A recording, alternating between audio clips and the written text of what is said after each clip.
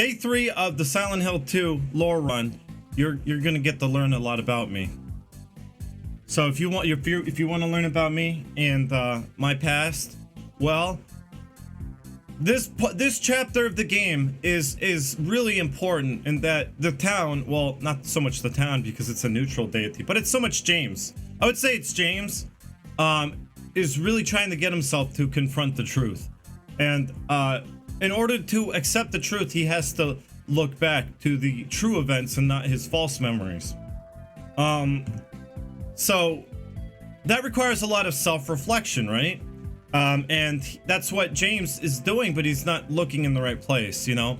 So you metaphorically and literally go into his psyche, searching around for the truth, only to be confronted by temptation.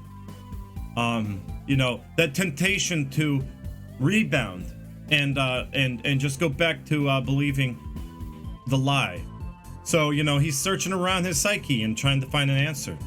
But, you know, AA, if you ever went to an AA meeting, which is Alcoholics Anonymous. Oh, Real Fader, hi. I didn't greet you earlier. Hello, Real Fader. I hope you're doing really well. And Nami again. He's searching around his psyche, and you know what AA meetings tell you is that once an addict, always an addict. Why do they tell you that? Well, because it's easy to just rebound again and go back into denial, right? And that's kind of why you have, once you know the truth, you have to not deny it. You can't deny it. It's undoubtedly the truth. And the second you start forgetting that, you can start falling right back into addiction, which is also that comfy spot where you don't have to face up to the pain, emotional pain. The comfy spot in your mind, the one you built for yourself, that one truth that isn't the whole truth. It does talk about that in Silent Hill 2.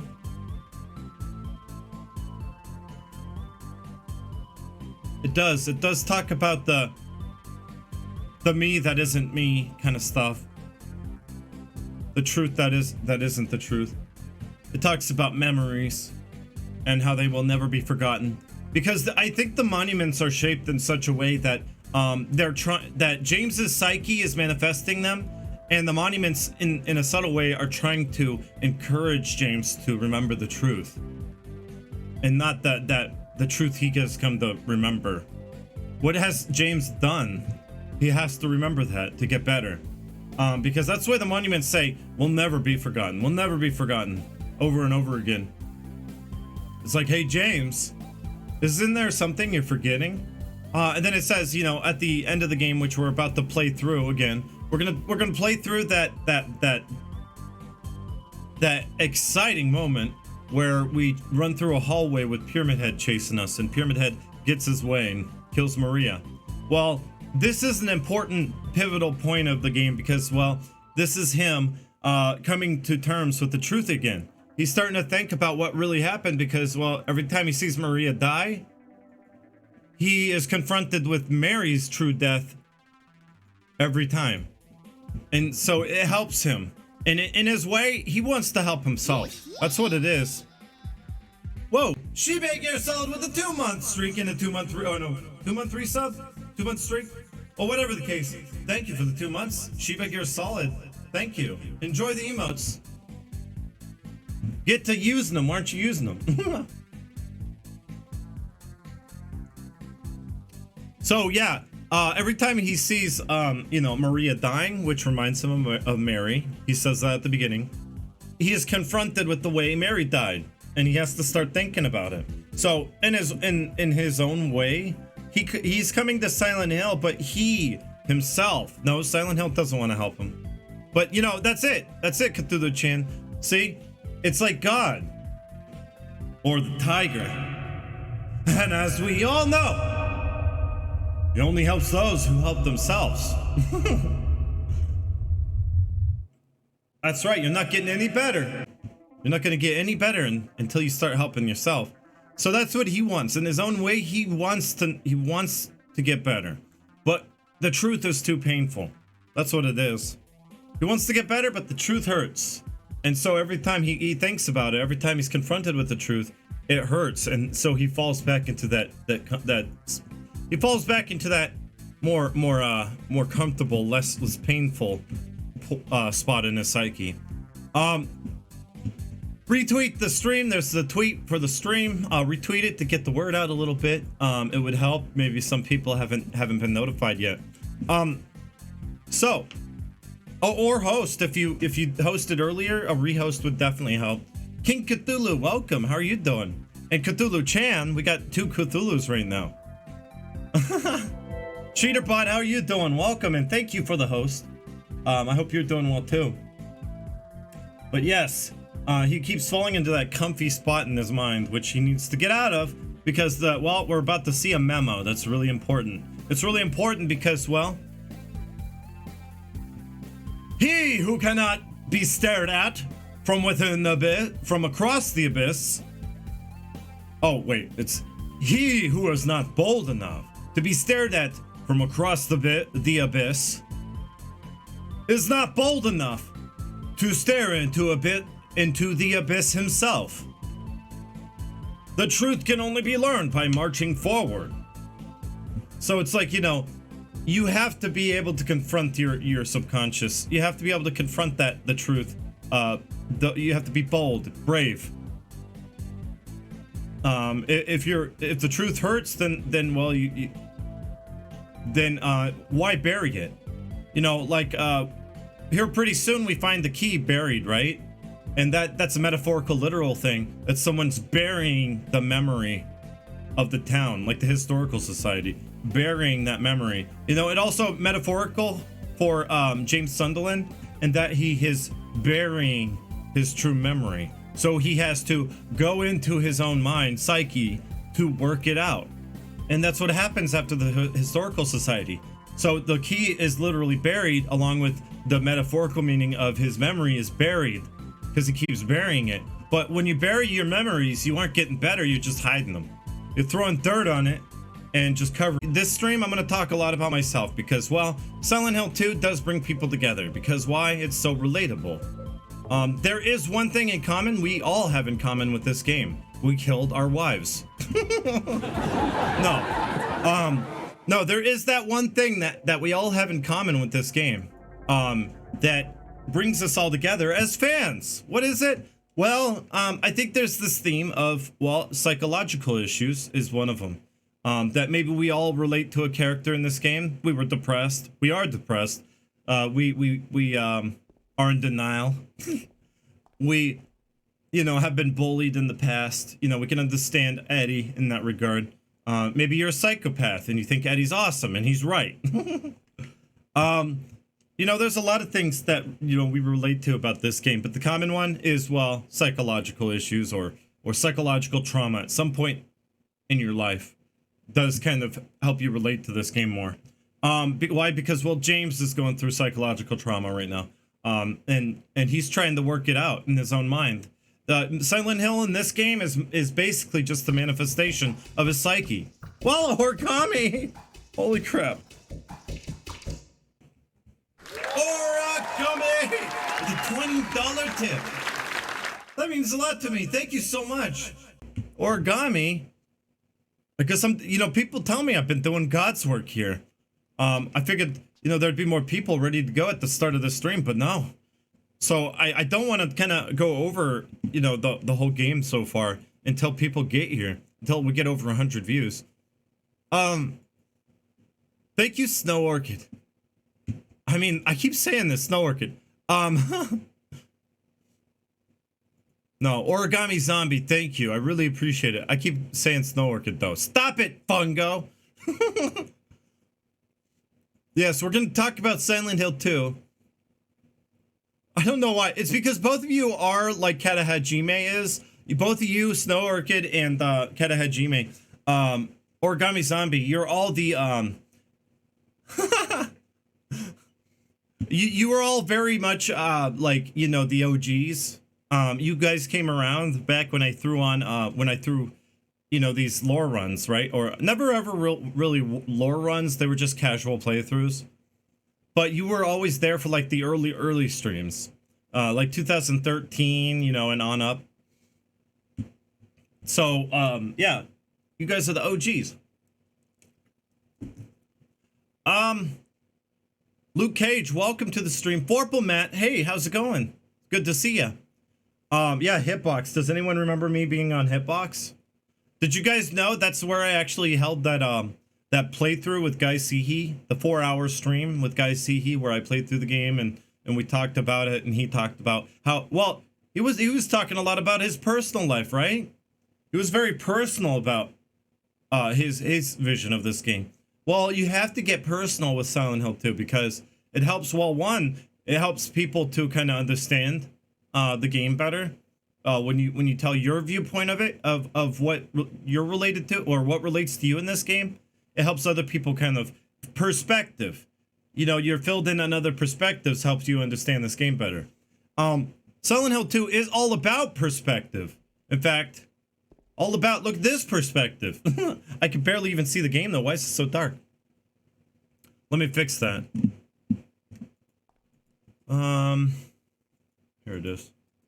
Yeah, Silent Hill 2, I think its major theme in all the Silent Hill games too, is this theme of perspective. It's very important to be informed of other perspectives to really help inform your own. To know whether or not you're making the right decision, well, you ask other people for advice, right? You need to know if what you're doing is the right decision, if you're making the right decisions in life. This game also has a lot to do with self-reflection and getting better. And I think that's what Silent Hill is doing in this game. Now, it's a neutral town, right? Don't get me wrong. It's a very neutral town, but what it's doing is it's projecting the psyche of one's subconscious. You know, like your inner insecurities, your doubts, your fears, everything's being projected real time onto the town.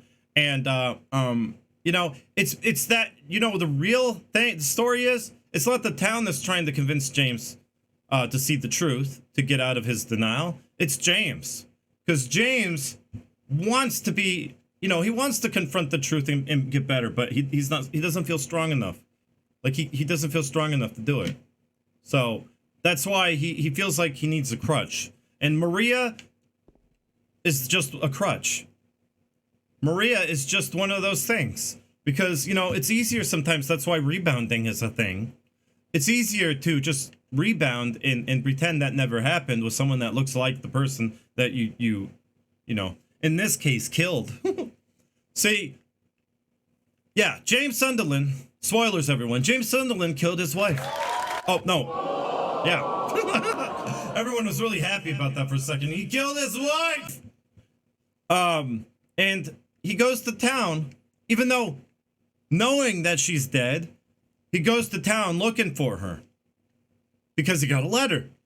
Well, you know, a dead person can't write a letter. Yeah, that's logic. That's his logic. But, you know, he knows she's dead. That's just like, you know, denial. The fact that he denied the death of his wife, even after he took it himself. He pretend it's just like the same. He's denying her death either way. And it makes him sound crazy going to the town to look for her because he's denying death. And I do want to kind of catch us all up, and this is not a good part of the game to do so. So I'm going to go ahead and just load up the beginning and kind of fill you in on everything so far, because it's been a week. So I'm going to show you this update. This is the Enhanced Edition. The Enhanced Edition on Silent Hill 2, of Silent Hill 2 on the PC. This is update number 5, which I didn't see their update video if they made one yet. They did fix the fog. And it's even better looking now. So I did have complaints about that. They did fix the shadows, and I didn't really have complaints yet. But they did fix the shadows and made them look even better than the last update. The depth of field is slightly better, I think. Right now you can see the depth of field shifts from background to foreground.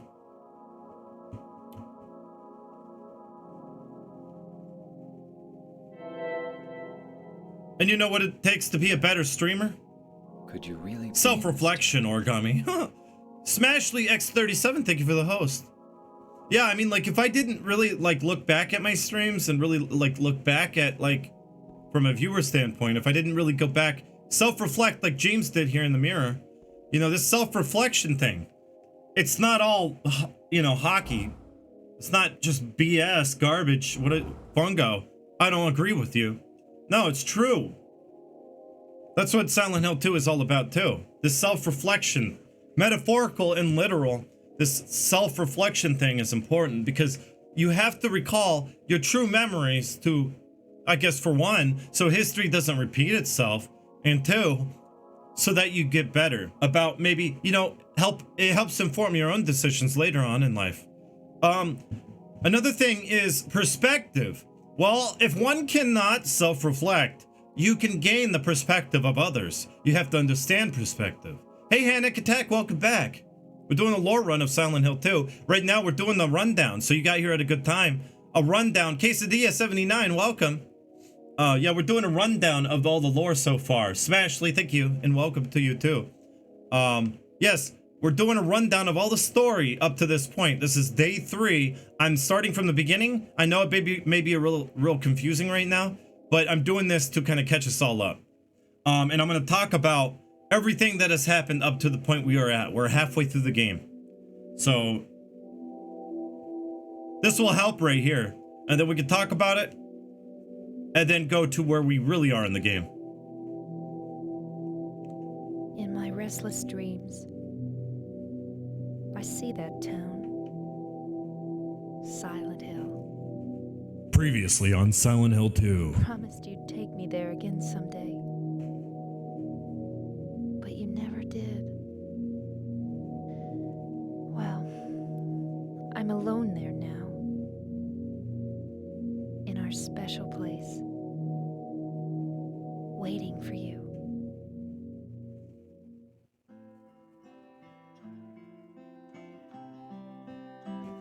James! Letter.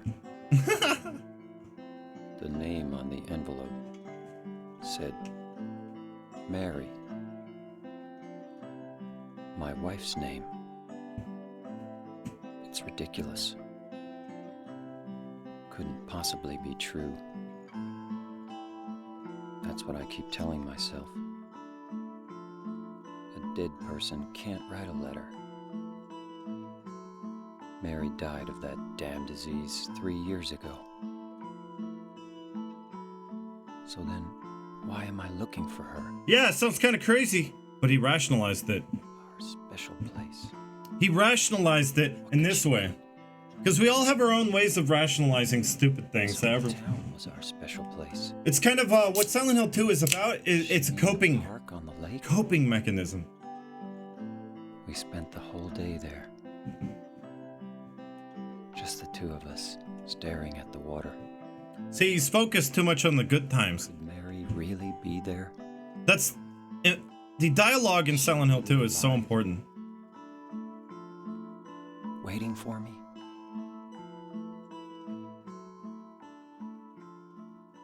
Way too focused on the good times, and he's not thinking about the better times. No, he's not thinking about. Well, he says she died of that damn disease 3 years ago, right? What he's not understanding at this point in the game is that, well, she got sick of that. What we're not understanding is that she got sick 3 years ago. No, like when you're starting off, you think, oh, James, you know, she just got sick and died. She just died, right? You don't know much about the illness and how long it took for her to die. It could have been quick. And you just kind of, I assume that. Because 3 years ago is when his wife apparently died. But no, that's when she got sick. So here's the thing. See, that's when the Mary he loved and knew died to him. Is when she got sick. That's when everything went downhill for him. That's when the pain began. And remembering all the years that he had to deal with Mary being sick, you know, recalls he goes to a dark place he doesn't want to go to when he recalls that. So of course he's gonna pretend like she died when she got sick too, if you think of it that way. But no, apparently, like, I think it was only a week ago that, you know, he just killed her. So she was sick for like 3 years. She wasn't dead for 3 years. She was sick for that long. Pretty messed up too, and pretty cool. Interesting and very intentional dialogue. Everything was planned. You know, like they meticulously chose their wording. Oh yeah, I have to mute this stuff. Pantho, Teeny, thank you for gifting a sub. Pantho, to Cyborg God.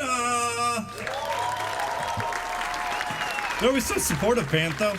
But Cyborg, yeah, I was like, hey, there's a non-sub in the chat. What's going on here? Hey, Hanek, yeah, interesting. If you've never thought of it yet, I mean, if you haven't really thought of the game in this way, you will be blown away. Your mind is going to be blown. So, you know, stick around. You will see. You will see. Your mind will be blown. So, he's not...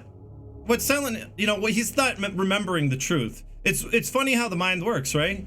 He's remembering all the good times and not really focusing on the rationale of it. Like, a dead person can't write a letter. You're being it's like, you know, one of those scam emails, James. I mean, if Mary wrote you a letter telling you to send her $1 million to her bank account in like Nigeria, would you do it, James?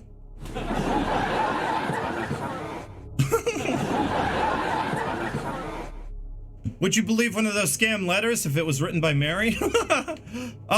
So it's like, you know, the rationale of it is not really, it doesn't make much sense. Well, it's kind of the same thing, you know, like it's what Silent Hill 2 is about is coping mechanisms of the mind. That's what's so amazing about this game. It's true psychological horror in that way. Because, you know, he is repressing the true events of the game. It's not amnesia like the Western games like to make it out to be. It's these coping mechanisms of the mind, which we just got through all that. We went through all of that in the Brookhaven Hospital. Brookhaven Hospital, you're being informed of other perspectives, namely Joseph's perspective, and his coping mechanism is very similar to James. In the Brookhaven Hospital, we encounter a character, we see their downward spiral, and we still have more to see about Joseph. We still have a lot more to see with Joseph, because he kind of escaped the mental asylum. And Joseph is a lot like James in that he feels like he's responsible for causing his own daughter's death. But here's the difference here. Joseph may not be responsible for causing his daughter's death, but he has accepted she is dead. James is responsible for causing his wife's death, but he hasn't accepted her death. It's kind of opposite in that way. So it's a different perspective we're being informed of through the events of the game. And Brookhaven Hospital is all about that. People who just wind up in the loony bin because they let that denial take hold, and then they just wind up spiraling downhill. They just wind up spiraling downwards and never getting better. And that's kind of the point of it. You never get better if you don't accept the truth because, well, you have nothing to self-reflect on. You don't have that part of your life, that stage of your life to prevent, you know, like history repeating itself. And so what he's doing, he's going through the game of Silent Hill 2, being informed of other people's perspectives. He gets to see how Eddie is going about this whole thing, because they all have one thing in common, and that they're all grieving in some way. But you know, like, but they all, more than anything, they have all killed someone. Someone has died as a result of them. And they all are going about like this coping process differently. It's all the 5 stages. It's the Kubler-Ross 5 stages of grief, an outdated, disproven theory. But still, I think it's what Silent Hill 2's narrative was written around. This narrative of the 5 stages of grief. Because it does have the ups and downs of it. And it does have all the themes, the major themes of that. But he's going through the game and seeing how others are going through very similar situations. So he's being informed of their perspectives, and it's helping better inform his own. But really, in the end, it's better informing your perspective. Because Silent Hill 2 is not trying to get through to James, it's trying to get through to you as a player. Because you, in all intents and purposes, you are James. Right? For all intents and purposes, you are James. Look at the fog. So beautiful.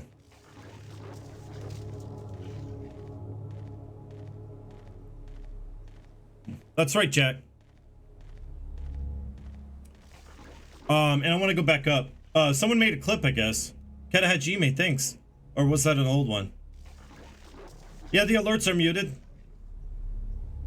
Yeah, the alerts are muted, Pantho. Why? Okay.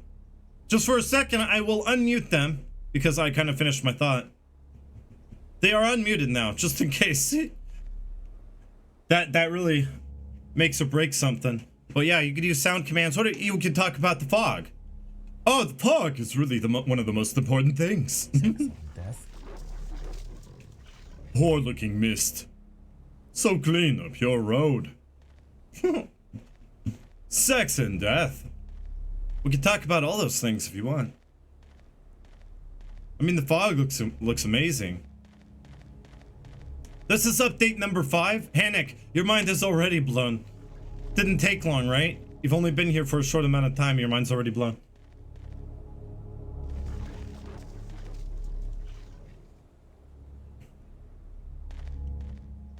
It feels like something's following me. It always feels like something's watching me.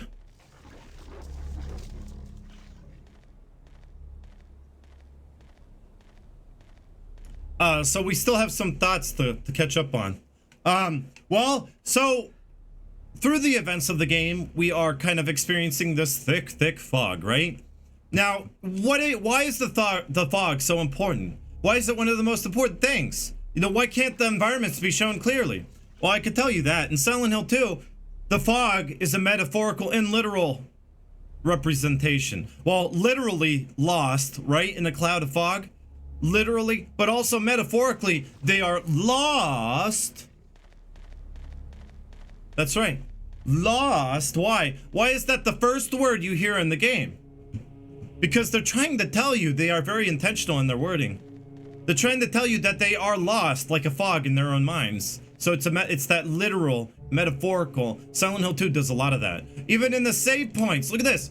Now this is foreshadowing too. Someone did point that out, that the well is foreshadowing an event that we're about to experience here pretty soon. So now that we're going to stack them together in a short span of time, it's going to be really cool.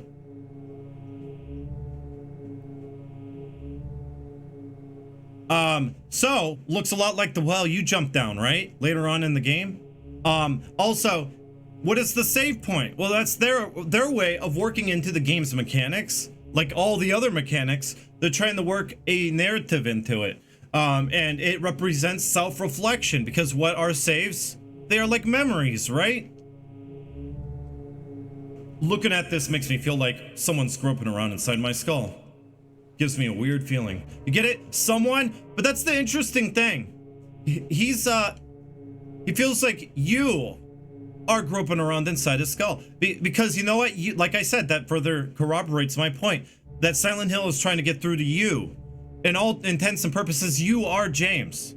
That's why it feels like someone, which is you, the player, is groping around in his skull. These are your saves. These are also James's memories. There is a reflection of James looking back out at you. You are James. You get the metaphor here? You are James. Because you're looking at the screen, and looking back is James in the reflection. You are self-reflecting, and what you see is James. Another mind blown? Yeah, you can't take it, Hannick. Guys are gonna be like, oh my god, I've never thought about this stuff. I am gonna my mind is blown. I need to go take a break already. All right, so I'm gonna not save over anything, of course, but you know what? You know what denial's like? Actually, no, this is not a good representation of denial, but if you're in true denial like James is, right?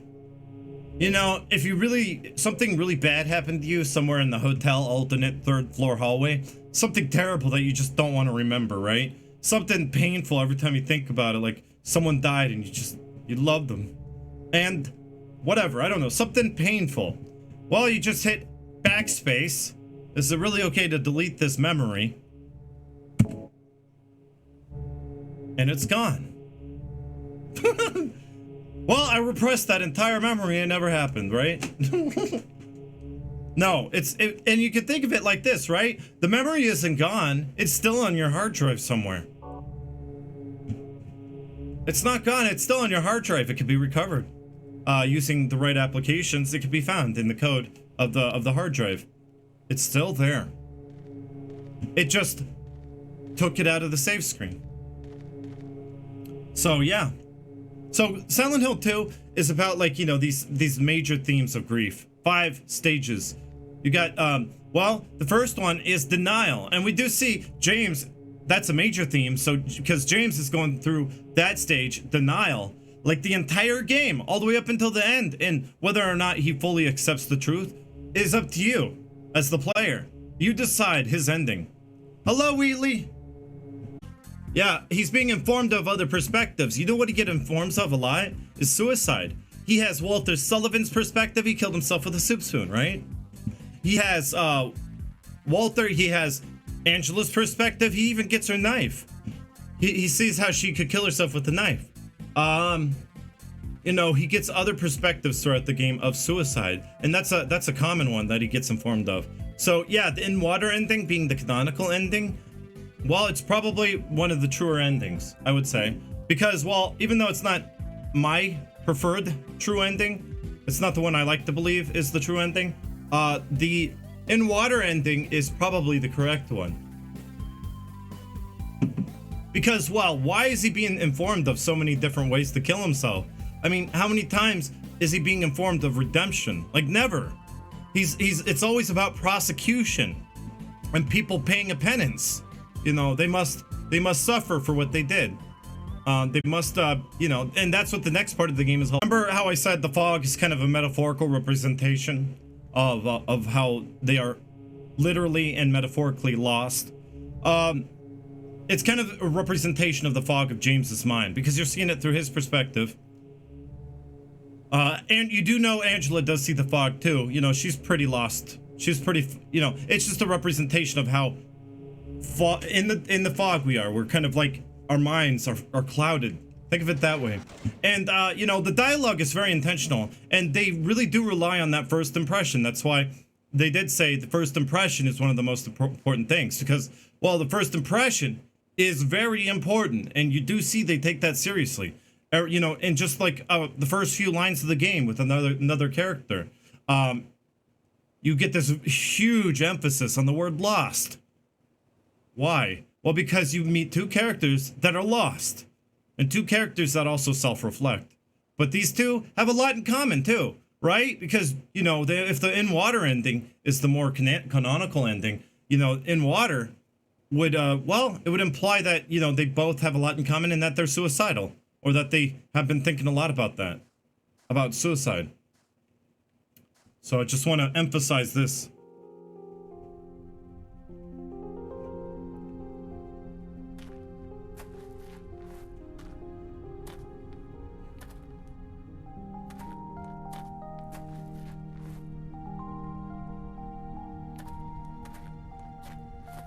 Excuse me, Oh, I'm sorry.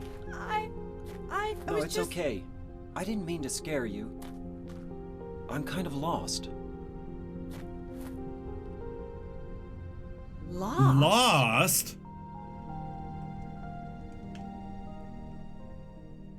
Yeah, that's all I wanted to show you. Why? Well, because they're lost. Yeah, if you suffer from OCD, guys, let me just say, I think that is one thing that does kind of bring a lot of people to this game.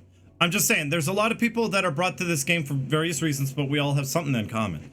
Not that we all have OCD, but that we all have, like, you know, these psychological, you know, trauma or problems or issues. So yeah, OCD is, I have noticed in the Silent Hill community, a lot of people with OCD. I have met a lot of people who have OCD, and you know, I'm pretty sure, I don't want to be talking about anyone, but I'm pretty sure that, you know, OCD is gonna, this game is gonna ravage your mind if you have OCD. All the little inconsistencies, irrational things, you dwell on these little subtleties, right? And normally, what happens to most people with these little subtleties is they kind of brush them off. Hi, Regina.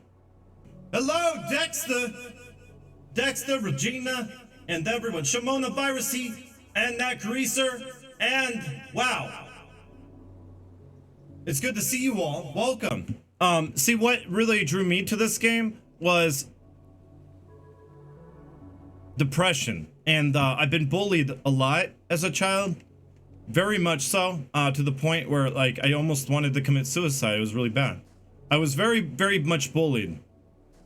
And I kind of relate to this game because, well, anyone who has ever formulated a coping mechanism in their own mind, unintentionally, of course, because that's the psyche, you know, like it seems like you're drawn to this game because you want to understand the way your mind kind of figured things out for you.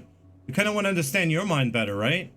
This game kind of pulls everyone together who has had some relatability to this game. Ornate Sphere, hello, I missed you. Hi Ornate, how are you doing? So, you know, I had depression for a big bout of my life. In fact, you know, so many times I've had depression, didn't even know it until it was gone. So that depression has come and gone with me. Hey, through Castrata. Yeah, thank you. I really appreciate it. It's good to see you again. But yeah, I mean, I noticed you earlier. Have barbed wire? Isn't that weird though? The walls have barbed wire. See, like maybe to someone, Simon, that I never even noticed that. But you know, maybe to someone with OCD, that would be something they'd notice. Or someone who is just very keen on these little details, but you know, what seems very unimportant, people would dwell on and think about for a very long time. Like me, I would brush that off and be like, I don't know. I don't know why there's barbed wire around a graveyard, even though it's unusual. Yeah. I would just brush it off and keep going. But you gotta kind of focus on those little details to kind of understand the game a little bit better. I don't know why the barbed wire, honestly. I don't think that really has much to do with anything, but that's why I think you see the Silent Hill wiki and the way the Silent Hill wiki tends to be like, you know, it kind of blurs the lines between speculation and fact. The reason why it does that is because, well, you know, people overanalyze things, and that's kind of one section of the real Silent Hill experience that I think is the problem with Silent Hill, is that people tend to overanalyze things just a little too much. Some things, you know, yeah, sure, they help build the metaphorical theme. I could tell you've dealt with depression. You have the same mania-like symptoms that I have. I don't know how you could see that, but thank you. I mean, what a compliment. Yeah, mental illness enhances creativity. I look so broken, don't I? But yes, I am very creative too. Room cleaner, seeing people wearing masks and gloves at the stores and such. People masks. Yeah, just reading through all the messages I missed. Yeah, my depression tends to linger in the background. That's what was happening to me.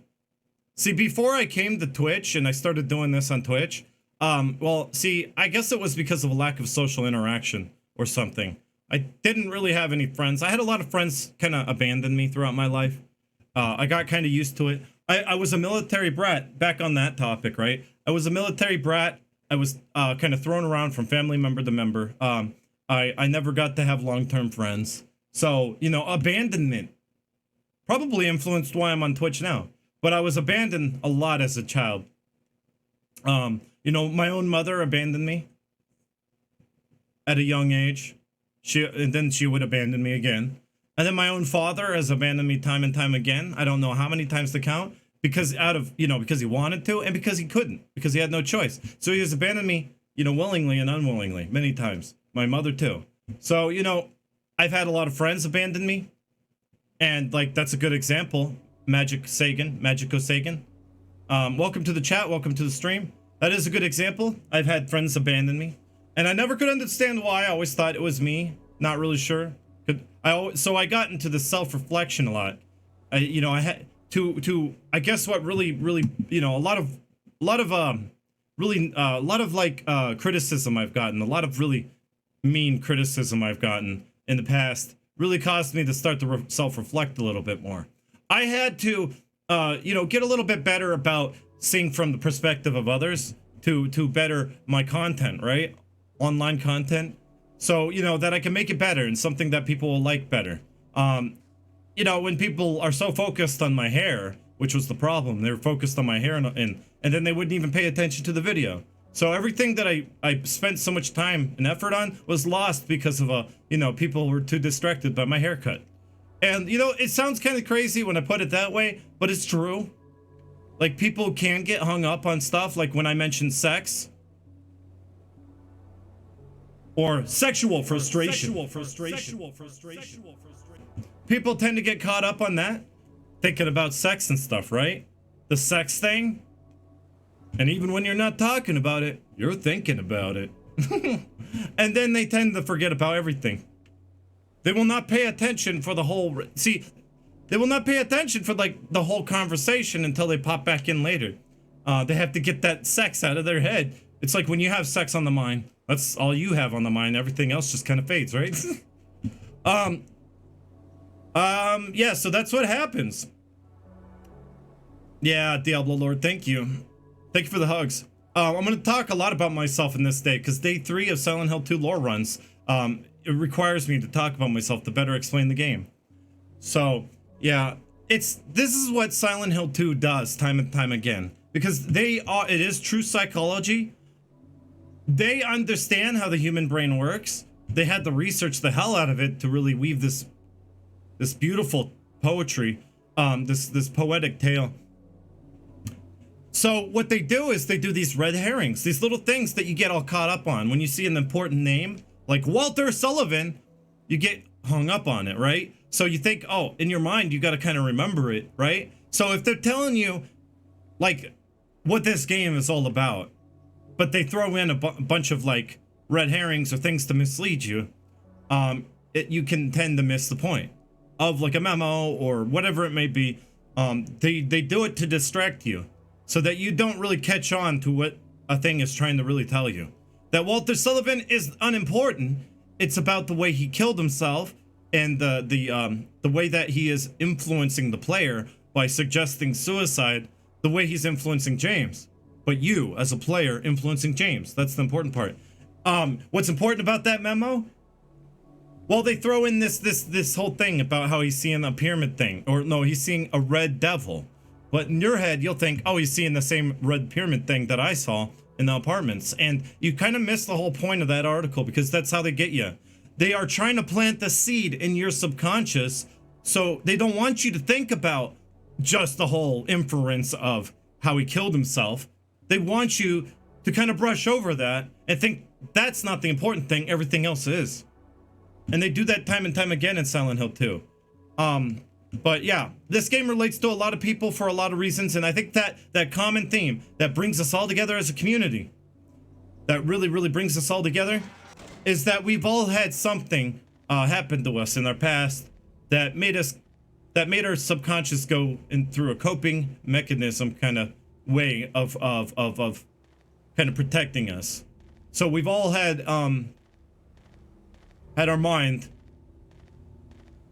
I think that's the common theme.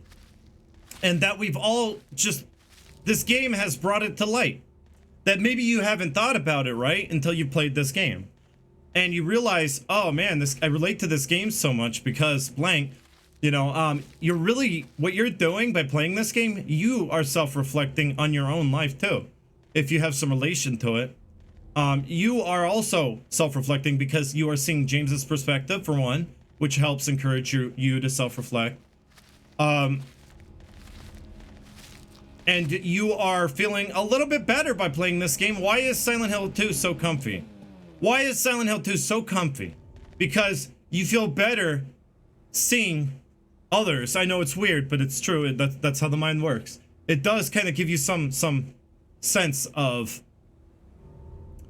reassurance when you see others going through similar things. And you get to play a journey that's kind of tailored for you. To see the perspective of others, you know, all going through these worse things to make you feel a little bit better about maybe, you know, things you relate to, about your own life.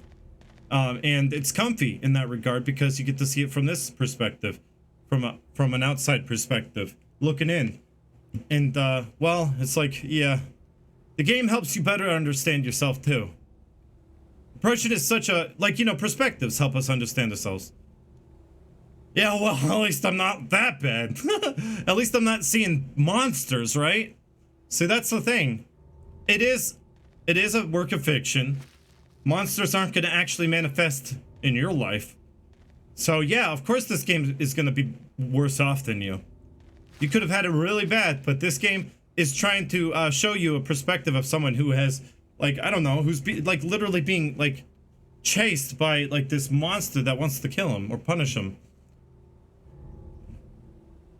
Yeah, brother. So up to this point in the game, we were being informed of many different perspectives. You know, he is in denial pretty much the whole game. But, you know, the Kubler-Ross theory, which is the 5 stages of grief, it consists of other things. You got denial, which is number 1, and you see that throughout the whole game because James is in denial. We hope monsters aren't going to manifest, right, Necromancer?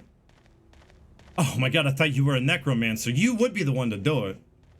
If you were you would be the one to manifest those monsters. Welcome to the stream chat, by the way. And the other stages of the 5 stages of grief are, well, the second one would be anger, right? People tend to redirect the rage, you know, they're angry at themselves about something, right? So they really redirect it. Sometimes people like to pass the blame to others, because that's a form of denial, right? But the anger part is, well, you know, pretty obvious. It's that helplessness, right?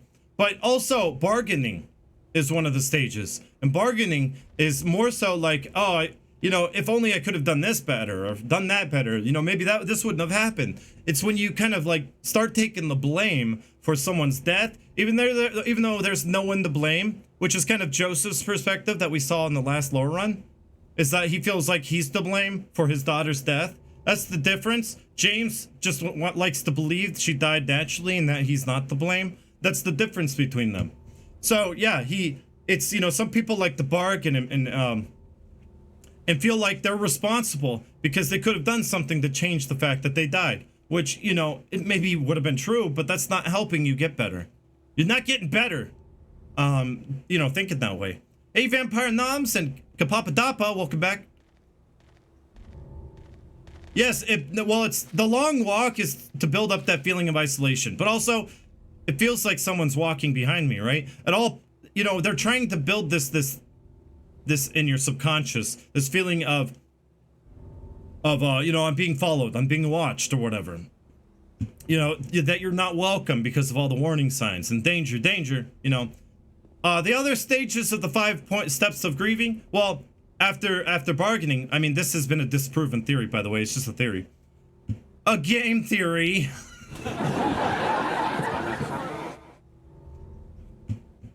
Well, and the 4th one is very important because it is depression. Because what do we do? What do we do if our mind won't really kind of, if we don't really, you know, we don't lash out. We have to have an outlet, right? And our outlet is anger. Well, if it's not anger, you fall into depression. And you know, that's just one of the stages, depression. And that's the point of the game we're at now. We're at the point of the game where he becomes depressed. And when you don't have an outlet, you sink further into depression. Like when I was talking about, you know, how I was in a really bad depression before I came to Twitch. Really bad, and I think it's because I lacked that social interaction. I didn't really have friends. I had a lot of abandonment issues in my life. And, well, I guess I didn't really realize how I kind of crave social interaction. Not so much attention. I crave social interaction, and the more the merrier, right? That's how my mind works. So yeah, people say, oh, Fungo, he loves that attention. It's not really it. It's a little bit deeper than that.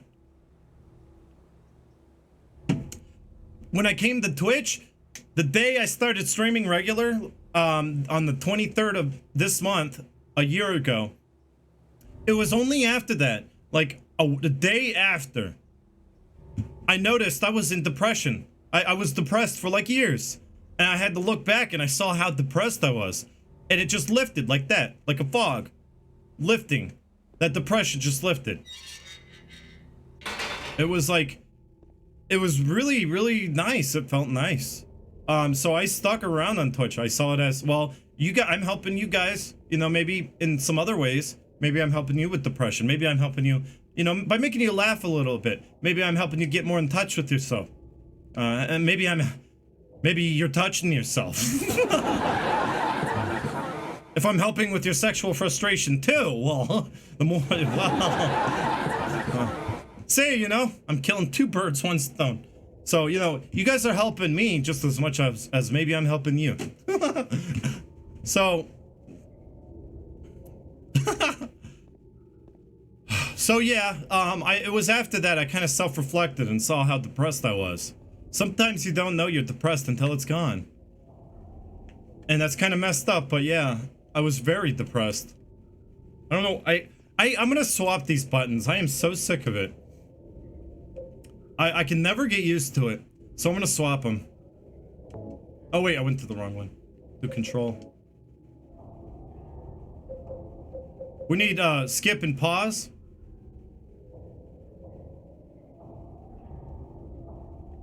I think this one. Oh, that's so stupid though. Okay, run guard. Is it button 1? Anyway. It's stupid because skip and pause are 2 different buttons. What? Okay, here.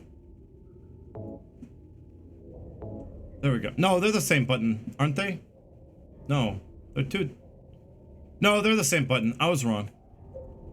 Inventory, there we go. So there we go.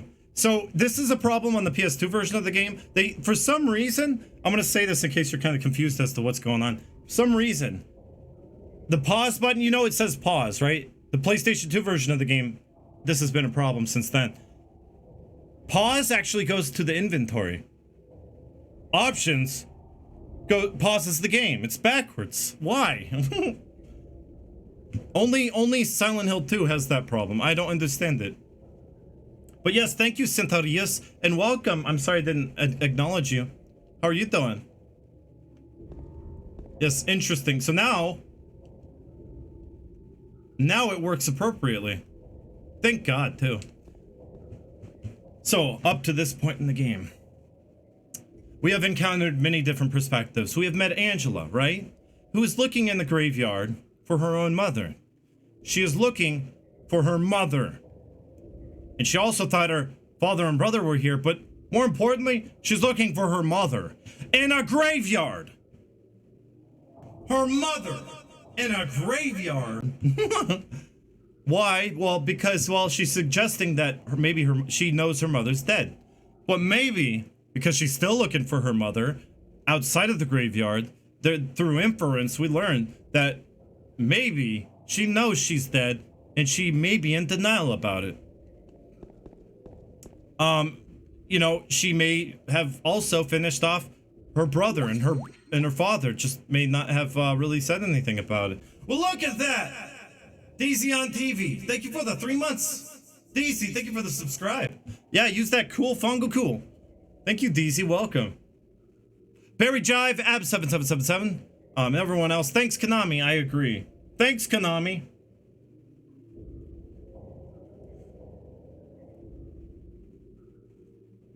Cybergana, are you talking to me when you complimented my eyes?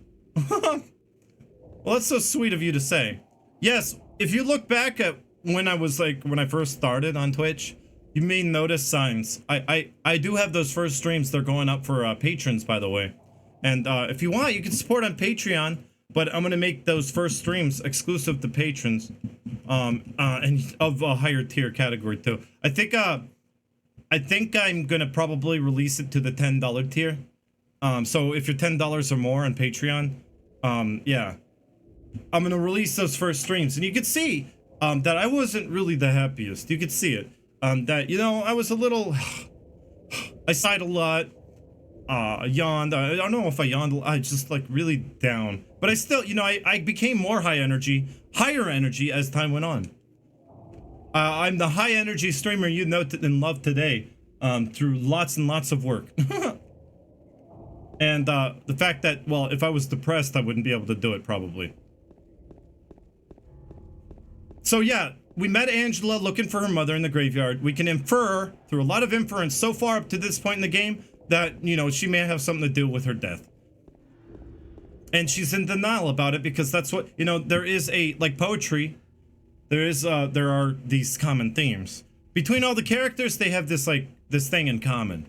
Well, they all are in the denial stage right in the very beginning of the game. When you first confront them, they're all in the denial stage of that 5-point grieving theory. They're all in denial instantly, immediately. It wasn't me! I didn't do it! You know? First second you encounter Eddie, he's in denial. And you got like Angela, when you first encounter her, she's in denial because she's talking about, oh, thought my mother would be here, but you know, obviously she's not, she killed her or something and she just doesn't remember doing it. Or she's in denial about it. It's not so much about amnesia, it's repression. So they're all in grief, they're grieving, they're all in denial, and then they're all they all murdered someone. So they're all guilty in some way. Yes, so guilty, it's not about guilt, it's denial, but it does kind of go hand in hand. It does work. Guilt is, they are guilty. But yes, they all killed someone. That's the common theme. They're all in denial. But it does move. Like each arc of the character kind of moves with the arc of your character. They tend to move into different stages of that 5-point model.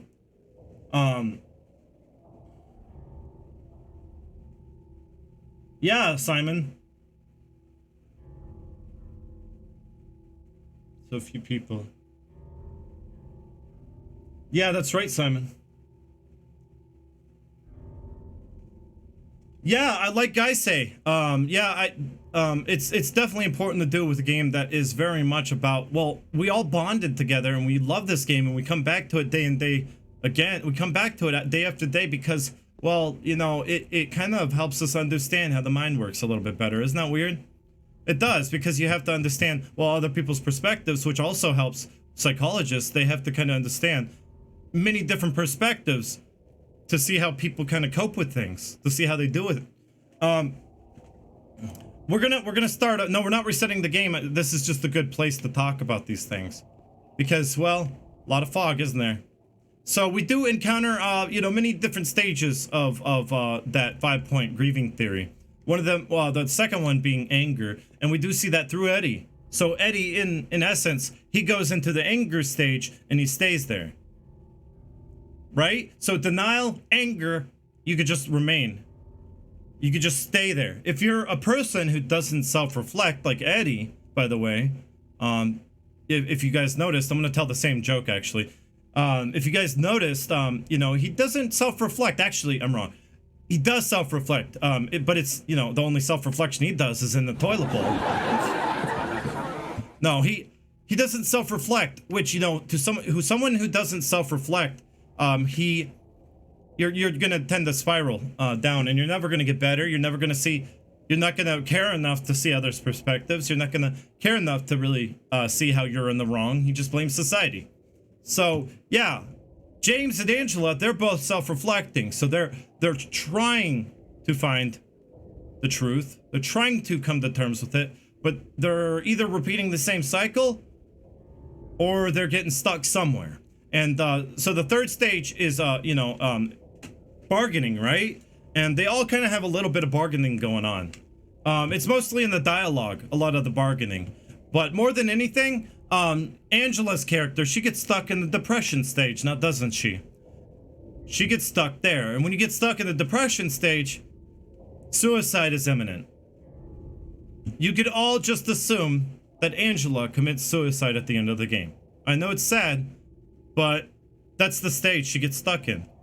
Now, it's up to you, being informed of these different perspectives, if you're going to continue the cycle. Just keep circling around, spiraling downward, right? Continue the cycle downward and never getting better. Or get stuck in one of those different points. The 5 stages, one of the 5 stages you're going to get stuck in. And that's what the endings were designed after. Like the rebirth ending, bargaining. In water, depression. The leave ending, acceptance. By the way, the 5th and final stage is acceptance. Once you have come to that stage, you can start to get better. That's what this game is trying to prove. Yeah, I guess you could say that, Kalpapa. Eddie has no conscience, and without a conscience, you never think to self-reflect. So that could be it.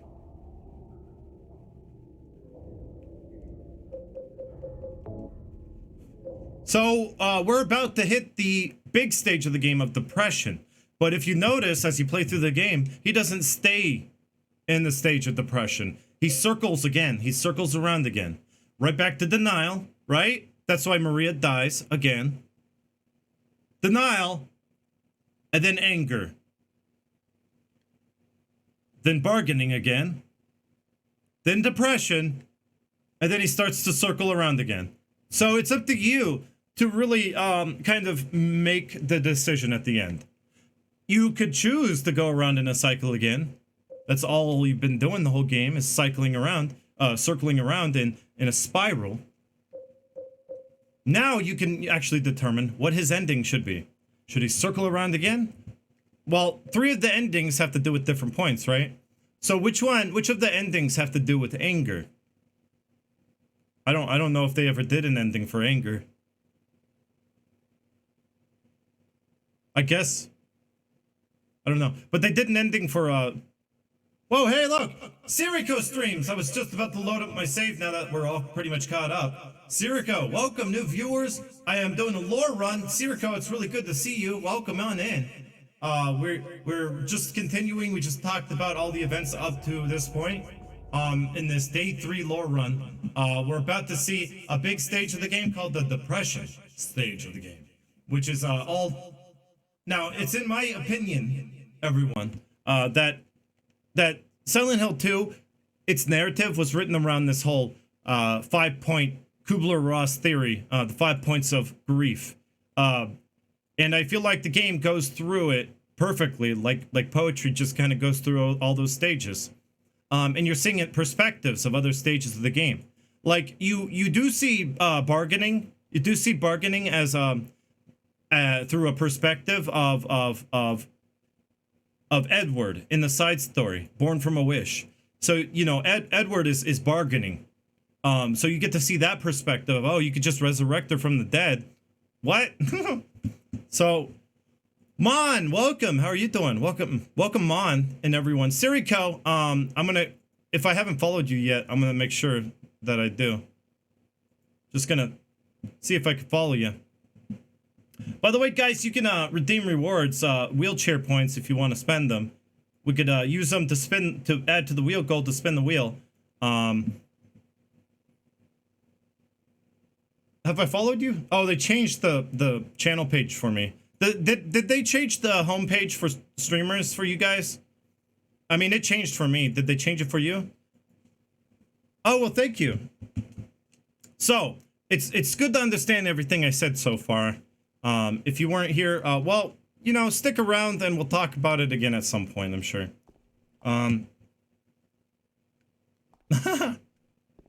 So, here we go. This is a big, important part of the game. We're just going to let it play out. So now, you know, he's kind of going into denial, right? He's in that point. He's in the denial stage of the game, right? And, oh my god, I just realized something. Pyramid Head. What is Pyramid Head? Because I realized we don't really see the anger stage in this game. It seems like it skips over it all the time. Well, we always do see Pyramid Head.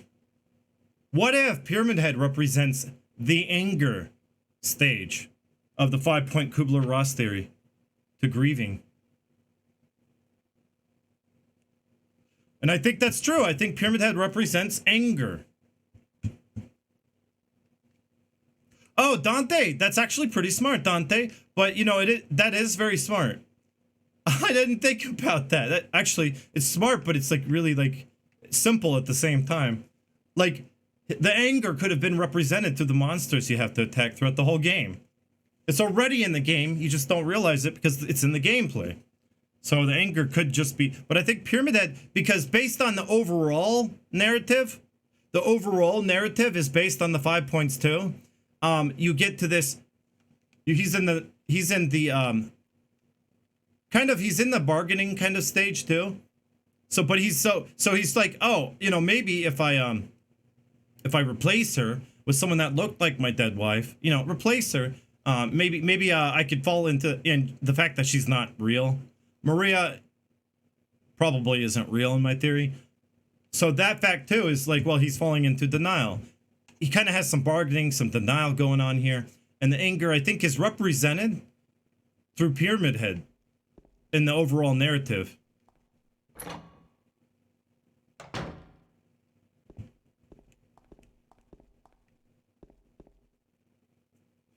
Oh, you know, things are starting to look up. You know, I'm gonna leave town with Maria and, you know, we're gonna get married. We could just start over and, you know, forget about this whole dead wife thing, right? Oh man, you know, there's a lot of hope. And then we could have sex. Yeah, sex. I can't wait to get out of this town. Oh my god!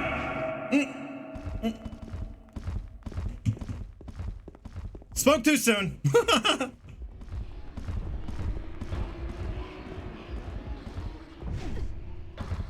No! She's dead.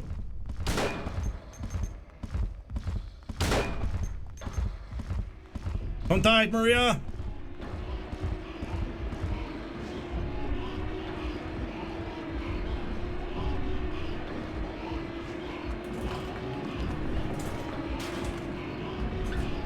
Open up!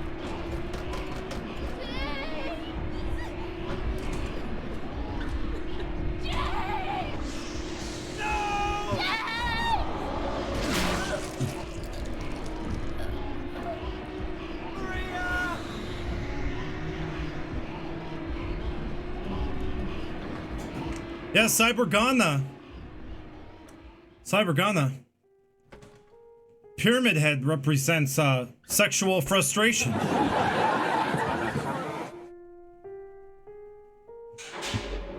Honestly, in the way he does. I'm not kidding. That's why he does the things to the monsters.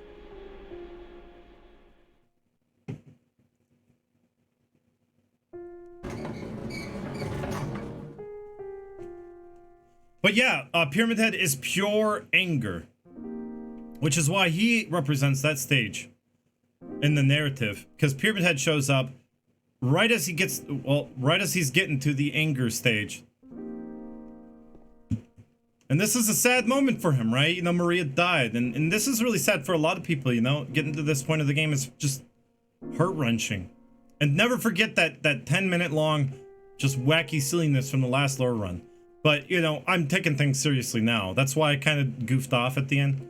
Because I knew I was going to come back to this anyway. So, you know, Maria died. But, you know, what's more important than that? He moved on to the next stage. Because he was confronted with the truth yet again. He saw the anger. Anger resulted in Maria being killed. Much like how his anger resulted in his wife being killed. He got angry at his wife and suffocated her and killed her. Pyramid Head is a representation of his anger, which he has buried deep down. Which is why I think they didn't put it in the narrative. His anger is deep down and was manifested as Pyramid Head. So that's a new theory. I think I've heard other people talk about it, but I think I'm going to embrace that one. I like that one. Pyramid Head is a representation of what he did to his wife.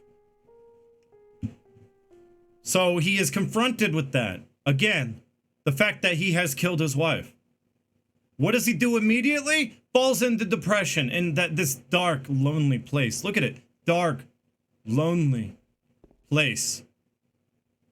Feels so lonely. The music helps in that intention too. It's lonely, sad, dark. You're in a, just think of it as in a metaphorical sense in your own head. You know, think of yourself in in your own mind. You feel like you're trapped, right? When you're in depression, you're depressed. You're trapped and you can't do anything to get away from it, to get better. You're trapped. No door will open. You go through you try every door. You know, it's like you try everything. You're still stuck in depression. In a metaphorical way. Heather is yellow. Thank you for the follow. And I also got a follow earlier. Leo Teamlich, if you're still here. Thank you for that follow.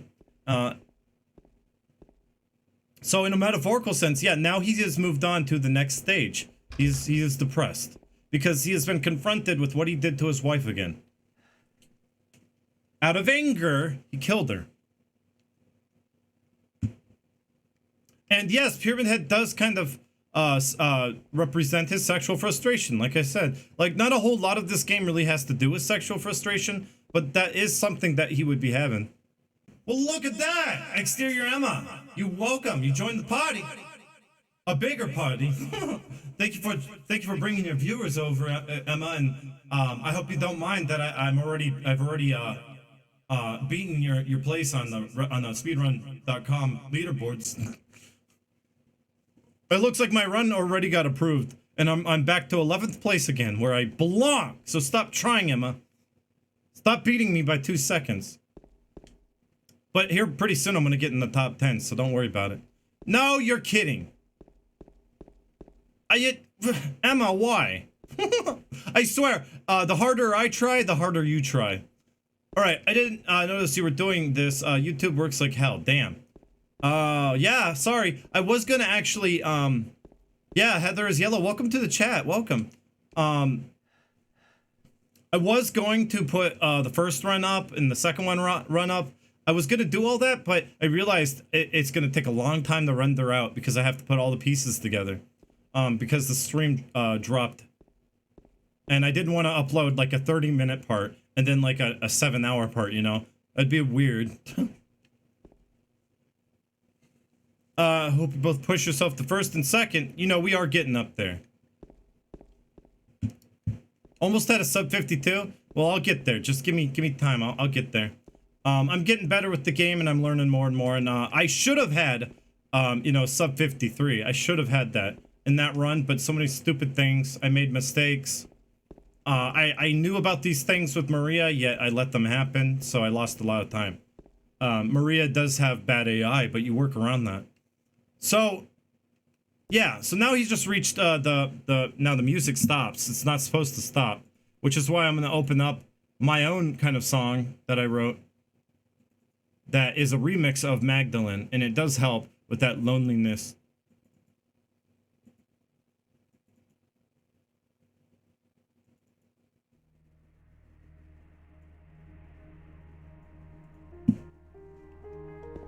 Oh, you have, Heather? Well, it's good to have you here. Maybe, yes, we'd see you become more regular because, like, we all love Silent Hill here. I really so badly just want to get back to speedrunning Silent Hill for the room because, like, it's like, I know I do have it in me. I just... See, here's the thing. I guess I get migraines and stuff, and then I have some ups and downs, and sometimes my definitely my gameplay becomes affected. So it's hard for me to be a consistent speedrunner. That's why I'm looking to move where the weather is more consistent and I don't get migraines. I know it is caused by the weather, the migraines. So when I do, I can probably speedrun more consistently. Some days I cannot even really move.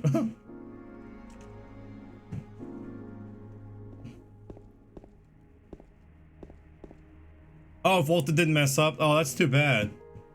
So is that the Walter fight that you lost all that time? It's crazy. Yeah, any little thing could screw up a run. It's true. Just, I think what a lot of people do is they end up getting discouraged in the end and then they stop running.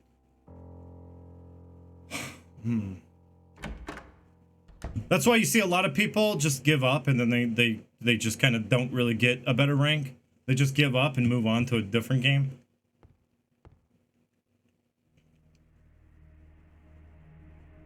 Now this article right here is very important too. It kind of is James's all the messages. Now what people don't understand, there's a lot of theories going around that you know, all the messages in the game, just like all the monsters and everything he sees and all that, it's like Pyramid Head. It has been confirmed Pyramid Head is a manifestation of James's, right? Well, everything is pretty much, but you know, you can assume that this is a manifestation from his own psyche. It's what he really truly wants. You know, all the messages just are just coming from deep down. And I can't really I don't really think that anyone in particular is writing them, but you could theorize that people are. That's fine. You know, because there's nothing to say that, you know, people aren't writing these. But I like to think that it's really just coming from deep down. Yeah, I didn't know they were migraine snow orchid until I looked it up. It's people who are sensitive to barometric pressure. That's what I've learned, because I did notice it did go in line with the barometric pressure, the vast ups and downs in the pressure. That's when my migraines are the worst. So yeah, I need to move to a place that doesn't have those, and that would be like the place I'm talking about. I was looking around in drier areas, like drier climates, like Arizona, which I did live there before, and I don't want to live there again because I don't like their politics. So, you know, California, high taxes, hard to live there, expensive. You know, a lot of other problems too, but I don't want to talk about them. Well, I kind of was looking around and I thought maybe Nevada. That's maybe. So anyone here from Nevada, well, maybe I'll be moving there. I won't be doing it soon though. Oh, you do, Real Fader? See, it is a known thing. But doctors act like it's pseudoscience. They're like, that's crazy talk. But no, it has been researched and it has been shown. And that's why the hurricane affected me so badly. Every day, I feel like crap. And it would just escalate every day. Before the, like a month before the hurricane actually hit or landed in South Carolina, I was just like, becoming more and more miserable every day. To the point where I broke down in tears right before the hurricane came. Like a week before. And I was just like, I can't take it anymore. I just feel like I want to run. I just want to run away. I assume that's the instinct that animals have. You notice animals, they flee when they sense danger. And I assume that we all still have that too. I mean, like, we have that instinct as well. Some of us may or may not, I don't know. But it is slowly going away due to evolution, I'm sure.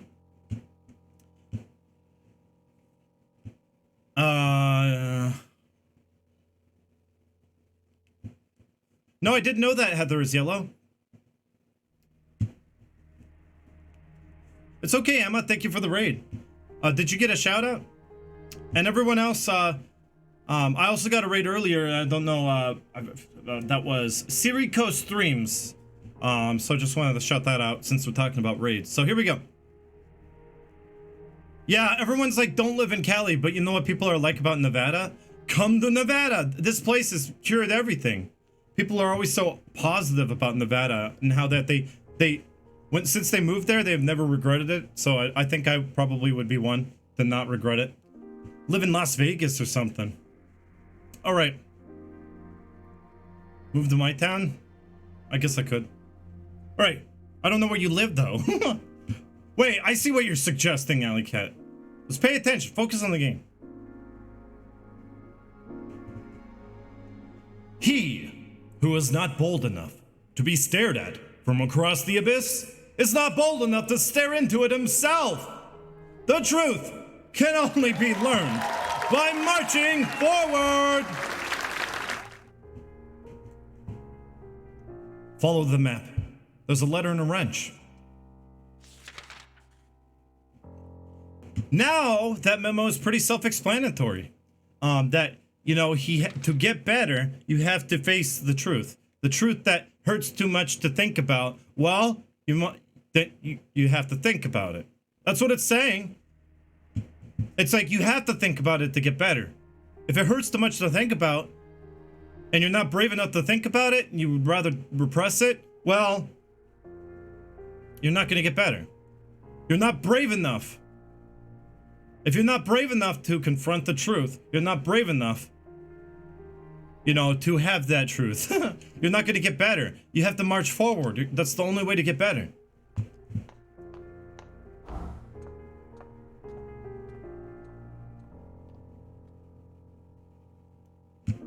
And the music does help. Too bad the enhanced edition kind of broke the music. But you know what? There are a lot of good, nice things about it, and it's still being updated actively. Oh, you live in Cali? Well, I'd be very close to Cali, Alley Cat. In fact, where I'm thinking about living, it's right in the heart of everything. If you want it, pretty much every big major place is like 5 hours away. So, you know, it'd be nice. It's just like everything's about 5 hours away. Perfect. That's not very far. I could make it to like you know, events, TwitchCon and stuff like that. If I lived you know, closer to Cali, like in Las Vegas or something. So it's kind of the central part of everything. I wonder if the saves were metaphorically placed too. You know, like, you know, they're placed in places that are crucial for self-reflection. Because they do represent that. Guess I'll go ahead and save here. So, now that Maria has died, and, you know, as a result of Pyramid Head, much like Mary, who's died as a result of James's rage, which is Pyramid Head, is James's rage manifested. Well, now, James is thinking about it, and it hurts. That's why he's kind of in this depression. And, well, also at this point, he has came to terms with the truth again. For narrative reasons, I believe, the fog has lifted from the town. You know, like I was saying earlier, the fog is a representation of their clouded minds because of their denial. Well, now, he's not in denial. He's in depression because he has confronted the truth. And now he's thinking about it.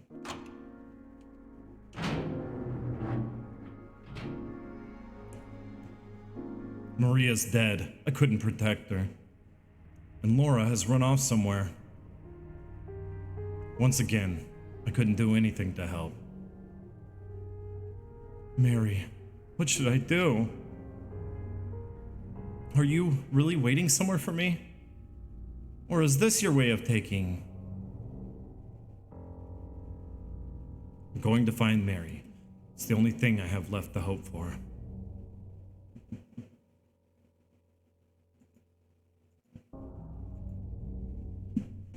So, yeah, he started thinking about it.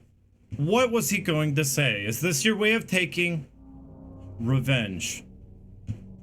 So he's thinking about it because Maria's dead. And I couldn't protect her. Oh, yeah, that reminds me of Mary. Mary's dead. And I couldn't protect her.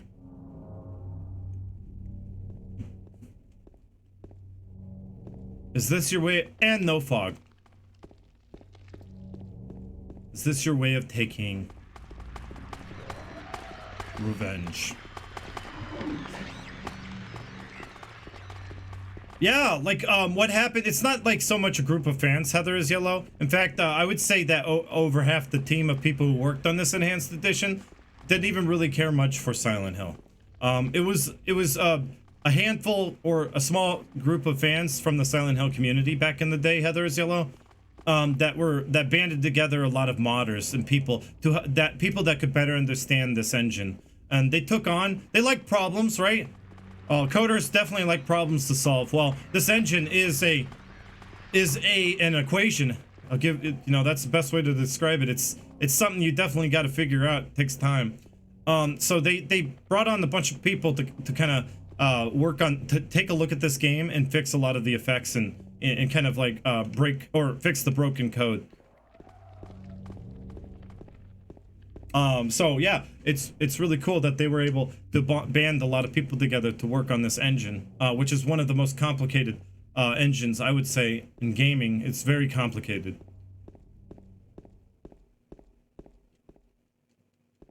Oh. I would say it's probably one of the best engines ever made because they had to optimize the heck out of it to get it to run right. On top of that, they had so many effects that most modern consoles can't do.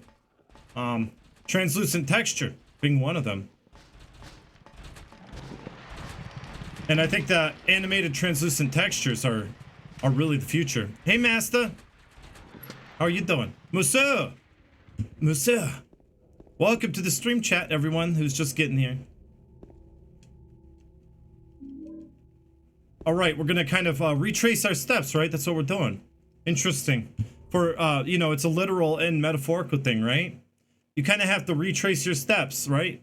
Remember the past and kind of go through in your mind, like I did when I came to Twitch and realized I was depressed.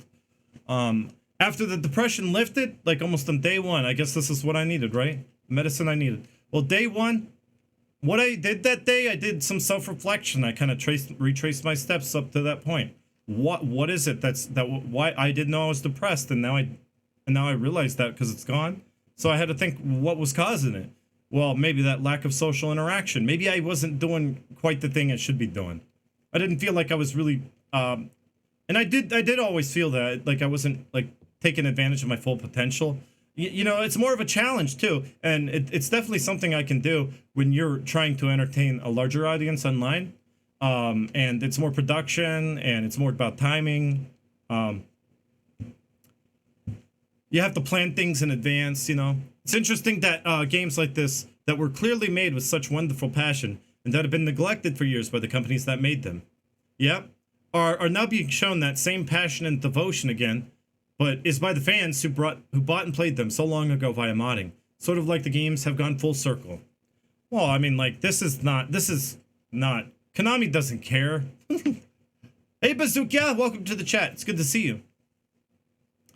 So yeah, it's all about retracing your steps. What led up to that? You know, how did, you know, what was I depressed about? And Bazooka, by the way, I might as well mention, it's very relevant to what I was saying. Bazooka, if it weren't for Bazooka, I have to say, if it weren't for Bazooka, I probably would not be here on this Twitch platform right now. Or it would have been further delayed, but I wouldn't be here right now. So I gotta give a shout out to Bazooka for that. Because Bazooka, I was drinking, I was down. I was really depressed.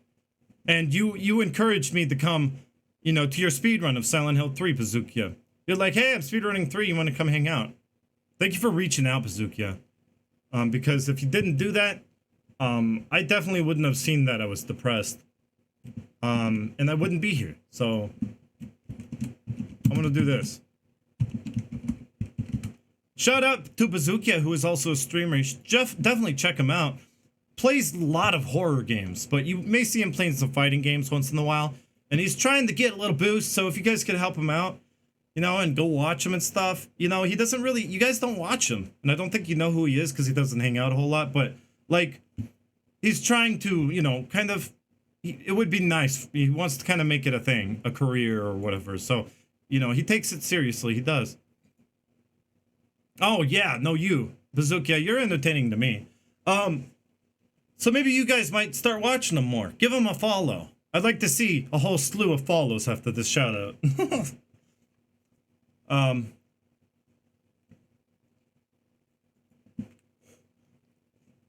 Follow Bazooka, please. Because I'm serious though. Like, don't you think that warrants a follow? Yeah, no, I know, Bazooka, I know. It's embarrassing, you know, it feels like you're getting attention you didn't really ask for. Bazooka, is so good about that, though. Like, Bazooka doesn't come here to shout himself out. He doesn't come here for any other reason than to just say hi. Or you know, he's so selfless. He's a good person. And, definitely deserves more viewers. So if you guys could go watch him, that'd be awesome. Thanks for following, everyone. And the fact that, well, does not warrant a follow, that I wouldn't be here if it weren't for him. So, he's like, you know, he's like Frank Darabont in The Walking Dead. Right?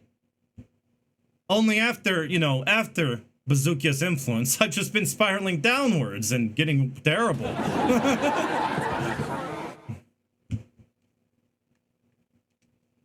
I'll wait at Bar Neely's.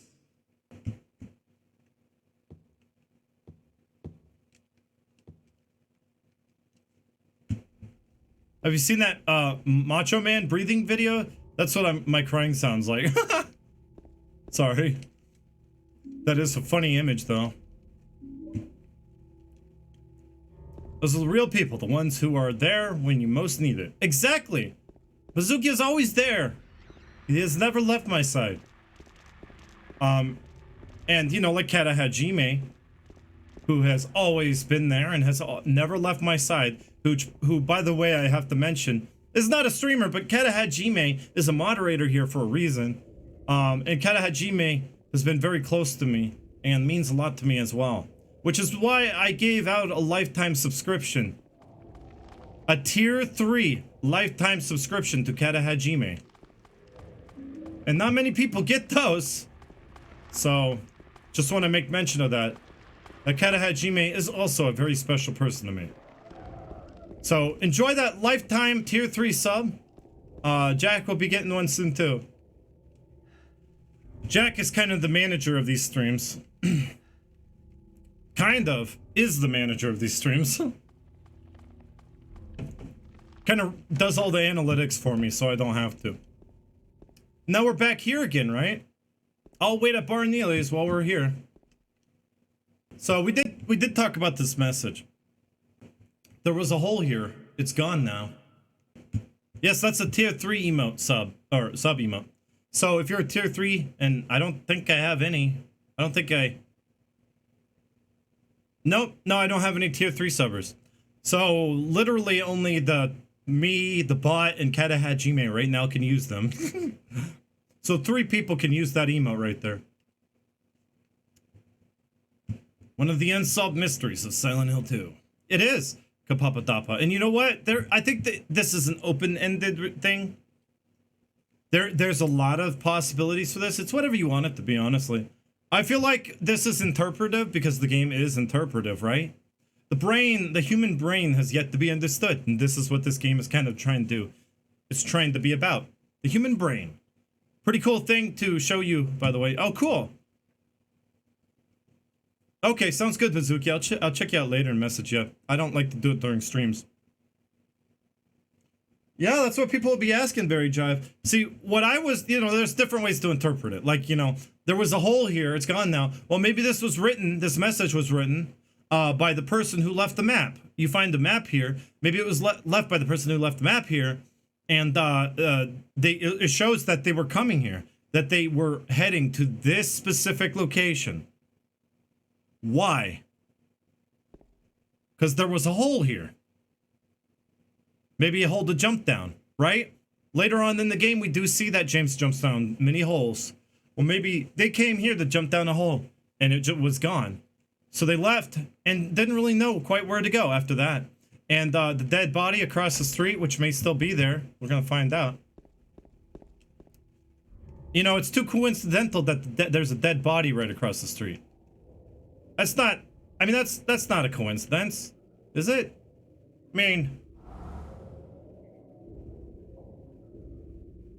He's dead, Jim.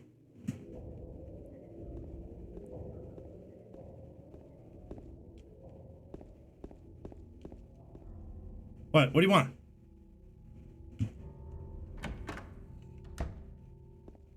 So that's one interpretation, right?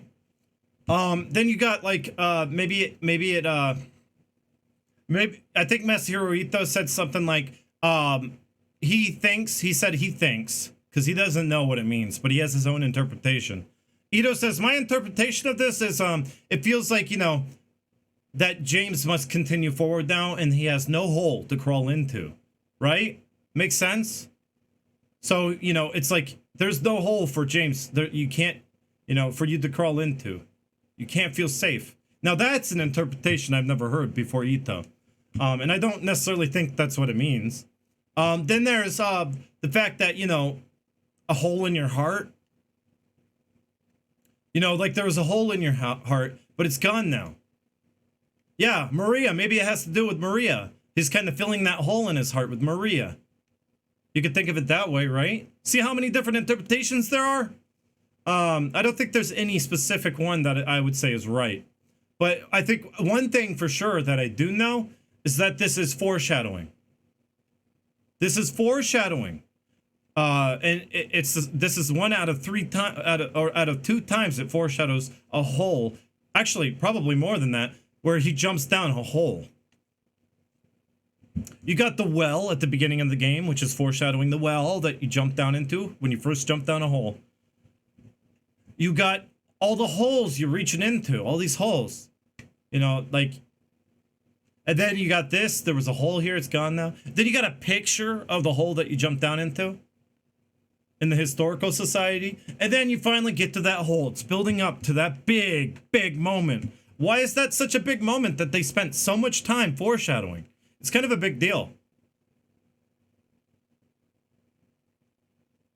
Because it's kind of a big deal. Because at that point in the game, he's jumping down into literally something out of time and space. He's jumping down into almost literally his own psyche. Something that isn't supposed to be there. Something kind of like that dream sequence in Silent Hill 1 where Harry gets pulled away into like this blurry dream-like thing talking to Lisa, which is, you know, I think what happened there is he's getting pulled into Alessa's subconscious. Nowhere. Remember Nowhere in Silent Hill 1? Harry gets pulled, and it does show the scene where the light encompasses the scene and encompasses everyone, and then he wakes up inside of Alessa's psyche. He gets pulled into her psyche. You can see it happening almost literally. What's happening at that point in the game when he jumps down that hole? He's taking a trip into his own psyche. That's why it's so important. It's a pivotal moment, because that is where he's going to be confronted with so much. He's going to be finding a lot of truths that are uncomfortable. And, you know, I feel like everyone's kind of going through this kind of trial, is what I would call it. They're going through trials there. Like lots of temptations and stuff. And Eddie, Angela, they're both there too. They're also taking a trip through their own minds too. It's interesting. And it's hard to understand, right? It's like, it don't make sense. If this is all, you know, if this isn't multiple dimensions, then what is it? Well, it's not multiple dimensions, guys, okay? I think I've pretty much proven through my lore runs, or at least my interpretation. It wouldn't make much sense if my interpretation holds water, and it does. So, you know what doesn't hold water? A hole.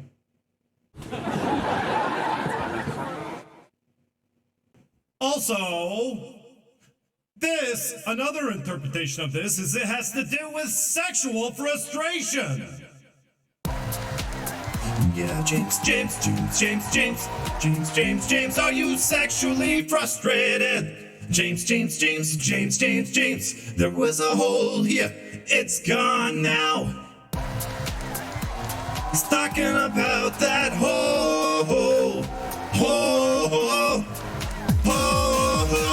he's talking about that hole, he's talking about. That's so stupid. He's talking about the hole. You get it? It's uppercase, right? A hole. No, it's foreshadowing for sure. Man, he's just thinking it's the glory hole theory, right? Do you have that glory hole theory, Katahachime? Can you cue up that clip? It's very relevant here. I can play that clip. I couldn't have said it better than that. So I can play the clip if you get it for me. It's my favorite theory in this game. And, well, I'm not turning because there is another message. But I have not stopped talking about this one. Once I get that glory hole theory, I can move on. Hey, Fuego, what's going on? How are you doing? Trick Onion, hey! By the way, Trick Onion.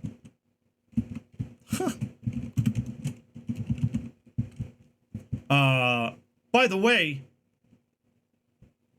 Trick Onion's a patron. Just recently became a patron on Patreon. Is in this list. And lots of links and crazy stuff. There it is. Thank you. I have this theory. You want to hear it? All right, here we go. Yeah, then he had to resort to glory holes. And then one day he showed up at the truck stop, you know, looking for the glory hole. And then it wasn't there anymore because they patched it up. There was here. It's gone now.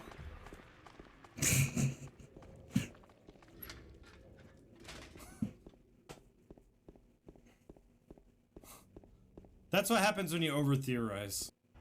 Yeah, then he had to... You know what I think? I thought about it some more, Snow Orchid. Okay, I'm done with the glory hole theory. I thought about it more, Snow Orchid, that lowly heart, I think, is supposed to mean someone who is not strong. See, if you have a lowly heart, you're also cowardly. You're weak, right? Lowly heart, weak. That is probably the true translation.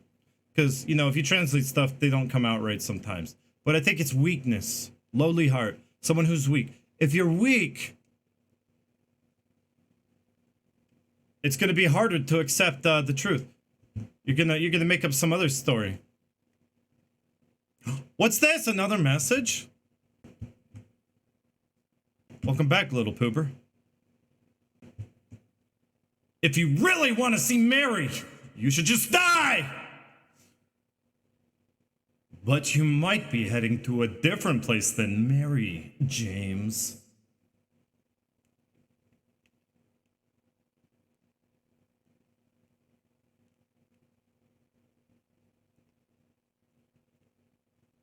Turn this up.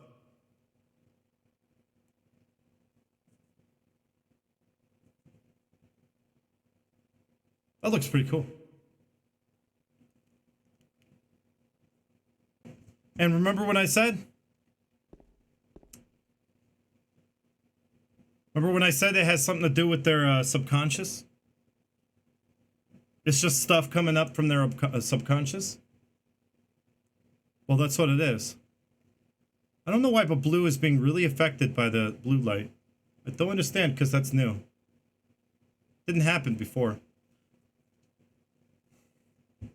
I mean, like the green screen. We're in Silent Hill 2, right before the Historical Society trick onion. So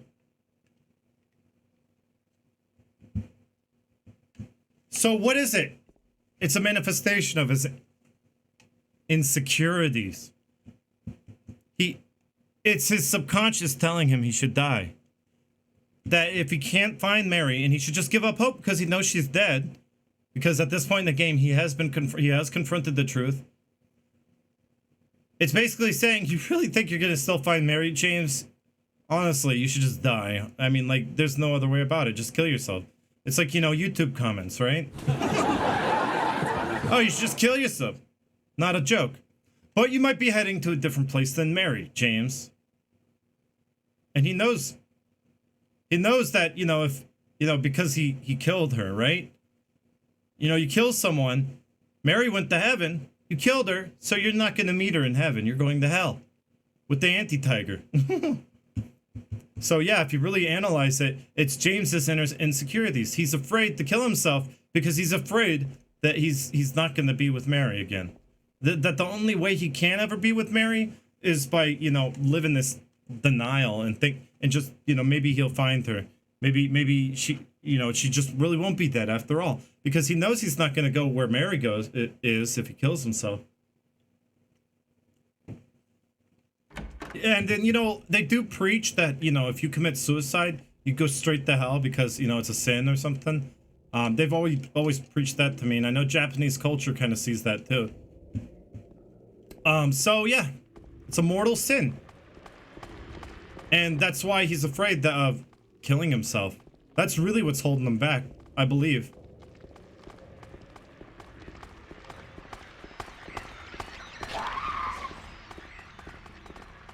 Looks like water.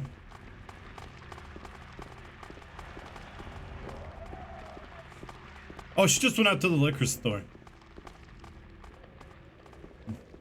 And I was talking about something really important too, where we were talking about he's kind of seeing the steps of Joseph, which is was a Brookhaven Hospital patient. He's been seeing the steps that he's been taking throughout the Brookhaven Hospital, and then the steps outside of it too, because he escaped. What's interesting about that? I'm sorry, I'm unnerved by the monsters. Maybe I should kill him before talking about it. I don't know why they followed me.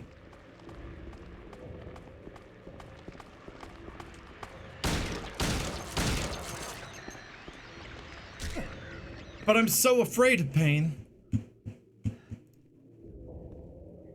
Does that mean you can't believe the in-water ending is the can? I think it is. Liquid Plague, welcome. How are you doing? I think it is the canon ending. What made you think it wasn't? He at the end of the game, he comes to he sees the truth. He says it's all over now. I know the truth. He says it. Well, if it's true that, if he's afraid, well, the only thing keeping him alive is this hope that Mary isn't dead. Well, if he knows the truth and Mary is dead, he would be more likely to kill himself anyway, because it's easier to do that than deal with the pain. So I think the in-water ending is probably the canonical one. I do. But Leave is just so much happier, and I like that one. I like the Leave ending. In fact, the Leave ending is the ending where he chooses to better himself and get over everything. But it is up for interpretation. Any of the endings work out perfectly fine. But you know, that's how he gets better. So anyway, the Leave ending is the get better ending. He chooses to the acceptance path. The Rebirth ending is the bargaining path. But it's not getting better. The Rebirth ending is really cool because it takes from Pet Cemetery. But that is the ending where things aren't getting better. And that you're just getting stuck in that spiral. But you're getting stuck on one stage of it. Until all hope is lost. And then you move on to the next stage. So here we go. Joseph has been writing memos to James throughout the whole game. And there's been a lot of articles on Joseph. Who is Joseph? Well, Joseph is a parallel to James. There are some differences, right? Because they aren't meant to be one identical, right? Well, thank you, Luke Cage. See, the difference is Joseph is not in denial about his daughter's death. In fact, he is in the bargaining stage. He is that bargaining perspective. Joseph believes that he is the result of his daughter's death. And, you know, it's easy to believe you are the result of it if you felt like you could have, you know, there were conditions you could have controlled or changed, you know, things that led up to it. Like, so, yeah, Joseph felt like he could have changed it. And so he's stuck in this denial and bargaining phase where he's like, I could have done something to change, you know, she could still be alive here, you know, today if it weren't for this and this and this. You know, that's kind of, you know, not what James is going through. James is going through denial and outright denying it. No, she's not dead. And she died of that disease. I didn't have anything to do with it. So Mary's not dead. I'm gonna go, actually, she's, you know, we still haven't checked out the Lakeview Hotel. That's gotta be where she is. Man, why these riddles, Mary? And stop playing with my heart. So, that's right, you gotta think of it two sides to the coin, which this game does a lot of that. Literally and metaphorically does that in this game. There's always two sides to the coin. Thank you, Heather's Yellow. That is a very good one. And also, you know, in the same sense, I might as well point this out. Now I'm doing it the other way around. What is wrong with me? I changed it so it was more correct, and now I'm doing it wrong. So another thing that's really interesting. Oh yeah, sorry, it's in the inventory. I used them. Sorry, I can't show you. So, yeah, there's like two sides to the coin, and we'll get this stuff to point out later. And I'll definitely bring it up later. You'll see, now the riddles that deal in threes usually deal with the three main characters of this game: Eddie, Angela, and James. So keep that in mind. Also, some riddles or some keys are in twos, and that is the two sides of the coin kind of thing. So Joseph, basically, the difference between Joseph and James is, well, James is actually kind of on that path, the same path as Joseph. What's happening though is you're seeing the full perspective, the whole story. You get to see Joseph spiraling downwards into pure insanity. He's spiraling down into, like, just insanity. He is completely losing his mind, and you're starting to see that in James too. James is currently spiraling down because he's going around and around and around through the path of the 5 stages of grieving. He's going around and he's spiraling downward. Just like Joseph, you're seeing kind of what happened to him. And he's in a later stage than James. So you get to see what would happen to James if he just kept this spiral up. So you get to see that. And well, what I like about that thing in the Bar Neely's, that message, which is manifested from a psyche, I think. This letter, I also believe this letter is kind of a manifestation from a psyche. I believe that it is his psyche that's calling him into taking a trip through his own mind. It's inviting him in to take a closer look at the truth. The series of events. Take a closer look at it. And that's what happens. You're being invited into a trip into his own psyche, and it's manifested from his psyche, so it's his psyche calling him into his own psyche. So, Liquid Plague says very true. That's a good point. Suicide is the manifestation of his complete loss of hope. The In Water ending is canon. All the 3 visitors, James, Eddie, the woman, committed mortal sins, and the other 2 dies at the end. There are 3 grave holes, so it's the same fate for James. Yep. So you got to look at the you guys got to stick around for day 4. Tomorrow you should be here because I'm going to talk about the endings and why I think it's definitely in the dialogue. The evidence is there. It's very clear. It's in the dialogue. It depends on the dialogue. So the dialogue does change depending on the ending you get. And the dialogue, I think, gives you a very clear idea which ending is supposed to be the canonical one. And it all depends on what stage of the 5 stages of grief, the Kubler-Ross theory, what stage he's on by the point the ending plays out. It all has to do with that too. Also has to do with the dialogue.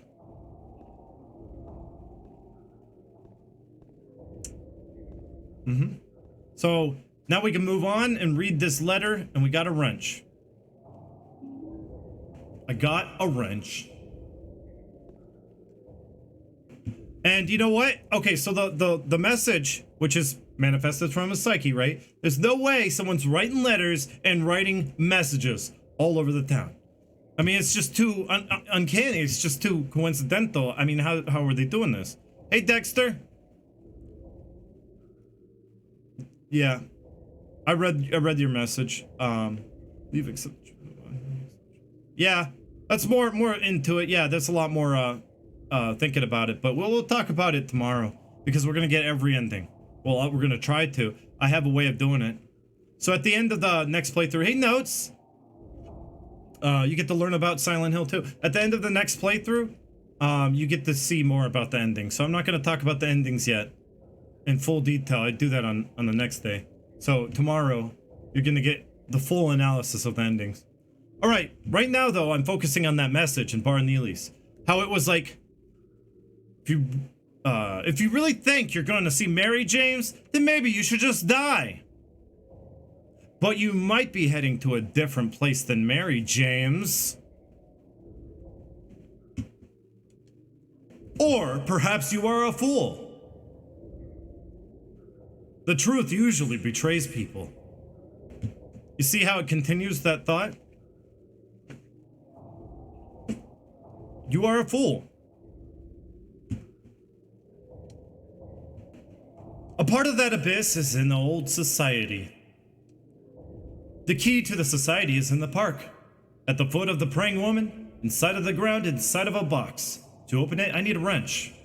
My patient, who is Joseph, by the way, the last thing he said that we saw, he said, I took the key to that old society.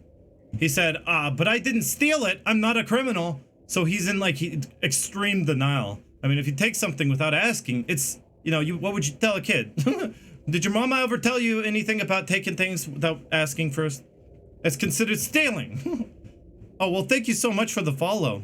MJP Plekin?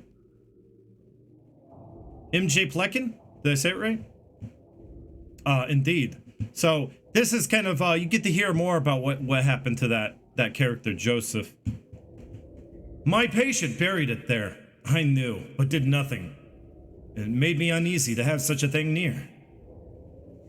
I wasn't looking for the truth. I was looking for tranquility. You get it? It's kind of that's James. James and his psyche, he's like, I'm not looking for the truth. I want tranquility. These emotions suck, and I just want to feel better. I'll take anything that offers a solution, you know? I also saw that thing. I fled, but the museum was sealed as well. Now, no one dares to approach that place. If you still do not wish to stop, James, I pray to the Lord to have eternal mercy on your eternal soul. God, this guy really cares about me. I mean, it must be me.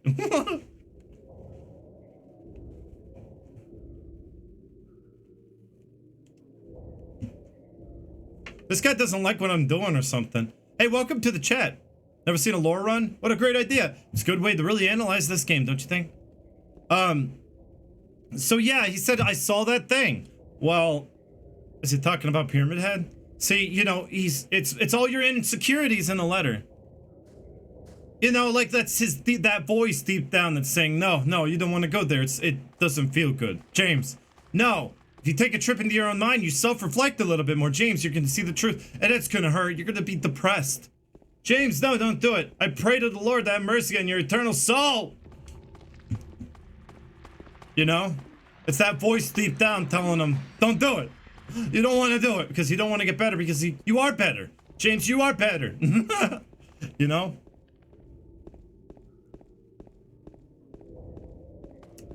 And then you kind of take a trip through the town like this, and that message on the wall next to the door. It says, the door that wakes in... Oh yeah. The door that wakes in darkness opening into nightmares. Well, now you're like, I get it. See, maybe you didn't remember that. Maybe you didn't remember it before. But it's foreshadowing. Like this game does cleverly and very well. Lots of foreshadowing.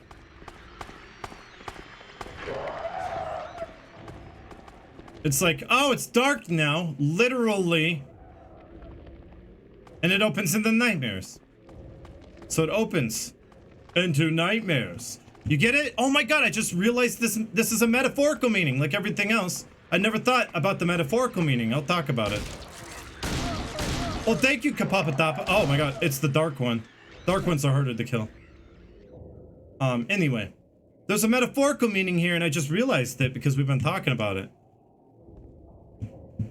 You know why it opens into nightmares? What did they call, what did they kind of, insinuated that, like, in Silent Hill 1, it's you're going into a nightmare.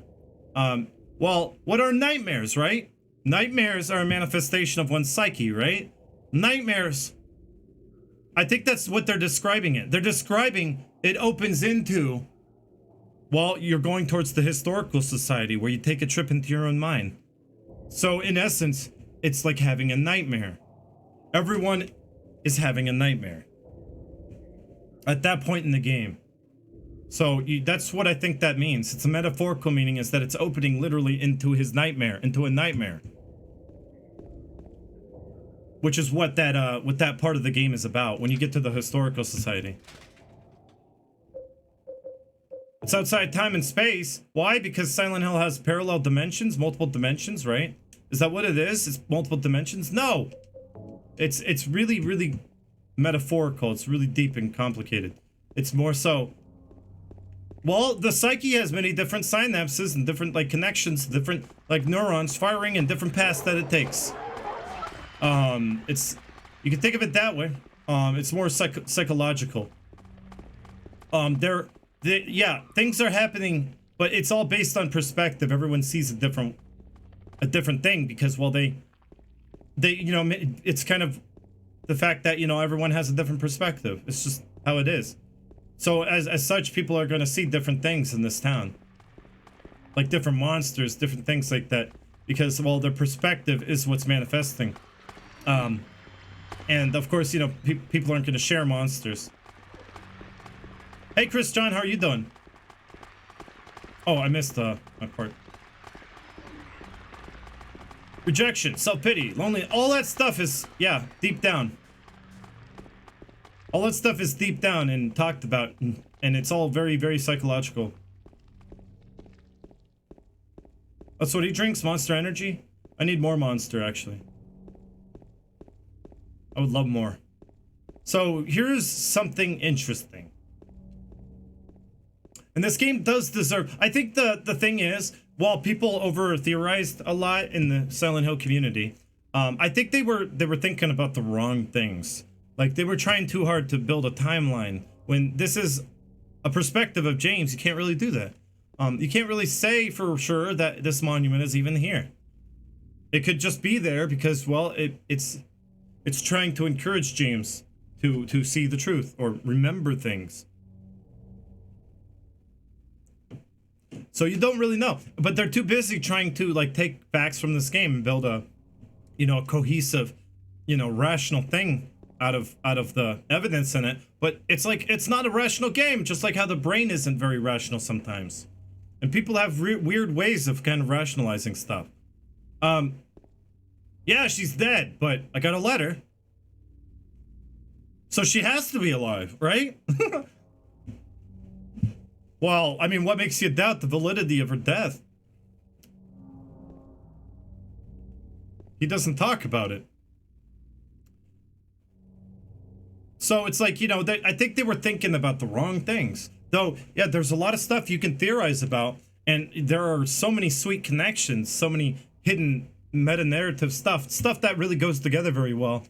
Like, you know, maybe this, like, monument has a lot to do with where the key was buried. And I never thought of it before. Does it? Now that I understand the monument and its purpose, does it make more sense now? The victim of persecution by the Puritans, Jennifer Carroll, lived with pride and honor. What happened here shall never be forgotten.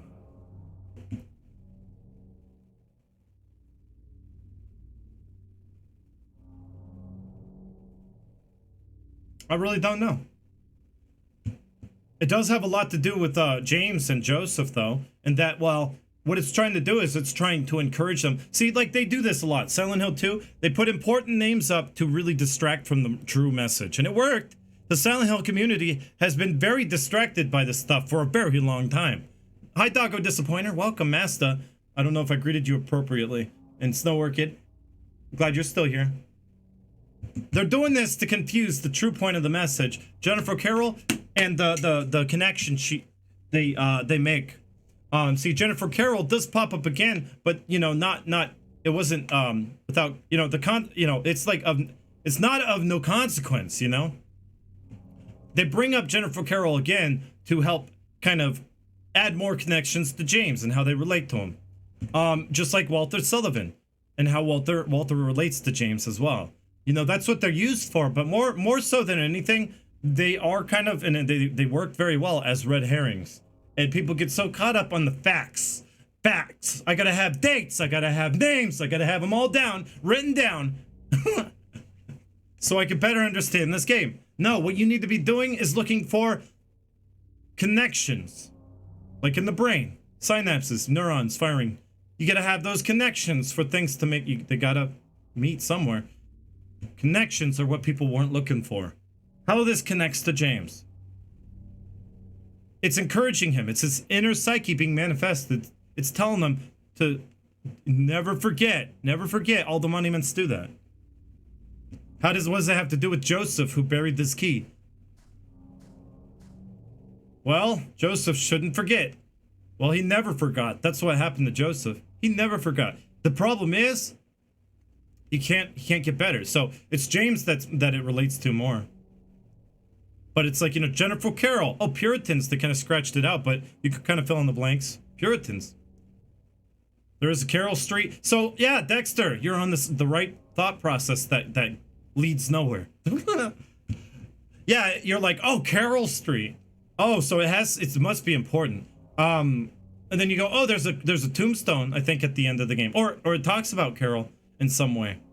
I think it even mentions, like, witch burning. Oh, wow. Or burning someone at the stake.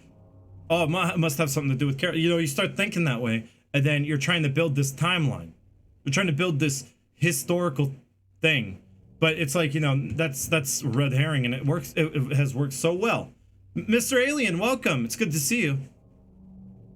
That's why a lot of people, I think, haven't really been able to really understand this game truly.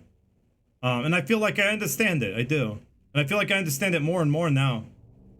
Could there be something under here? Will you dig?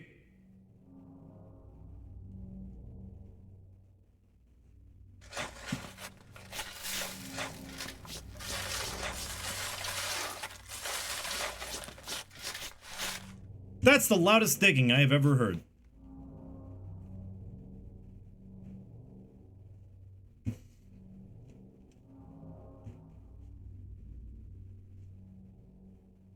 Oh, I had them paused. But yeah, that was the raid from exterior. Yeah, I heard that sound effect, Bazookia, and I thought the same thing. I'm like, you must have metal hands. He is a classic unreliable narrator, notes. Yep. And I don't think many people knew that. People didn't think the game would do that. So, of course, no one really thought about it in that way. The small metal box is fastened by bolts. I can't open the lid. Well, we're stuck. No, I got the thing.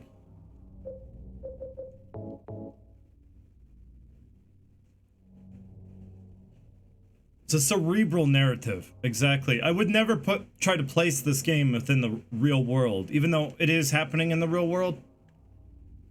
Hard concept to really grasp, but true. I used the wrench. The old bronze key. Let's take a look at it. Old bronze key. Antique looking bronze key. It was hidden behind one of those statues lined up in the park. Well, that's the last you see of Joseph. So Joseph's story kind of just ends there. Perhaps it represents, well, I don't know what it represents. Perhaps at that point, well, it kind of represents buried memories, right? You get it? It's literal, metaphorical. Old historical society is a building of memories. The key to it was buried. You get it? So Silent Hill 2 is genius in that way. So now it's like, oh my god, this game is smart. I knew it was smart, but like, whoa. That's what I've been like these whole lore runs. I've been like, I knew it was smart, but jeez. I didn't know it was that smart. All right, sounds good, Cybergana. Well, thank you, Heather. That's why these lore runs kind of take a while to get through. Because I tend to focus on the details. But you know which ending I really think is canonical? The dog ending. Why can't that be a canonical ending, huh? Why can't it be? It is a genius masterpiece, I agree. Bork, bork, bork! Bork, bork, bork! Bork, bork, bork, bork, bork! Bork, bork, bork, bork, bork, bork, bork, bork, bork, bork, bork, bork, bork! Bork? One thing we do have proof of is the pizza in the bullet. That's right, Bazookia.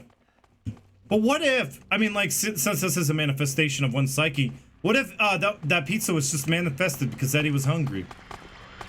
And James could only see it. I mean, like, that's probably what it is, honestly. James could see it because, well, their perspectives do cross over. Metaphorically and literally, perspectives do cross over, which is why we are influenced by others' perspectives. So that's why you do see a little glimpse of theirs, of their version of Silent Hill, when you come in contact with them or get close to them. So he was probably, you know, he was just really hungry. Historical society, hear this. It's the old bronze key before I get attacked and killed. And I didn't want to dwell in the dark streets because it's dark and scary and I hate it. So here we are. In the historical society. Can't wait to learn, you know? I'm gonna save. What, Sunderland? Just because everybody loves pizza? Well, that too. You ate 2 pizzas? Yeah, there are 2 pizza boxes, see? Like, if you wish for it, it's like, man, I want 10 pizzas. I'm so hungry I could eat a horse. Well, sometimes it'll manifest the horse. Yeah, that's why they say be careful what you wish for.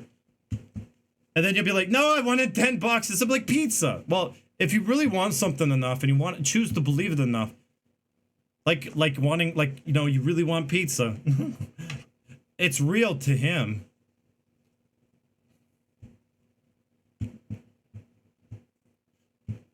If you want to see Mary, you should just die message. See, Master, that's the problem. Is that people get so focused on stuff like that, like the capitalization of the word letters. I think it's just to emphasize the words and how you say them, how it reads in your mind. But It had like I've seen people in the Silent Hill community, Master. What they would do is they would they would try to piece the words together or try to search for an anagram. And I've seen people do all sorts of crazy things trying to figure out that message. And it's like, no, you guys are looking at it all wrong. You're getting further and further from the true message in this game. That's why I think it's one of those things to it's time to go to that dark place in your mind. The dark, scary place that you do not want to confront. Here we go. Let's have some fun, huh? I keep knocking my vape down. I should probably quit anyway. If I have asthma. By the way, I think it's my theory. I really do think this. I think this is Team Silent. I don't know why. Maybe it isn't. Maybe it is. I don't know. But I think it is Team Silent. Their own little personal signature. They were a very small team then. But it's so hard to make out and it's really small. So I don't know if we'll ever know. But take a look. Hey, Wordo TV, how's it going? The tiger in space. Yeah, Heather. You get those memes. And I don't know for sure, but it's pretty cool. You can tell they're Japanese. There probably used to be a painting here. Only the explanation remains. Waterfront landscape. Alan Smith. Date of birth and death unknown. A scene of this area from long ago. From the style, looks like it was done sometime around 1820. Alright guys, are getting your little notebooks out and you're writing notes? 1820. Connect it. There were a lot fewer buildings then. There were a lot fewer buildings then, and only a handful of... there were a lot fewer people then, and only a handful of buildings. You got that? Writing it down? This is how you make a timeline, everyone. Alan Smith, 1820. And there weren't that many people. So we can kind of get a timeline of when the towns, started getting settled. People started settling in it. Oh my God! Misty day, remains of the judgment. It's him.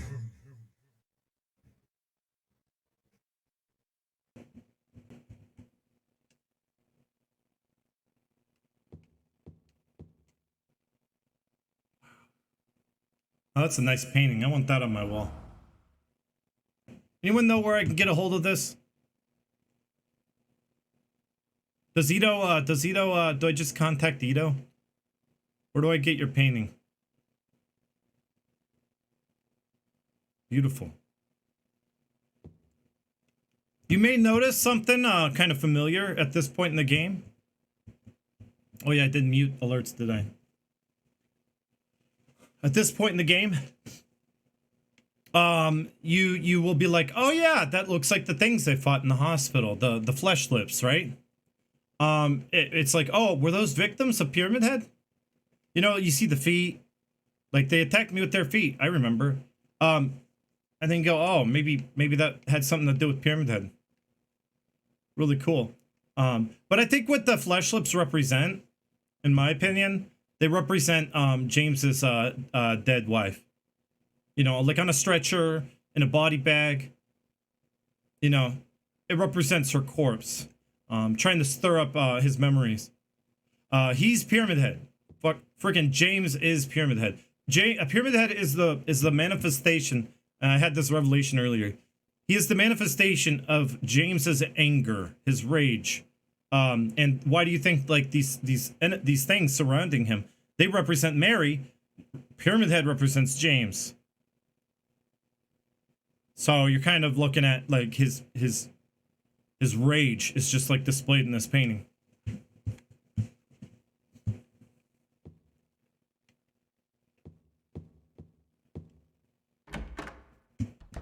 And one of the endings that we're gonna get is the rebirth ending, which requires the Holy Chalice. Or sorry, it's the Obsidian Goblet. One of the ritual items. Ancient-looking goblet carved from pure obsidian. Found it in the old museum. A snake is carved into its stem. Yeah, it looks like a ritual item. The snake usually represents the devil, so it's probably a ritual you would conduct unto not a good god. The rebirth ending, aka James can't let go. That's right. Antitheist, why do you think it's spiraling around the goblet? Because, well, you gotta look at this way. He's spiraling. If he does go for the rebirth ending, he's spiraling. He's ever spiraling downward, right? Because, you know, there's no solution to that ending. Even if he can wake her up, it doesn't matter. Even if he does wake her from the dead, it's not. How does he know that it's going to be, you know, the way it used to be? It's kind of like Pet Cemetery. Well, if she comes back as a zombie.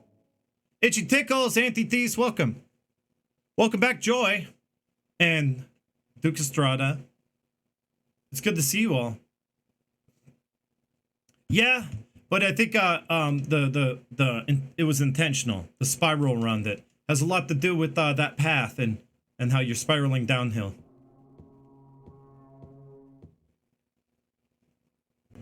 There's nothing useful written on them. There's nothing particularly special about this photograph.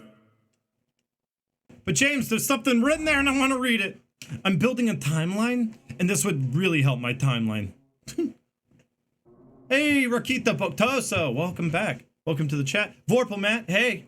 I didn't know, how long have you been here? I think you were here at the beginning, I saw you. Not too chatty.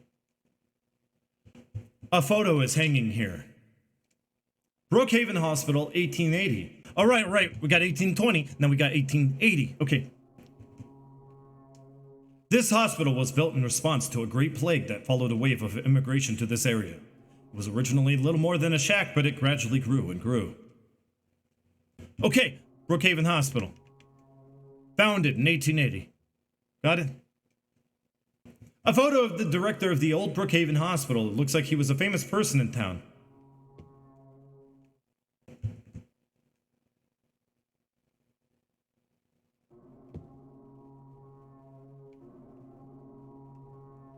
Wait a second. What's over here, though?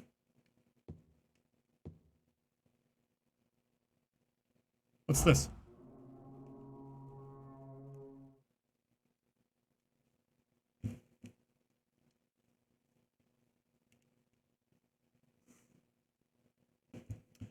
There is a photo of a deep, deep hole. What could this be? See, okay, so this is a metaphorical representation of something. We'll get there. We'll get to the hole. This is more like foreshadowing, of course, because we do see the same exact shot, camera angle and everything. We get there to this room with the same camera angle. It's more foreshadowing about holes. There was a hole here. It's gone now. He reaching into the holes, you know, and, you know, why is that? What do holes represent? This is a hole. It's just a different kind of hole, more horizontal. Does it represent sexual frustration? What the holes mean? We'll talk about it when I get there. I did a whole remix? Hold on, I don't remember that. This room's so, like, impactful. Like, the foghorn really adds a lot. Yeah, James. Yeah, James, are you sexually frustrated? James, there was a hole here, it's gone now. Talking about that hole, he's talking about that hole, he's talking about. Did I do it this stream? There is no way. I don't even remember doing this. Was it this stream? I don't remember. Because I didn't have this tied to my stream deck until, like, this stream.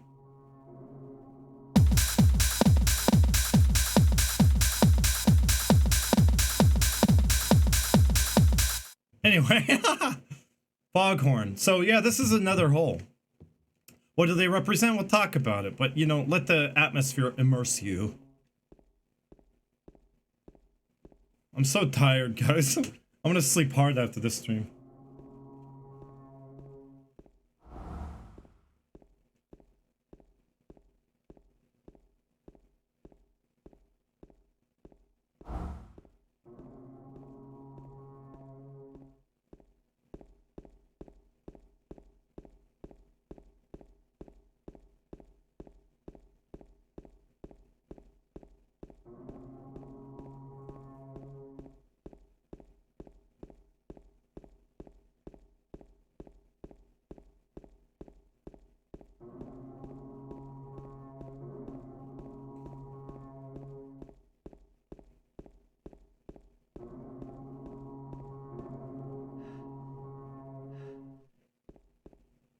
Come on, will this hallway ever end?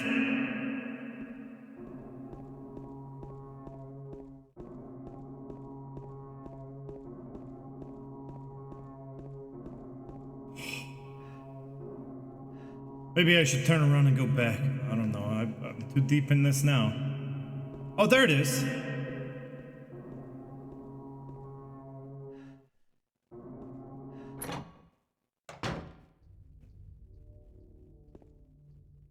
The hell am I? When am I?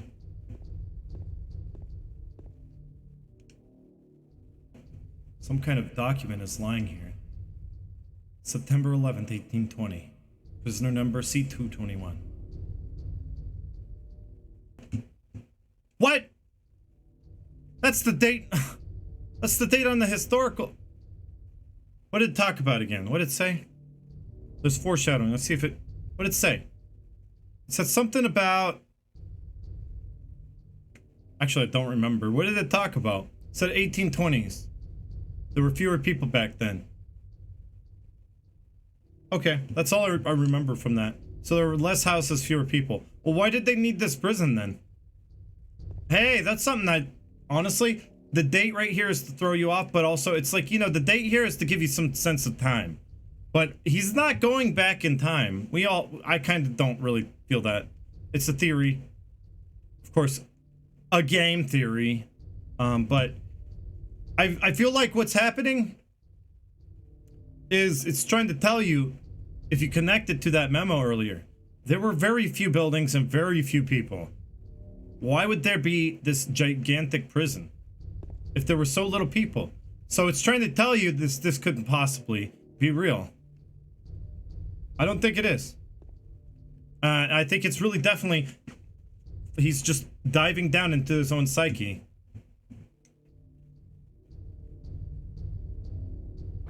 Yep, that's right, Heather.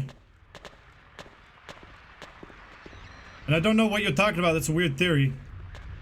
I've never heard that one. But, you know, there's a first for everything. I've heard a lot of theories.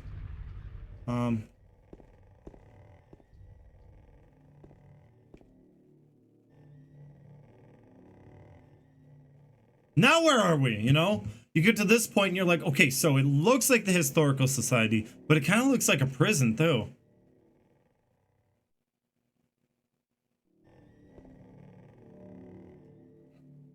A painting is hanging here. Crimson and white banquet for the gods.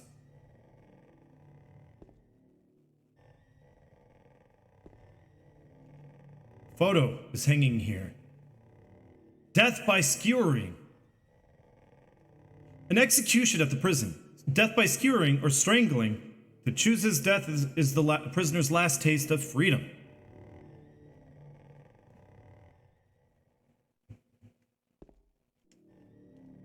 Toluca Prison Camp. Built during the Civil War, later became Toluca Prison. At this point of the game, I would like to say that you don't know if any of this is real. Because we're outside of the Historical Society in a place that's illogical. What if he's manifesting these things from his own psyche? It's like, you know, now he's starting to think about this stuff.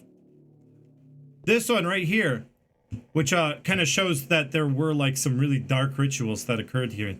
I mean, Silent Hill 4 came along and made it canon, right? But I don't think that was the intention back then. Hey, Borrowed Door, I didn't greet you, did I? Welcome. Is it not loading for you? I'm sorry to hear, Serial the Wolf. Welcome, though. I hope you can get it working. Anyone else having issues with the video? Let me know in the chat. Someone said that Twitch was having problems with that all day. Hey, Borrowed Door.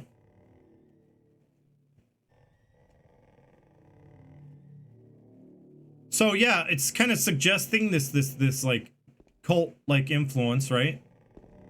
But then right here is really good stuff.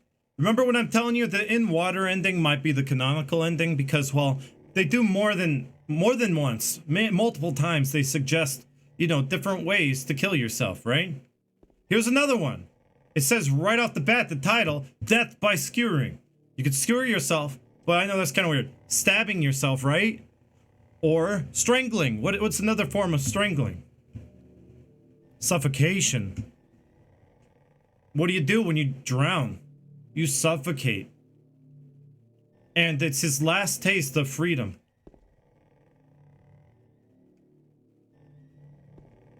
And also it kind of relates to what he did to Mary, right? Suffocation. Should he kill himself by suffocating himself? Because that's what he feels like he deserves? That's what it is. Hey, Cornholio Cast, how's it going? In water ending, I think, is the canonical one. Because there's just so much that suggests suicide, and nothing that really suggests, you know, redemption or getting better, which is the leave ending. There's the dialogue in the scenes kind of are important too. If you analyze the dialogue, it really does say a lot about his state of mind. And it does change. I don't think he came to Silent Hill to kill himself. No, Cornelio Cast. There's nothing that suggests that either. Whoa, look at that! Got a sub from Catalytic Geisha. Thank you so much. Welcome, Catalytic. Oh my god, it's a 12-month streak. 12-month streak! First one I've seen so far. Of course, Catalytic Geisha, you had to be first place. First place!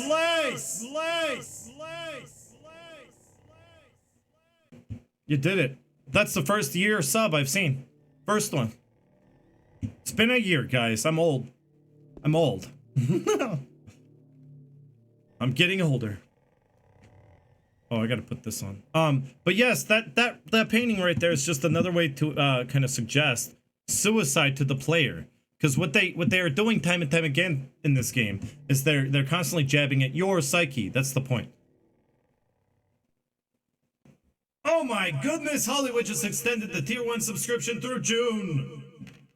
Well, thank you so much, Hollywood. How long is that? An extra month? Well, thank you, Hollywood. I didn't know you, I guess you were just trying it out. Well, thank you. Because you know you're gonna be bad. Yeah, it doesn't add to the sub goal because, well, you get to reshare that sub, you know? That's why it doesn't add to the sub goal. Also that painting you clicked on said a painting is hanging here.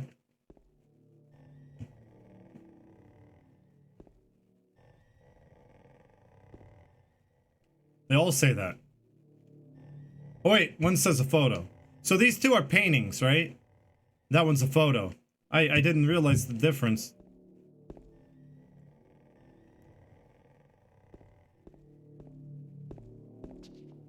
Oh, okay, thank you, Hollywood, I appreciate it. Well, now you don't have to, I guess you don't have to worry about a charge. Like next month. Or later this month. Just got that out of the way. Well, thank you, Hollywood, for redeeming those points, and also Quesadilla did too. But Quesadilla and Hollywood, you're really enjoying this stream.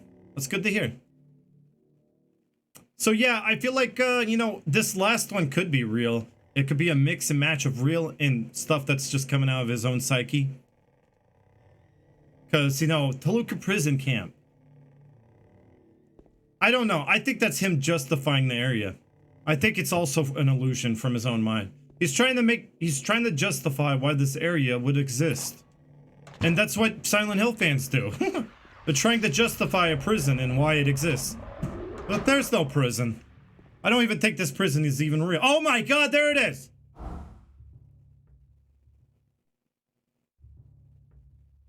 Does it look familiar?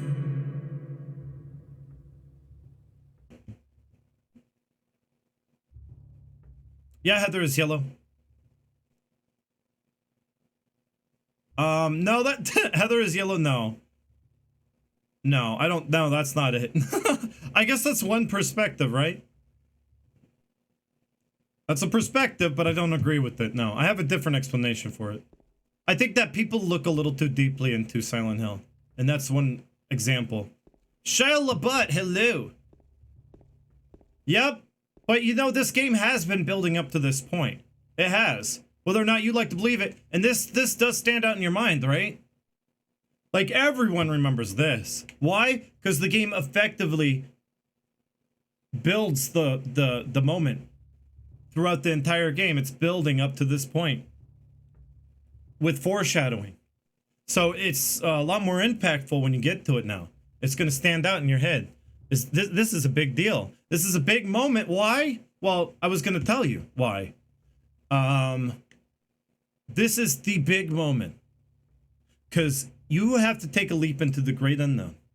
In order to come to terms with the truth and get better, in order to finally get to that acceptance stage where you just kind of get on with your life and accept what happened, you got to take a leap of faith, right? You got it. The game constantly forces you into an uncomfortable situation because you, James, you the player, tries to force you into uncomfortable situations because, kind of coming to terms with the truth, something that's very uncomfortable. He wants to believe that Mary's still alive, but it's the fact is she's not. He killed her, and in order to come to terms with that, you have to go outside your comfort zone, which is what Silent Hill is all about. What it does over and over again is pushes you to go outside your comfort zone. And, that's kind of the point of, well, in AA meetings, the steps, the steps to recovery, if you're an addict, always an addict, you've got to keep in mind, you don't ever forget how your life fell apart when you became an alcoholic.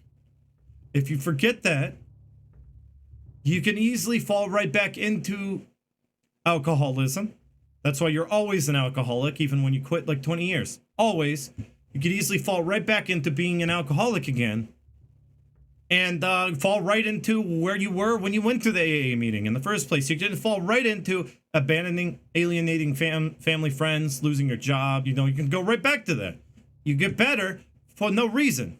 It's like you just went right back and got and just now you have to start over, because that's basically it. You have to start the whole process over again, which is what AA meetings kind of are all about. It's about this whole, you got to keep getting better. You got to keep progressing. Stay away from alcohol, and you got to keep fine tuning your life so that you can kind of deal with, not having a drink.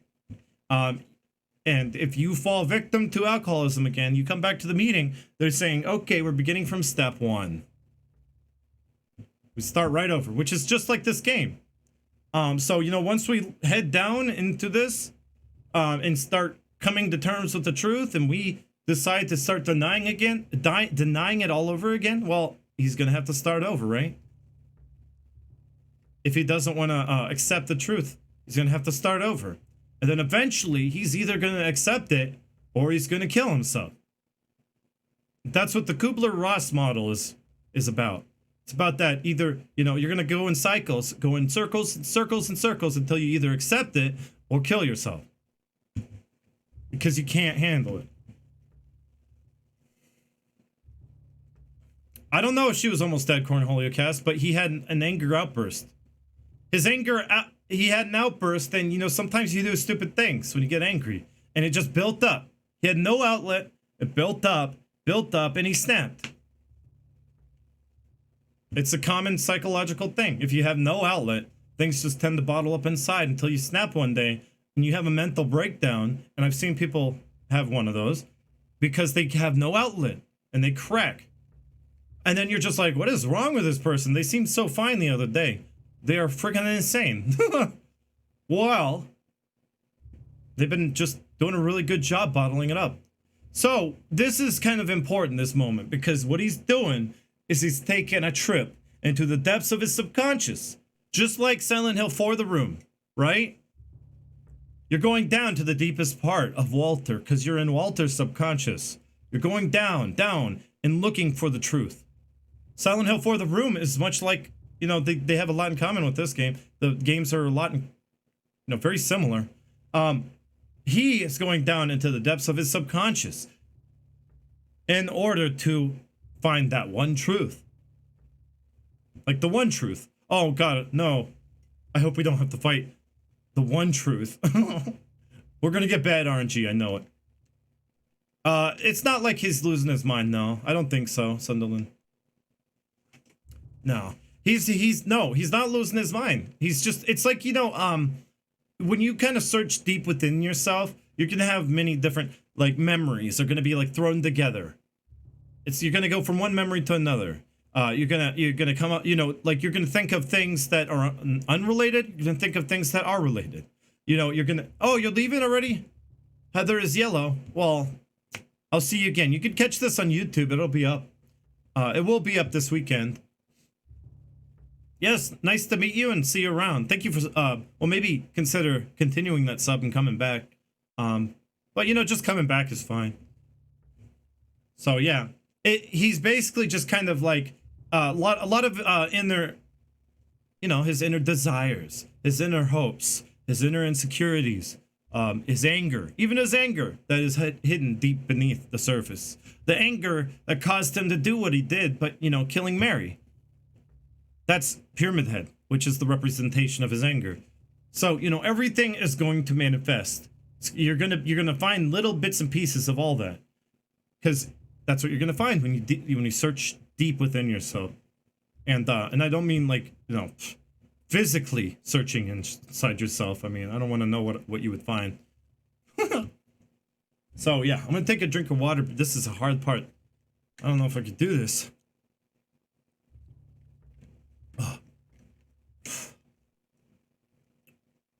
Pause alerts.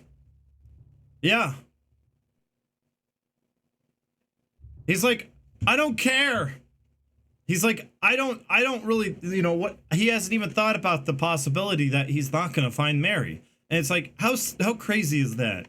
It's like, you're crazy if you haven't even thought about that because, well, she's dead. But you got a letter from her. Well, that's not, send $1 million to Nigeria because Mary wrote it to you and says she needs $1 million. The email says, send $1 million to Nigeria. I am being held hostage. James, help! Would he do it? I don't know, probably. Well, thank you, monsieur. You believe in me? I can do this? Okay. I got an email. The name on the sender said Mary. Actually, it reminds me of Resident Evil 7 with Mia. He talks about Mia and how he got an email from Mia and he thought she was dead. I was like, this is Silent Hill 2. Don't dance, James. Go down the hole. Stop taking your time. James, come on. You just gotta overcome your anxieties, James, because, this is gonna be hard. This is gonna be so hard. Come on, James, wake up. Enough of this crap.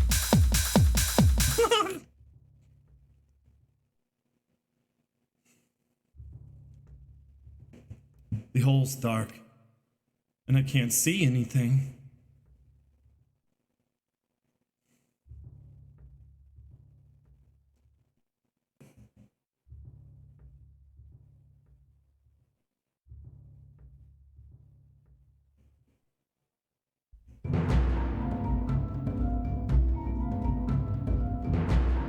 Will you jump down?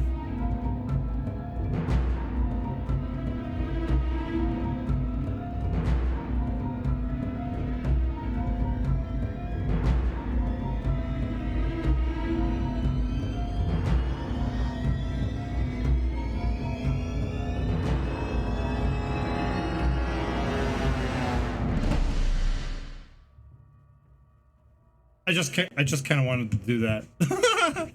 I thought it would be funny.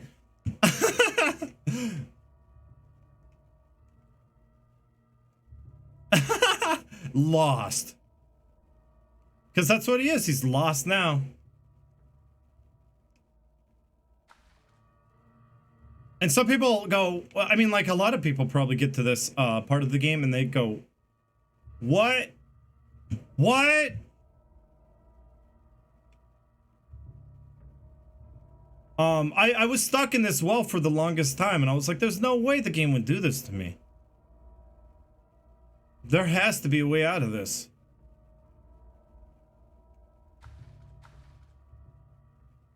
It's just the wall. It would be impossible to climb this.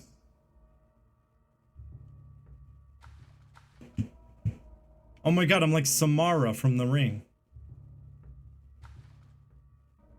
And what happened to her? Oh god, it's over. Between a rock and the hard place right now.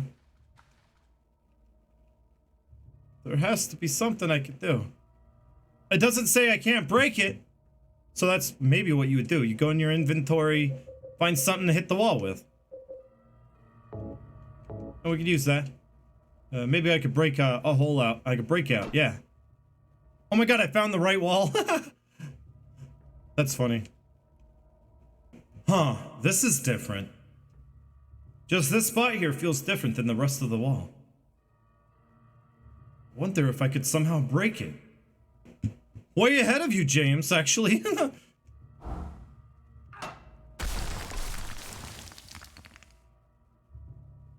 Oh my god, of course, I knew this game wouldn't do this to me. Yeah, so what it is, like... Master, thank you so much for the 100 bits. Oh my god.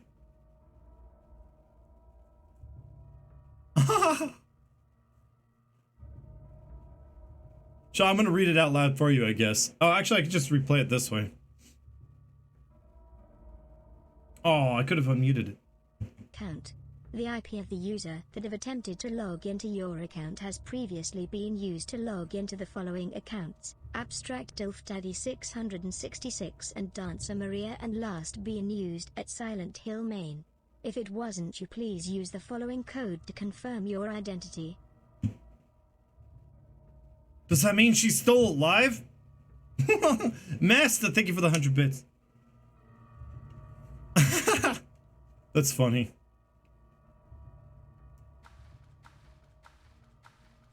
So that's pretty cool that you can break out. Now, a lot of people would get stuck. I did get stuck too. And I looked online because I absolutely thought there is no way out. You just got to find that one sweet spot, right? Break through the wall of denial. You must break through the walls of denial and step into the darkness. Otherwise, the Lord cannot help you. Turn to your Bibles. Page. Oh, wait, I don't know any. Verse. Psalms. Something. If you want to see Mary So Bad, why don't you just hand over your credit card details? That's funny. He could be conned so easily. Just con a grieving person. There you go. That's like a heartless thing you could do. You're a terrible person if you con a grieving person. Yes, you know, he is a murderer, but it doesn't mean he's not grieving, right? I mean, all murderers are bad. No, he snapped. People do stupid things, right? And, you know, there's a lot of people in prison or imprisoned because they snapped and did something that they regret. And you can't tell me everyone has something in their lives that they regret. Everyone. At least one thing that you regret. You cannot look and you cannot tell me there isn't a single thing in your life you wish you could have done differently.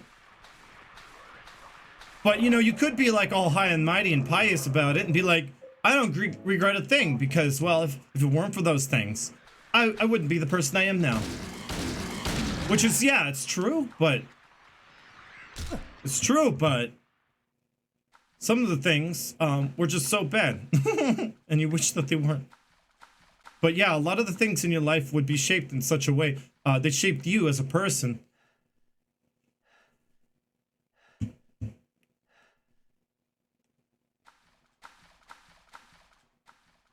I'm gonna leave and come back in here, but there is like a bug sound that's supposed to be playing. Well, I don't know what it is. A lot of the things in Silent Hill 2, like earlier, I didn't even mention it. The sound effects in that one room we were reading the paintings and photos in, that room, I always thought it sounded like a person hanging from a noose.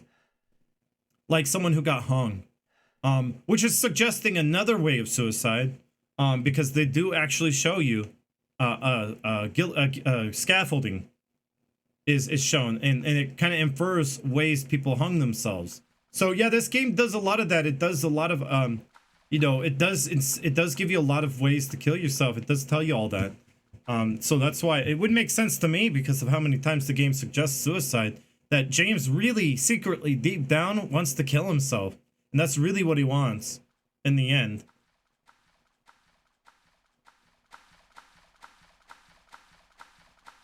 I regret pre-ordering Canaan. I regret pre-ordering Assassin's Creed. And even attempting to play anything after that. It's just not my cup of tea. Sorry, I've been lurking and missed the notification, but thanks for the gift sub. No problem. Hey, Fallen, I gifted 1 sub out today, and you got it, so you can feel kind of special about it. To quote loosely a popular line in my case, what is a man? Nothing but a miserable pile of regrets. That's a good line, actually. What is a man? A miserable pile of regrets. Oh, James, what is it you regret? You regret buying the HD collection, like me, and Serial the Wolf too? Fun fact, actually, I never bought the HD collection. Someone bought it for me and sent it to me. I didn't even have to ask. It was back when I said I would stream it if someone... I'm not buying it though, but I would stream it if someone got it for me. Someone really wanted me to stream it. I don't remember the name of the individual who sent it to me, but it was cool. So, I don't have that regret, thankfully. So, this is very important right now, and this is very intentionally placed, this key and this message on the key. Remember, you know how I've been talking about spiraling down, down, and you're also going in circles, you're starting over. Every time you relapse, because the depression, it hurts too much, you relapse back to the denial stage. And you have to start over. You know the truth, you start over. And that's basically what he's going through right now. He's relapsing back into denial. Because it hurts. Right now he's very depressed and it hurts. And he's about to continue the circle over again. So spiraling downhill, well, that also has a lot to do. We got another perspective of another character. We get to see, Joseph's trail as we're going through the game, and how he just descends in the madness. Joseph in the full-blown delirium. And that's, the route you could go. It's trying to inform you of another perspective to see what's going to end up being you. And I knew, I don't know how, but I knew I knew this key was important in explaining and unraveling the entire story of this game. This key and the message on it is what helped me come to the understanding that I have now in this entire lore run. You go back, I've never done a lore run before, before finding this key, but it would have been a lot different. The spiral writing key. Get it? You're writing in circles. You're spiraling down. You're spiraling like Joseph spiraling into delirium. Like that Kubler-Ross model of the 5 stages of grief. You're starting over again, over and over again. Whoa, Black Magic just brought some friends. Well, thank you, Black Magic, for the raid. Always so good to meet Black Magic. I don't know why. I'm gonna keep you all in suspense because this key I need to get your focus for. This key is the key. I know, right? Puns. To understanding Silent Hill 2, to understand the key is to understand Silent Hill 2. And to understand Silent Hill 2 is to understand the key. That's right. That was my problem. Vorpal, thank you for the sub. A resub of 3 months. Well, thank you. Vorpal, man. Well, that's so nice of you. Thank you for resubbing. Yeah, that's right. That's what I was hung up on. It's kind of like that message. And I think maybe that message does connect to this. To understand this game, you must be... It's kind of like it goes full circle, just like everything else in this game. Whoa. I press the switch, but nothing happens. I keep hitting the wrong button now. What does the key say? It says, "'Tis doubt which leadeth thee to purgatory." That doesn't tell me anything. That's what you would think, right? I'm like, I don't know what this means. For the longest time, I don't know what this means, but I know it's important. If once I understand this message and what it means, I feel like I'll have it. I'll understand this entire game. And I was right. "'Tis doubt which leadeth thee to purgatory." Spiral writing key. It's like, oh! Every time you doubt the true version of events, you start the cycle over like a spiral writing key. You're starting over. Spiraling down, down, down, like Joseph, spiraling down into delirium, into madness, like we see with Eddie. So it is denying the true events or truth, and you start over. He's in denial, right? And you know how I kind of figured this out? Life, but also I lived with people who were in massive denial. They would deny something right in front of their face, like this.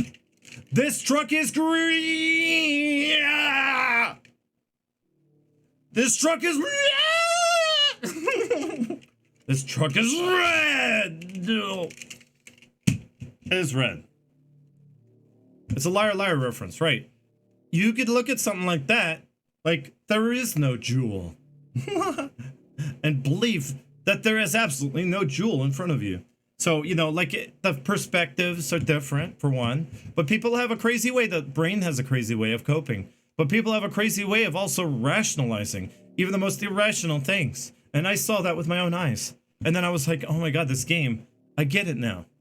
With the story they're trying to tell. It's a psychological game, guys. Which is why it deals with this theme of coping mechanisms. Psychological horror at its finest, because it is. Nothing will be better than this game. I'm going to tell you that. Nothing's ever going to eclipse it. Yeah, see, Master, though? That is a literal way someone could have a different perspective about a truck that is read to you. May not be read to everyone. See, that you're getting it, Master. Some people may look at it in a literal sense and be colorblind and not see the color you're seeing. Oh, that's the same color as you know, this blue bottle on the back. It's blue. Because they look the same to me. But in a metaphorical sense, you know, people have different perspectives about things in general. Like, you know, someone could look at something and think of something completely different than what the object is. The object, it means nothing. It's really about the memories tied to that object and how they perceive it. Well, thank you for the follow, Rap Guardian. You Rap Guardian in the house, in the chat. We got a Rap Meister in the house, in the chat. Welcome. It's good to see you.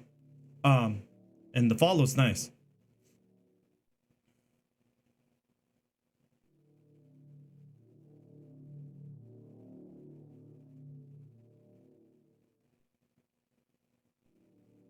Cool, Snow Orchid with the facts. I recommend you go take a look at the message. I'm not going to read it out loud.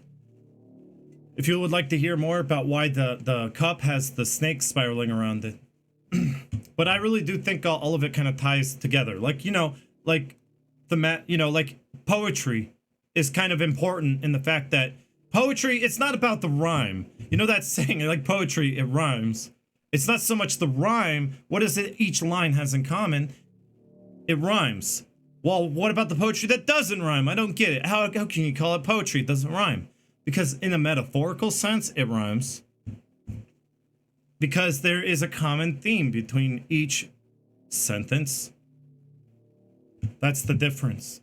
I thought that when I first saw poetry that didn't rhyme. I was like, oh, this isn't poetry.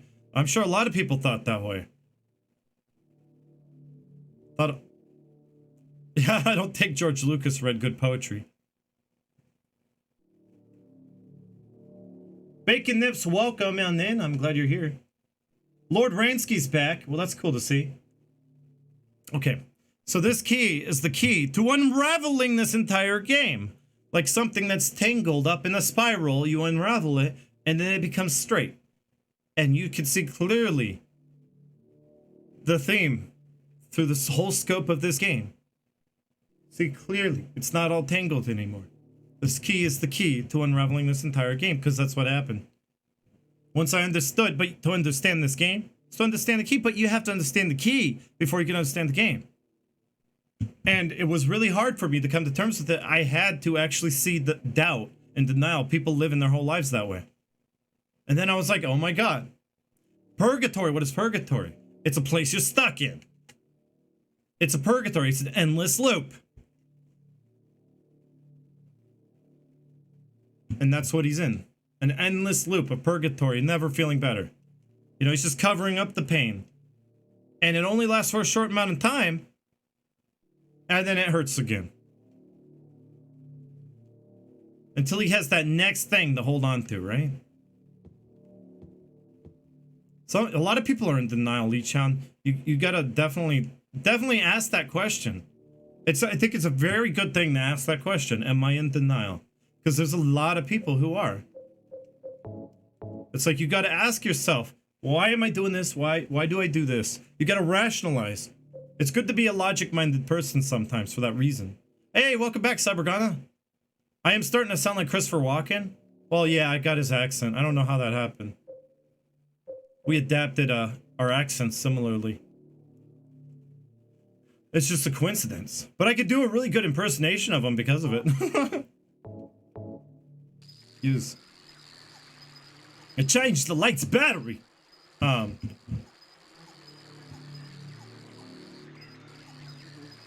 What is this? Oh God, there's insects everywhere. Ah! And there are going to be multiple times that you're going to see this where, you know, James gets trapped, just like the well, just like this room, just like the prison cell. He over and over again from this point on, he gets kind of like trapped, because that's kind of his subconscious, you know, telling him that he kind of deserves to be imprisoned. He deserves to be incarcerated for what he did, you know. And it's really hard kind of coming to terms with your poor character, right? That's why people live in denial. They don't like their character, and they would rather not change it. They would rather live in denial and not change. He's in denial about that aspect of his character, and he really thinks he just does. Oh, first try, boys. The best RNG, right? Serial the Wolf. That's good RNG. All right. This hallway is meant to mess you up. Maybe you haven't seen it before. Maybe you don't really see what it means, but you know that I do want to talk about this key and how it's important first. Because you only hold on to it for a fraction of time. We got to use it already. And what does this represent in the metaphorical sense?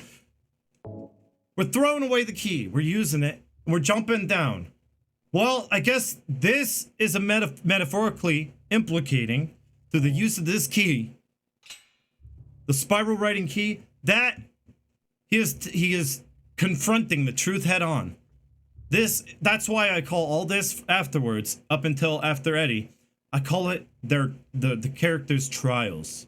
Because they must pass the trials or else they start over again. It's another loop, which is what happens, a loop. But then again, he does kind of gain a little bit more insight afterwards. And even though he's continuing the loop over, he's going into the next loop with I guess, more insight. Thank you for the follow. Is it Darudias? Darudias Sandstormius? I love the name.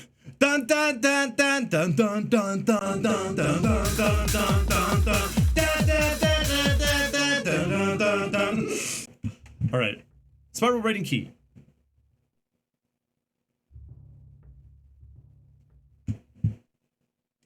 And it's gone. You know, just right after picking it up, they don't want you thinking about it too long. That's why. but also it really helps to tell the story, the meta narrative. It kind of weaves the kind of chorus that he's the psychological timeline, I guess you could say. There is a timeline in this game. Wow, it's a psychological one. You ups and downs, and you're kind of seeing him go through like a physical manifestation of what he's going through in his own mind. But this part forward, I really do believe he is in his own mind, like literally, and this is one of his trials. But maybe you've never noticed it before, but I'm going to show you something maybe you didn't know. But, you know, staring at this scene, maybe you're starting to figure it out. You're starting to see it now, but look at this.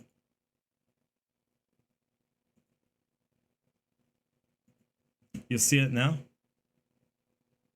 Door.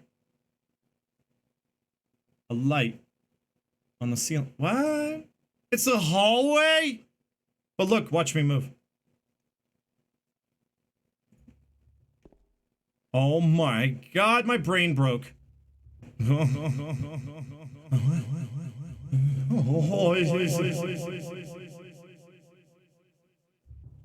okay, that's good. Okay. Phew, my mind was hurting. Oh, I can't look at it.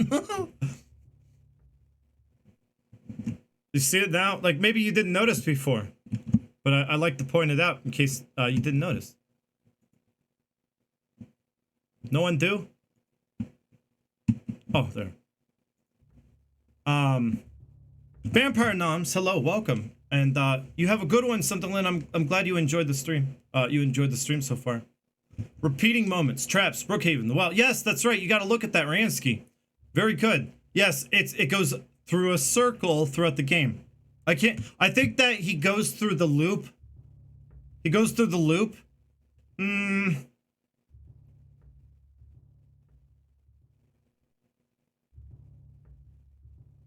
At least 3 times. He goes through the cycle of at least 3 times. And if he goes through the cycle again a 4th time, is dependent on how you go about it. What ending do you get? Are you going to go through the cycle again?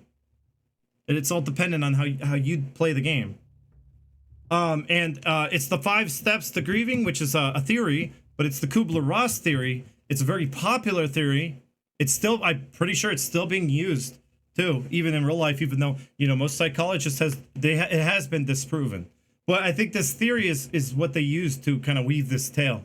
It goes through all 5 stages in the game at least 3 times. And it starts with denial, right?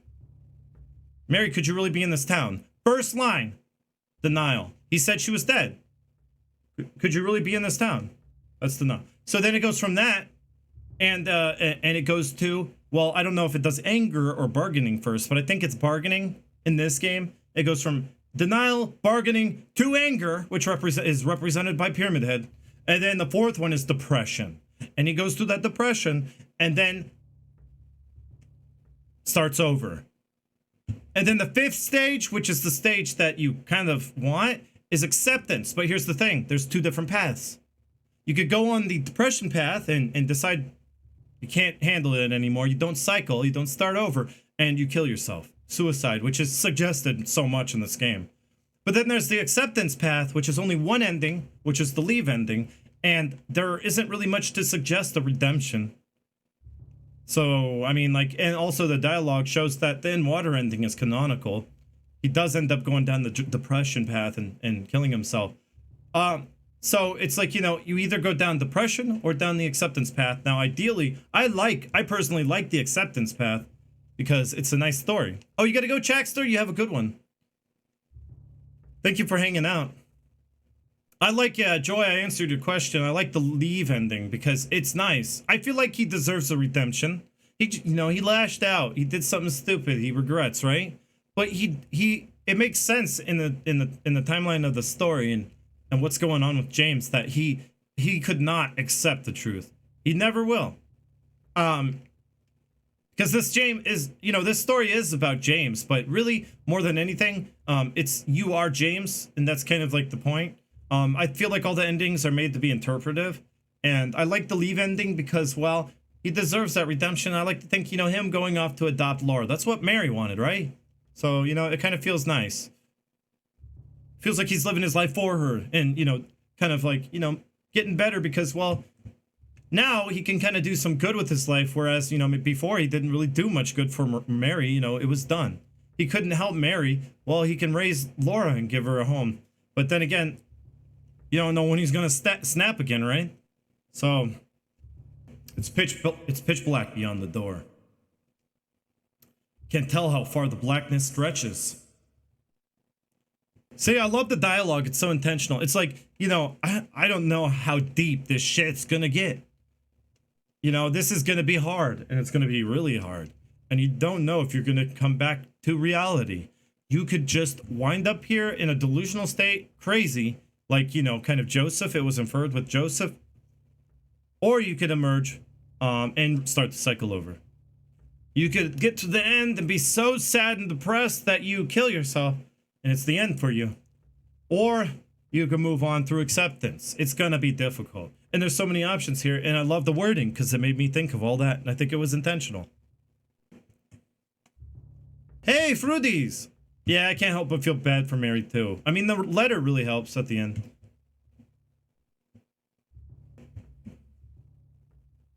Yes, that's right. The Maria ending is a full hardcore circle. I'm glad you understand. And much love. This is where it's gonna start getting harder, guys. It's gonna get harder for him to accept the truth from here.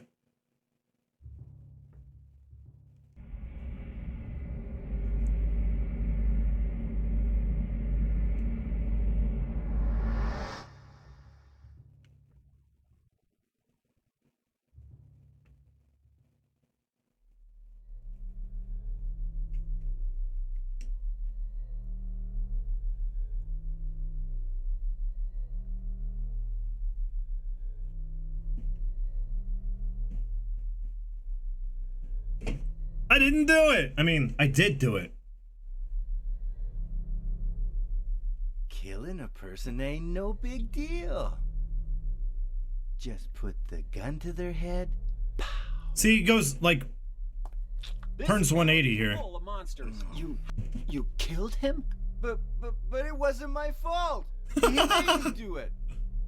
Calm down, Eddie. Tell me what happened. That guy.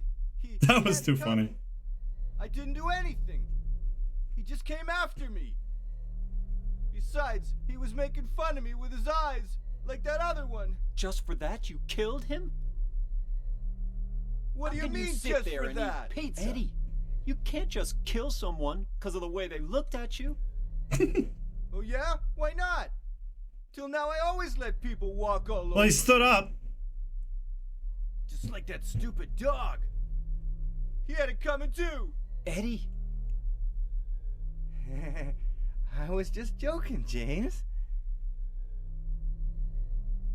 He was dead when I got here. Honest. Back to denial. Anyway, I gotta run. But here's the thing. Going out there alone? Yeah. Eddie? What? It's not what I clicked on. I feel like they're all going through like their own process, right? They're all grieving in some way. Eddie's grieving, right? I know it may not seem like it, but he is. He's going through the process, right? He knows the cops are after him. He knows what he did was wrong.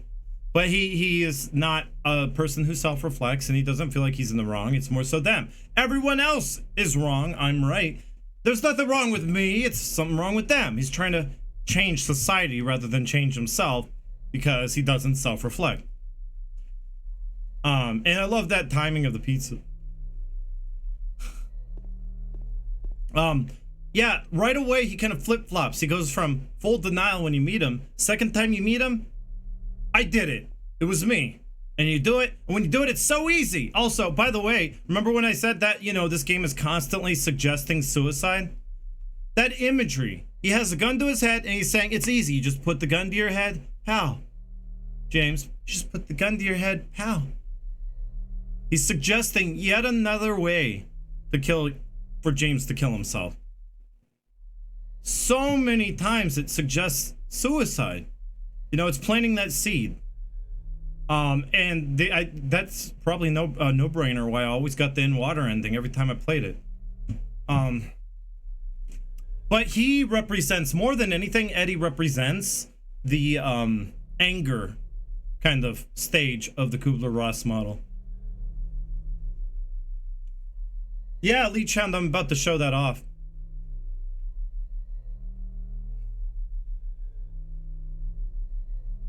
He's a sociopath, right? No, he is he's not a, he's a psychopath.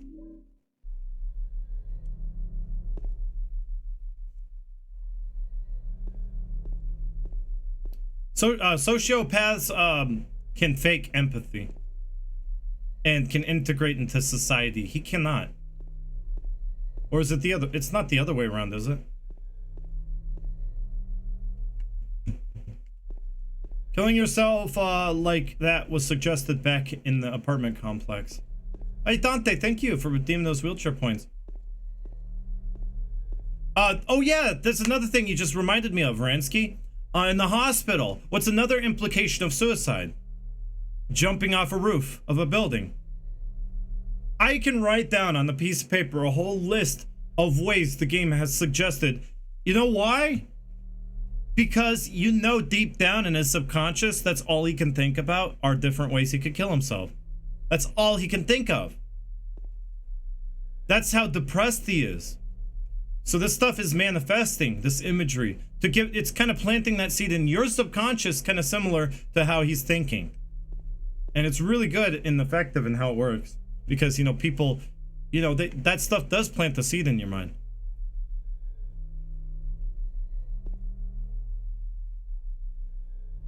Oh, you think sociopaths are made? No, I don't think so. Yeah, I think they've learned that sociopaths have a lot in common, and usually it's mother issues. A lot of sociopaths didn't get, like, you know, a lot of maternal care. It is the other way around. Psychopaths can fake empathy. Oh, sociopaths are more erratic and I believe made through the relationships with their peers. Well, there you go. I guess Jack might know. So there you go. Jack says sociopath. Who wants to vote?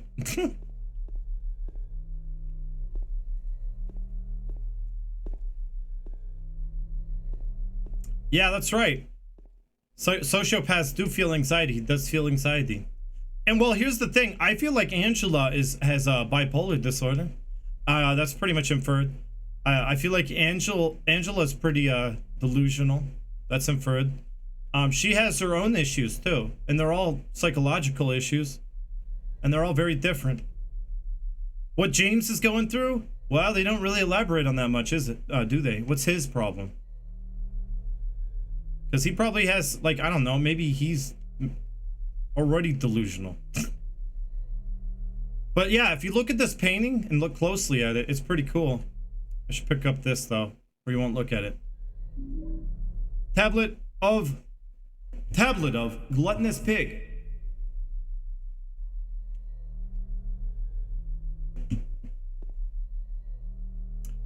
We'll talk about the tablet here in a second.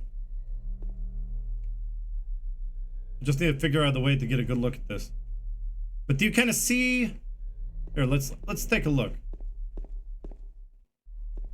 I can't get that camera angle, but did you notice the dead body at the table? It's a corpse. The body is marked with bullet holes. Well, look at the painting.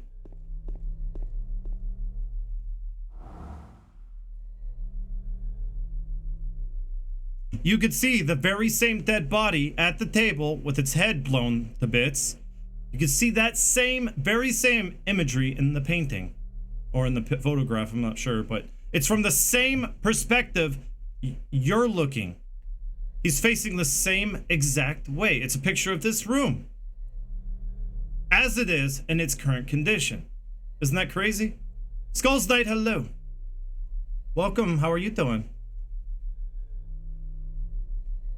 So, whoa. Like, what's up with that, right? Well, doesn't that you know, suggest that maybe this isn't real. This is in their heads. But, you know, Eddie can't be in James's head, and James isn't in Eddie's head. What is this? What's going on? Well, they're all kind of going through trials is the metaphorical implication here. He's already failing his trial. What would you say? He's failing it? I mean, it may be easy to put the gun to their head and pow. But you're not getting better by doing it. You're just feeding into it, the anger. Also, there's the ambient lighting to really highlight it, so it stands out. I love these little graphical tricks like that. Is it easier to kill a man than to eat pizza? With another picture in the picture, which was probably has another picture in that picture, and so on. That's right, Lee Chound. It's like a what? Spiral? Lee Chound? Is it like a spiral? Which is this game's kind of topic and theme of everything. It's a whole circle that keeps going around and around.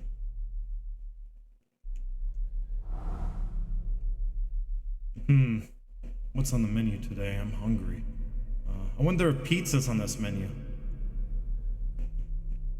2 grilled frankfurters, hot chili, parsley, potatoes, pot fried, sauerkraut, buttered carrots, mustard, banana pudding, frankfurter rolls, bread and tea.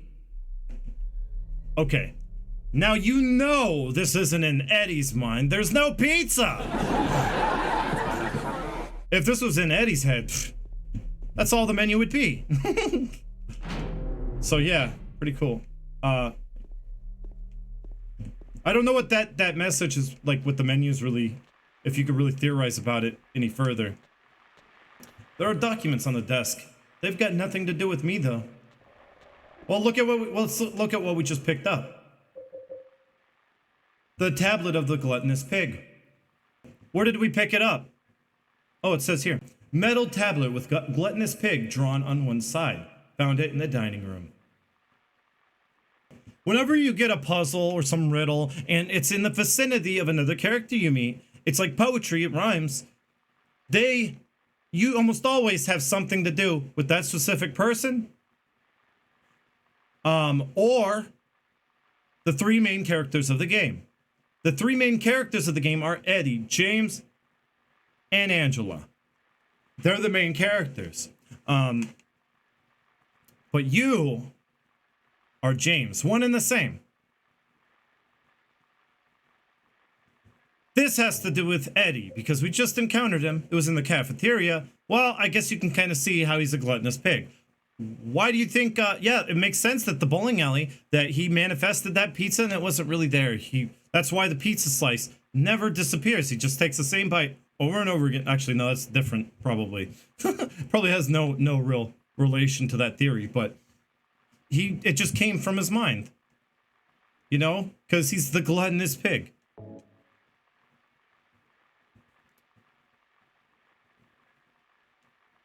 And the other 2 plates have something to do with, I can tell you how. It has a lot to do with other characters. Yeah, Eddie just sits there and eats pizza. It makes sense.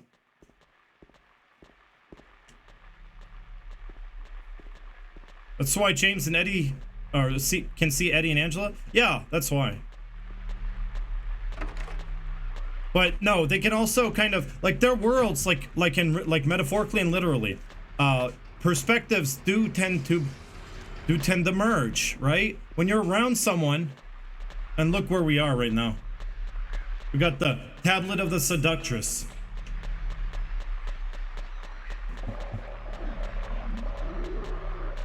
This is pretty important to talk about. Why did the tablet of the seductress in the shower room? Let's take a look, actually. I don't have a map yet, but I'm pretty sure. Yeah, it says shower room. Why? Who's the seductress? I know a lot of people did theorize Maria, and it makes sense, right? Because she's seductive to James. She's seductive to James. But you gotta look outside of your own perspective because you and James are one and the same, right? Looks outside your own. This one is about Angela. Because Angela, well, we all kind of know, we do see a little bit more later. She's seductive to someone. Tablet of the Seductress, metal tablet with seductress drawn on one side. Found it in the shower room. It's in the shower room where, you know, rape victims tend to take, you know, cold showers. You've heard that one, right? I don't know if they actually do, but, you know, kind of want to take a shower to get the dirtiness off of you. That's kind of the point. So that suggests that Angela is a rape victim too. Not only that, but a lot of other things too. That she was not only, you know, verbally and physically abused, but she was also sexually abused. This is what they think to themselves. Eddie thinks all people mock him for weight. That's also too. Angela thinks she's the one to blame for seducing her father.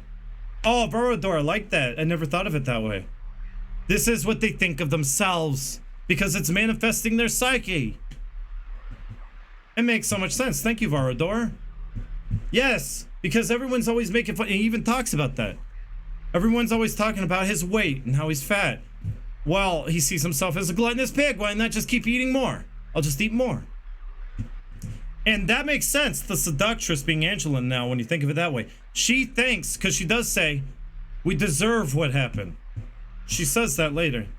She feels like she was the you know, the seductress. It was her fault for just existing, I guess. It's kind of a weird picture, right? But it's kind of like supposed to take from like hieroglyphics or Aztec stuff. Shower's a private place. Probably, I'm sure it's not the only place she really had privacy, though. And there's a toilet. No teepee.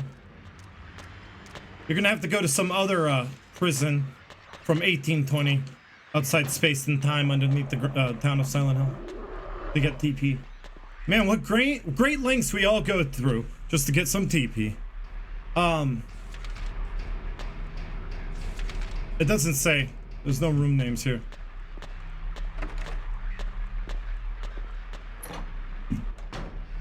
Now here's one of these communication rooms where you can communicate with the prisoners.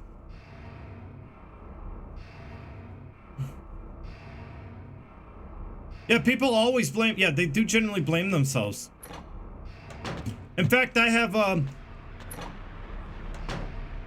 kind of a statement to make about a certain character, Angela.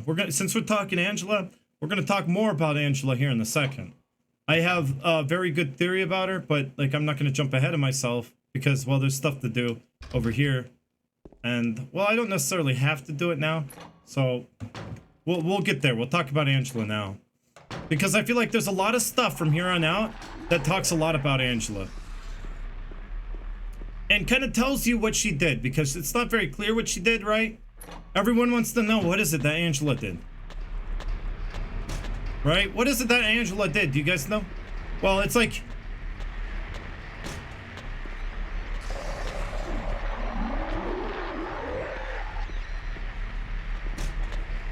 I could tell you. But it's like, which door is it? None of these?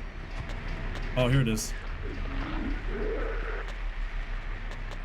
And if you already know the answer, don't give it out, or I'll time you out. If you already know what I said in my prior lore runs, don't say anything.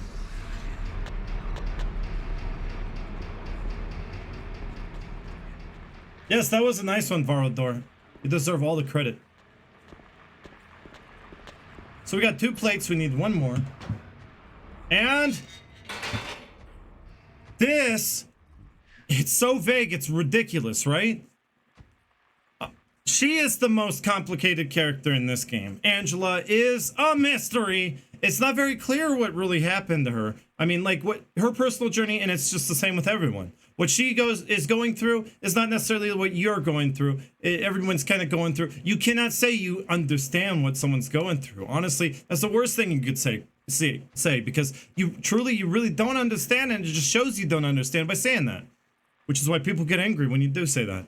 When someone's grieving, don't say, I understand what you're going through. Just don't. Okay? It makes them mad. You want to, because it's a personal journey and only they can say for sure what they're going through, and they can't even put in the words. Most of the time, it's not something you can put in words. This prison cell, I think, is a manifestation of Alessa's psyche. I think this prison cell really helps.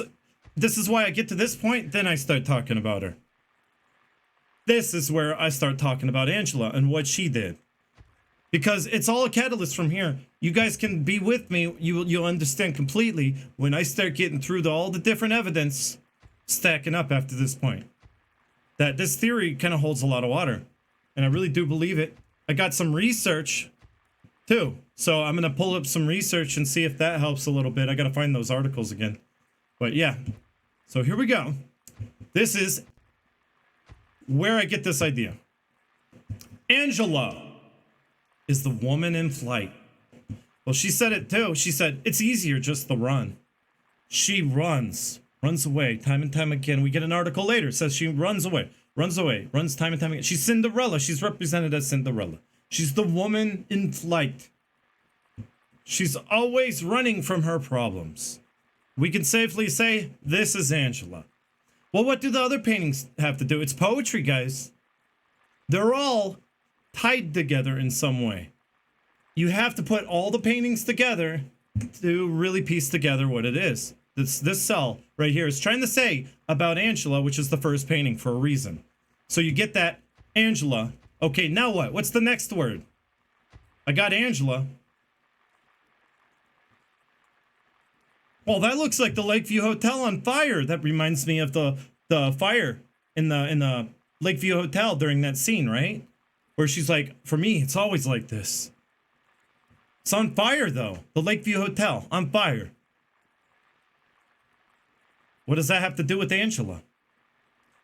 You think maybe she burned down the Lakeview? She burned down the hotel? And then it says this. Burning Man. Okay, so the title alone is telling you even more that you wouldn't have thought of. She did it to kill someone. If she burned down the hotel to kill someone, like the man on fire, does that make her an arsonist? That would explain why she sees fire all the time. And then you get to this one. And this one. Oh my God, think about it. 436 people at a recital. No one knows to what great lengths Angela's sin transpire. What this is suggesting, in my opinion, is that she has killed a lot of people. That she is one of the deadliest murderers. An arsonist. This is showing what great lengths she has gone through to get revenge for what her mother, brother, and father did to her. All the abuse led to, she doesn't care if there's 436 people there. If there's a possibility that my mom is there, I'm gonna burn that whole fucking place down. That's what she's like. So that's what I think. This is inference, and this is all connected like poetry. It's kind of very vaguely telling you, I think, that she killed her brother in an arson fire. We know that she didn't kill her dad that way, but she killed her brother in an arson fire, and possibly at the Lakeview Hotel. Burning Man. 436 people at a recital. Which means that she would go through great lengths to get to him. Even if it meant burning down a whole recital full of people, she is one of the deadliest murderers. And so people sympathy with her, right? People are always like, oh man, I feel so bad for Angela. She doesn't really deserve what she did. She became a deadly murderer, arsonist. And I have a lot more proof as we go along. But this first impression, we know Angela's the type of person who runs. We know she sees fire in her, manifested from her psyche. in her version of events. We see that at the end. Why at the end? I don't know. Not why not all the time? Well, the fire is a manifestation of hers because, well, she needs to accept the truth. I guess at that point in time, she is out of the denial stage. When she's in the denial stage, she's not seeing fire. But she sees fire because that represents her state of emotions too. Think about it. An arsonist, state of emotions.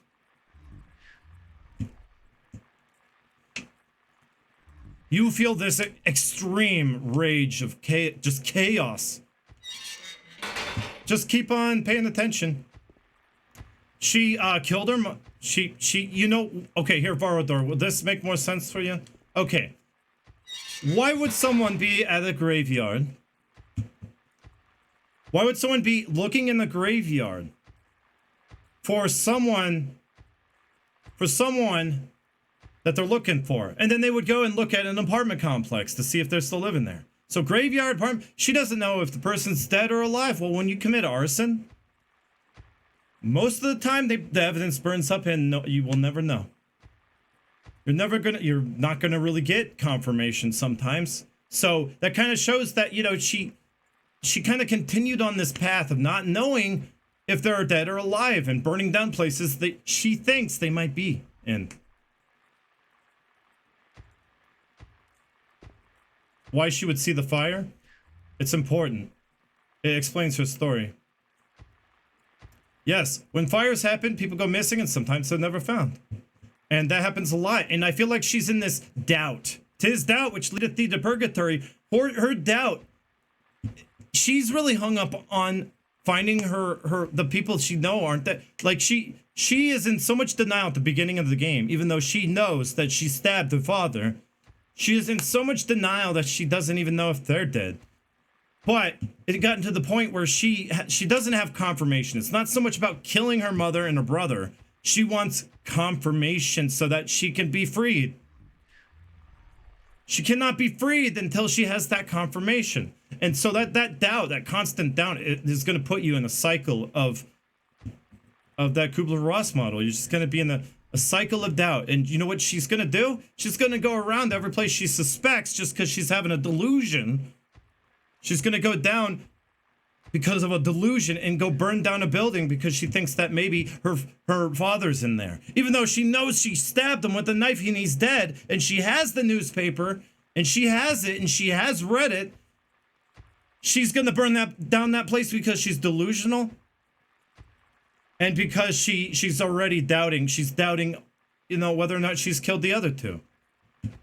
And she did it just to get her father, even though she knows she killed him. Very interesting that Angela and James have a lot in common, don't they? I know, Little Pooper, this game is complex. And they didn't outright tell you that story, right? That's what I appreciate about this game, is that they didn't make that clear. That you get to have fun kind of piecing the lore together in your own head. And, you know, I'm going to talk a little bit more about it. I have actual articles that I'm going to read to confirm my, you know, stuff. They have done FBI profile reports. And in the FBI profiles, they have analyzed the typical arsonist. Matches the description of Angela. Like to a T.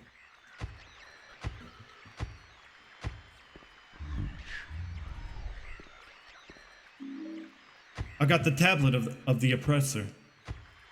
The oppressor. Oh my god. This is James. Why the oppressor? Yeah, that's right. Hi, Sned. How are you doing? Ayanami Dark. I don't think I greeted you properly. Hello. Hello, you two. Hello, everyone.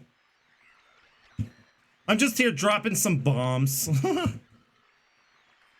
Yeah, this game is more genius than I thought it was. You see now, Little Pooper? I was like, earlier, I was like, you know, you get to thinking about a lot of this stuff, and it's like, how? I knew this game was smart, but I didn't know it was this smart. The oppressor is James. Because that hidden truth that he will not accept, that he continues to deny, is he suffocated his wife. He oppressed her. And that's a picture of it. This is exactly what went down. So, like, he was trying to grope her, right? And she was like, stop! Now stop, James! And he was like, well, I'll kill you then. You won't let me touch your boobies, I'll kill you. Yep. The tablet of the oppressor.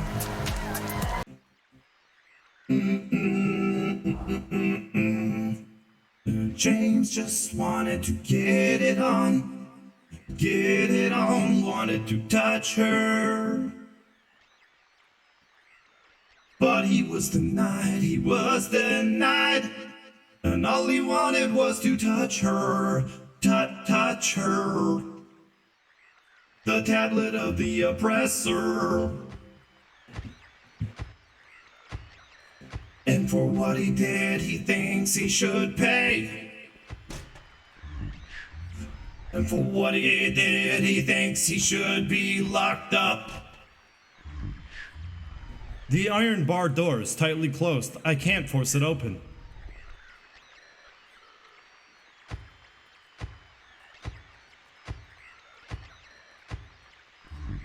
Oh, okay. Well, what does that represent? Sexual. Hold on. Sexual. Frustration. Hello, Murat VFX. Thank you for the follow. Oh, you like this then? So yeah, why is it that he's getting locked up here? Well, isn't that manifesting his inner kind of his conscience, right?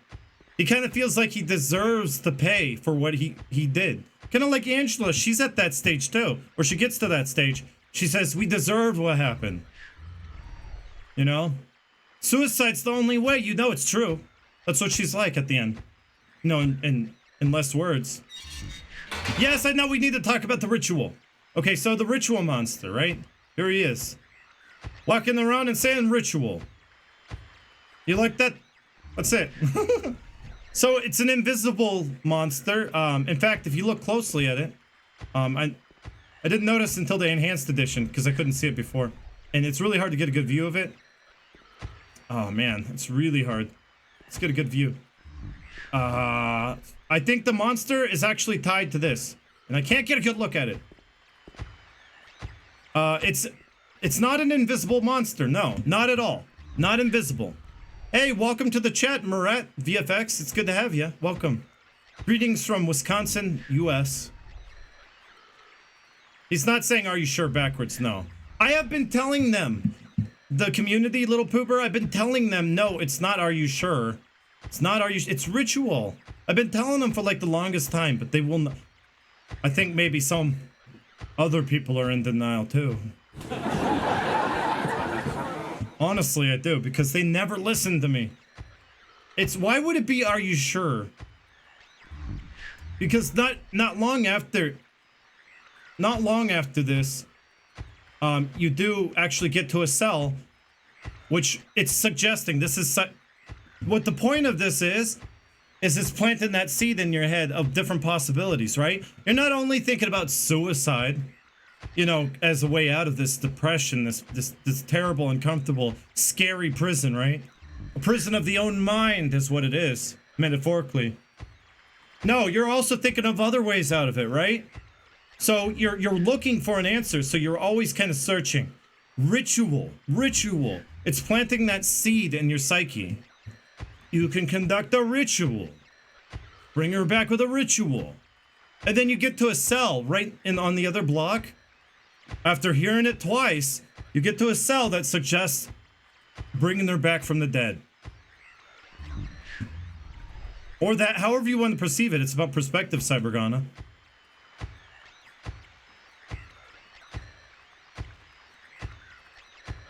Really, Mon? Oh my god. A spider. Now they should have just put spiders in this game. That would have been a lot scarier. We'll kill the other ritual monster. We won't bother with that one.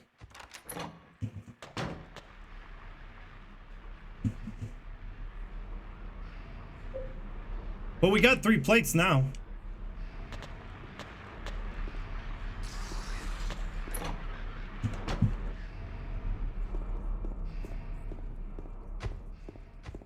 Spids. Actually, I need to go the other way. Yeah, I'm going the wrong way. Let's try it. So let's go back through the other cell block.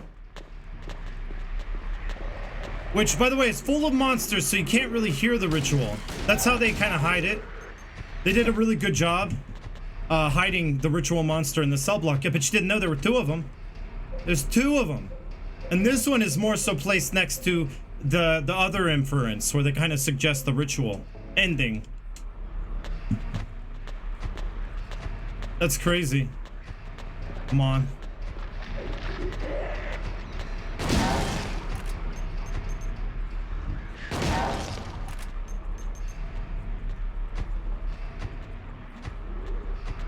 We gotta kill all the monsters so you can hear them. Hey, thank you for the follow. Suave! Thank you. Okay, now we might be able to get the music to go away and hear the ritual. Can you stab it? I should make a YouTube video, Snorkid, that's like, can you stab it? Can you whack it? Can you bop it?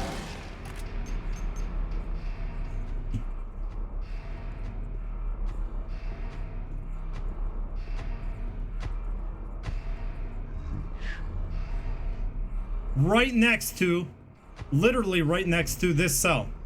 What does this cell look like? Looks like kind of a cultish cell, doesn't it? Looks like someone really was like a die-hard occult fan. Well, right next to that cell, and they hit it cleverly with this music and all the monsters.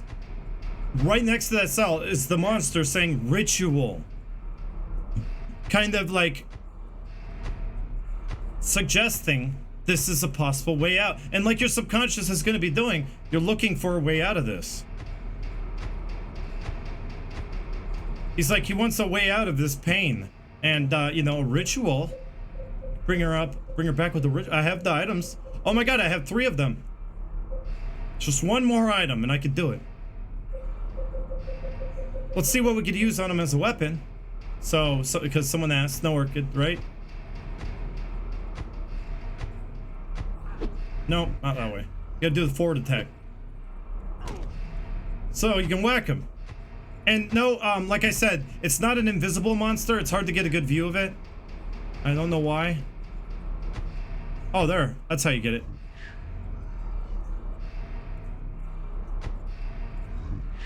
I don't see it in this cell. Maybe not. Maybe not. I'm wrong. I was told it was a cockroach, and I did see a cockroach in the other cell. So the monster is actually a cockroach, but he looks up. You see, he looks up. See how he looks up? Like he's looking up at something really tall. It's one of those mysteries, right? Silent Hill's all about these unexplainable mysteries.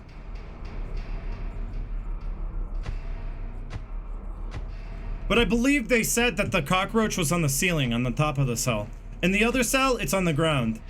So they tied this monster to the cockroach. So you can hit it, it makes humanoid sounds, right? But what's even more kind of like creepy about it, well, you can see its blood too, which is evidence that it is real. Watch. See the blood? So it does bleed. Will it bleed? The answer would be yes. Does it die? Can you kill it? Well, let's find out. I don't know. I don't know if you thought so, but it sounded like, you know, that scream was human enough to me. What if we're killing a person? I don't want to kill somebody. It's dead.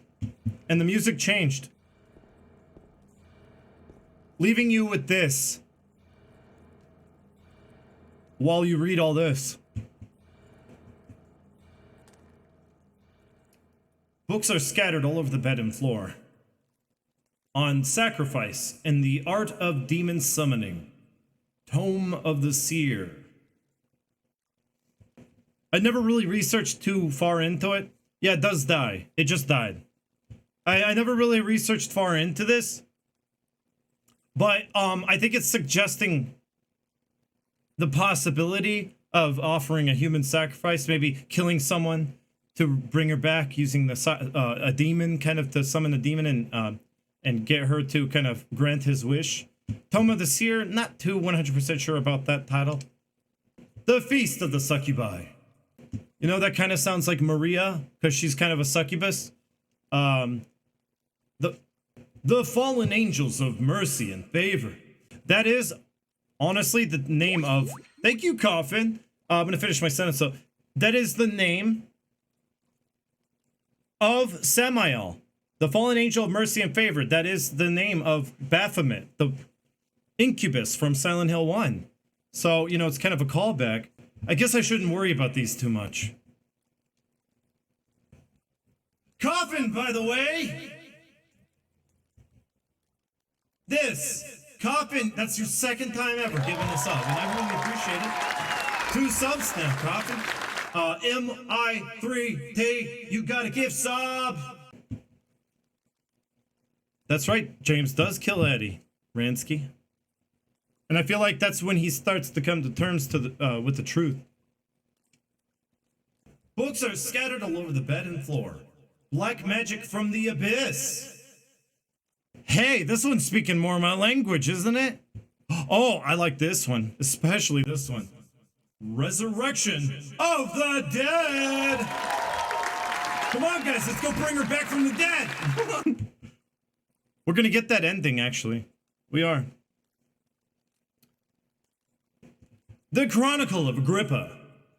Manuscript of the Iron Rings. Well, see, now it's not so relevant to me. I kind of like that one thing did stand out, though. See, these are like, what? You know, like big words like Agrippa. What is that? Iron Rings. It is like all other parts of Silent Hill 2. And we're going to get to a memo soon that's kind of similar.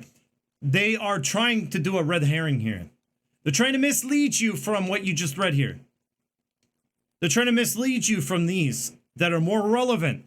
You're conducting black magic from the abyss to resurrect the dead. Everything else is a red herring. That's why I just figured it out. So if you could probably find some connections, you know, to this game, if you researched it. This sounds like Silent Hill 1, honestly. This sounds to me like Silent Hill 1 summon demons. Silent Hill 1 summon the fallen angel of mercy and favor. And then this one is like in Silent Hill 2, you could use black magic from the abyss to resurrect from the dead. So there you go. I think it's kind of more so a red herring in a connection to Silent Hill 1 and what the cult did. Hey, he could just do what the cult did and bring her back from the dead. So it plants that seed in your psyche. Maybe you don't think about it, but it does. One, you'll be like, oh, that sounds like Silent Hill 1. And then the other one you'll read. What? A cult vibe? Yeah. Then the other one you'll read and be like, well, the first one reminded me a lot of Silent Hill 1. This one reminds me of James a little bit. Yeah, he had someone who died. Resurrection of the dead. So it's planting that seed in your psyche of another ending you could get.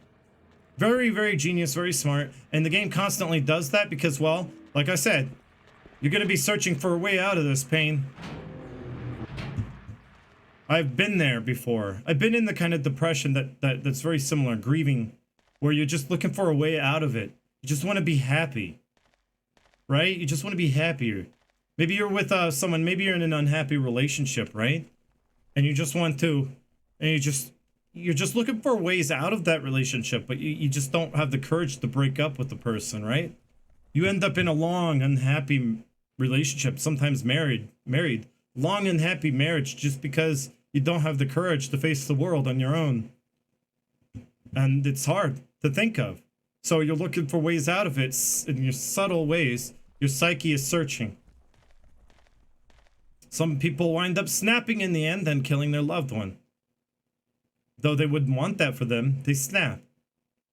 And there are different ways people snap. There are different ways people get out of it. Sometimes they cheat, and on purpose.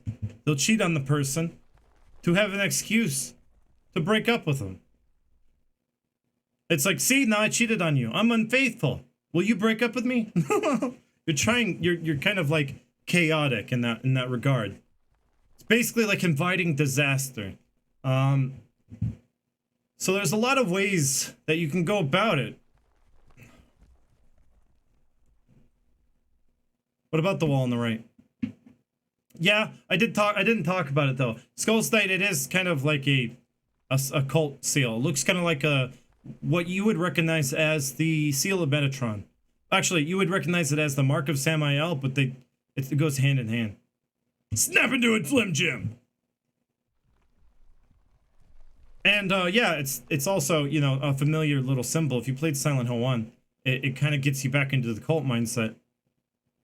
It is a bug in the ritual, so I can show you on the other side, which I will. I am going that way. So where are we right now? Immerse you.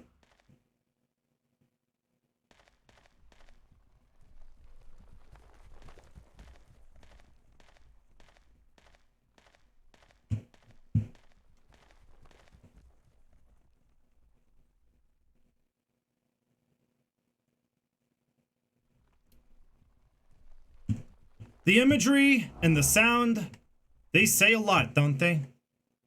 Well, thank you for the follow, Blue Blaze 1999.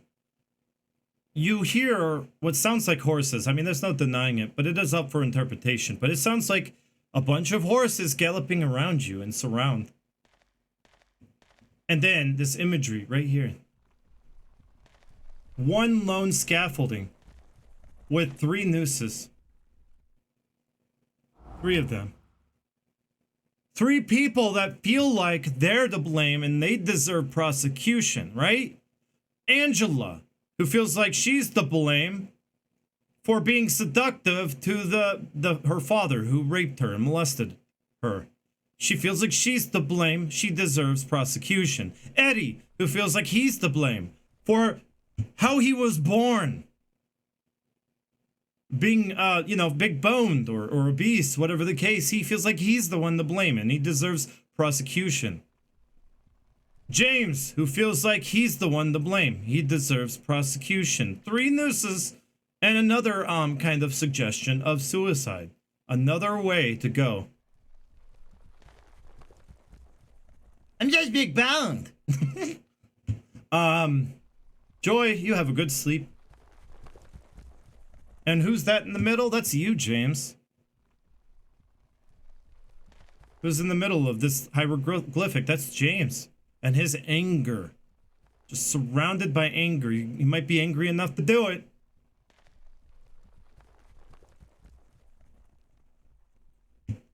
Don't make me do it, guys. Yeah, the nooses all represent different... I didn't know they had different colors. They all represent, I guess, a noose for one of the 3 characters that are going through similar things.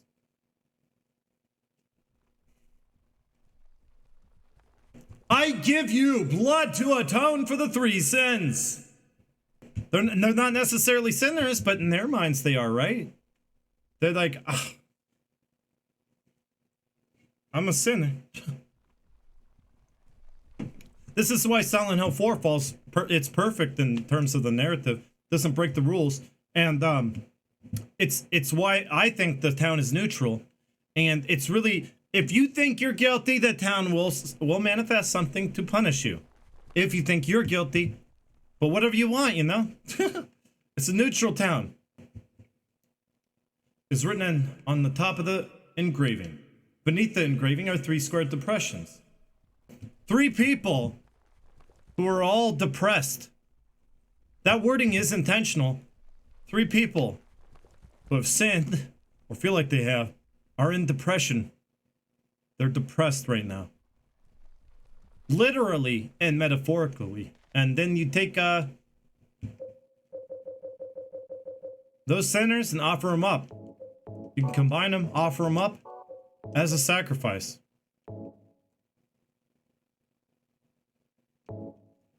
That's right. If you don't carry too heavy of a burden, Antithese, the town will appear as a normal town. Which is why I think that memo in Silent Hill 4 explained all of Silent Hill in its entirety, and the power and how it works.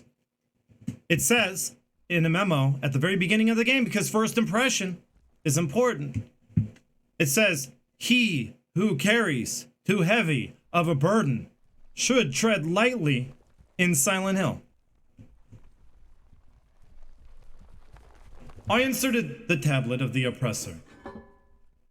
I inserted the tablet of the gluttonous pig. I inserted the tablet of the seductress.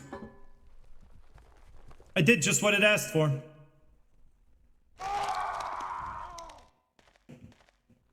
What did I just do?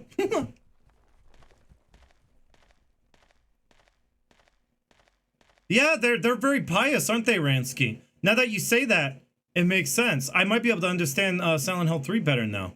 Yeah, Claudia and Vincent, they're too high and mighty and prideful. They're so prideful, they would never believe they deserve punishment for anything.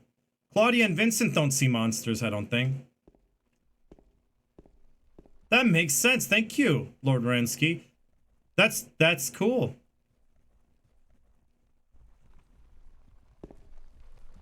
And I guess Heather feels guilty for what she did as Alessa, right? Are they different colors, though? No, they aren't. Who says they're different colors? They're not different colors. You tell me how that...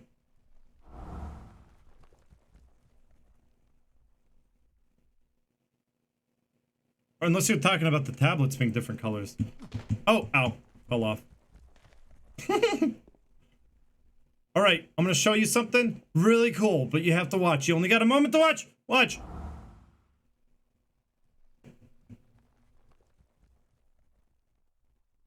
Look what I can do.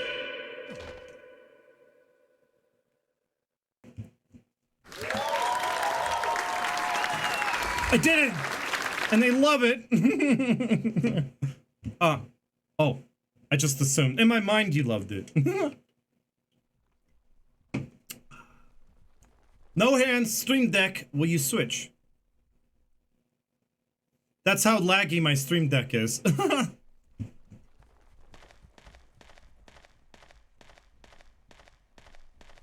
See, I did it. No hands. That was also another thing. Look, Mon, no hands. Horseshoe.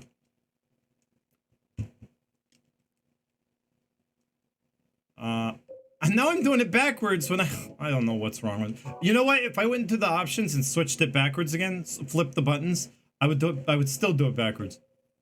All right. We got a horseshoe. You can combine it with something. Tells you can combine the horseshoe with something. Combine the wax doll, we got that. Wonder what you would combine those for, though. You know, that's what you would be thinking. It's like MacGyver. You gotta think outside the box.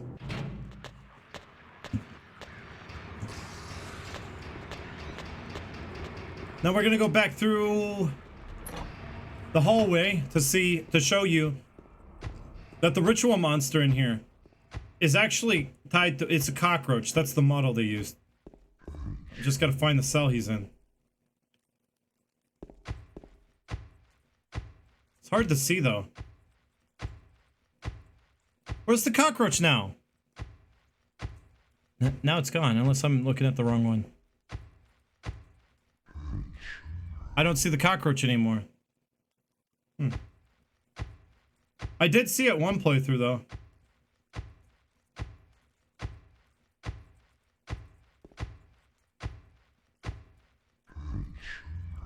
You know what? Maybe the cockroach falls down to the ground when you shoot it.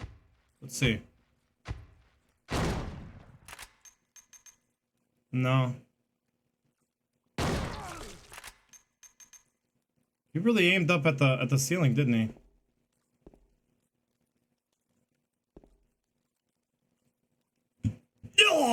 Yeah, there was a cockroach there. It's gone now.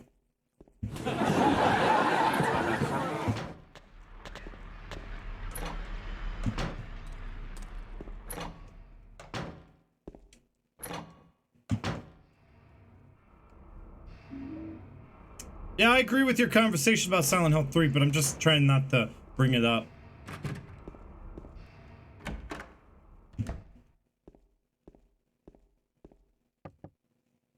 I knock on the door, but there's no answer.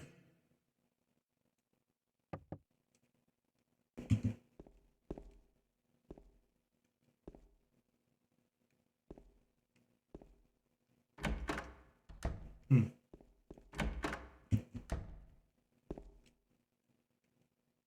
Are you sure? Is there someone in there? I think I missed an item. Oh yeah, no, I got it. Hmm. What a good jump scare, isn't it? I bet that one like scared the hell out of you when you first heard it.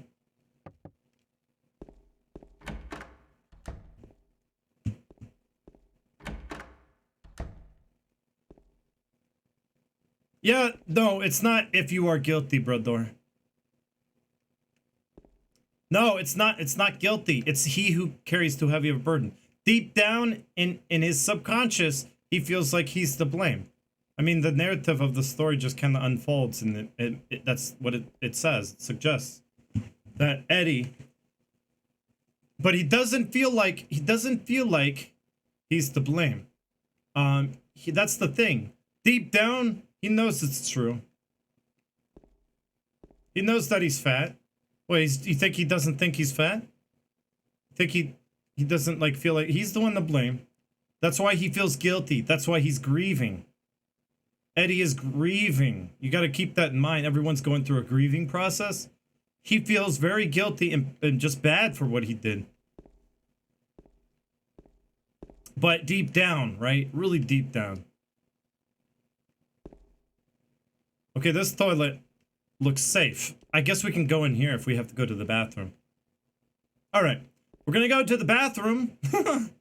And after this, we must confront our demons head on. Literally, figuratively, I'm a creative individual. Computers are like my everything. That's honestly, all my creative energy can be harnessed this way. That's why I have to have a computer and I have to be creative. I fall into depression when I'm not creative in some way. So it's really good. I cannot really stay working a job if I'm not, utilizing my creativity at a job. I get so depressed. Day by day, I'm just depressed, and I'm not a very happy person. I've had a lot of jobs that just kind of bring me down, and I just like cannot live happily without being the creative creator, No, I didn't see that, Vardor. But yeah, you guys stick around here in a second. I'm going to tell you a story about why I came to understand this game a little bit better. So that you can understand my mindset and what I went through.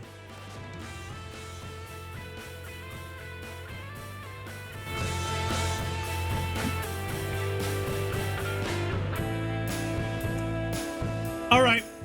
We're done listening to my iPod in the bathroom of Silent Hill 2. Do they even make iPods anymore? I didn't even know. Do they? They don't make CD players. Where do you listen to music? On your phone? Well,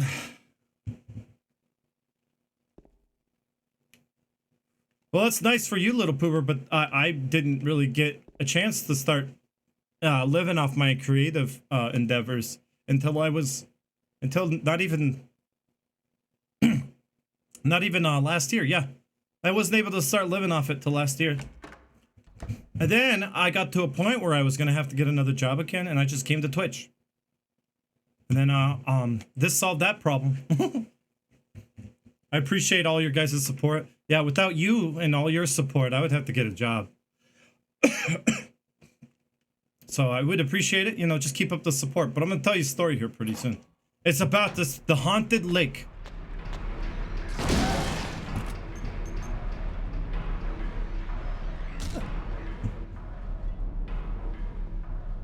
Yeah, you know what it's like then, Brodor. Because like I could get any job. But every job is controlled. You really don't have any say, even though you may think it's going to be a creative job. You really don't have any say. It's like video game industry, right? The video game industry, you don't get to have any creative say in anything anymore. You do what you are told. That's it. I just cannot function if it's a job that doesn't have any creativity involved. I get really depressed. I get angry. I'm like James. I become like him, depressed. Oh, hello, Stuart Harper. You're lurking. Sorry I didn't say hi. Almost missed it. No, I saw your message, but I forgot to say hi. Oh yeah, look at that imagery. Oh hey, Heather is Yellow is back. What do you know? But yes, Dante, compliments can only get you so far. They don't pay the bills. Let's see. It's a hunting rifle. Rifle shells. It's kind of garbage, honestly. Yeah, Twitch worked out, Brodor. Ah!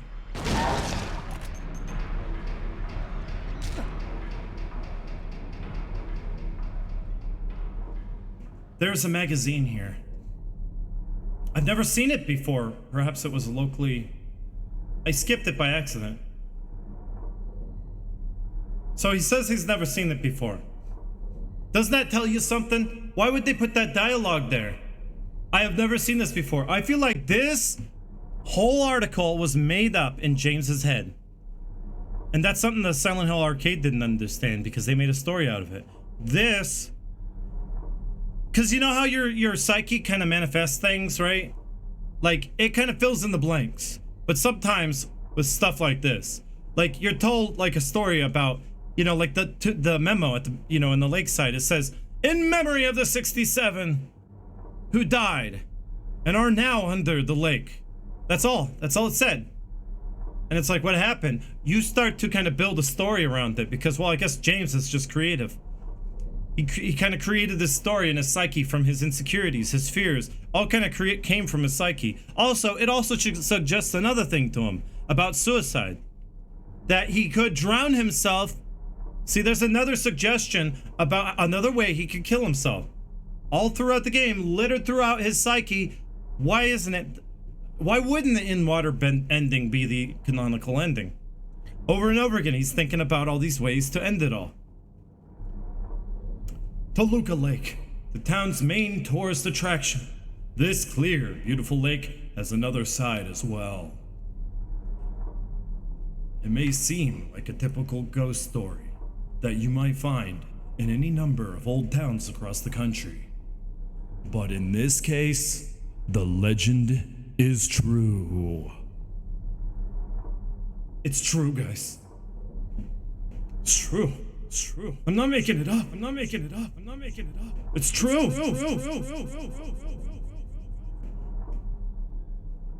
On a fog-bound November day in 1918, the Little Baroness, a ship filled with tourists, failed to return to port.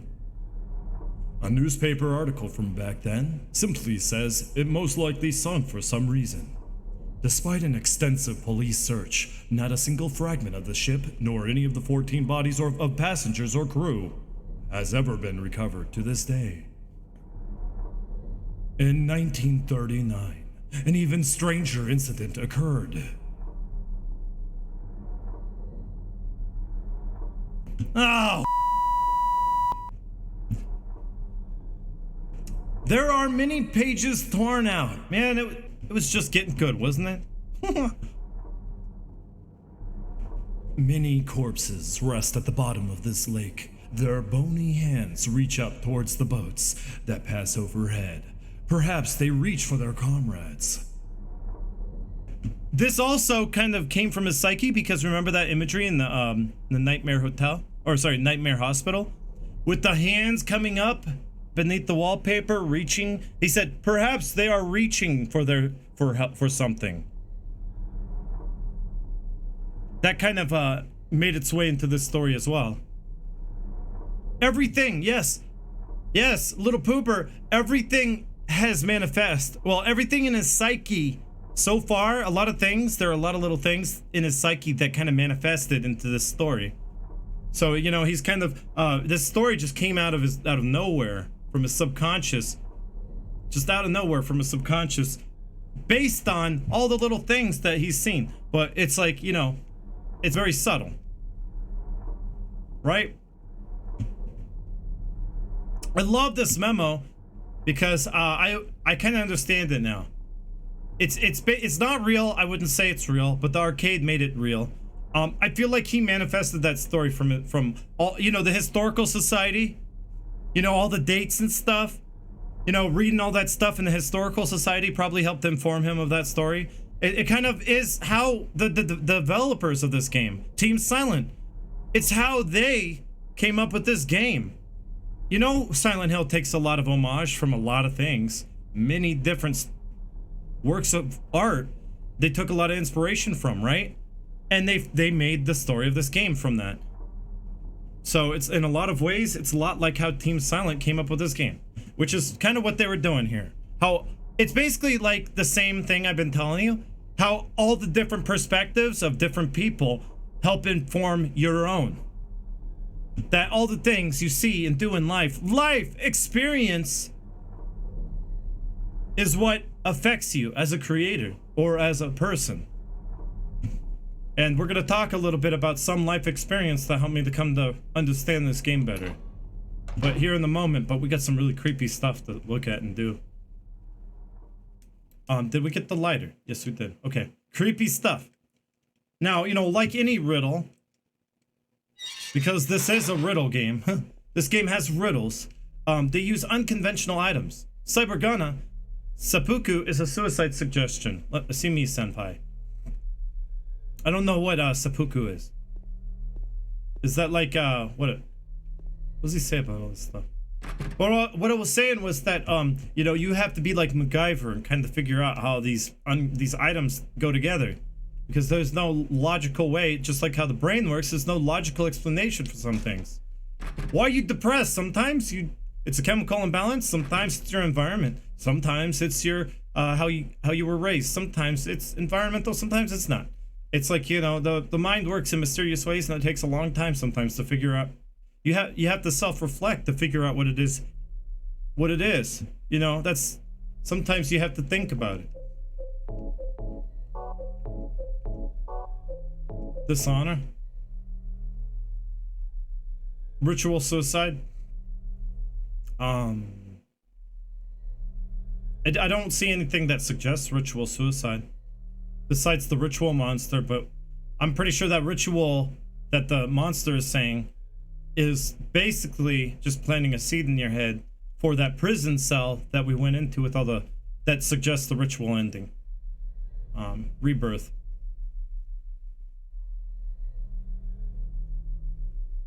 You do? When do you do that? So you disembowel yourself with a big knife. Yes, he used. I thought it was called like harakiri or something like that. I thought seppuku and harakiri, are they different?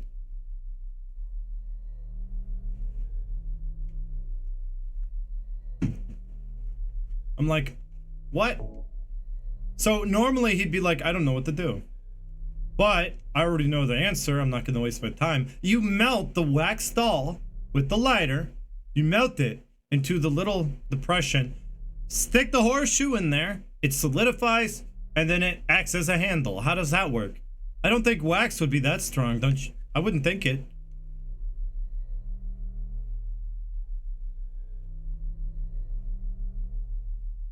Oh, okay. Yeah, so you made me think of Pyramid Head at the end of the game. Pyramid Head impales itself.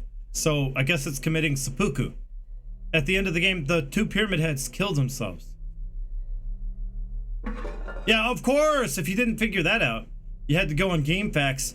Just read the solution. You'd be like, what the hell? How did I not figure that one out? But yet another hole. Yet another.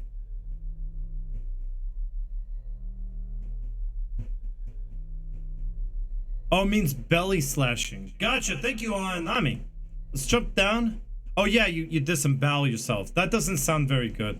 Harakiri is more so impalement, whereas seppuku is just cutting your guts out and dying slowly.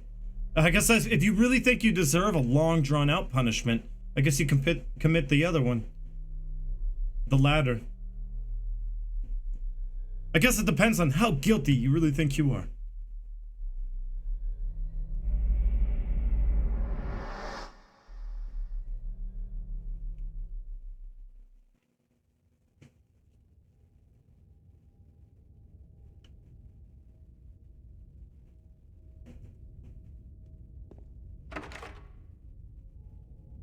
Looks like the lock is broken. I can't open it. As I approach the door, I get a whiff of some rotten smell coming from inside.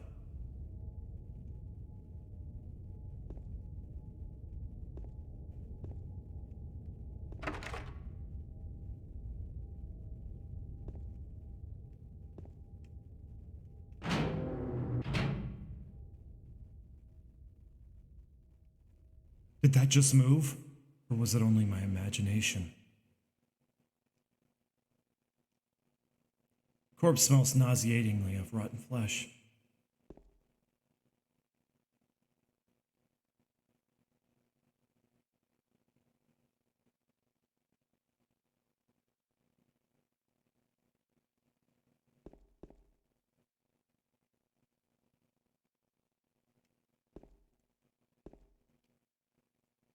Oh my god. In the hole! I didn't see that.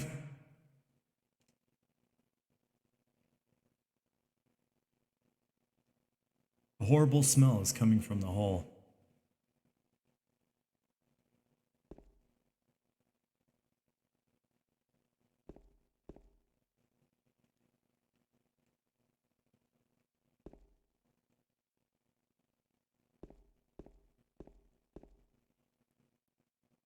There's something in the hole.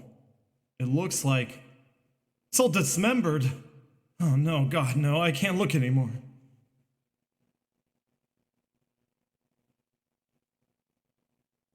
A horrible smell is coming from the hole now.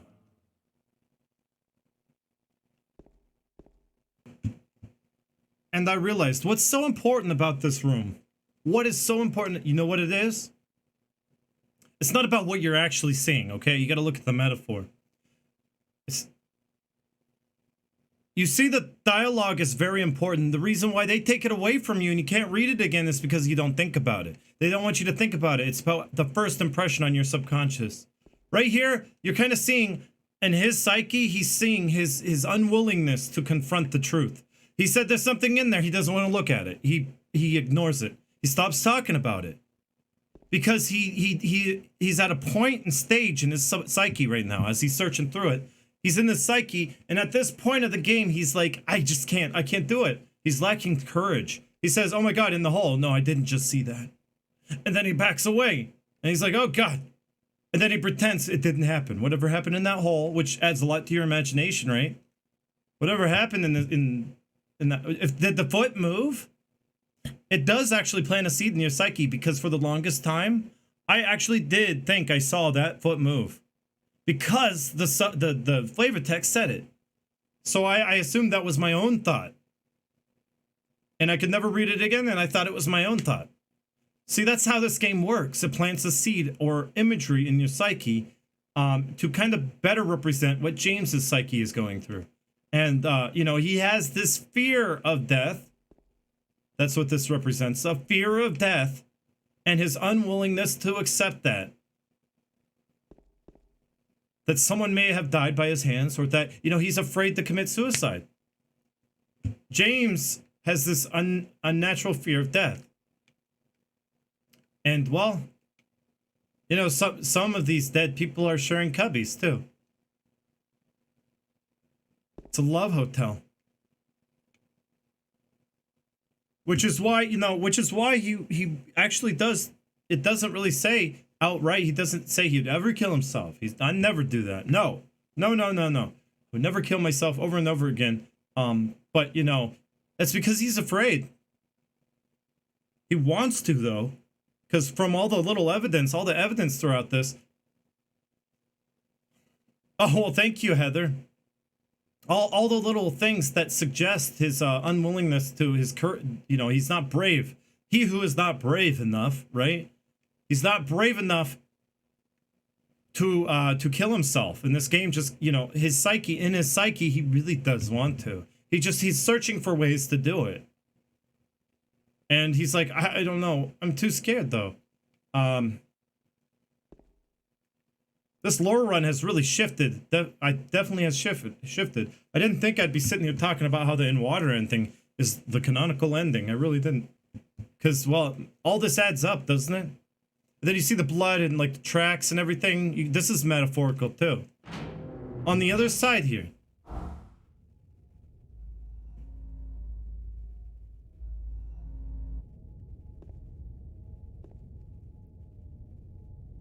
This corpse into this hole.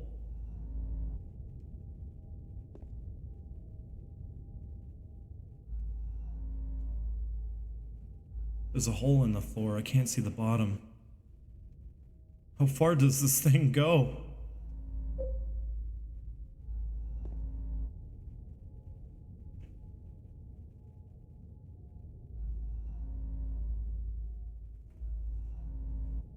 I don't know. We'll see, Jack. I just go with the flow. So if I'm going with the flow, you know, all the evidence just makes sense right now.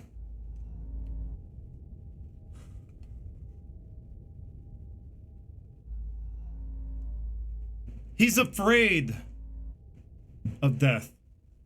And he knows that jumping down this final stage, this final hole, he's going to be coming face to face with chaos, with death. He knows that at the end of this, he might kill himself. And that's true. He kind of almost does. Death by proxy. Whoa, Varador. Varador! First time gifting a sub in this channel.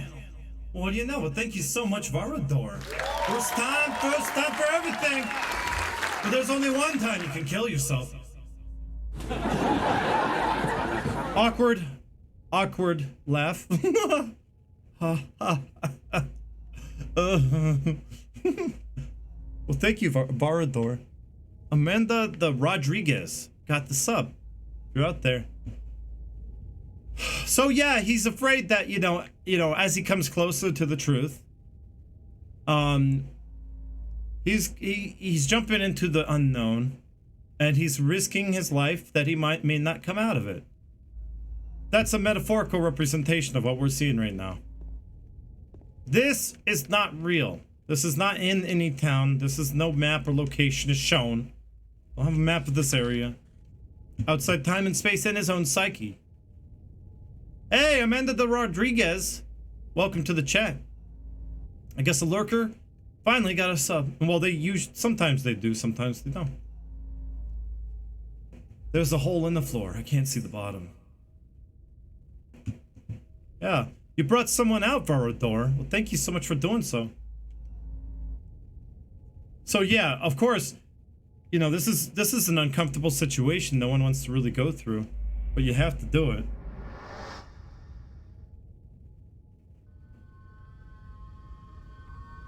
And this song perfectly represents his state of psyche.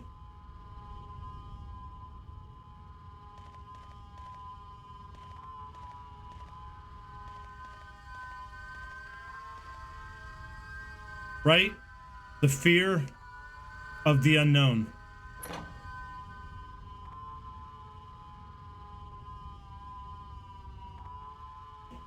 Another hole? Do I really have to drop through it?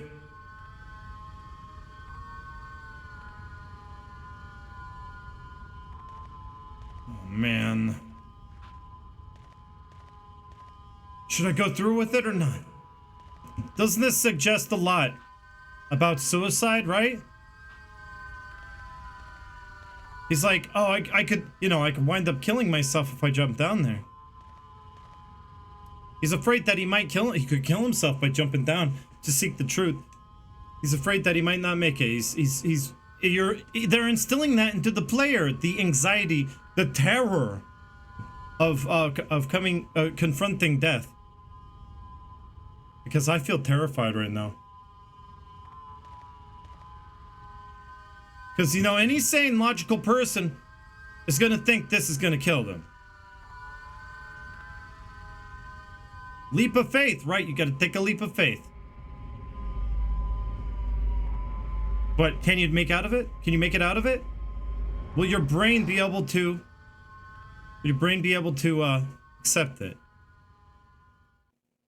Are you strong enough? That's right. It's story time. I'm going to turn sounds on because this is kind of a good place to take a break and talk. And alerts are on. Everything's on. Because, well, we got to take an elevator because, well, we're going down even further. Showing you that you can't go back. You know that now. There's no going back. There's only forward. And, you know, can it get any worse? So, yeah, it does suggest, now that I think of it, when he meets... Deep in it now, I can almost taste it. When he encounters Eddie, he does kind of... He's at that point where he's kind of reckless. So, when he too, you know, makes fun of him... When he makes fun of him or criticizes him, he is being a little suicidal at that point of the game. Now I do believe he is. People, I used to say no, but I think he is. Because, like, you got to look at the stage he is in, psyche-wise. So, yeah. I was going to tell you a little story. I don't know where I should do it, honestly. On this scene, or does it matter? I don't know. I'll just do it here. So, Drewbies, welcome to the chat. It is the best Silent Hill. As far as story, narrative reasons, it's one of the best. It's a masterpiece. Storytelling masterpiece. So, okay, so what happened to me was, I moved to Myrtle Beach, South Carolina for about a year. I had to take a jump into the unknown. It was a scary time in my life, and I was afraid to make the change because I've moved around a lot. But the reason why I did it was, well, because I fell in love, and I fell in love with someone, and I moved to South Carolina, and well, to get my feet on the ground, I had to live with this person's parents, and you know, I was willing to do that. That's fine. You know, just so, you know, we could eventually get our feet on the ground. But you know, living with these people, it was interesting. I learned a lot of stuff. You know, and, you know, the person I got with is, you know, more of a logical minded person, who analyzes everything. And I like that because I've always looked for someone to analyze me. I've looked for someone to analyze things for me and help me figure things out, because I've always wandered this life lost and alone, you know? I've always felt so alone and lost and wandering and just wandering. Well, I took a great leap into the unknown and moved out to South Carolina. And this was only a year and a half ago that I moved away from there. Only a year and a half ago. In South Carolina, I lived with the parents, and well, basically, all they did was talk about how bad the brother was. You know, like, oh, this Chris character, right? This Chris, you better watch out for him. I hear Chris, you know, Chris is just a bad child. You know, their child, Chris, which was like, you know, it was like they told me all these horror stories about him. This Chris, who was their child, who was just like, you know, just so bad that he was into drugs. He was addicted to a lot of drugs, and he had no conscience, and that he did all these terrible things. You know, this guy, Chris, apparently has destroyed $10,000 worth of an apartment and ran. And every time something would go south, he would run. And he would always just act out on his anger. He had two kids, twins, who he neglected severely. They had rat bites. They didn't have the right clothes that fit. They were neglected severely, and he was a terrible father. So I was told all that the kids had to stay with them for a while. But he also stayed with them several times, and they were like, no, he would never, ever live here ever again. I would never, even if he asked, I would say no. Both of them kind of agreed, and I felt kind of reassurance in that. I was like, yeah, I guess I'd never have to deal with this Chris fellow again. Or ever have to deal with this Chris fellow. And I was like, just hearing all these terrible stories, right? And, you know, that builds a lot in your psyche. You're like, geez, this guy's scary. So you're like, I really don't want to meet this person. He sounds like a psycho, like psychotic. Like he used to abuse animals. Used to like put them in boxes. Used to kill kittens by rolling them down a hill in a barrel. Used to just do and just left them in a box and until they were dead and rotting, on purpose. You know, sounds like a psychotic person to me, and I never wanted to meet this person. So, well, story gets out that the person he's with, which he used to run off and do math with and do a lot of drugs with and whatever. There was a story that went out over in Michigan, Detroit, Michigan, in fact. In Detroit, what happened was, I'm going to mute stuff because people like the story, and I guess just so I don't get interrupted. Everything's muted. So what happened was I heard that, well, he was living in Detroit, and he was like, you know, getting into a lot of trouble over there, but it's okay because people can get in trouble in Detroit and be just fine. That's where people go, and that or Myrtle Beach is very accepting of people who are in a lot of trouble. So what happened was, the story got out. It was a big deal. It was big news. I don't know. You might have heard of it. This woman was driving them around with a gun, with her friends in the car, and she was driving around. And I did look on the map. Was driving. I think, in my theory, was driving to go pick him up, and they were going to go off and do some drugs. But she had a gun on her, and they had a lot of drugs on them. There was a lot of just bad crap that they were into and doing. And what happened was she got caught by the police, and it was like wee, and she just put on a chase. I think her name was Rose. I don't remember, but you might have heard of it.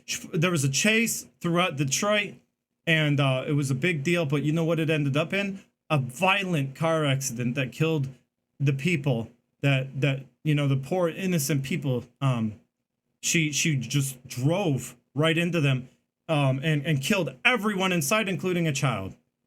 And her friends were, I think she killed her friends too, and she came out alive. She was the only one who came out alive of that car accident. And I think it was on the way to go pick up this Chris fella. She came out alive. She did have injuries, like some severe injuries.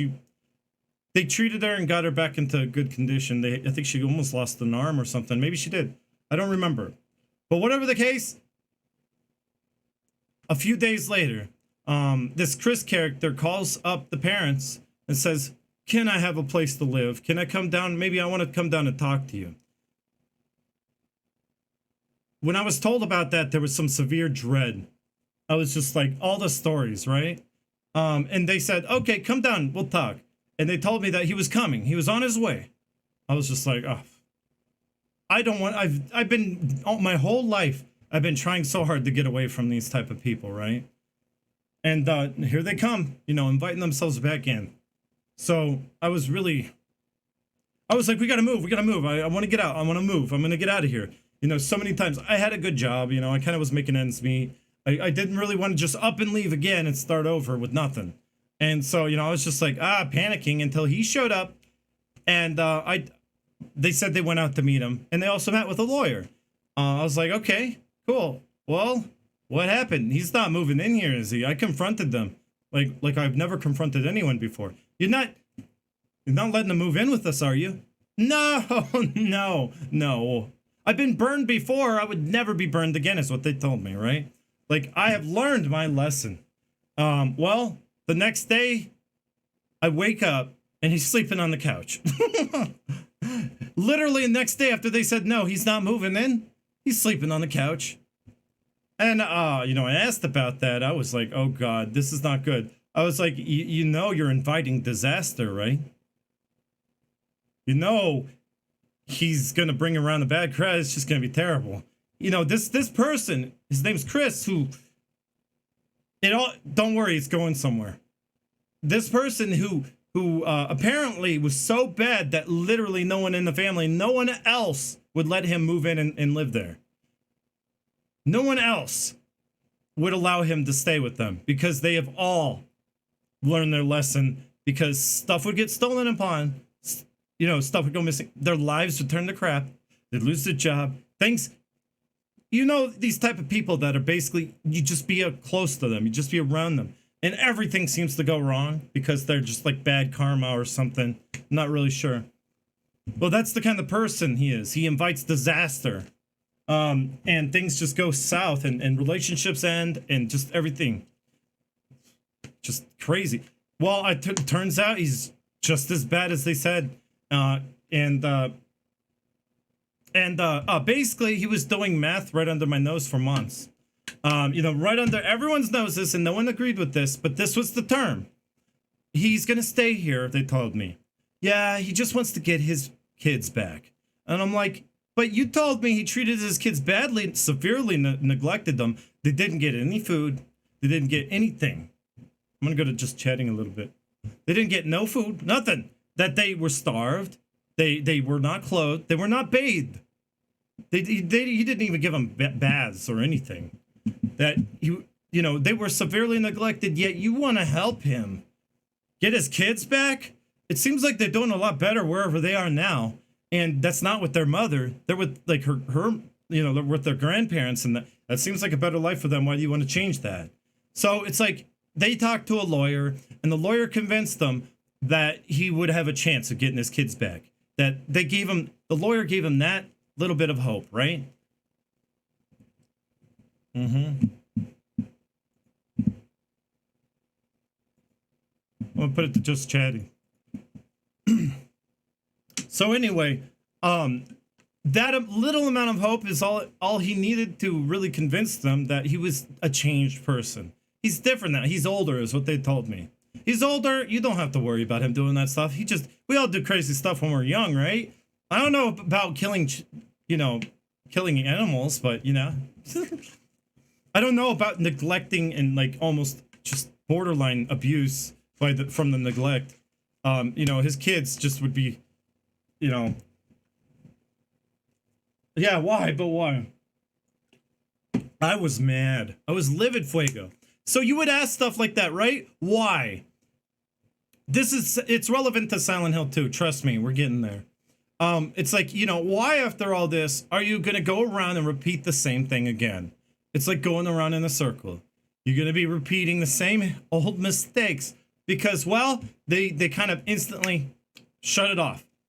Clean slate. And they kind of blocked their minds to denial.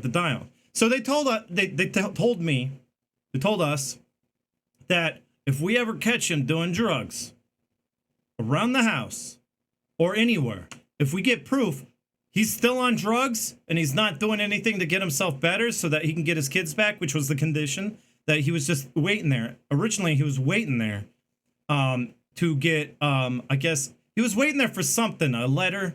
He was waiting to get a letter about his kids or whatever, something regarding, but it was basically, I need time to get this letter, and I won't be around long. It's only going to be a week, 2 weeks. No, I knew the second they let him in that it was going to be like he was going to be there indefinitely. So the whole stipulation was I want to get my kids back. So you know what I did? I kind of researched into it. I wanted to see just if this was one of those excuses, right? That people kind of like, they kind of like talk about the kids and stuff to get sympathy, right? You go, oh, I feel bad. He's just the loving father that just all he wanted to do was love his kids. No, he didn't. He cared about himself. I had a mother that was a drug addict. My mom, she abused drugs heavily, and she left me for that life. And she refused to get back into my life. Even the time she got out of prison, out of halfway homes, she refused to get back into my life as I got older. And then one day, my dad called her up when she got out of halfway home to say, hey, you can come live with me. I'm reading your chat, guys. Don't worry. I am reading. I'm just not saying it out loud. So, yeah, I went to go live with my mom when I was 18. But that's beside the point. It's like that drug addicts. I kind of understand them because I got to see it with my mom. So I understand perspectives. To understand perspectives is to understand this game a little bit more. So what happened was there was the stipulation. If we catch him with drugs, he's out. Well, I kind of wanted to take a look and see if he really is that loving father he said he was. So I went on Facebook, on his personal Facebook, and I saw just pages, years. It went back years, guys. 7 years, I counted. 7 years he made posts about getting his kids back. 7 years making the same claim that he's doing everything he can to get his children back. And then I even saw a post that suggested they have a restraining order out on him. He can't even come near them. Like, what really tipped me off to that was the fact that they said Oh, his kids are here. Why didn't you go visit them? I can't. I would get arrested. Well, why would you get arrested just for going to see your kids? You have to have a restraining order out on you if that's the case. So I kind of put it together, 2 and 2. He had a restraining order out against them. So he can't even go near his kids. So it's almost impossible, too. Once a restraining order is out and someone has custody, how are you going to get custody back from the children? It's nearly impossible to change hands like that. Usually impossible. So I saw it went back 7 years since he's had that restraining order and no change. So I'm like, oh yeah, I see. It's just gonna keep going down the same line. He is right in that line. It's denial. He was in denial about this fact that he would probably never see his kids again. But he knew it deep down, and he didn't really. I don't know if it got into a habit where he used to use them as collateral to get sympathy, because he would. That's how he survives. This is the kind of person that survives by pity. There are some Twitch streamers you may find that some have been caught that, kind of live off, this patronage, you guys, supporting, through pity, making you feel bad for them. It's like, oh man, don't feel sad, cheer up, here's some money, so, that's kind of what he kind of did. Just using his children because people really do relate to children. Yeah, but sometimes they're not that obvious, Serial the Wolf, and I think I have met some who kind of do that pity thing, and they do just fine. Well, usually they don't do just fine, but they get views. I guess so. I don't know much about DSP. So basically, he was there, living day to day, causing my life hell. And I just worked a normal job, and I was hauling furniture around the city. And I was working for a kind of like a repo company that rips people off by renting out stuff for insane, crazy prices. I'm not going to mention the name of the place just in case. But it was all about collecting payments that were just ridiculously overpriced and going around the city and repoing, taking their furniture away. And, it was a crazy city, but I got to see a lot of perspectives there. And there was a common mindset of Myrtle Beach where it's like, F you, I'll get my own type of mindset there, where people do not accept blame. That people in that area, they like to blame others, even if you can prove outright that it was them. People out there, they hate video cameras. You know how I learned that people do not like video evidence? Well, because people get really upset when you have a camera. They get real upset out there. So, because cameras cannot lie. But you sure can. You can lie to like the end of the world. But a camera can't lie. So what I did was I ended up to catch him in the act, because that was the stipulation. And there were a lot of things that happened that his presence, he would always be doing something. There's so many stories. It goes a long way. It goes, I mean, like, I don't even want to begin. There's so many different stories, but let's just say life wasn't the same and it sucked. And it sucked as long as I could get my feet on the ground, and it would be a while because he's never leaving.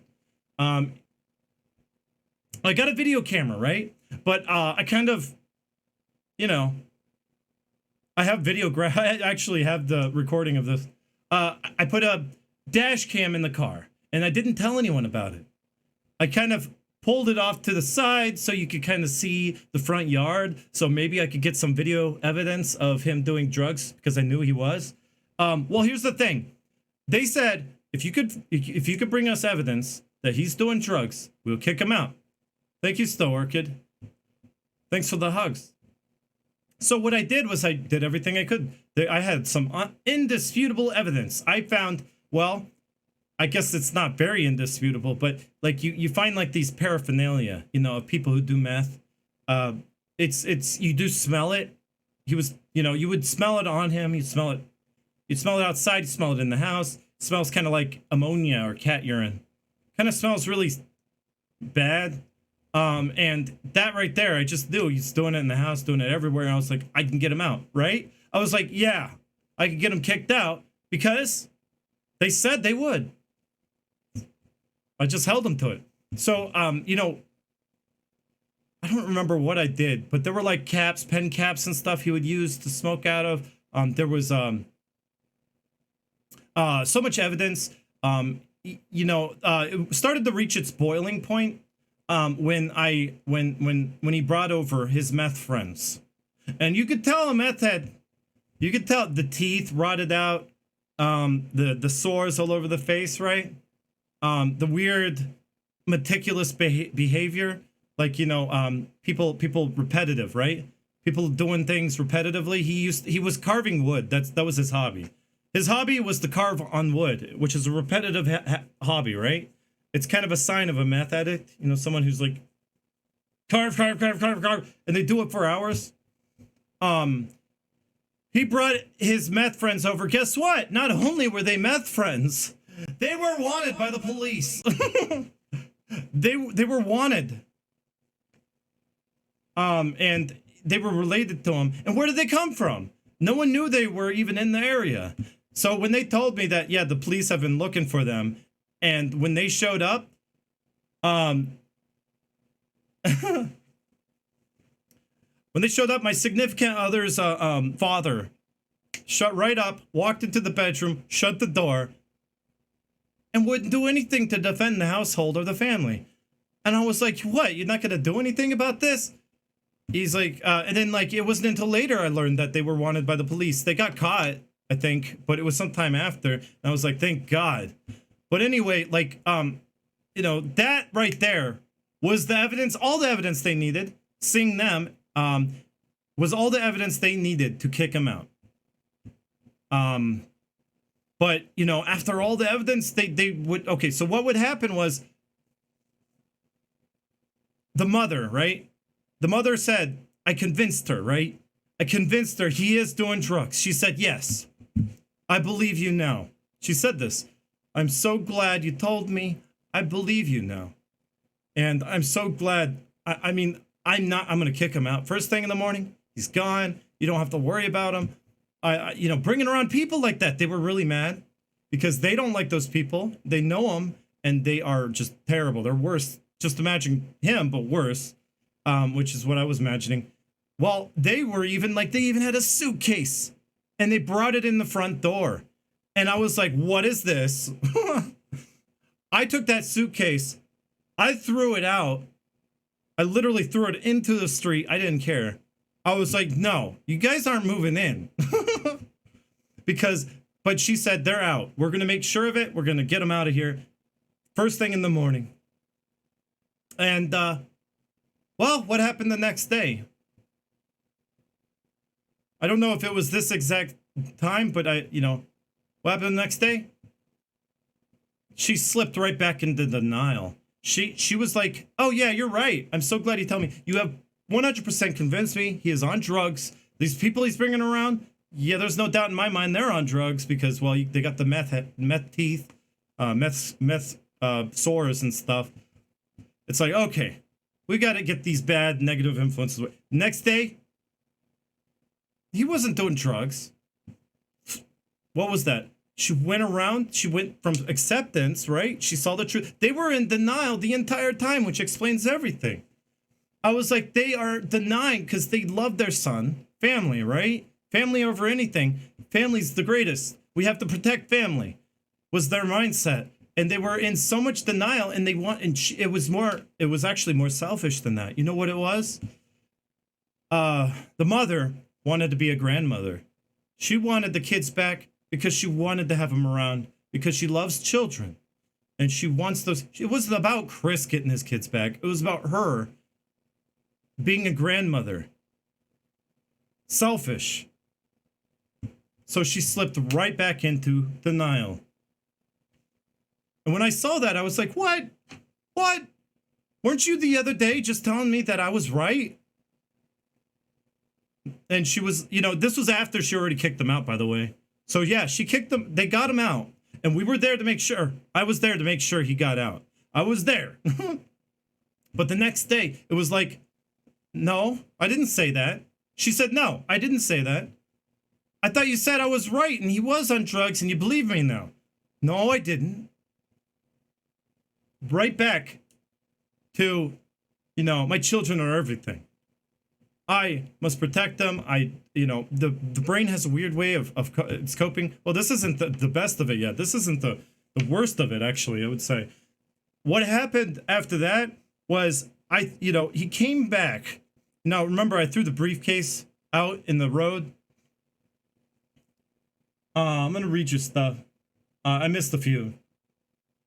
Well, my father was an abusive alcoholic, too. So that's not even like, if you want to go way back to my psychology and all the stuff I went through, I mean, that was just like nothing. But hi, Purple Hellion. Yeah, glad to see you. I'm kind of gonna get to the real big moment, but I'm gonna give it a second to really kind of think about it and talk with you guys, because I kind of talked for a long time. I mean, I didn't think the story would take so long, but Ayanami, are you happy? You've been looking forward to the story. Are you liking it? I'm sorry your father was an alcoholic, Heather.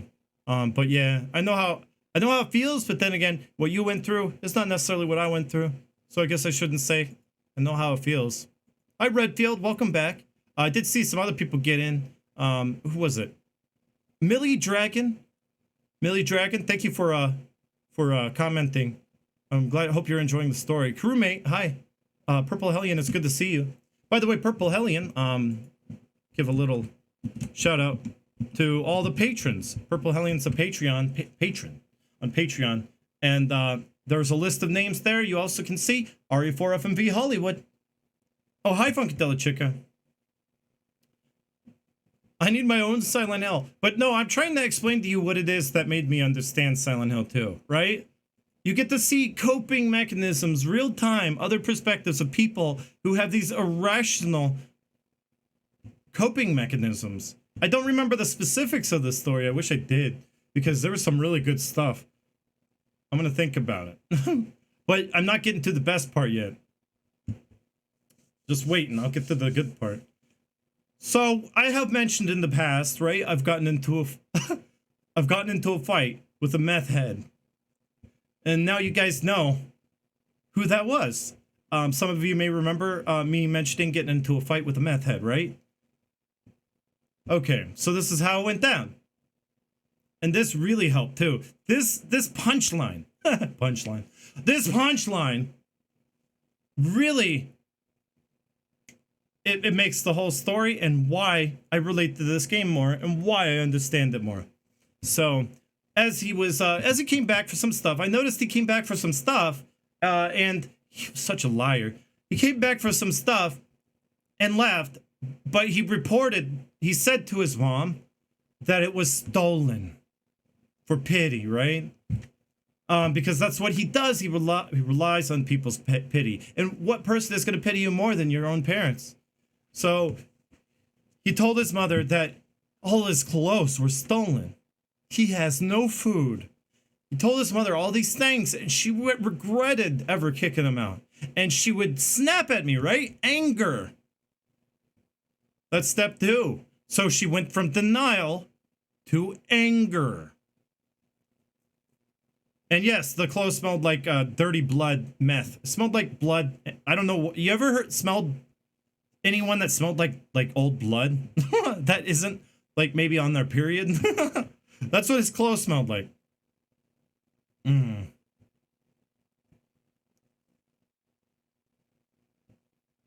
Hi, Obnoxious Owls. So anyway, she is blaming and then like bargaining, right? Oh, maybe if we, she went through all these stages right before my eyes. So she went from anger and yelling at me and telling me it's all my fault. And, I'm just a sack of shit. And that, he really deserved to live there. And, he just wanted to get his kids back. And he's been trying. And he's trying hard. And whatever. Well, it was nice. For a couple months, she went through all these different stages of denial. And, well, I do have to get to that, that part of the story. I don't know how you know so much about the story. But yes, next to the suitcase was... Okay, so he told his mom all his clothes were stolen. But not a Bluetooth speaker. They just wanted his clothes. So Bluetooth... Oh, that's what... They just wanted his clothes. They didn't want the fancy electronics. There was a whole jar of money. And no, they didn't take that. No, they just wanted to steal his meth-smelling bloody clothes. So that's what happened. They came to steal his clothes. So that's how I know that he was lying, just to get pity from his mom. He came over to write. It was after a few months, I believe it was a month, or he was gone. It was nice. He was gone for a month. But yeah, I got to see his mother go through all those stages of denial, loop around, go through them again. And that was interesting to see, because it's like, how do you go from believing one thing to denying it a second later? And so he came back because she said, oh, you're hungry, because he was complaining about not having food. You're hungry. Go get ramen. They're like 10 cents a package. I mean, you don't have to have money to get ramen. Yeah, a speaker is a speaker, but a suitcase could be anything. Let's get the suitcase. That's funny. It could be even a speaker, right? So yeah, he came back, and I couldn't believe it, because what he was doing was he came back to get pity in order to live there again. And he sat there, you know, weakly eating. I'm so weak, I can't even eat. I'm sick. I was like, oh, poor you. I was like, this guy is a show. He's putting on a show. He's a better actor than anyone. But yes, anyway, he was doing that thing. And she was like, oh, sweet baby. And then she would get mad at me, because I'd be like, you know what he's doing, right? And she'd be like, no, he isn't. He's not here to just like try to get, he said he doesn't want to. And then, you know, so he wrecked on a motorcycle. And again, he tried to move in with pity by talking about this motorcycle crash. Oh, I wrecked on my motorcycle. I'm so sick. Oh, my hernia. Hernia. Keyword hernia. Think he has a hernia that has never healed. He has brought it up many, many times. So a hernia. I wrecked on my motorcycle. Look at it. You could see that it was completely devastated. It was wrecked because he brought it over to show it off and get pity so they could live there again, because he kept doing it. It was like, get out, right? It's like, stop coming back and stop bringing your friends with you, because you have a few times. He tried. And like they made new rules in which they broke. So it's like, you know, you can't have friends past 9. I thought this was the new rule. So, you know, I was really mean. I wouldn't let it down. So I was like, you know, this guy, I don't want him around. And if his friends are here and it's past 9, I am going to call the police. Every time. He would usually leave when I brought up the police. So anyway, yeah, it did help me understand. This situation of my life helped me understand Silent Hill, because of all these different perspectives and how people deal with things that they don't want to, the truth that they don't want to see. Like how they deal with I guess, you know, like if they don't want to believe the truth of a character, they or you're their own character, they will deny it in whatever way, you know, they can possible. So anyway, he came over looking weak and needing food, right? He needed food because he was so weak and sick, and he wants his kids back still. Well, okay, so as he was starting to accept that he wasn't going to come back and he wasn't going to be able to live there again, because I overpowered all. I told them it's not happening. They said, okay. I didn't pay the bills.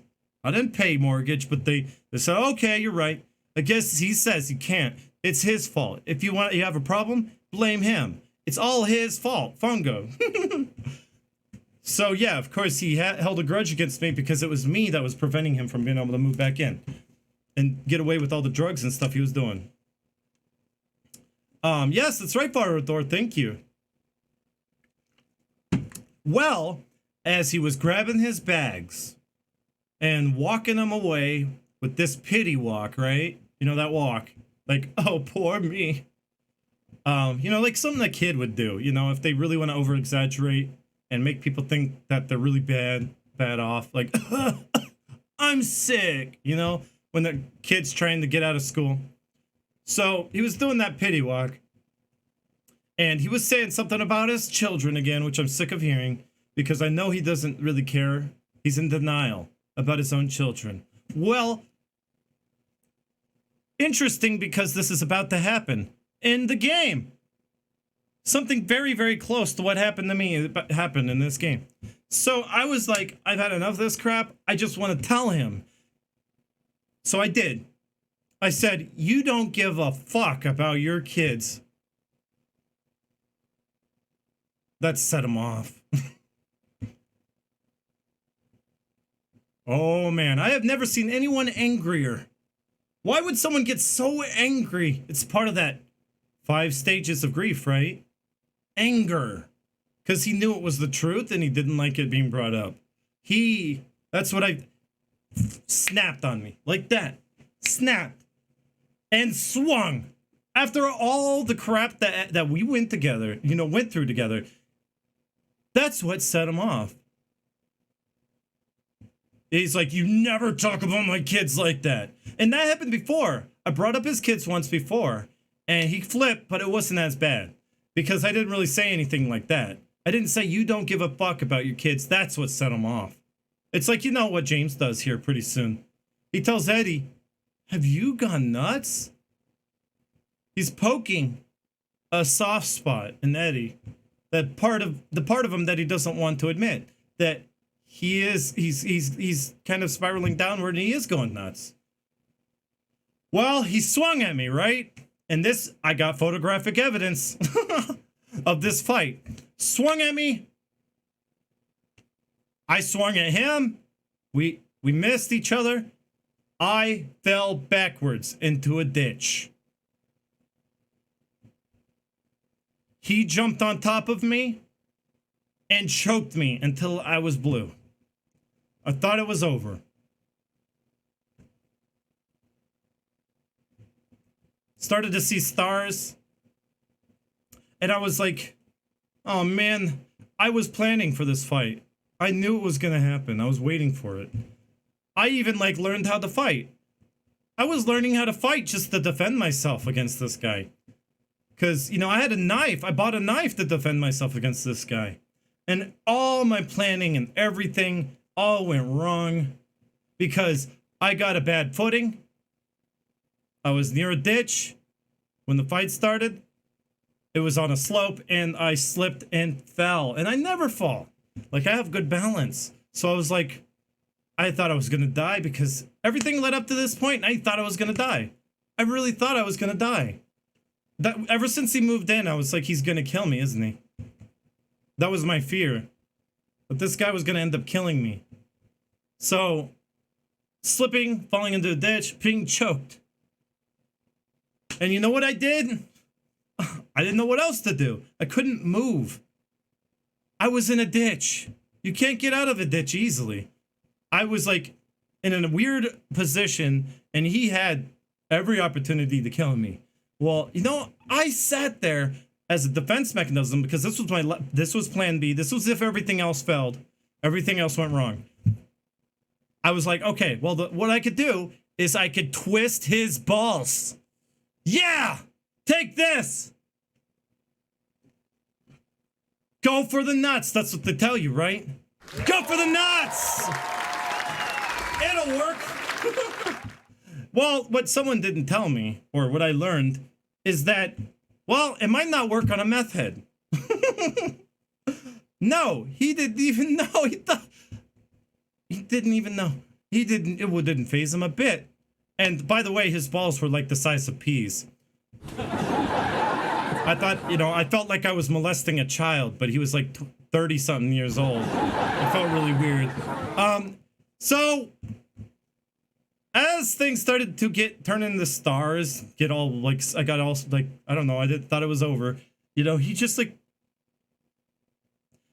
thank God. Thank God my significant other was just bashing the hell out of the back of his head. And this went on for 2 minutes, by the way, guys. At least 2 minutes, maybe 3. 3 minutes of getting pounded in the back of the head. Just as hard as I've never seen such hits, but unfazed. What really got him to stop was that he couldn't see. He just turned around and went, What did you do with my glasses? And he let up. And after that, he went and told his parents that I was playing with his balls. So I was like, you did not feel that. I would be in agony. Whatever. But anyway, I got all that on a dash cam. So I got to watch it and get to see my moment of shame where I could not defend myself and everything could have gone wrong and I could have died. And after that, I think I made it an undesirable place for him to live. I showed to him that I wasn't afraid of him and that, because sometimes just defending yourself, just standing up for yourself is all you need to do, right? You just stand up for yourself. And then they bullies will leave you alone. Sometimes you just need to stand up for yourself and that'll prove to them that they don't want to mess with you. And so he stopped coming around after that. I mean, there were even rumors that, I don't know. I just stopped seeing them. He was gone. I was like, well, I guess that was a good and bad thing, but still, it was only like a month or two later, took off. The hurricane. I was posting for help about, a hurricane was coming. And it was scaring the hell out of me. I didn't want to be flooded in. And that place got hit hard, by the way, by the hurricane. So yeah, I got to live in a place and meet people. All of them, too. I got to see different perspectives. But here's the thing. That's why Silent Hill 2 is important in the way the story's told. I got to see different perspectives of people who were all going through denial. Every single one of them kind of were going about it in different ways, and they were rationalizing this denial in different ways. But really, most importantly, was that they were all kind of, they had these coping mechanisms, and they have these weak points. James's weak point. Well, don't ever talk about pillow fights with him. So yeah, that's what helped me understand Silent Hill 2 a little bit more. And I related to Eddie. Now I understand James and his confrontation with Eddie and how he says you've gone nuts. It kind of reminds me of the same fight of what happened to me. I touched a weak point. So did he. He touched that weak point, no matter how subtle, even if it's the only thing you say, even if you said nothing but nice, that's enough to set someone off. It's a weak point. And people with a weak point are cowards in the end. If you let that weak point get to you like that, you're a coward. Sometimes you take an ass whooping and still win. I still won, right? I still won. Heather. Oh, I've learned to make fun of things. I don't linger. I really don't linger. I like to kind of like make a joke out of it now. It's kind of like it was scary, right? When I was really scared of the kind of people he's bringing over. People who were on the run from the law and were known to have weapons, by the way. I did not add that to the story. That they were last reported carrying weapons. So I was scared. And I thought at the end of this, I was going to die. I'm dead. Oh, H.L. Duggins, I'm going to greet some people.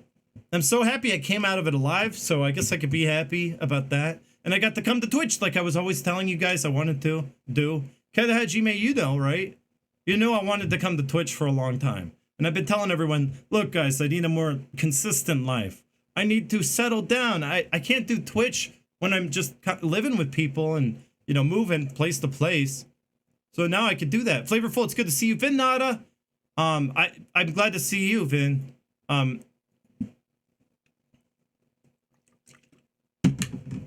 Well, it turns out that the fight didn't work out the way I had planned.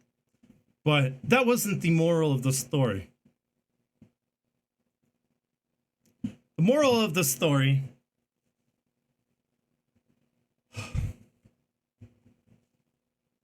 story was he proved to me that day that he truly did not care about his kids. And he knew that. But he felt so guilty about it that why would a father not want his kids back? I learned that people can go from believing something and saying the truth and go right back to denying that you even ever told him the truth and denying the truth on top of that. It was a long story. I hope you liked it. Who fell asleep? I'm a survivor.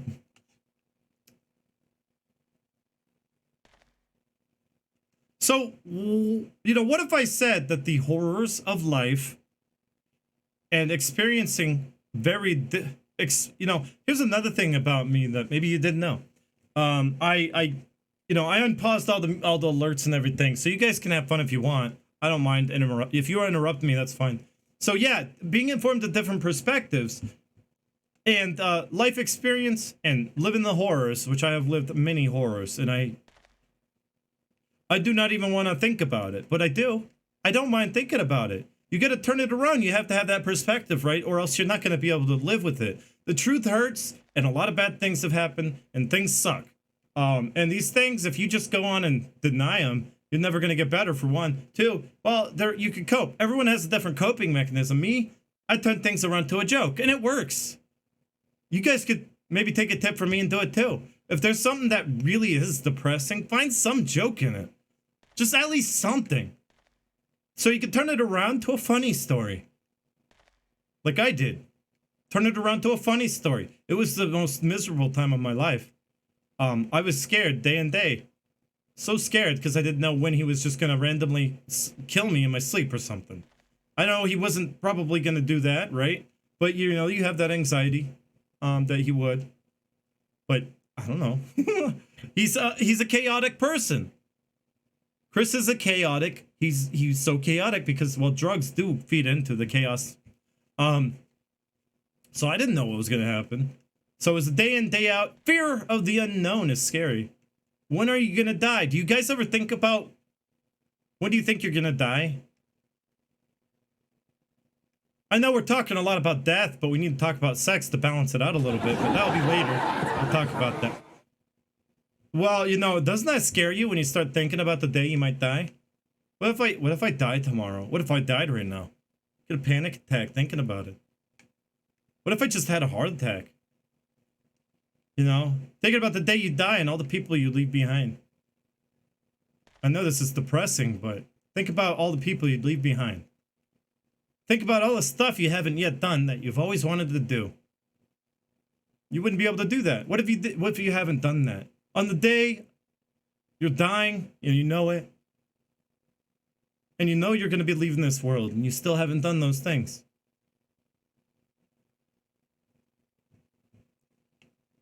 The fear of the unknown. Sex and meth?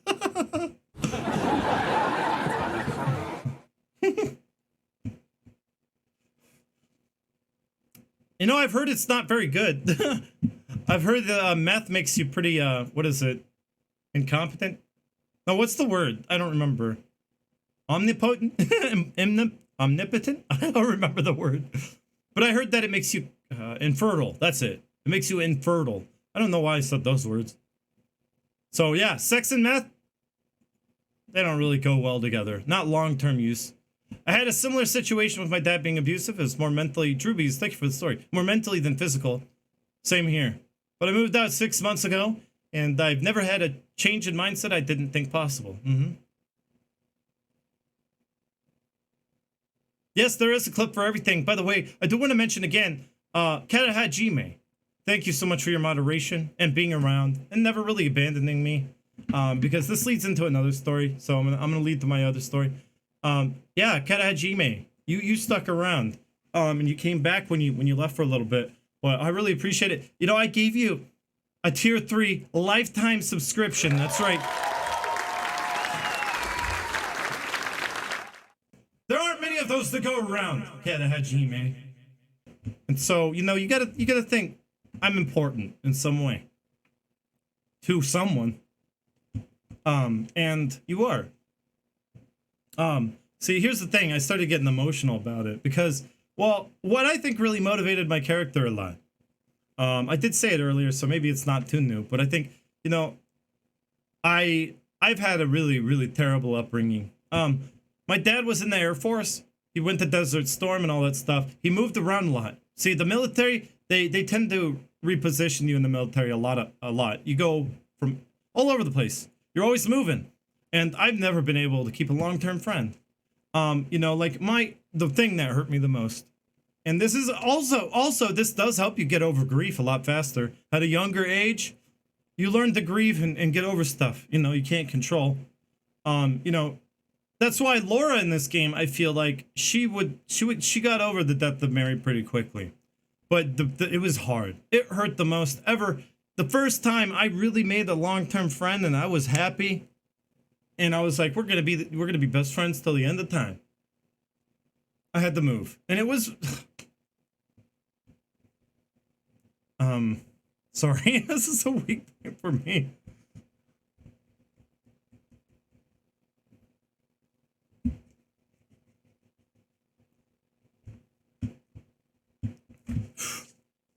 Left cheek.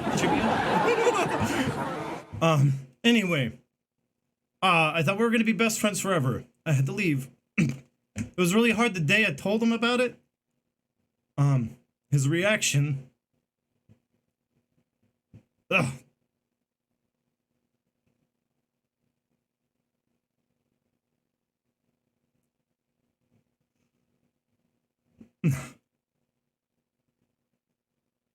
I kind of stonewalled everything, right?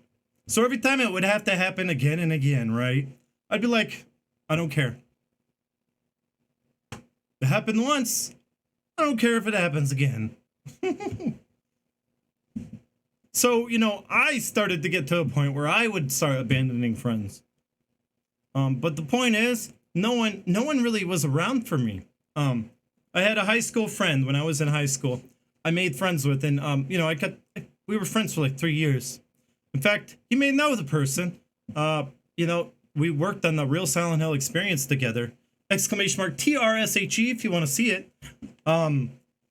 So this other person, which I will go unnamed because I don't want to be trouble for anything, made friends with high school year. I left. And perhaps this was his grieving experience. But he said you know, one time I got into a little car wreck, right? It was nothing. It was short, quick, but yeah, it was a car wreck, right? He was there with me. We were going to get this fun story. Everything ties to this game. Fun story because, well, we were kind of like driving to his house, which was quite a few miles away, to get the PlayStation 2 that he owns and I didn't, to play my copy of Silent Hill 2, which resulted in a car accident because I was blinded by train lights. And I didn't see a sign and ran right into it. And he said that was the most traumatic moment of his life. And I was like, what? Really? I was blown away about that back then. Because I was like, you don't know anything, man. I was like, I have been through so much. That was nothing. And I was only 17 at the time, maybe 16. So, oh, thank you, Coffin. Love you all too. Well, anyway, maybe this was a grieving moment for him because, you know, he said he didn't have much trauma in his life. I had to leave unexpectedly without even any time to tell anyone because my dad was like, and this was like another F you to me, right? My dad has been terrible, abusive, alcoholic, would always come home. He would always tell me I'm an idiot, that I would never accomplish anything. That my life was motivated to prove him wrong. Yeah, I guess I would always prove him right time and time again that I could never hold a job for very long. Well, I seem to be doing fine with this one, but it's just like, he told me, gave me 1 day. You know, you could either come with me or you can go live with your mom who just got out of jail. Oh yeah, you really would want that, wouldn't you? I told him because because of everything and because of how he disrespected, you know, me and how he's treated me and how I was like, you know what? I'm going to go live with my mom just because fuck you. That's why. And that was a bad experience on just another one. So living with my mom is another story for another day. Anyway, Ross kind of, oh, I said his name. Oops. Is it too late to do that? Anyway, I think that might have been a grieving experience for him, and people grieve in different ways, right? You know, he could not let me go. And I would, you know, I'm used to the fact that when I move away from a place so long distance, I went to Colorado, by the way, to live with my mom. I'm under the impression you better forget about that person. That's how I coped with it. Best friend, you better forget of that person, because you're gonna. What if? I've had to deal with loss so much, and probably that helped with me as an adult to grieve. I'm able to grieve a little bit better because, like, I'm used to loss. I'm used to not having anything. I've had, at one point in my life, and it wasn't that long ago, when I went to film the Real Silent Hill Experience, right? I went to go film the Real Silent Hill Experience. I gave up everything. Why? Because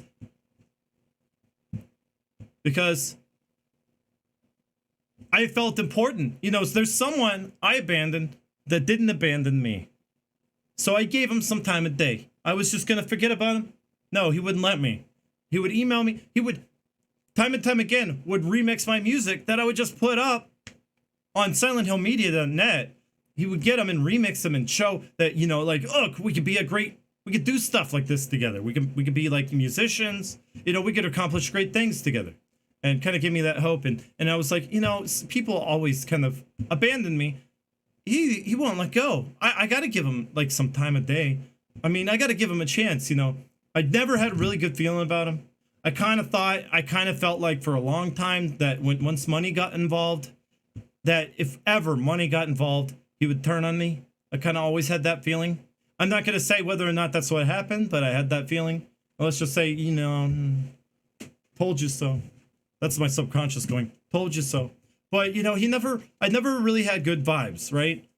But, you know, it's like, you know, someone cares this much to do, you know, keep in touch with me after all these years. Let me tell you, it's been years. He convinced me to move back to Arizona, where I kind of got pulled away in my senior year. I got pulled back to Arizona. And I was down, I'm not used to really holding on to anything. People, possessions. I was down to like a few boxes when I got there. Because I had to drive there, and I only had a car, and I didn't really have money to really afford the other things, so I just went there. But not much. I had to give up all my magazines, give up all my collector's stuff. A lot of stuff had to go. And and eventually, it was during the recession too. But you know what? In a way, it was kind of selfish of him, right? He was being selfish. It wasn't so much about, he wanted his friend back. Kind of reminds me of Claudia's story in Silent Hill 3. He wanted his friend back. And even though a recession was going on, Arizona's difficult to live in. I didn't have any money. Jobs weren't everywhere. It was really difficult to live. I could not really find a job for the longest time. Even though, I did that. I kind of went out on a limb and went there just to make the Real Silent Hill experience. But also because I'm the kind of guy that cares to make you happy. My thing has always been, I just want to entertain, and I just want to make people happy. And I did it for him. He did it for him. So in the end, we did it for him. And I couldn't live there any longer. He brought up the whole, but you're my friend. And it's like, I have to leave. No, you can't. Come live with me. I was like, no, I don't see that really working out. He was holding on, and could not let go of me. That he could not stand the idea of losing me as a friend, which relates a lot to James cannot let go of Mary. Kind of similar. All this stuff. See, life experiences really do kind of relate. You know, living life and having all these experiences helped me understand this game more. So, I had to leave because I just needed to kind of get, move. We had different goals, I feel. Just overall, I wanted to move on. No, we still continued to talk and collaborate together and stuff, but there's only so much you can do when you don't live nearby. This goes on. The story is long, so I'm not going to tell the whole story. But I think the point of this story was maybe that was grieving process for him. But for me, I was used to it. And, this leads into the Katahajime thing that, I really appreciated.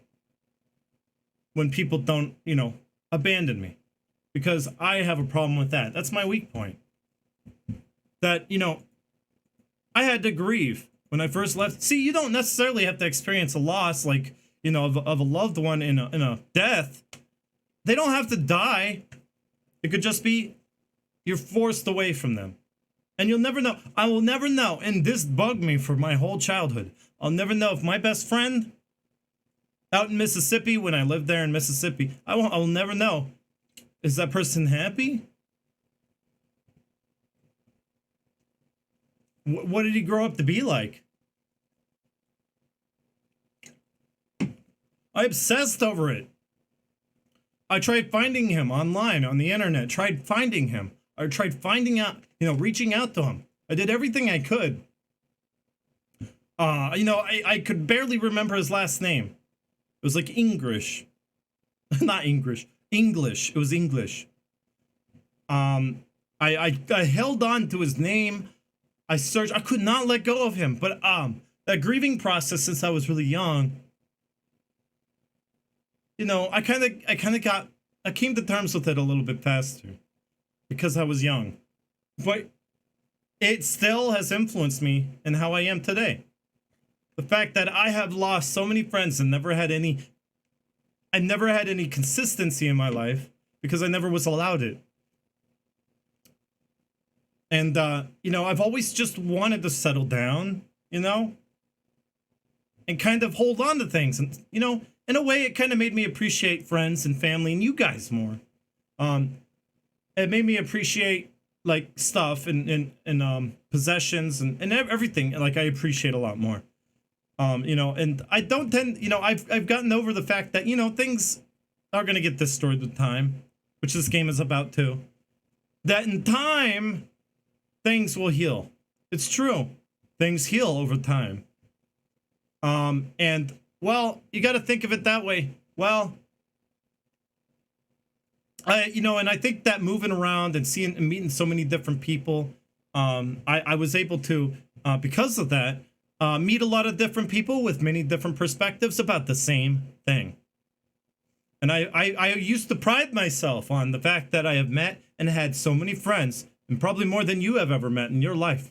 I have met a lot of people, and I have met, and I was genuinely interested in a lot of people. I'm like, yeah, tell me more. Oh, tell me more. And I would kind of pry them so I can get to understand them better. I'm always about that.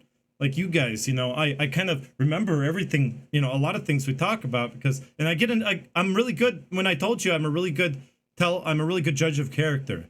Even in text, in the chat, I can kind of tell what kind of person you are.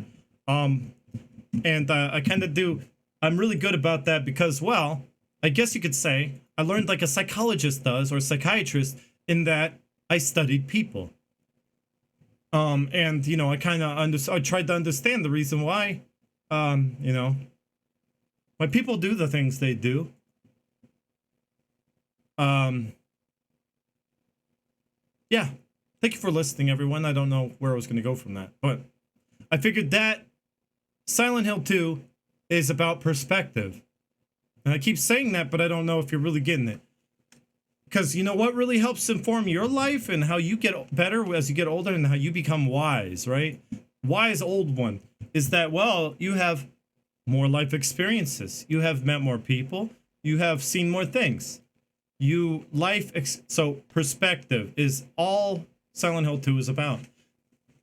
Oh, thank you, little pooper. I have just letting you know, the alerts are off. And that's why Silent Hill 2 lore runs are so zapping, too. I just want to tell you. Is that I have to think about this stuff that hurts. So, there's still more, though. There's still more. Because I didn't experience just loss in that form, the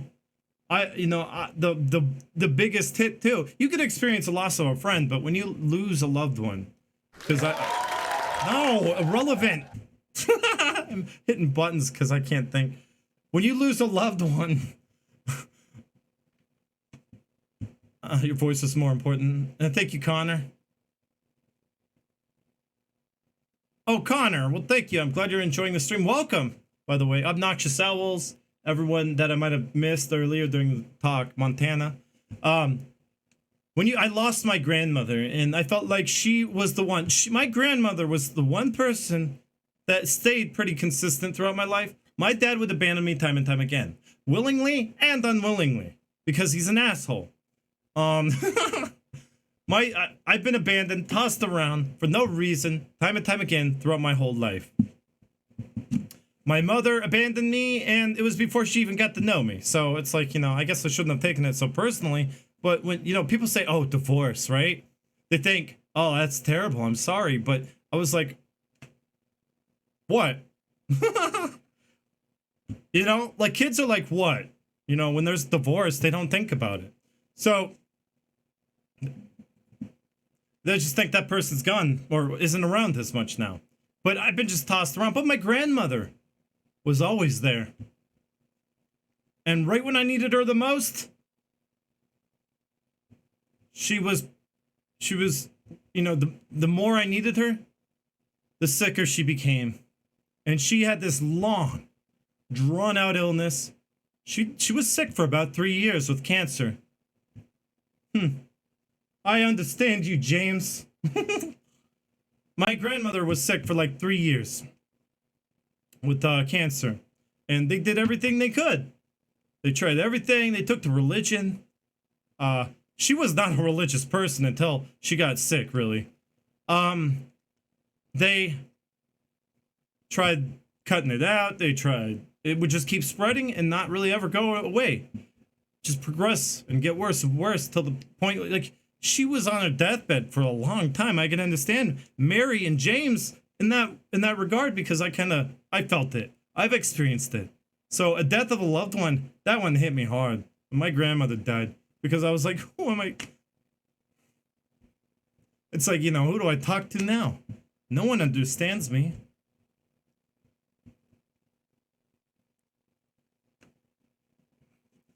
I was like, no one even takes the time to get to know me. But she was always there. And she was eager to hear my story. And it was hard.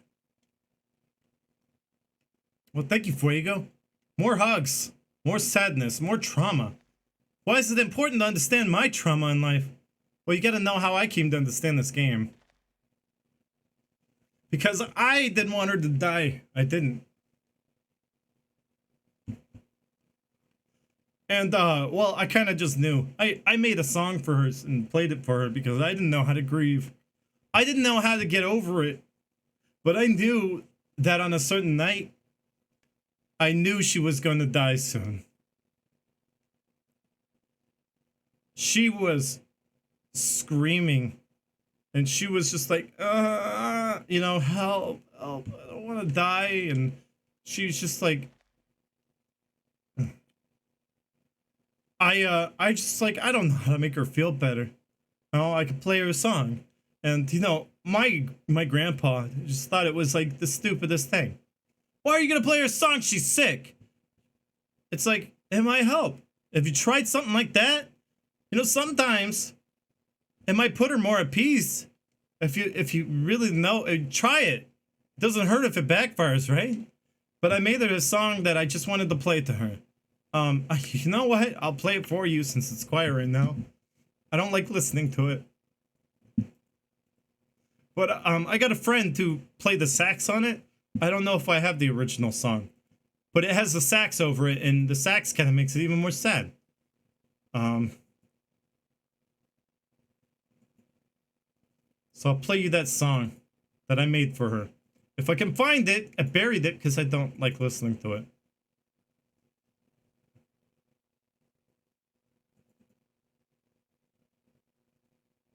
I do have the original one. Maybe I should play that one. No, this one. Because this is the one I played her. And my grandfather wanted to turn it off. He only listened to seconds of it and wanted to turn it off. Why? Well, because it probably made him sad. I don't really know. It's an old song. It was when I was 18. Thank you, Duke Estrada.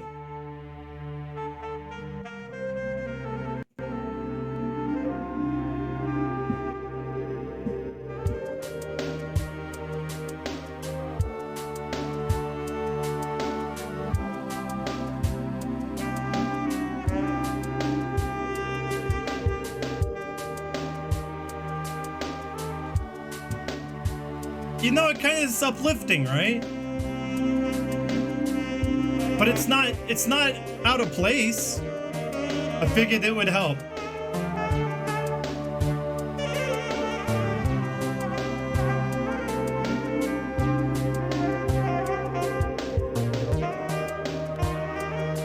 You know, you have to accept that, you know, your loved one's gonna die. If they're dying, you gotta accept it. It's only if you don't come to accept the fact that they're gonna die, even though the doctor says they're gonna die, well, the least you could do is kind of like raise their spirits and make them more comfortable with dying. Did James ever try to do that? No, probably not. So that's why I wanted to play this. You know what happened? My grandpa turned it off.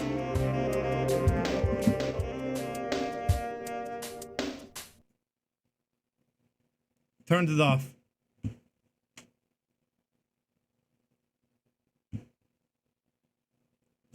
She died the very next day. Next morning.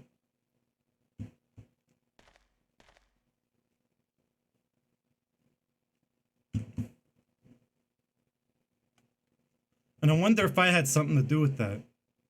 Maybe I put her at peace.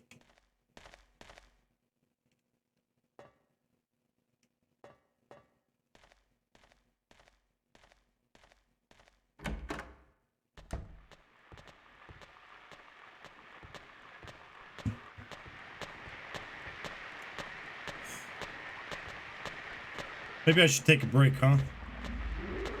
I want to go back. I don't want to confront the horrors. The horrors of the truth. See, this all relates to James, right? Yeah. But you guys cannot. I don't want to take a break because you guys cannot forgive my story. I don't think you will. But you'll be like, oh, I see. Sounds like your story a little bit. Here and there. I had a grandmother that died for 3 years. It's hope.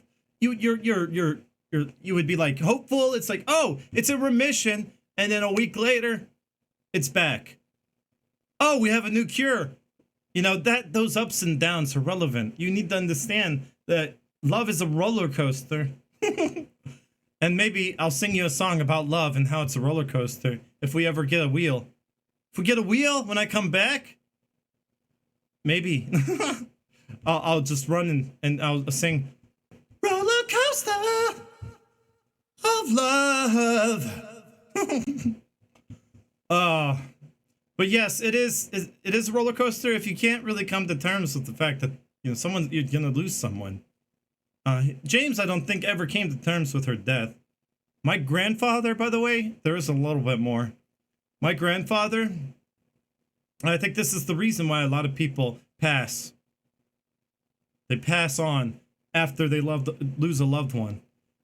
He could not accept that I think that's why the song he didn't like it. He could not accept that she was going to die. He didn't even consider the possibility she was going to die, even though she was on her deathbed. He was in denial about it. He's the same person I told you that wouldn't erase the answering machine for a couple years after she died. He literally left the whole house the same as it was. And he cried. He broke down on tears on the phone with me. He said, I just can't bring myself to delete it. I'm like, you should though. His whole family was telling him, you should delete that message on your answering machine because every time someone calls, you're going to have to hear her voice. You're not getting better. He's like, I just can't move it out. Everyone keeps telling me I can't. You know, he would cry and say he can't. Everyone keeps telling him he needs to move on, but he can't. And, well, I was never really close to my grandfather because he wasn't an open person by any means. He was on his deathbed, and I told him, I understood that he was gonna die. And, you know, I was like, I thought another time, what is it about me and letting people go peacefully? So it was the next day after that talk we had on the phone, you know, how we talked about, it's just saying, you know, we haven't been totally close, but, you know, he let himself die. It was only shortly years after. I think that denial is what kind of made him kind of get sick and kind of, you know, spiraled down into his own gradual death, which is probably why Silent Hill 2 is leading there. It's leading towards that, because he's in denial of death. He's spiraling downwards until he dies himself. So death denial, I think, is what led to that. But I was on the phone with him. I think I brought him some peace somehow. I don't remember what I said, but the next day, he died. Well, I don't know why this is. Like, the day after I really talked to him and have a heart-to-heart, he died too. I didn't play him some song, no. I'm sure it wouldn't sound too good over the phone. I wasn't in the location when that happened. Hi, Xanix. Yeah, we're talking about me. And how I came to understand Silent Hill 2 better.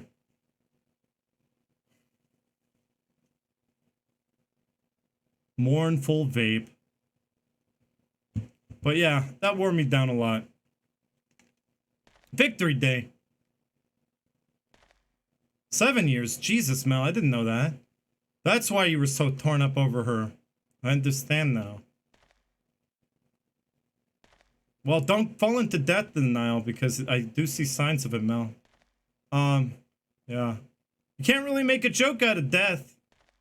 Unless you couple it with sex. Then we could joke around about, like, you know, different sexual positions. For me...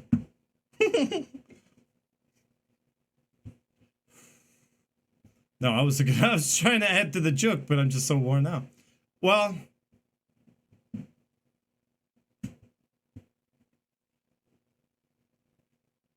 I'm using this as therapy. No, not Heather, no. I don't usually talk about myself. You know why I don't talk about myself, guys? And I don't get all personal with you guys too much. I do want to. It's because of how I'm used to people not really giving a crap about me. People usually never really gave me time to really talk about myself, so I didn't really bother. So, you know, it's something I'm getting used to. That I actually have friends now that actually do care. When I want to talk about something, you will listen. So, I'm not used to it. So, I tend to, like, not tell you guys about these things, but I have stories for days. That you have never heard, because I do not like to kind of like... always felt like I was burdening you with my stuff. You know? It feels like a burden. Hi, Demise. Death is working at a strip club? Okay. Granted, God, thank you for cheering me up. And know the person we watch, it's a community that we have after all. It's true. Yeah, reflect on your own life. Maybe I could help yours. I've always kind of wanted to help others and make them laugh. And this is probably why I'm so motivated to be where I am now. Because we care. Well, that's nice. I'm glad you enjoyed the story, Ayanami. I'm glad you cared. It's so different for me because I'm not used to people really caring much about me. So I just got to a point where it's like I felt like I was burdening others with my problems. That I don't want you guys to really worry about my problems. That I want you guys to... You know, you have your own shit to deal with. You know, if I could spin it around to like a funny story, well, then it's not so bad, right? I could kind of make a joke out of it, which is what I'm learning to do. I guess as a comedian, you know, comedians are like some of the most depressed people on this planet. But as a comedian, you know, I have to learn how to spin my stories around to a joke and tell them. Oh, thank you, Shamona Virusy and Chris John. And everyone, it was a good talk, but it's so relevant to this game. So it's like, I could just say over and over again, I think I understand Silent Hill 2. That just sounds pretentious, right? I don't know what that is, Vibe. But Vibe, yes, thank you for everything, all the stuff you said. That's true. Obnoxious Owls is true. Well, let me go up and see what you said. For 10 years, saw grieving family's death is something that affects us all differently. Right! They're all grieving in this game. They're all going about it in different ways. That's why I say it's a personal journey. You know, only Angela understands what Angela's going through. Only James understands what James is going through. But you do. You actually... The game tried its hardest in its subtlety to kind of make you feel what James is going through. It did, but I still don't think it's possible. But they tried to get you to feel like what it feels like, what he's going through. But only Eddie knows what he's going through, you know? You could say you relate to these characters, but we're all different. It's not just black and white. There's a whole vast gray, which is why the hospital section of the game kind of sheds light on all the different possibilities. You guys are just too great. Off-the-shelf reviews. How can you not get emotional when exploring Silent Hill 2 in depth? That's true. But, you know, this kind of stuff is really necessary because, you know, I can't just say it. I have to tell you how I know this. So, yeah, I'm gonna go eat, maybe. I'll be right back, though. It'll only be about 5-10 minutes. Don't go anywhere. Okay, guys? And if you're just joining in, maybe follow. I'd appreciate a follow or a hug. But you guys have been giving me hugs this whole time. I appreciate it. Maybe a little glomp, you know, if you're super excited to be here. A follow's good, though. If you could just follow. Maybe even jump on the Discord, or whatever. Keep me here by gifting a sub, or Twitch Prime, or, you know, continue a sub. I'll add that to the counter. Whatever you could do to help. You know, these lore runs are draining. I might not do them every year. I might only do them once a year, probably. And, we have a lot to get through. So, yeah. Thanks, chat. You have a good one. I figured right here, I didn't think it would be so long. This story took a long time to tell. So, all right. I gotta look at a way to shorten my stories a little bit. All right. Love you all. Glomps. Thank you for the glomps. Catalytic Geisha. Cyborg Ghana. And, yeah. I'm gonna go eat. I'm hungry. It's too bad you can't continue. There's no autosave in Silent Hill 2? What is this crap, right? No autosave? I'm gonna have to speedrun now. Here we go, speedrun. But you can't speedrun your psyche. There it is, this clip. Oh wait, I almost missed the one ritual item. See, that was close.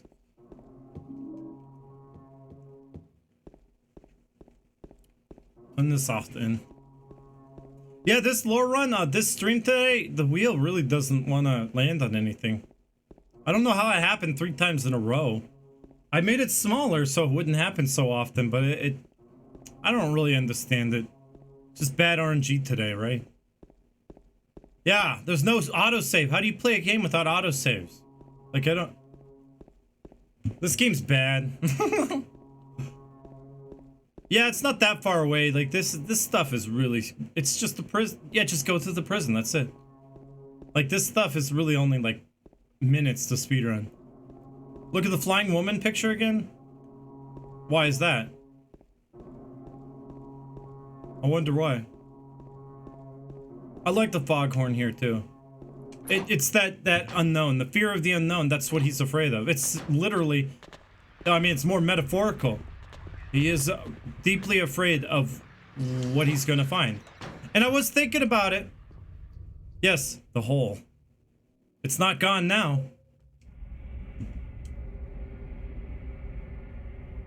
I hope he doesn't land on something bad. Like, I don't know, like a bunch of rusty needles or something. I mean, that's the fear of the unknown, right? You don't know which one of these drops is gonna be, or is gonna lead to your demise. By the way, speaking of demise, hide demise. Let's see which one.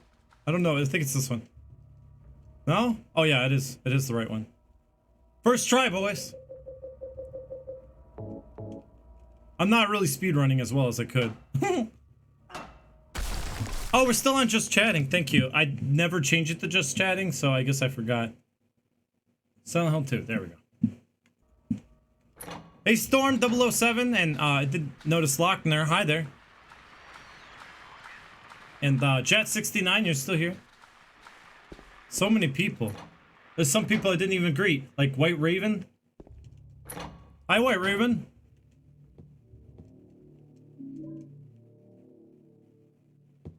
Always come here. I know what the RNG is. I know what the combination is. Just look, I'm gonna get it first try, boys. Like last time. I was about to change it. I'm not really sure what you're gonna do, but I guess I'll see. What? No, I didn't change. I just entered it wrong. I think I did it this way. Okay, I got it backwards. Okay, second try, boys, and we knew the combination that time. Hi, Ping. Did you enjoy disrupting my stream? She says meow. Hi, Reaping Casualty.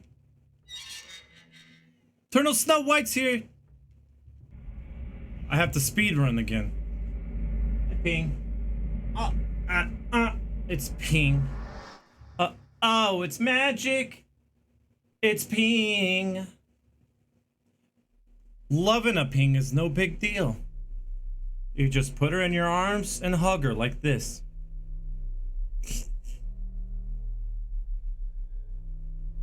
Oh, she is adorable though. Oh god, I zoomed in on his crotch. Oh. Killing a person ain't no big deal. Just put the gun to their head. Pow. What about a Ping? Killing a Ping is no big deal. But No, it don't wasn't kill my the Ping. fault. He made me do it. I need more cat hugs. Calm down, Eddie. Tell me what happened. His balls were the size of... Guy, he had it coming. We watched all this. Sorry, guys. It may seem like I'm skipping cutscenes in the lore run. Well, if you just got here, I kind of lost my progress because I was like, wheel.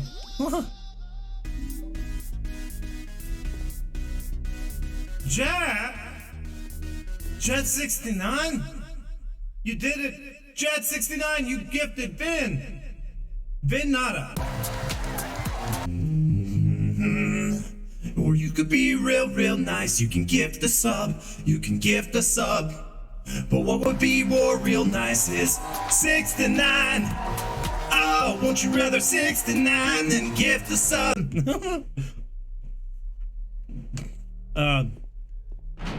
Did we get it? Oh my god, there it is. There it is. 69 from Purple Hellion. You gave a 69 rather than a gift sub. I guess you could do that if you wanted to. Oh. Why not both? I agree. Why not gift a sub and 69 while you're doing it? It doesn't take a whole lot of effort. I mean, you just, like, Twitch makes it easy. I mean, the real challenge is 69ing. It's true. I think it's this way. Yeah, maybe. Yeah. Yeah. Okay, this isn't the one, it's the next one. Whoa, purple! 6-9 so fine. You did that to say 6-9 so fine. 69 is so fine. Thank you for the 131 bits. Now, Jet just gave 210 bits. What? Incoming. Wait for it. Also the last of my bits. Well, thank you for giving me your last bits. That was like 210. Appreciate that. I feel lost. Lost? Oh, God. So we got 1, 2. I should know how to speedrun this, and I'm taking my time.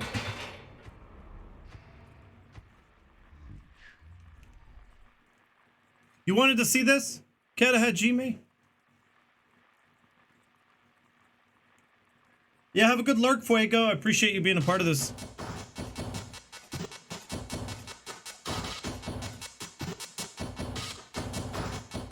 What? Hope this helps towards any equipment you need, want to buy. We are always here for you. Well, that's really sweet of you. But, wow. 30-something dollars. 3101. You gifted me 31. You tipped 3101. Thank you. Yeah, like it does help. I got this fancy schmancy stream deck. This thing right here has made my life a lot easier. I can do stuff like this.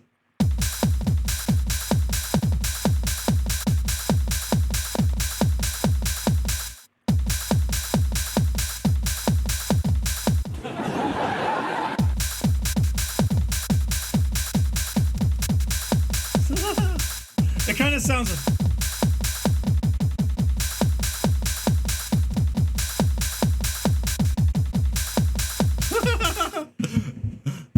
It's too fun. Why don't it's like a toy? How can this be? How can this be like a legit business kind of purchase? It's like a toy. Alien device. It's an X keys. You can program it to do just about anything. I even heard a rumor that it could even launch nukes. You know, like the rumor people were saying about the PlayStation 3. It's so powerful it can launch a nuke. What? Pyramid what? Oh, Pyramid Head! Pyramid Head is in the city! Or is that Pyramid Head? It's a Pyramid Head! Is that what you're trying to tell me? Thanks again, Jet69. You know, I do have Patreon that, you know, I recommend to people, you know, that want to really help further the streams.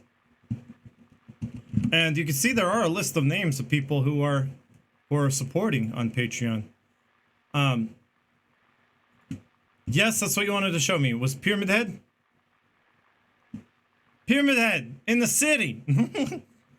It's like Godzilla, but imagine instead of Godzilla, it's Pyramid Head terrorizing the town. Wouldn't that be so scary? Sorry I couldn't do $69. Well, why are you sorry, Jet? Just because you couldn't do 69? Because you would. Well, maybe one day. Huh? It doesn't have to be today. I mean, like, one day when you can spare a little bit more. You come here, throw me $69, so you could do the joke some other day. Oh. And I wasn't thinking about it until I went on break. You know, what's so genius is that what's happening right now is literally James is sinking further and further into depression. And I think that's pretty cool how they did that. Ow. Ping is in my lap still. Nope, she is not gone. She is in my lap. Wait, it's the other side. We could see his face if he was so big. Whose face? You mean Pyramid Head? I mean, that would be so cool if it was like Pyramid Head terrorizing the town. He just takes his great knife and smashes the Chase building or something.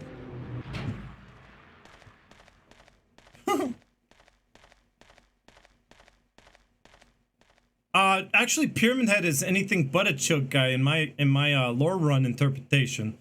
I say he represents anger. And I think that he represents James's pent-up rage. I think that's his sole purpose. Ow! She's digging into my leg. Ow! Stop it, Ping! Ow! Why do cats do that? Mr. 44! Welcome, how are you doing? Oh, you have to do yard work, Emma? Ow! Well, welcome back. Shit, Ping. What the hell? Why are you so mean? Why is it the comfier they are, the more painful it is? What's up with cats and being painful? She was kneading my leg. Aww. Ping, why are you so loving? She is like so happy. Look at her.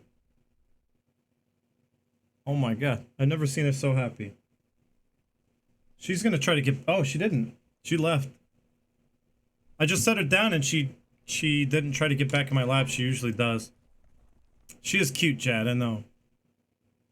BDSM Masters. Oh, that's how I felt, too. I know. Hey, Billy, welcome back. I didn't know you stuck around. Oh, no. Now we're gonna speedrun it. It's kind of nice just trying to, you know, we can kind of talk casually and just kind of catch up. So it's not all bad. It's not really that much stuff. I mean, if I had to go through the whole dark streets town part, I would be more upset probably. Because that part is, it's boring. But yeah, so what I was saying was that James is just sinking further and further into a depression. And I find that kind of interesting that they're literally and metaphorically trying to show you that. Like he's jumping down all these holes and sinking and sinking and sinking. Ow. Yeah, he said he hasn't seen this before.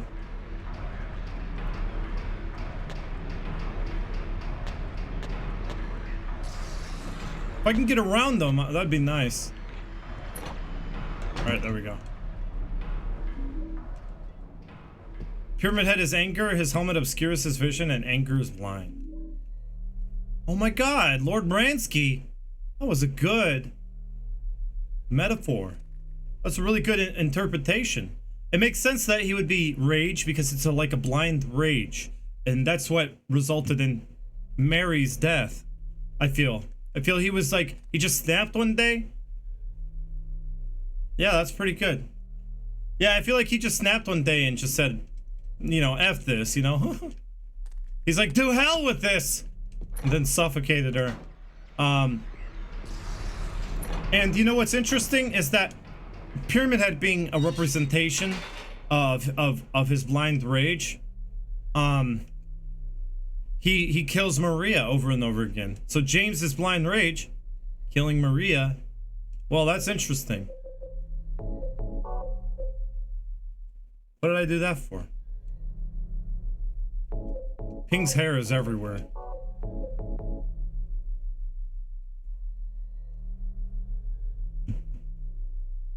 I guess that makes sense. You know, he doesn't have any way to see through his helmet.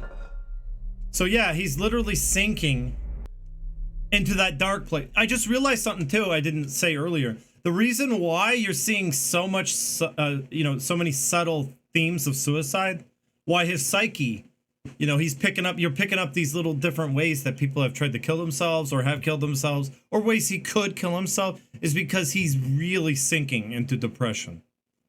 Right now, in this point in the game. Sinking, and he's seeing death. He's being confronted right now with death. Literally and metaphorically, and he's so afraid he can't, he almost feels like he can't do it.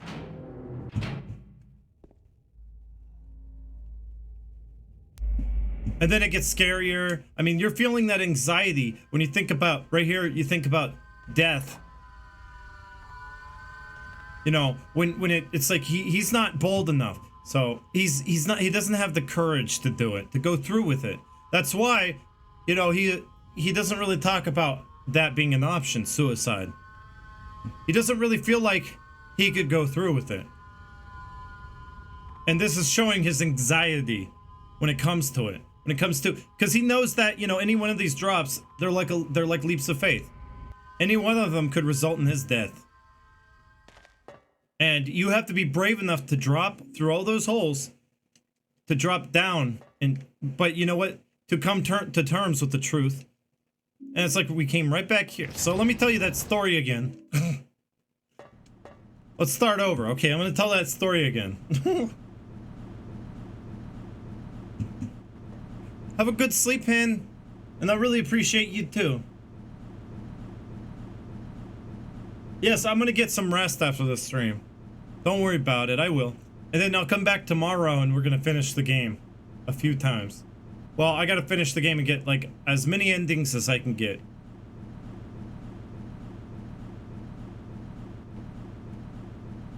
Didn't mean to insinuate that I denied the existence of the prison, by the way.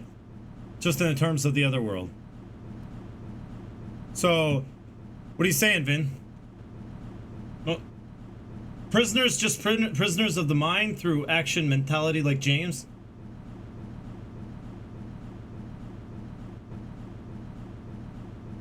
I think that the reason why he summoned the prison, and it is in his head, actually. The prison is inside his own mind. Oh, wow! Pixie Dubs! Man, love the stream. Keep up the good work and stay positive. Well, thank you so much, Pixie Dubs. You know, that's the thing I do best. Staying positive. Dubs, thank you for the Twitch Prime in 2 months. Much appreciated. 2 months. Well, thanks for subscribing with Twitch Prime. So the prison is literally manifest. It is metaphor. It's all. I just don't even say that anymore. It is, well, thanks for the host. Yeah, if anyone, T-Cal, thank you for the host. If anyone lost the host or something, pop it in, you know, redo the host. That would be nice. I'd really appreciate that because we had a weird disconnect. And if if you lost that host, I wouldn't mind if you rehosted. So yeah, what's happening is he's conjuring this prison world in his own mind. He took a trip into his own mind. And he's going down and down into the deepest part of his subconscious and kind of coming to terms. This is his own trial, I would call it. So he's going through his own little trial. And he did conjure up a prison because of his, you know, like deep down, he really feels like he deserves punishment for what happened. So, you know, he deserves to be incarcerated.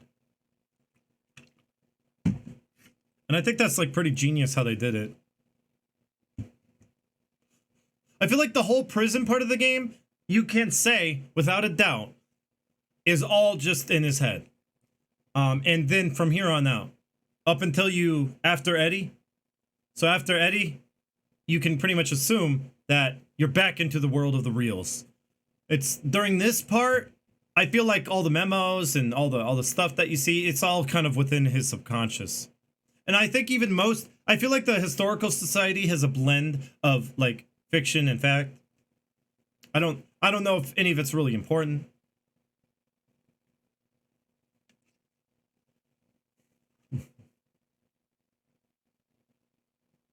Right, Eternal Snow White, I said that during that part. The prison is in his own psyche though.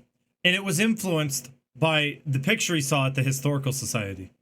So the prison's real, but it's not real in this point in time. We're not time traveling. We're not going through multiple dimensions. We're just taking the trip into his own mind, into his own kind of like Silent Hill 1 when you kind of take a trip into Alessa's psyche. Same thing here. Now we get saved, right? By the way, by saving, I am also self-reflecting. Oh, thank you, Catalytic Geisha. And thank you, Zanix, for the host I didn't mention. Welcome, Zanix. I hope you're doing well. I saw you earlier. I just didn't greet you. I'm sorry. I don't see you around too much anymore. Oh. Has your life been busy, Zanix? Oh. Those things are scary. I guess you're one of your first time seeing these things. Well, Mel, thank you for the host, too. I thought you had an auto-host, though. Oh, wait, no, that's Catalytic Geisha. My bad. So, Mel, thank you for the host. Kind of busy, mostly lurking. Sounds good. Working a lot more?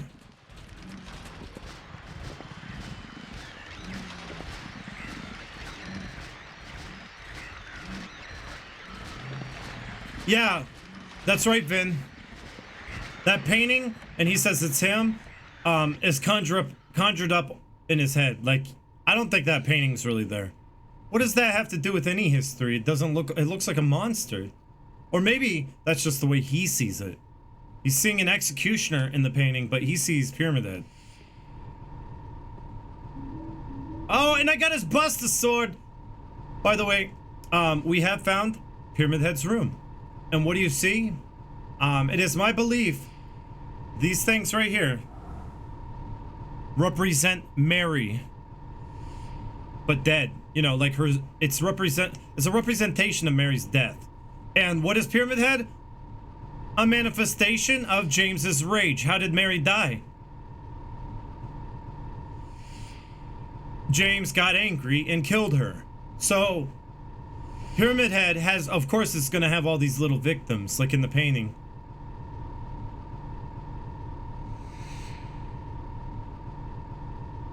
Ransky. Well, I guess I answered the question, Ransky. Yeah, I think these things are very much a representation. These are upside down, by the way. I wonder what the difference is. Have you guys ever really noticed that? Droobies, I used to, but I never really felt like it was good for me. I wasn't really big into it.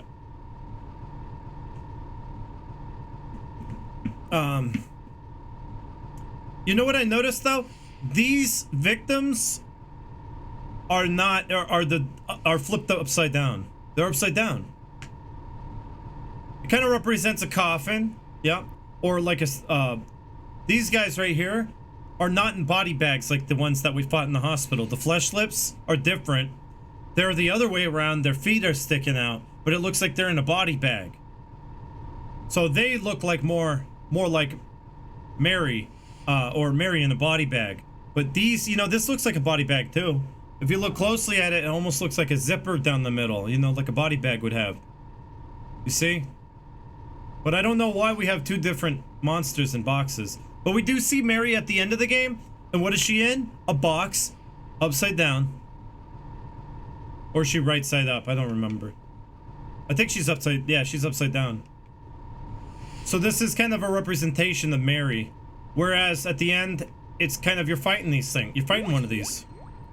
Whoa! Coffin! All those gift subs, Coffin. And now you just resubbed. Now on a 2-month streak. I guess you had a resub to share. Did it just pop up? Thank you. We might have another a chance to wheel again. Yeah, I love Maserito and his designs. Also, I love this shot. This right here, very ominous.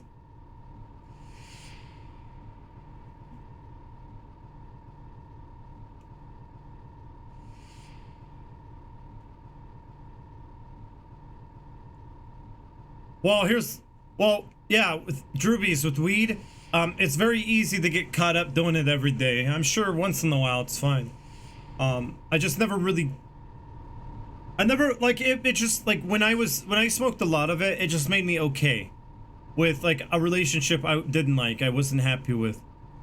I would smoke pot just to feel okay, with my crappy job and not really making enough to survive, and having a relationship I didn't really care, you know, with someone I did care about her, but it's like, you know, just had a relationship where I wasn't really happy, and like, you know, a lot of anger and rage and stuff. Speaking of rage,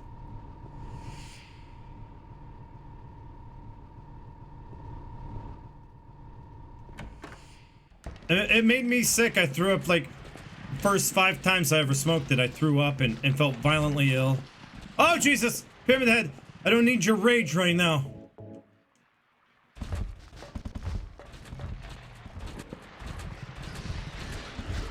But I want to find out who has more rage, James or Pyramid Head. Think we can find that answer? Well, wouldn't we be like a mirror image of each other? We'd be like perfectly symmetrical, right? Here's my knife, here we go. I'm ready for him. I'm ready. Come on, bring it on, Pyramid Head. Bring it on. Oh, shit. He has a longer weapon. No, this is at a disadvantage. Yeah. Oh, slow-mo hit. That hurts. Hi, Regina. Slow-mo hit. Ow. Well, he does damage me a lot. Ow. Okay, I think he's gonna win this.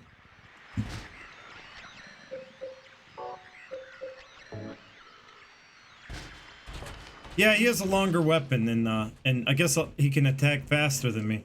You know, it was symmetrical, did you notice? He hit me, I hit him. He hit me, I hit him. We just go back and forth.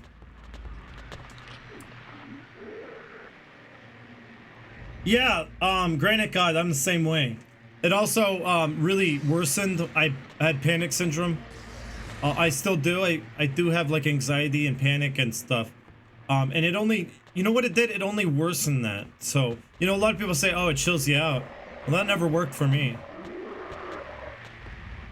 For me, it just like made me more anxious.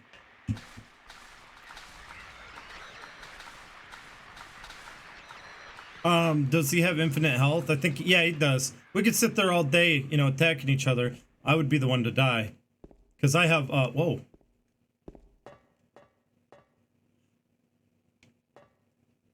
Well, even if I didn't mix weed with anything, it was like, you know, I'd have a episode or I'd get sick.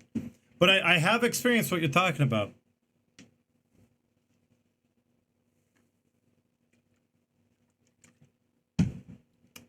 You know, it's fine, I guess, if you smoke it before you start the drink, it's not so bad. But if you smoke it after you started drinking, you start to see the world spin.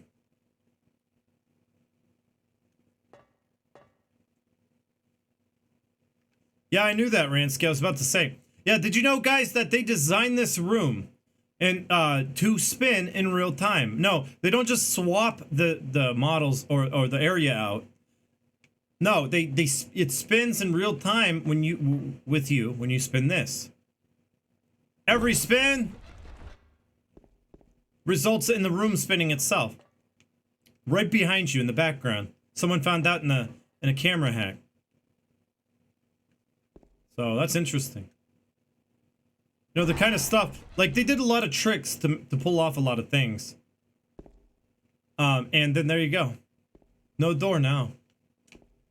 But we have to think about the metaphorical meaning behind everything, you know? What does it mean? Well, it is a giant face staring, right? And what is it staring at? A very important, very, very important scene. And it's like you must, I don't know what it means, honestly. I'm thinking about it. I mean, the solution is you turn it upside down with the, is that yellow or orange eyes? Or gold, also gold eyes. You turn it upside down with the gold eyes and you find the solution. But what does it mean, you know? I guess it is kind of a representation of one's psyche, so it's kind of James's psyche. And, you know, it's kind of like a puzzle, right?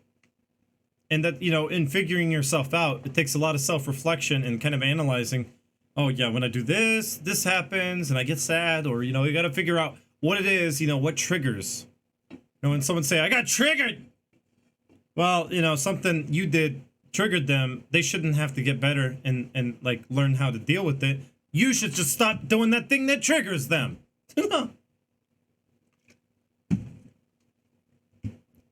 Oh. Stab at... I don't know what I took a stab at there. Stop triggering people, guys.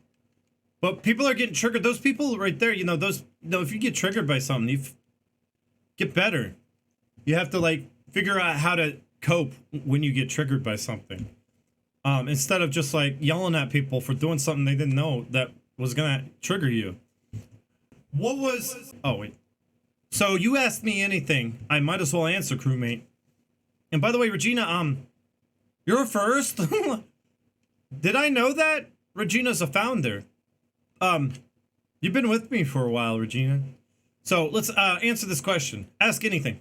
What's with Pyramid Head switching from sword to spear? Gameplay-wise, he changed his attacks mid-game, but lore-wise. Since it's a manifestation of James's, well... What did they say? They didn't mention anything about a great knife.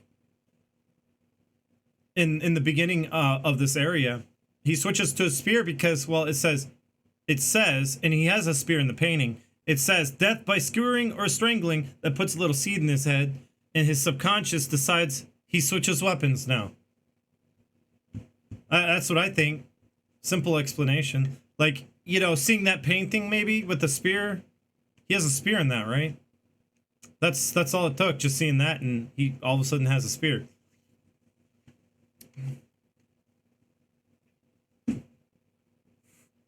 You are the manifestation of Eddie, Vamp? Well, Vamp, you got problems then. And important scene.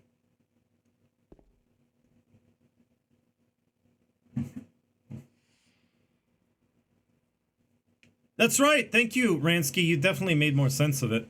So, you know, he rationalized Pyramid Head. Maria, I thought that thing killed you. Are you hurt bad?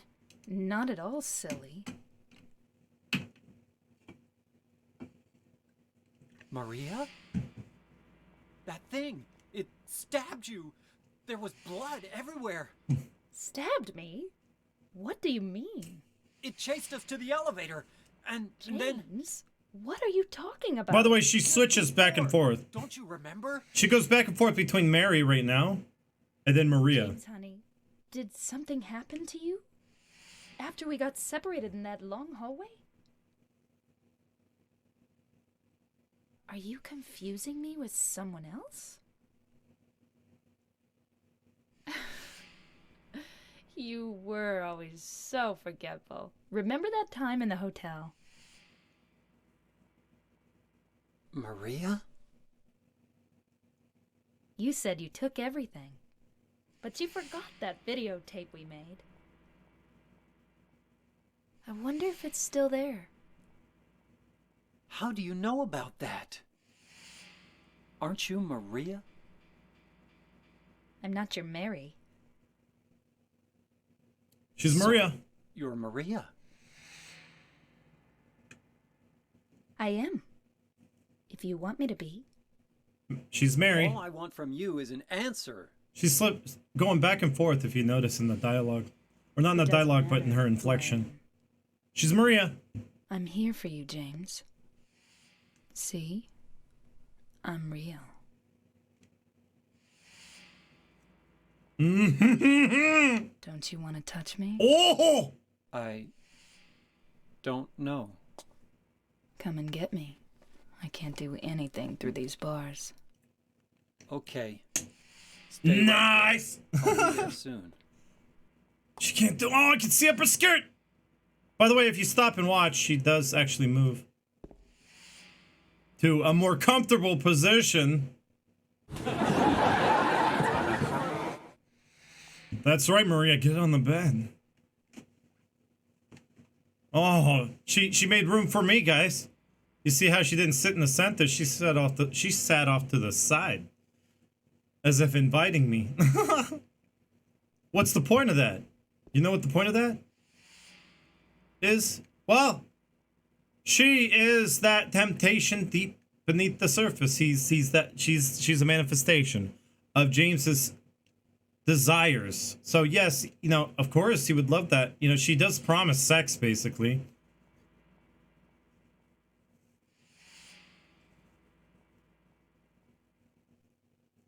But yeah, she's basically conjured up from his subconscious. Why is she alive after being killed? Well, I mean, it only makes sense that Maria is not a real person and that she was just a manifestation of his.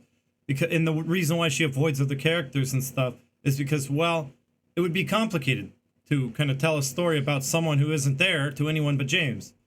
And they would have to somehow explain her. Or just make her not talk to anyone and no one reacts to her. And that would just make it obvious, wouldn't it? So she's kind of, she comes right back from the dead, and what's the first thing? Oh, sex! It's like, you know, you should be happy that she didn't die, but I didn't think sex would be on your mind so soon. So it's all coming out of James's psyche. Oh, yeah, that's right. Keta Hajime, that's pretty good. So off to the side, Laura, right? But here's the thing. Who is on the side of the prison? Who here is really the one in prison? She looks like she's behind the bars, but if you look closely, it's a hospital room. And his subconscious is manifesting a hospital room because, well, I mean, he has seen plenty of those with Mary. He feels like he belongs in prison. He deserves punishment. He should be incarcerated. He is on the side of the bars, which looks more like a prison. Oh, fam, no, you're the one I should appreciate, and you know that.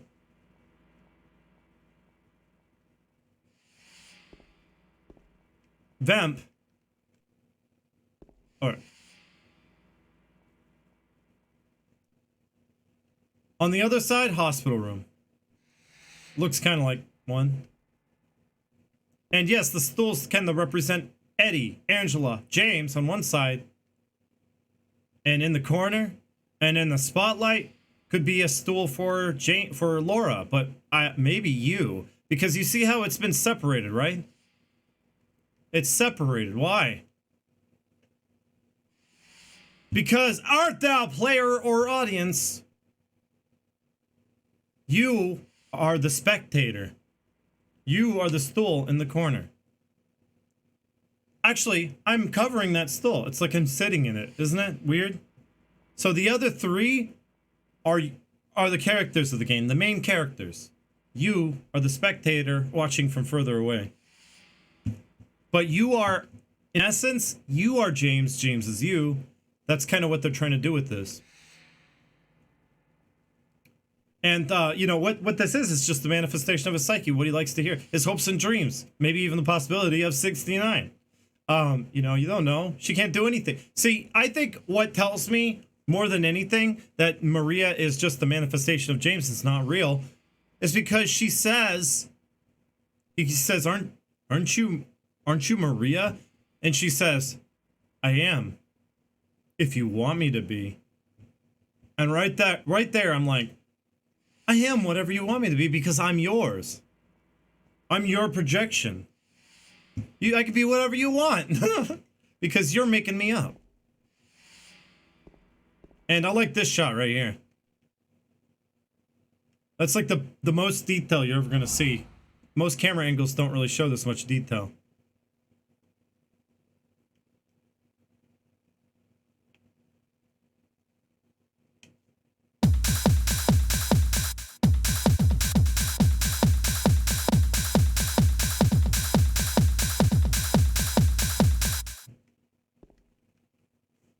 That is pretty close, isn't it?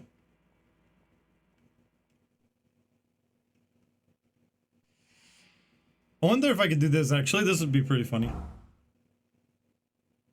I don't know if I could coordinate this. Hold on.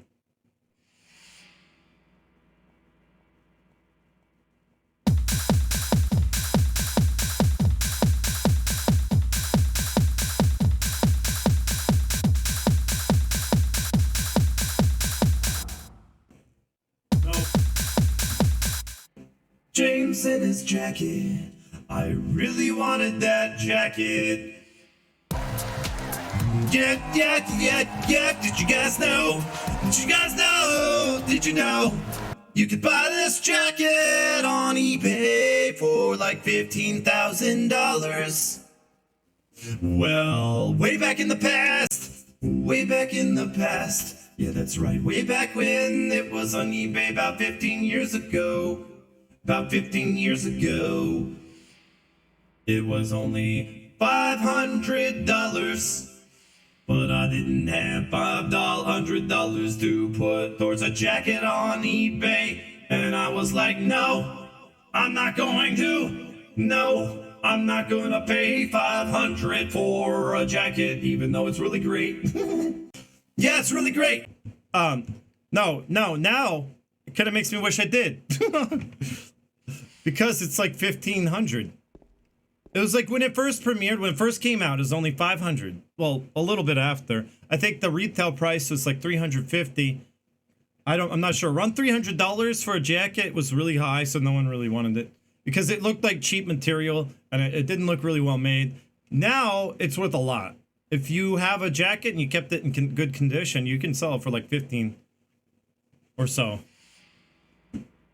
I think it's either, yeah, it's like 15,000 right now on eBay. I don't know. Someone looked it up and told me, I think it was 15,000.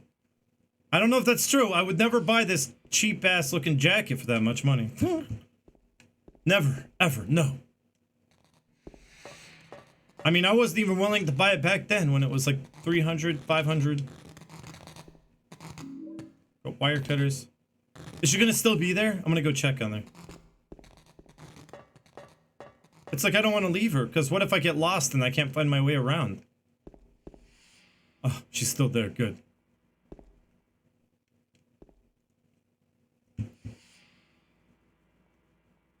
That's right, Vin. Isn't that kind of a ripoff? But they knew that people would buy it, right? I was like, this is crazy. But they only made so many. That's true. Ayanami, you could just pay a retailer to make you a James jacket. I mean, why do you have to buy the official? It's because of that Konami logo, I swear. You know, if something has a Konami logo on it, people will throw money at it. And that hasn't changed because people, well, now they're just looking for the Silent Hill logo. People don't like Konami as much as they used to.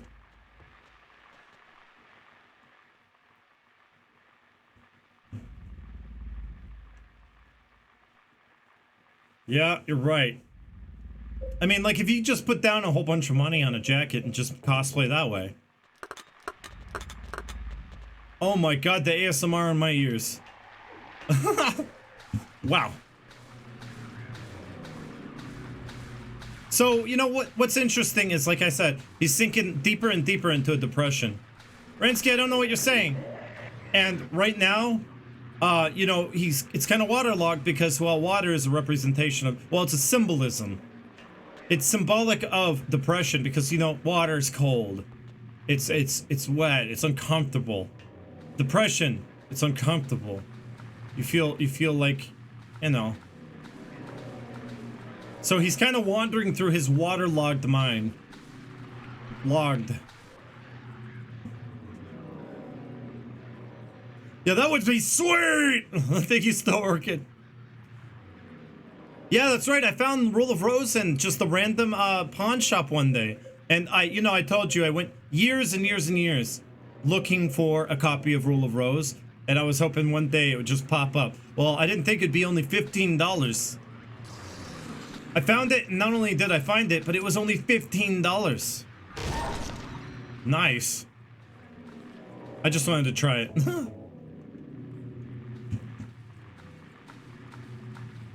So I got lucky that day, but I always went into game shop everywhere. I would look in the R section. No, you clipped that, Cat had you. I went to the R section and just looked for Rule of Rose. Every time I went to a video game store or pawn shop, and I would go in just to look for it. And it took years, and it just popped up one day. Right place, right time.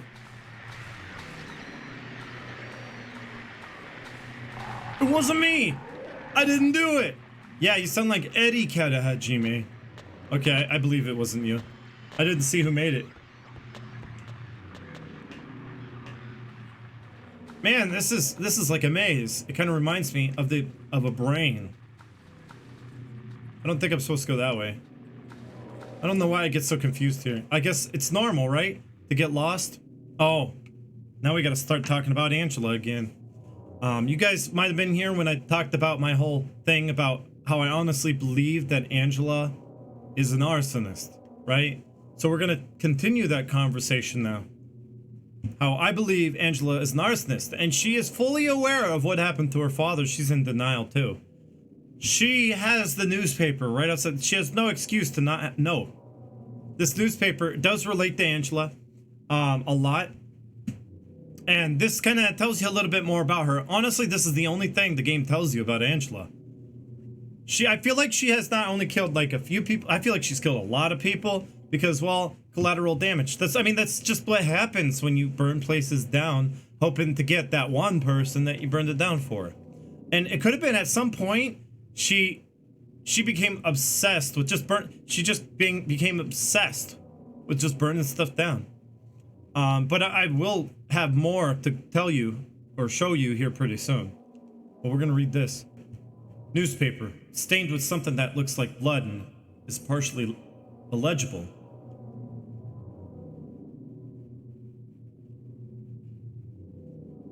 Should I read it? I'm gonna read it the way I think I'm gonna try to fill in the blanks here. But yeah, it's supposed, and even with Angela's story, you have to read between the lines, which is why it's not clear that she would be an arsonist. It's not clear. You never see her burning anything down. You only see fire around her at the end of the game. And why would she be seeing fire? Well, that kind of shows her state of emotions. But no, that's not right, because they're both very depressed at that point in the game. The depression is sinking in. And no, she wouldn't be seeing fire if she's depressed. No, she sees fire. And, that shows her chaotic, kind of like, if anything, it does show her chaotic emotions that are just going crazy. Like a fire. But it also is a representation. Well, she says, for me, it's always like this at the end of the game, which kind of shows to me that she sees fire at times, not always. But at that moment in time, she was seeing fire because it was, she was being confronted with the fact that, well, what would be an arsonist's fear? I mean, like, I know, let's just get down with it. Oh, you're just telling me and I missed it. Sorry. Lord Ransky. Oh, got it. Thank you, Ransky, for making a clip. See, Silent Hill manifests stuff from your psyche, right? She's gonna have that concern that when she starts a fire for just to kill someone in it, that she's gonna get caught up in it. And what was she seeing at that point in time? She was seeing herself getting caught up in the fire, and that was her inner anxiety coming out. So it would make sense that she would see the fire. I would say it doesn't represent depression, but it does represent like more like a lot of emotion. Like, you know, someone who's bipolar, who's just, I don't know what it is, you know? Just like someone who's, and I do think she's bipolar. Regardless of Angela's actions, she is one of my favorite characters. She's a victim. She is a victim, and a lot of people do kind of relate to her because of that. But then when I bring up the fact that she's, I think that she's probably one of the worst murderers in this game. And, well, people don't like it, but it's like, it just feels like it holds too much water. Well, I guess maybe not, that's not the right element. It holds too much fire. There's too much evidence in this game. That really feels like it just leads. Also, I read an FBI profile of what an arsonist, you know, the characteristics of an arsonist, and I read it. The FBI profile is usually, the intention is to figure out, because arsonists are hard to catch. They're always running, like Angela. They're really hard to catch, and sometimes, and most of the time, they get away with it. Oh, you're signing off? Well, you have a good night. Crewmate, thank you so much for hanging out. Crewmate, a founder, by the way, guys. I did mention, well, I didn't mention it in the stream, but thank you, crewmate, for hanging out with us. So yeah. So she does match the profile, the FBI profile, and the point of an FBI profile, and there's profiles for just about, they build them for just about, you know, any case, you know, any mass murderer case, and the point is to analyze a person through the evidence of the scene, right? And all the evidence of all the scenes that we see of Angela, and all the aftermath of everything that we see, and all the evidence that kind of surrounds her, it just kind of points towards, well, that she's an arsonist, and it kind of does really fit with the FBI profile I read before this lore run. Oops. I accidentally hit a button. It's so easy to do that.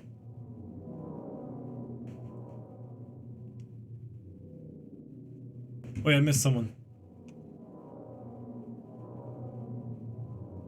The fire is a hell that she can't escape. So that's kind of, yeah, that's what it is. It's a hell she can't escape.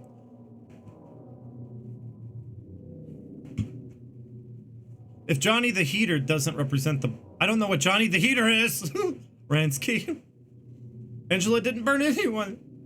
I love her. I mean... I don't think she's just the victim. They're all grieving, yeah. She killed her father, right? You could just leave it at that, right? She just killed her father. Oh, okay.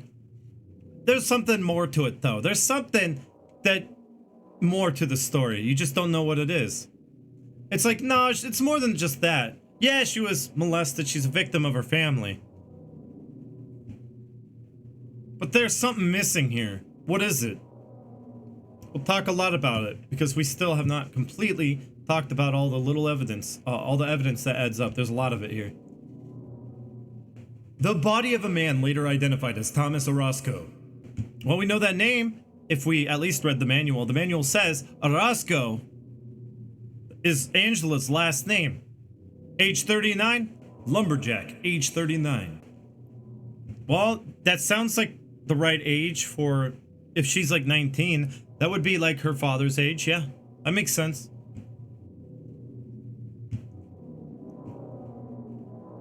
Angela our arsonist? There's more than one Angela, that's your theory. The booty of a man, later the booty?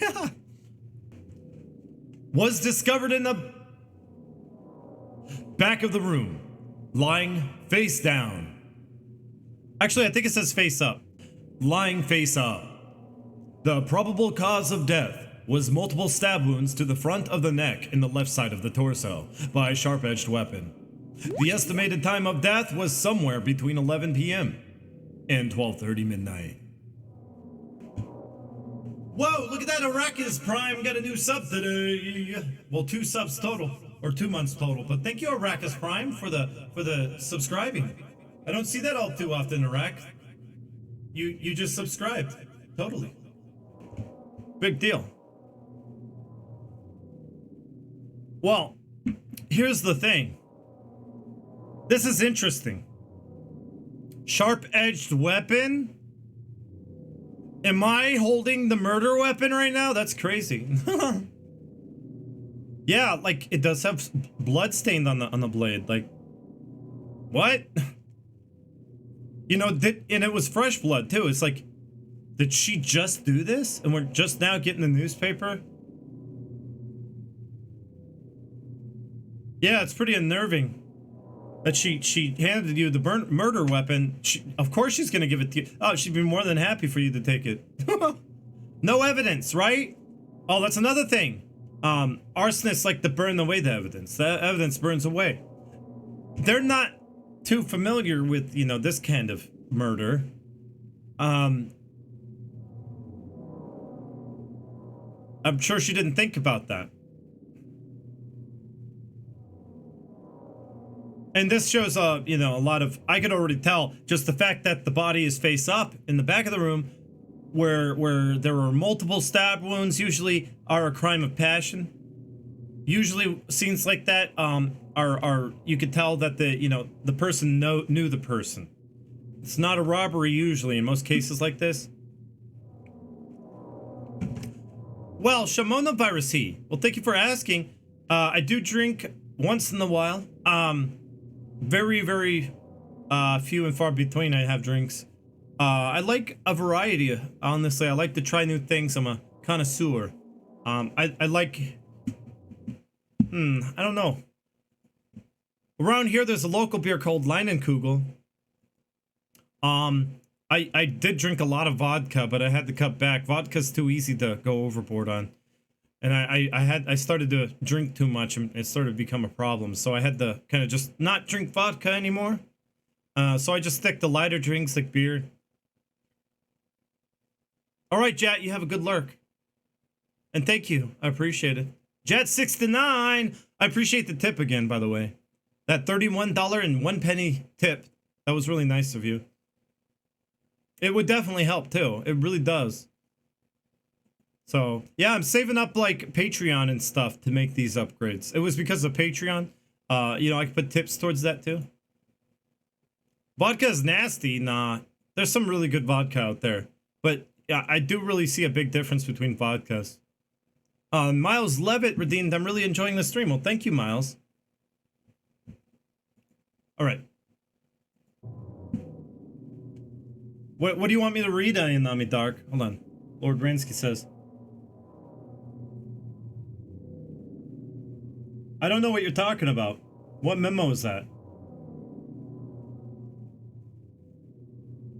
Can you repeat it? Like copy paste what you wrote? Caffeine is better than alcohol. I agree, White Raven.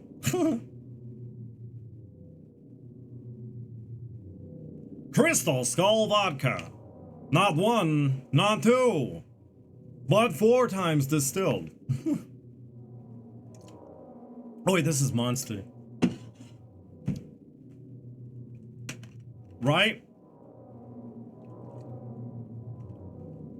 There, I took a drink for everyone because you're talking about drinks.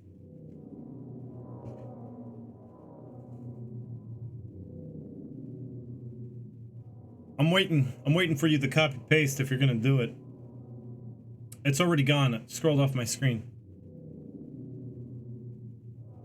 Drink red wine. Well, you know, honestly, I like wine. But it's really hard to find good wine. If you go to Walmart, you're not going to find good wine. I could tell you, I tried.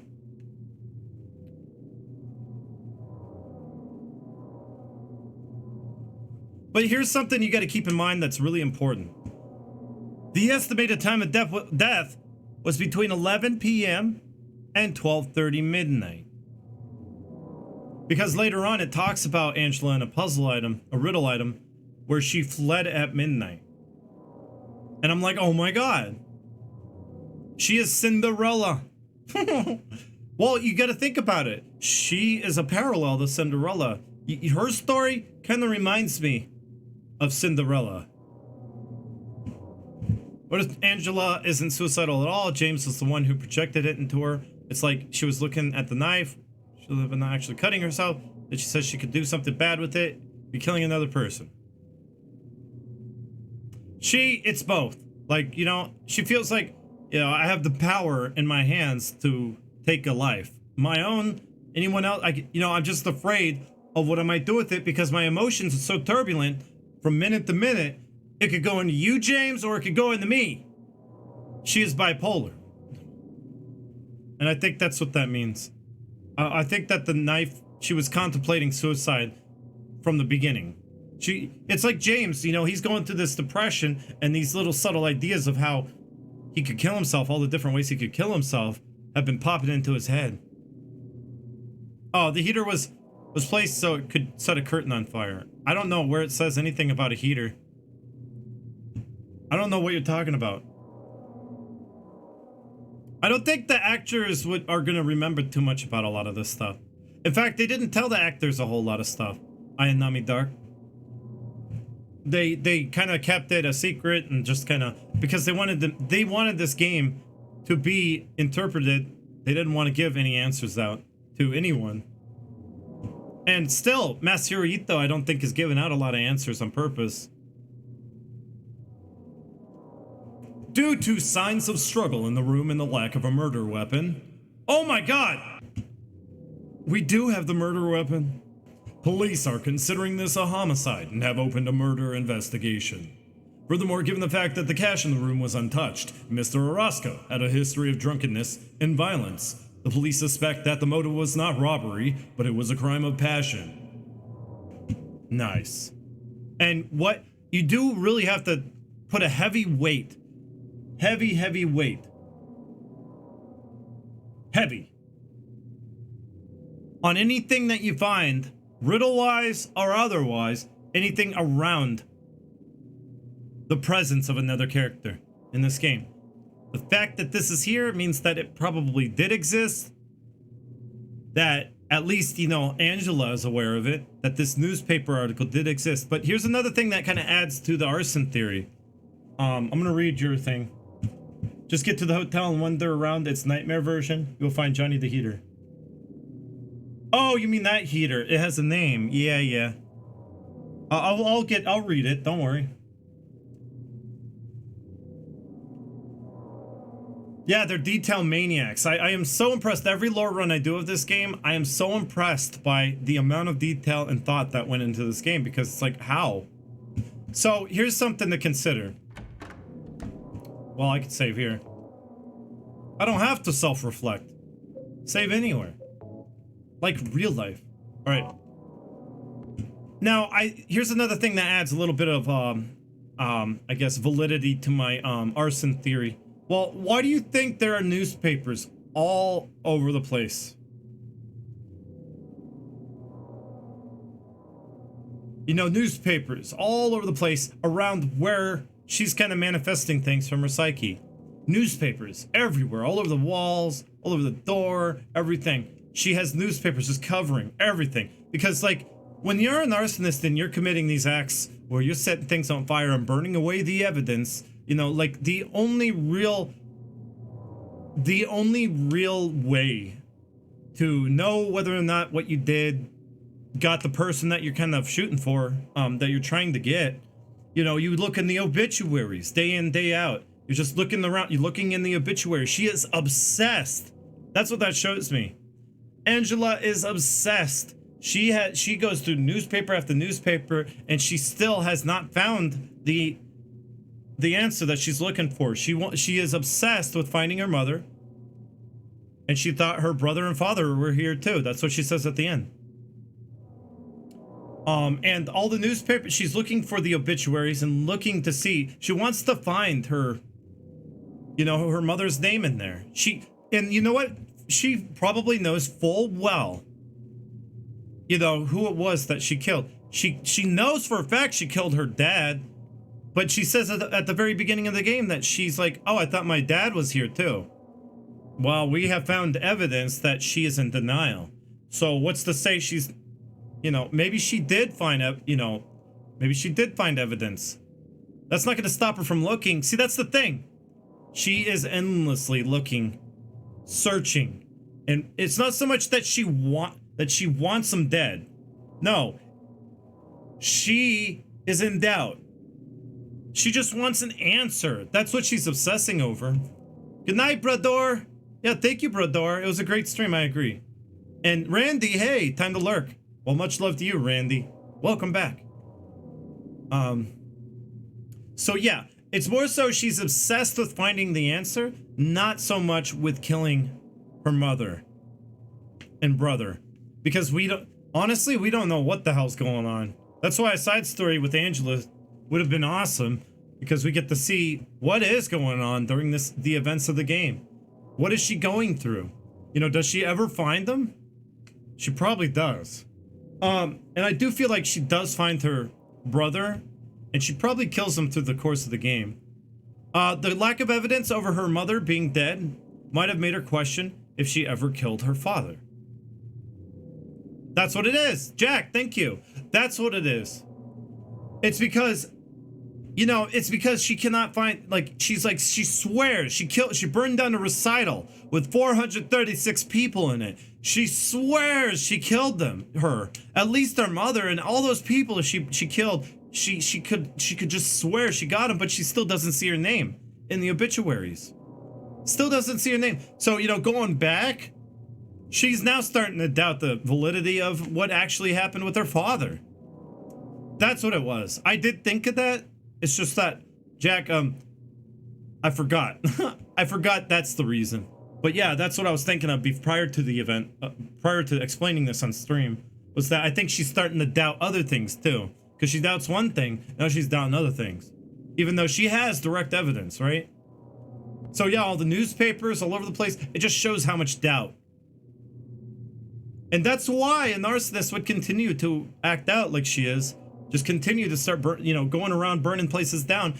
Just at the slightest hint of the possibility that, you know, her mother is there to burn it down and kill her, you know. But thing about an arsonist or arson is that you sometimes don't get validation of whether or not you got the person you're aiming for. Yeah, good night, Vibe. Have a good sleep. You can catch the rest whenever. Come, watch it on YouTube, watch the VOD later, you can catch the rest. Daddy, please don't. So now she's just kind of having a nightmare, or a flashback, so to say. Having a flashback involving her father.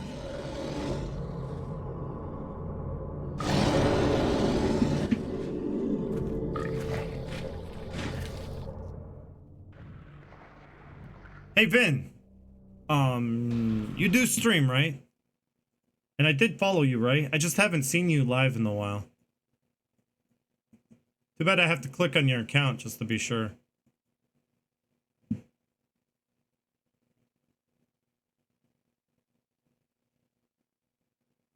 It took so long to load. But nope. I didn't see the follow button. I think it did follow you. You like Tomb Raider? I love Tomb Raider. I don't like the new ones though. The new ones suck. She says she's looking for her mother. In a graveyard, people. Doesn't that show how much doubt she's in? In a graveyard looking for her mom. And then she's looking for her mom in an apartment complex. Like, what is she dead or alive? She doesn't know anything. Oh, so close. I like using the great knife here. Does this room relate in any way to the corpse room with all the circular holes in the wall? I don't know. I don't think so, no.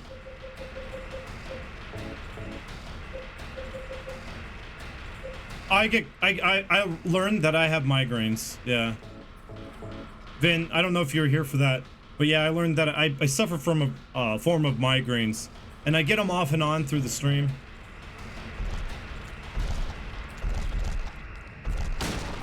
Oh my god. And why is it that all the monsters suffocate James? Well, it's not interesting. Because you know what he did to Mary, at least at the end of the game. It's kind of his form of, he feels like he needs to be punished. And in a very similar way to how he killed Mary. Makes sense.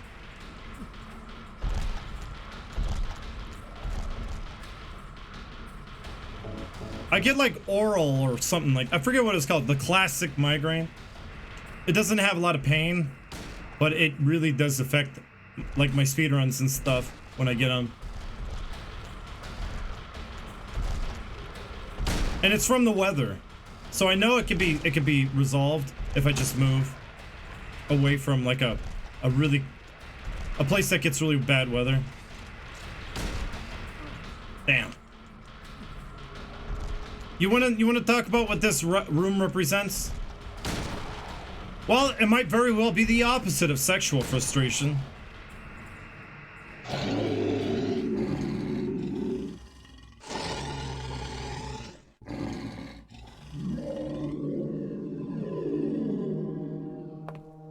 Are you okay? Yeah, she's getting PTSD kind of flashbacks, yeah.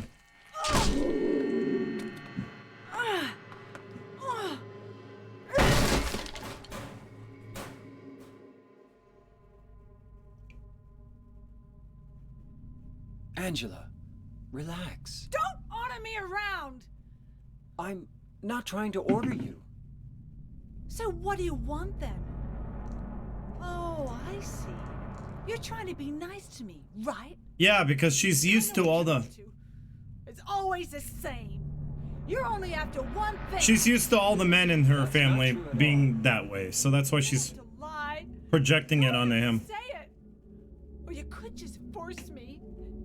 Beat me up like he always did. Yeah, you could say that she didn't have a very good experience with men. Anyway, you disgusting pig. Who would force her and beat her up.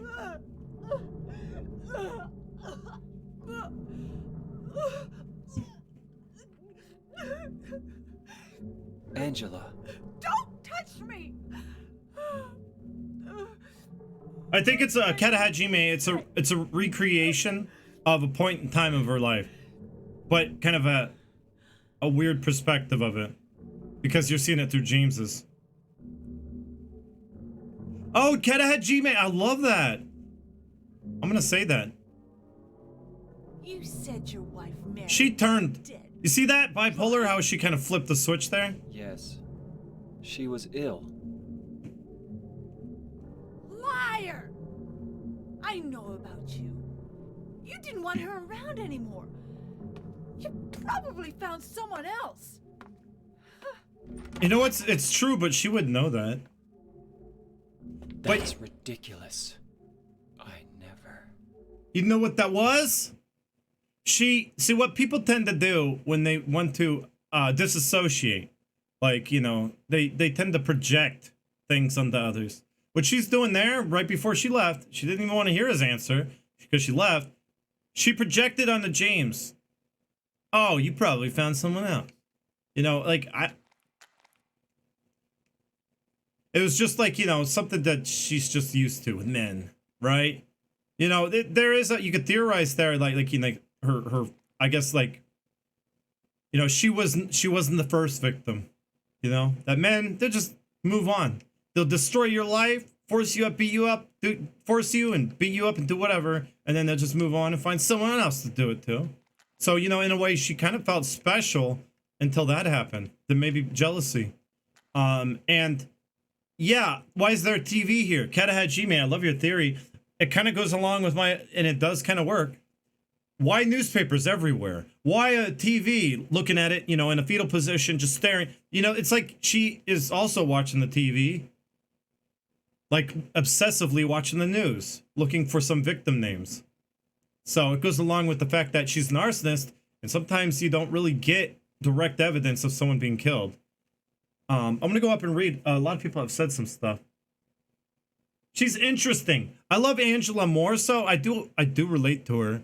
I understand this abuse. I understand what she went through. Oh, hey, Let Me Live Gaming. Welcome. Thank you for the follow. So yeah, and that I understand what she's going through. Well, it's also that, and she is so damn mysterious. I always enjoy kind of piecing together what's going on with her. It's a lot of fun. Oh yeah, there's tape on the door, like she was taped and restrained during her encounter. Oh, Vin, the tape, I think is fire scene tape. And I'll show you if it's still somewhere. You're right. Isn't it like fire station? What's that, Katahajime? Oh, fire department. Why station? Sorry, I started getting hit with a migraine. I'm gonna go back up. I always thought that maybe the majority of her abuse took place in the living room or there was a TV. And the room is a small representation of that, the scene of the trauma. Yeah, that's what I thought too, Hollywood. By the way.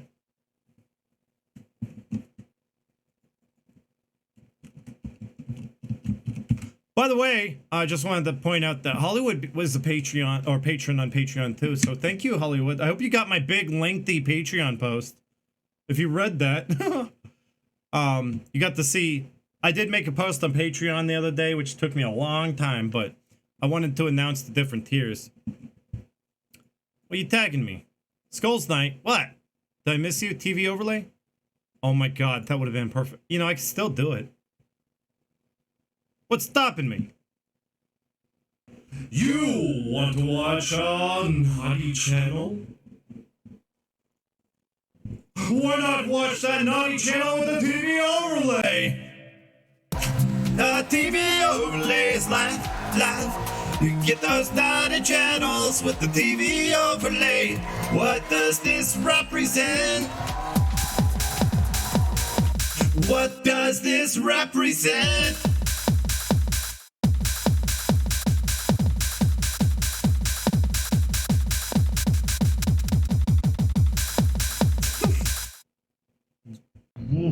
I don't know about you, but...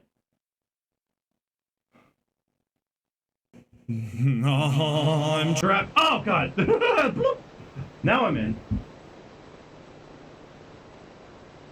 I just kind of clicked back into the upper channels of, like, the 900s and, like, what did I find, right? I mean, this is some weird stuff. Hey, Cynic Bang, welcome. How are you doing? Yeah, I just come over to this channel and then there's this weird, like, I don't know, roleplay thing going on. And she's calling this monster her daddy. And then, like, you know, I'm like, I don't know, I don't feel comfortable watching this. And then, like, you know, you get these pistons kind of going back and forth. They're pretty hot. This is the best part of this show. Hello. The TV represents Angela being forced to watch the TV overlay in the HD collection. Yeah. Maybe she's really having, like, this PTSD episode about playing HD collection.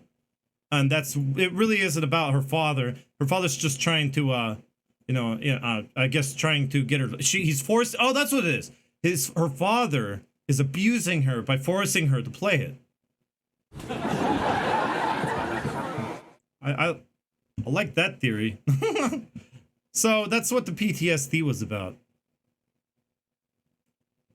And yeah, her father looks like a monster to her because, well, the HD collection was so traumatic.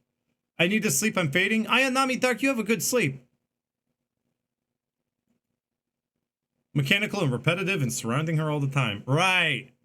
You get that? The pistons going in and out of the walls represent sex. So you can pretty much infer that she was sexually molested. In fact, if you look close at the design of Angela Papa, her monster, looking closely at it, it looks like a larger figure on top of a smaller figure on a bed. In fact, yeah, people call them doormen, or they're not doors, they're beds.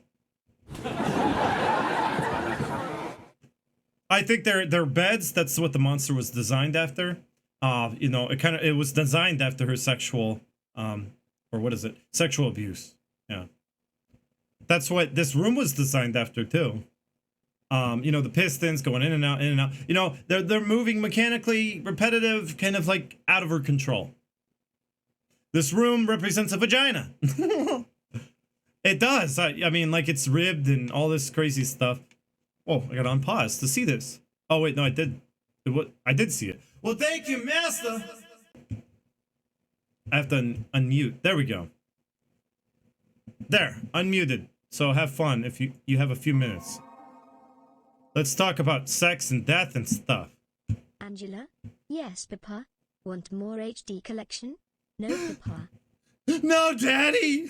Please don't! Thank you, Master. Yes. How you doing, my man? Katahat Jimmy's doing pretty good. Got a tier 3 sub today. And a lifetime subscription. Yeah. Katahat Jimmy? Katahat Jimmy got a subscription to the Lifetime channel.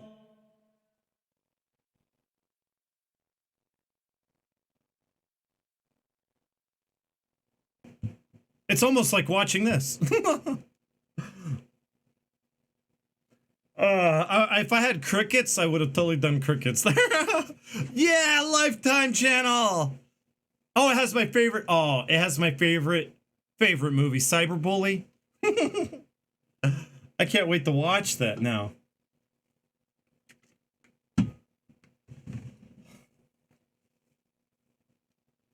I love the design of the Abstract Daddy, though. I think for Angela, because she's so damn interpretive, you have to analyze everything around her. And as such, well, this kind of leads up to my next point, but as such, you gotta dig into every little detail, like the little, the doorman on the ground. You know, you have to look at that and really analyze it and see what it is. It is, you know, a representation of her sexual abuse. Now, whether or not that, James is just seeing it that way, because he's seeing it as this horrific thing, because, you know, he kind of stepped into her PTSD episode where she was kind of having a flashback. You know, I don't know if she really sees, she probably just sees her dad. Honestly, I kind of like to think that she really just sees her dad. She's not seeing a monster version of her dad. She's seeing her dad in this flashback. And because, well, you have to analyze everything around her to really understand Angela. You have to, like, look at the pistons, but you got to keep looking like she does. You got to keep looking. You know, if you're a narcissist, she has to keep looking in the newspapers and on TV, on the news, you know, to find out any real confirmation of whether or not she's making an impact with her fires. Like, of course, she hurt a lot of people. Why do you think she really deserves what happened? She feels like, you know, she deserves punishment. Well, she does feel like she is responsible for, she's the seductress. Like, she's responsible, you know, she deserves to be punished for, I guess, just being a part of it. But, you know, she really does feel like, you know, she's guilty from all the destruction and death that she's caused. And she knows she can't really avoid that you know, what she's done. And well, let's see if there's like caution fire department tape everywhere. And speaking of fire department tape, yeah, at the end of the game, it looks like it's burned down, right? The hotel was burned down and hosed down only not too long ago. The water's still kind of dripping, right? You know, you got to analyze everything around Angela. And it kind of makes more sense. Like, she burned down the Lakeview Hotel. You can tell just because it looks like it was recently hosed down. In fact, I think she burns it down prior to the events of this game, or sometime around the events of this game. But I do think she burned down the Lakeview Hotel. She burned it down at some point during this game or before. She burned it down, and James is just so much in denial and doubt. You know, he's seeing the Lakeview Hotel as not having changed one bit, when in fact it is a burned shell. And then it's only after seeing the truth on the videotape at the end of the game that he sees the Lakeview Hotel the way it really is. A burned down shell that was just hosed down.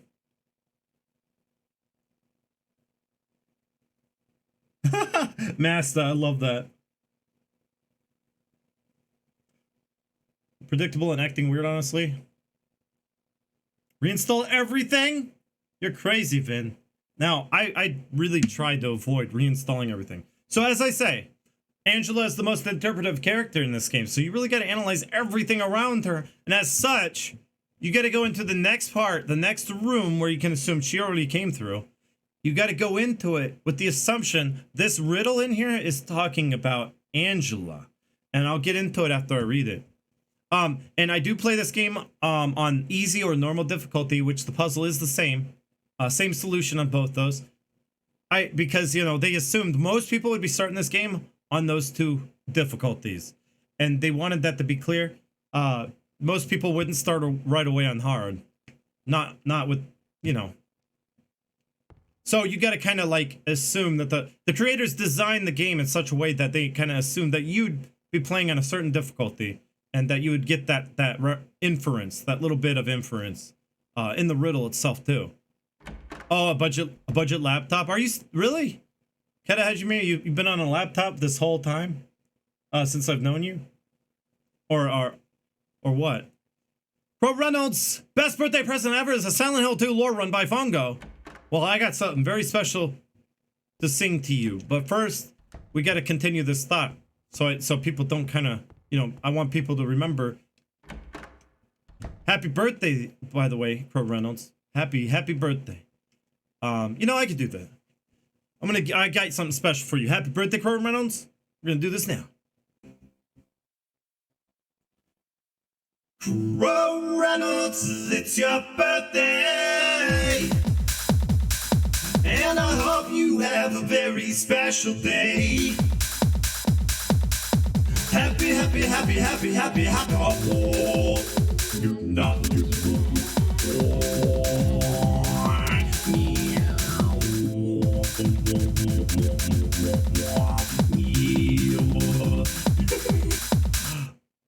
What? Not easy. What? What's not easy? What's not easy? There you go. You like that, Crow? Was that a good birthday song? I'm so chaotic. I just do whatever. Well, at least you know you're going to get your own personalized happy birthday if you ever pop up with your birthday. Or pop up during your birthday. I'm just going to go crazy.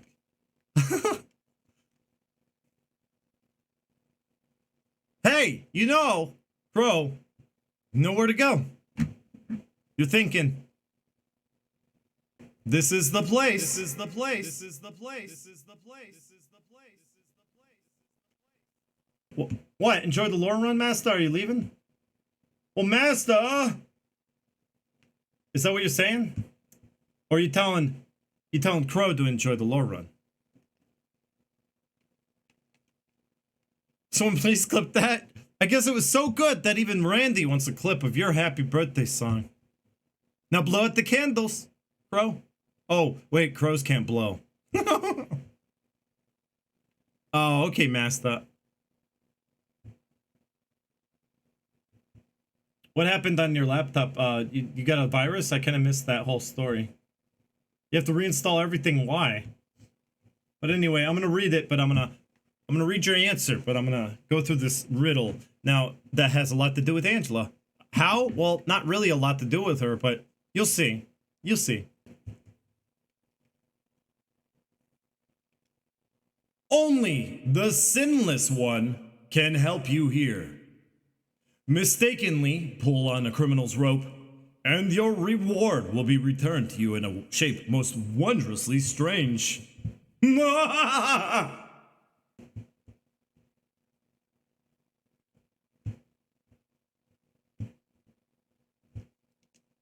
I'm not really sure what that means. Yes, peck the candle instead, Crow. Dead men swinging in a tree. How many dead men do you see? Tongue turned blue and face gone gray. Watch them as they twist and sway. The first one killed the butcher man, then cooked him in the frying pan. Served him to his hungry guests and gave them seconds on request. So, should we analyze as we go through it, or? I'm not really sure. There it is. I figured red would be perfect for this. Red. So, we have to find out, it does say only the sinless one. So we have to find out through this, who is the one that was innocent. Well, we can kind of determine using, I don't know, our brains. kind of use your brains. You put them. I don't know. You know, they taught you all this stuff in school, right? You use your brain in school too. So this one right here, I mean, it's obvious, right? The first one killed the butcher man, cooked them in a frying pan, served them to his guests, gave him seconds. Like, okay, guilty, got it. The next one, with his smile and sweets, stole poor children off the streets.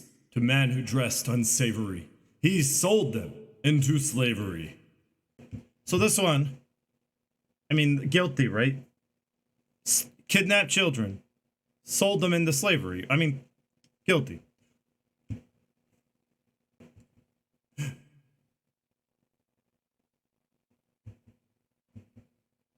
Okay. Breaking into a home at night. The thief, he had a nasty fright. Filled his foolish head with ale. Woke in the morn in the county jail. Well, I mean, this guy's guilty. He broke into a home. Hey, Moi Pew! Welcome. You know how math? You know how math too. Moi Pew, you complete me. Hi, Moi Pew. Another founder, by the way. Fantastic. I'm glad you're here. Hope you're ready to learn math.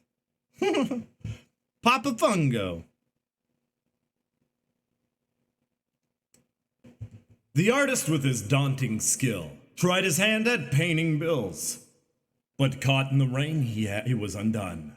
When the ink he'd used did start to run. Well, obviously a counterfeiter. Okay, good. He's guilty. God, give me something hard. With promises of great return, taking gold he did not earn, bundled it up and out of sight, quietly slipped off into night. I love this poetry. It rhymes.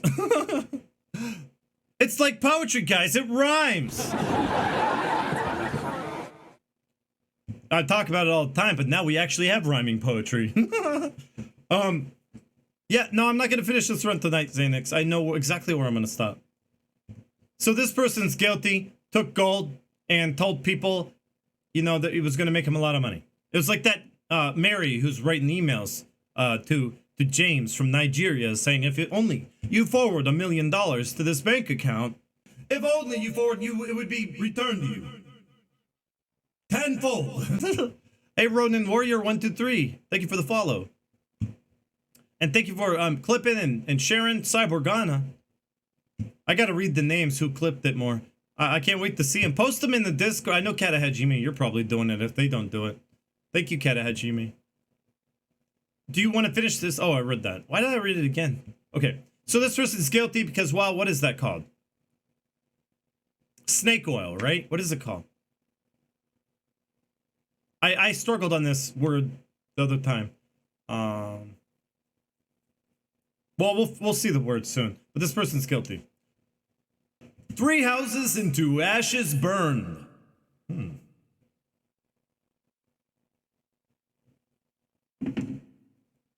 The sheriff, with no place to turn, did spy a stranger to his town, locked him up, and beat him down. Beating him down, down into the ground. Dead men swinging in a tree. How many dead men do you see? 6 feet long and 6 men wide. Round their necks the noose be tied. So, interesting. Who is innocent? Well, obviously, the arsonist is innocent. They just saw a stranger after an aftermath, after an incident, after a fire broke out, and thought, you're guilty, and threw them in jail, or hung them. In this case, hung them. Well, you know what that suggests? Think about it. It suggests the arsonist is still out there.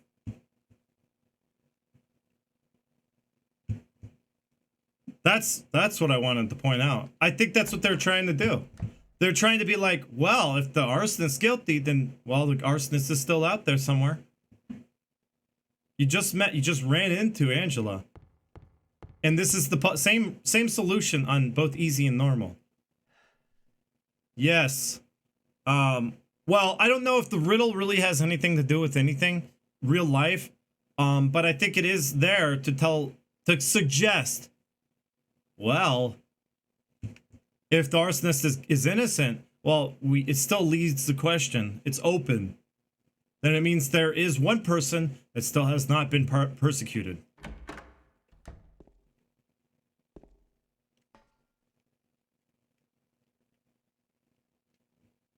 His face is covered with a piece of paper. There's something written on it. This man was hanged for the crime of kidnapping. Justice and revenge have been served. And this says for all the people who committed these crimes, it has been served.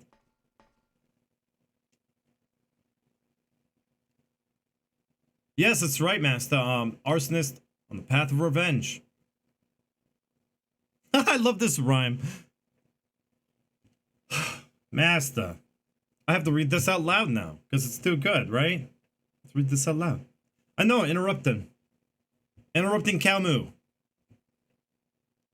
I'm gonna read this out loud. She wore a knife with a thin little edge, an arsonist on the path of revenge. When crime sent her on this sinful way, her father showed her the TV overlay.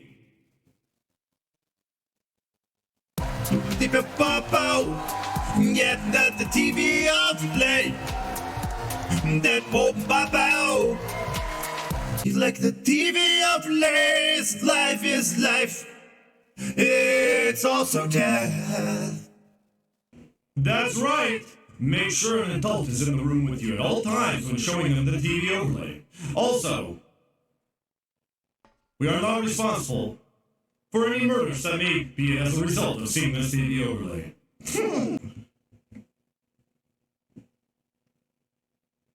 So some were persecuted, some were not. I love your joke though, Master. That's so good. You can tell other people like it.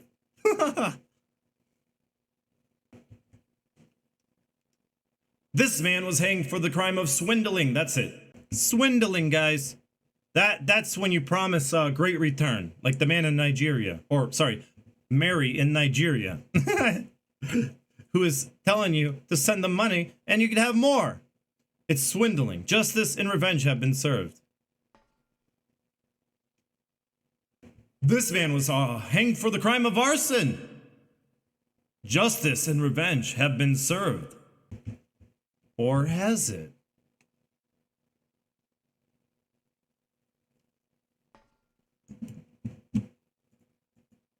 I gotta see this one, Katahaji, man. I'm gonna play it. This clip you posted. I'm gonna hear it. Hold on. It's always muted when I click on it. I mean, if James, if Mary wrote you a letter telling you to send her $1 million to her bank account in like Nigeria, would you do it, James?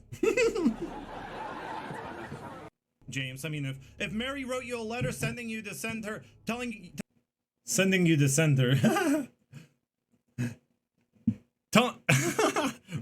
return the sender.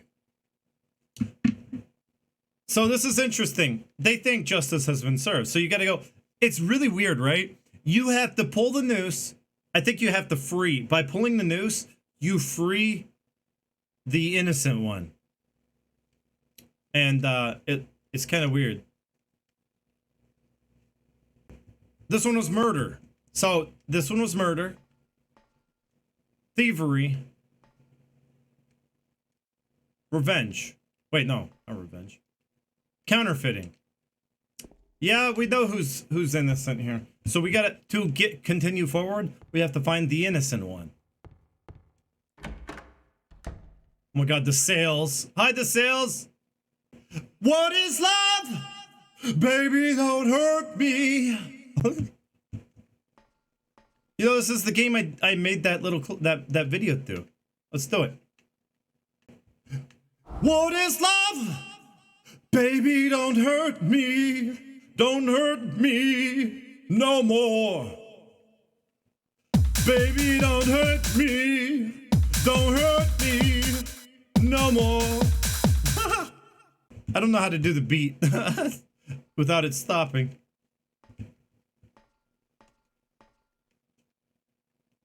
And you pull the rope on the same, in the same area as the one who is innocent.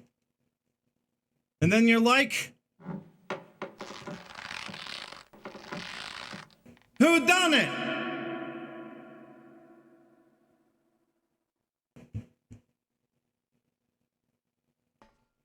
Am I right? You're like, who done it? Someone had to have committed the arson. Didn't I just... Nah, it couldn't have been Angela. She's a victim. That's, you know, people have trouble stomaching, like, these theories that, you know, if you don't like it, well, that's too bad. Well, I guess, you know, it's whatever, right?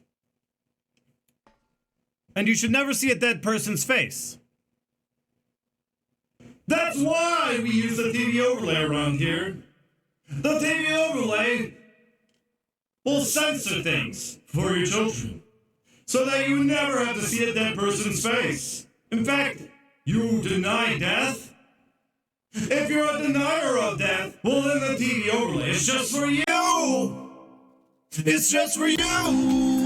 Yeah!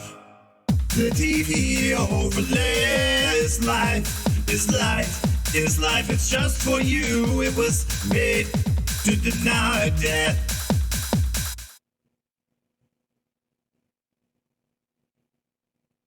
Whoa, yeah. Hi, you know, I found out, I was kind of like clicking through the settings, right? You know, it's awesome. You can't even turn it off. I mean, it's like childproof. But then again, I did play. If you show your children the HD collection, right? Be careful. You can see that person's face. So I just wanted to warn you that sometimes, especially in really bad HD ports, you can't really, you know, be safe from that. Yes, there's lots of dead people here. So yeah, there's all these themes. It's a child-proof TV overlay. Oh, taking it easy? You talking to sales? I'm glad you're taking it easy. Yeah, don't work so much, Xanax. You would be like me, who works all the time and never really gets enough sleep. Oh my god. You should never see a dead person's butt, either. Katahachi, man, you're right. TV overlay will show you that dead person's butt and tell you not to look at it.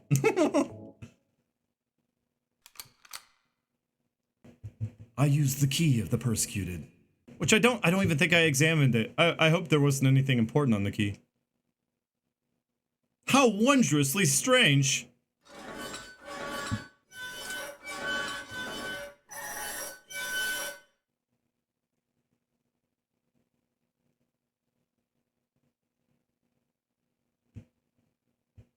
Wondrously strange.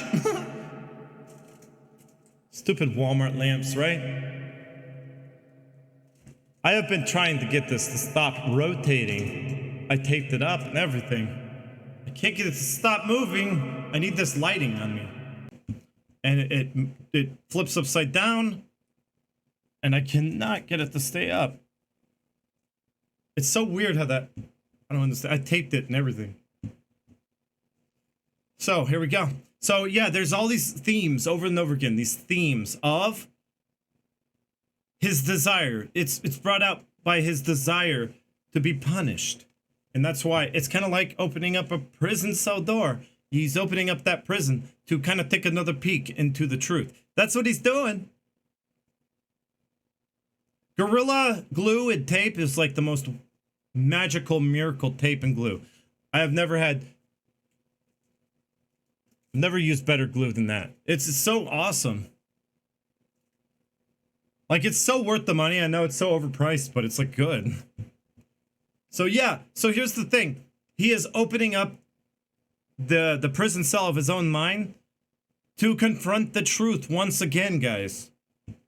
And you know, it hurts, right? So he's immediately going to try to go to that more peaceful spot in his mind, right? So, I mean, let's go. We're trying to avoid the Maria ending.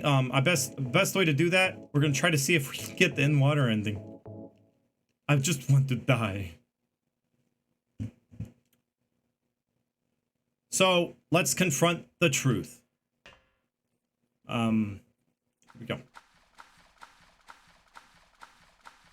So he's just taking a peek. And you know what's interesting is this time he actually kind of sees the same skin disease that Mary died of. Interesting. She's not dying in some ridiculous, you know, fictional, over the top kind of way, like impaled. This one was more silent and subtle. It's like, you know, maybe perhaps it's kind of what he saw right after he repressed the events of everything. Right after. This is what he saw, and he repressed everything, and he just like, oh, Mary died. And then, you know. So. What? What do you what? What do you mean what, Katahajime? Maria?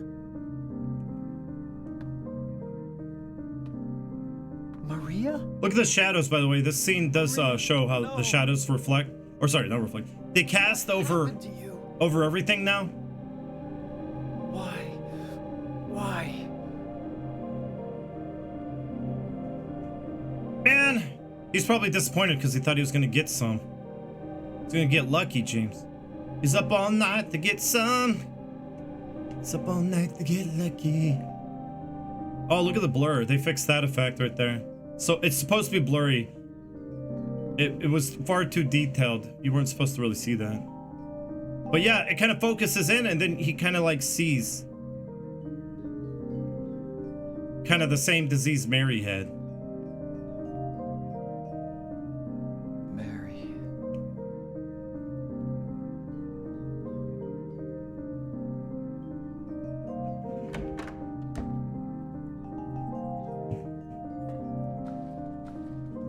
Now it's your choice to deny death and hang around and keep trying that door. I would do it, but I kind of want to avoid the Maria ending. Because if I get that ending, I couldn't really influence the game to give me any other endings, so I don't really want to get that one. Besides, it's not a good ending. So yeah, again, he thought about the true events of what really happened. He thought about Mary and her disease, which is also kind of stirring up some emotions. And he's starting to feel painful again, and you kind of hear it in the music, right? Music's beautiful, but the music is intentional and getting you to feel what he's going through at every point in the game. This music kind of is somber. Kind of makes me wish I was happy. It's kind of one of those sad moments. So I don't know if you're still here with me. Most of you are, or some of you weren't here earlier. Doggo Disappointer, welcome. I don't know if I greeted you. Welcome. I wanted to mention again. Now you can't return the bed. Nice job, Maria. So I wanted to mention again. I think I came to understand this game, and I feel like I really do understand Silent Hill 2 like perfectly. I think I got a 100% understanding of it, and it's beautiful, so beautifully told. And some of you were here during my story about why I think I came to understand it, and it was through life experience. I have met so many different people. I have experienced loss. I've experienced ups and downs. You know, I can't say I understand completely what James is going through because I was never there for that. And it's a personal journey.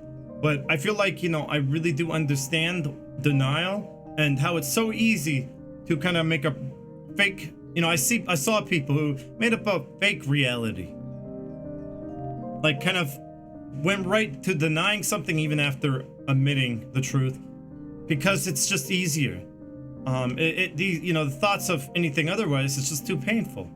So it's a coping mechanism of the mind. And in fact, we stumbled upon a graveyard. And it's like, what? You know, maybe this was manifested out of his desire to be punished too. In fact, he's at the lowest of the low. Right now, he is kind of borderline suicidal. This whole depression stage of the game. He's going through the labyrinths of his own mind. He is depressed, and he's further sinking and sinking into depression through this whole course of this section of the game. And the very last part of it, he stumbles upon a graveyard, which is another thing suggesting, take your own life, do it, James. You know, because, you know, you come over here into the corner of the room, And what do you see? 3 gravestones. 3 of them. And they still have yet to be filled in, so there's no bodies for them. You read them in order, one by one in order. There's a name inscribed on the tombstone. Eddie Dombrowski. Fuego, you wouldn't be here if you weren't at work? Well, it's good to see you again. Fuego, hello. Didn't you have a sub or got gifted a sub? I thought you had a sub last time, but well, that's interesting. There's a non-sub in the chat, guys. Hark! There's a name inscribed on the tombstone. Angela Orozco. There's a name inscribed on the tombstone. Corcel de Fuego! Oh my god! No, I'm just kidding. Wait. James Sunderland!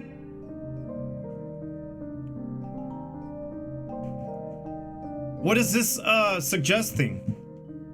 Well, there's 3 unmarked graves. Or 3 marked graves with no bodies.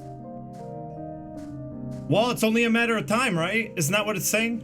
Well, we're all gonna die in time at some point, right? Well, it's suggesting, you know, like, it's just waiting for you to just do it and commit to whatever you're gonna do and get yourself killed. Like Eddie committed suicide.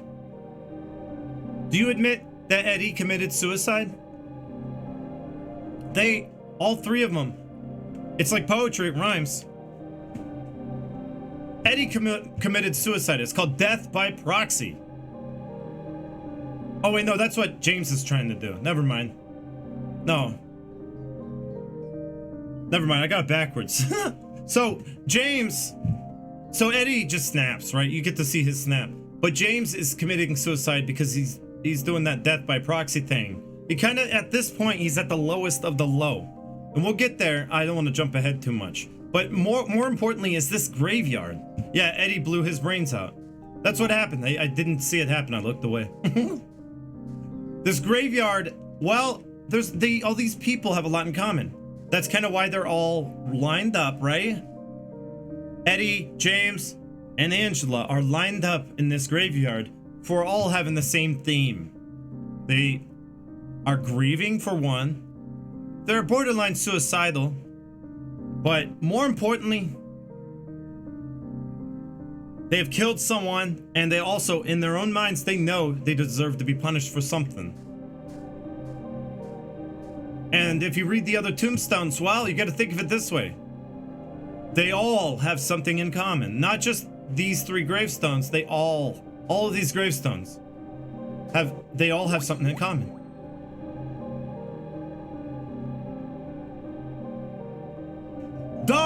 Hold on, Norman. Darth Jample! Well, what do you know? Got a sub from Darth Jample. Thank you so much for that sub. And it's your first time ever gifted one out. So, well, thank you so much, Darth Jample. You gifted out a sub for the first time, and you paid it forward too. IO Keys gifted you the one the first time. Well, isn't Eddie killed by a maniac with a huge sword? No. I deny it. There's a name inscribed on the tombstone. Walter Sullivan! What did Walter Sullivan do? Killed himself with a soup spoon by severing his carotid artery, right? Dead. Walter denied. Wait, what did he do? Well, they just have a lot in common. Walter was a serial killer who killed people. I don't know how many times he died, Katahajime. That's still a question, I don't know. I thought he died once, unless you're just like... Well, you could do a kappa if you're messing with my mind. The name on the tombstone is too scratched up to read. But I like that emote. Whose emote is it? I can't tell. That's a really cool emote. Ah, Master, he's in denial of death itself. There's a name inscribed on the tombstone. Miriam K. Traitor. Now you know from this, I don't know if you know, It doesn't really say it anywhere else. Well, it says Miriam K. No, wait. No, I'm thinking of someone else. Miriam K is a traitor, though. How is Miriam K a traitor? I don't believe the story. The story that was told in Silent Hill 4's Japanese website, I'm not going to take that into account. It's like, how is Miriam K a traitor, though? I guess there's a theme going on here.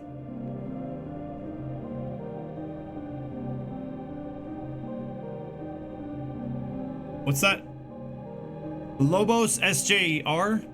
Is that a Twitch streamer, regular, or YouTuber that streams sometimes? I should follow. I'm gonna follow right now. Do you suggest that I should? I mean, you're not gonna say no. There, I found the Twitch channel. Oh, I thought you were saying no good. That Lobos guy, no good. Oh my god. Buttons take so long to load in.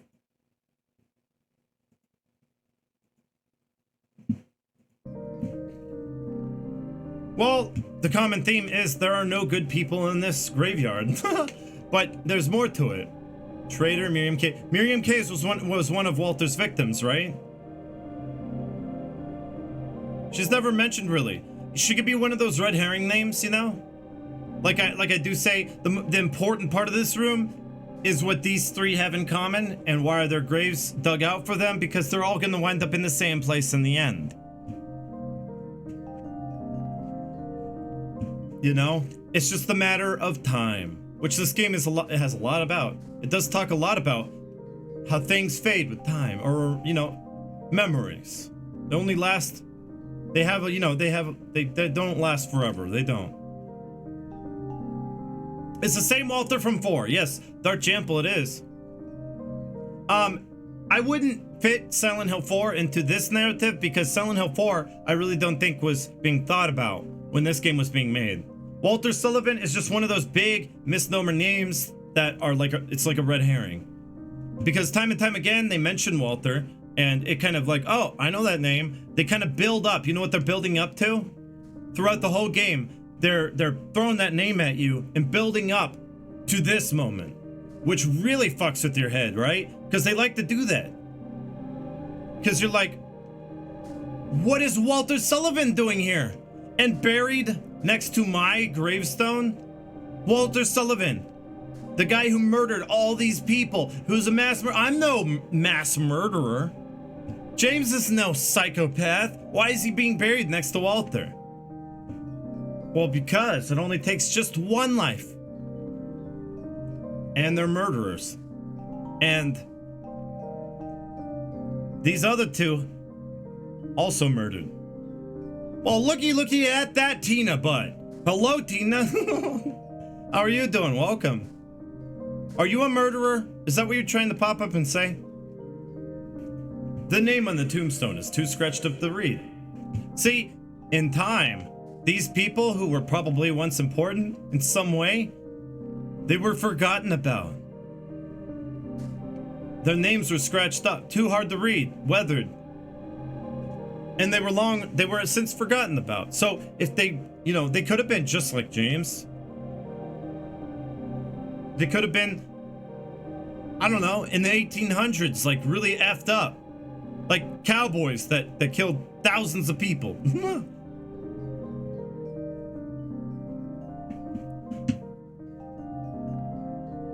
Yes, you guys should, like, you know, throw some subs or something because I'm saving up for my move away from Wisconsin fund. You guys can help me get away from this place so I can have more consistent, less migraines for one. Better streams overall. Because more sunshine too. I like sunshine. I'm a sunshine boy. I'm a big fan of sunshine. Tina, about you missed a big, elaborate, like, personal story of mine. It was about halfway through this run. It was pretty good. People liked it. They liked the story. This felon drank one last bottle of ale before he was executed and laid here to his eternal rest. And this is funny because it's like AA, right? I would move to Arizona, Flavorful, because that's where I'm used to the weather there. I went to middle school and high school there, almost entirely, all the way through high school. But then I had to leave, and ever since I left, I've had this anxiety and panic, and I've had asthma. I can't deal with humidity. I don't like it. I have asthma really bad, and allergies now. Now I'm getting allergies really bad, which I've never had in Arizona. I just want to go back to that area. I was thinking about going to Nevada. That's what you reminded me of, Tina, because I talked to you in Enigma's chat about going to Nevada. Well, love Tina and that butt. So this is kind of like that AA, right? I think they took a lot from AA meetings and what they kind of preach. It is kind of a religion. This is kind of a direct reference, but more importantly, this person was in denial of being an alcoholic. You know, the first step is admitting you're an alcoholic. Well, this person didn't even give a crap. He drank all the way up to his death, you know, right? He drank all the way up to his grave. That's how in denial this person was.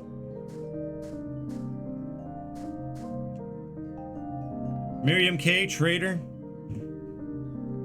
I mean, these all have a common theme. You just have to think deeply about it.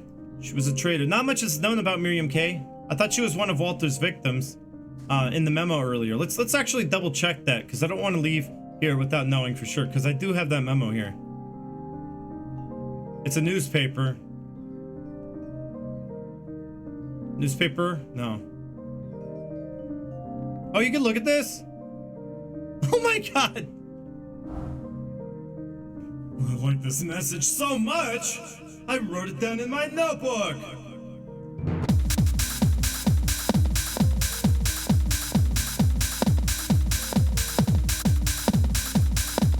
There was, oh yeah. There was a hole here. There was a hole here. There was a hole here. There was a hole here. There was a hole here. There was a hole here. It's gone now. It's gone now. It's gone now. It's gone. It's gone. Oh yeah. Oh yeah. What were we doing again? Oh yeah. Article about murder. Oh, there it is. So Billy and Miriam Locane. Oh, actually, it's not the same Miriam. It is a red herring. That convinces me. It's one of those names. It's like Miriam. Oh, it stands out. Miriam's name stands out. But we know through inference by, you know, analyzing this memo using our, what is it called? Reading comprehension, that Miriam's last name is Locane. That's not Miriam L, it's Miriam K. And that kind of goes along with Walter Sullivan too. It kind of fits, because Walter Sullivan, what is Walter? Another red herring. And it's kind of proof that the game's fucking with you. They throw Miriam in there thinking, and then you start thinking about what? She was murdered. Yeah, she was a traitor. And then you look at the letter initial at the end, K. Well, we don't know who the hell that is. The only mention of Miriam K is right here. So we can't really connect that to anything. Some people, it's gonna throw you for a loop. If you really try to overanalyze it, and I think you're not supposed to.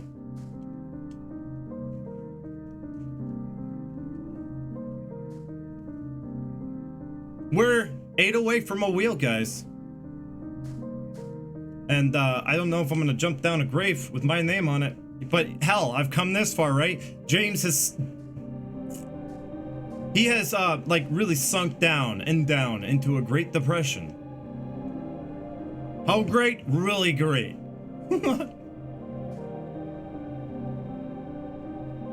So, see, Eternal, like,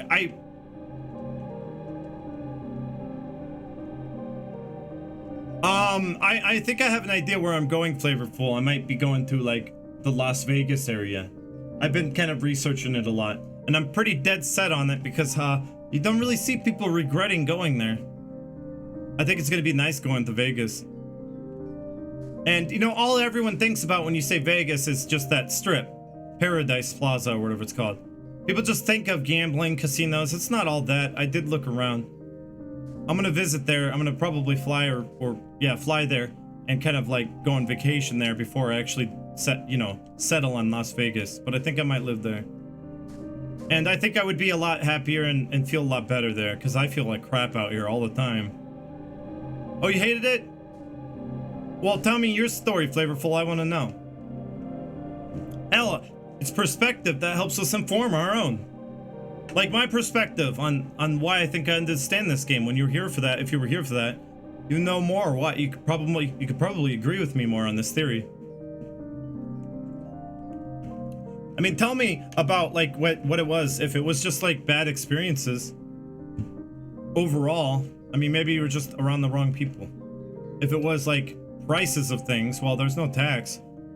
If it was, oh my god, 2 remixes today from about a hole. Actually, no, yeah, 2 today. I forgot about the other one. Yeah, you still don't get, you're not used to it yet. So yeah, are we gonna jump down the hole? I don't know if I can do it. Oh, H.L. Duggins. Okay. Well, we're at the end of this lore run. Well, you have a good one if you can't stick around much longer. I appreciate you being here, H.L. But I'm kind of debating whether or not I want to go down this hole.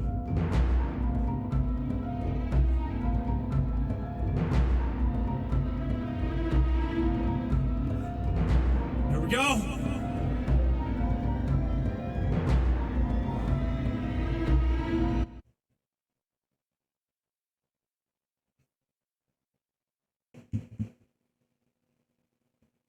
I really thought I was gonna die. Oh, that was clip. Get ahead, Gmate. Thank you for clipping it. Well, I guess I'm fine. I'm fine now. No worries. So yeah, it's like, you know, you are confronted with this, you know, leap of faith. You're jumping down all these holes. Maybe the actual grave you jumped down into, maybe that's the one that's gonna end up killing me. Well, there's still that possibility, huh? We haven't gotten through this yet. This right here. Which, by the way, it's misty, but you watch. As you get closer and closer, and we all know Eddie's at the end of this, right? As you go closer and closer to where Eddie is, the fog builds. But not only the fog builds, but the imagery, the red. You get this alarming red. Ah! So hopefully my long, actually pretty long story that I told about what actually, you know, how I think I came to understand this game. It kind of makes more sense, I guess, from my perspective. Now that you know my perspective, you kind of understand me. In essence, you understand this game better. You understand this lore run better. Well, James has been sinking into his depression. You know, and he kind of thinks, oh yeah, I could.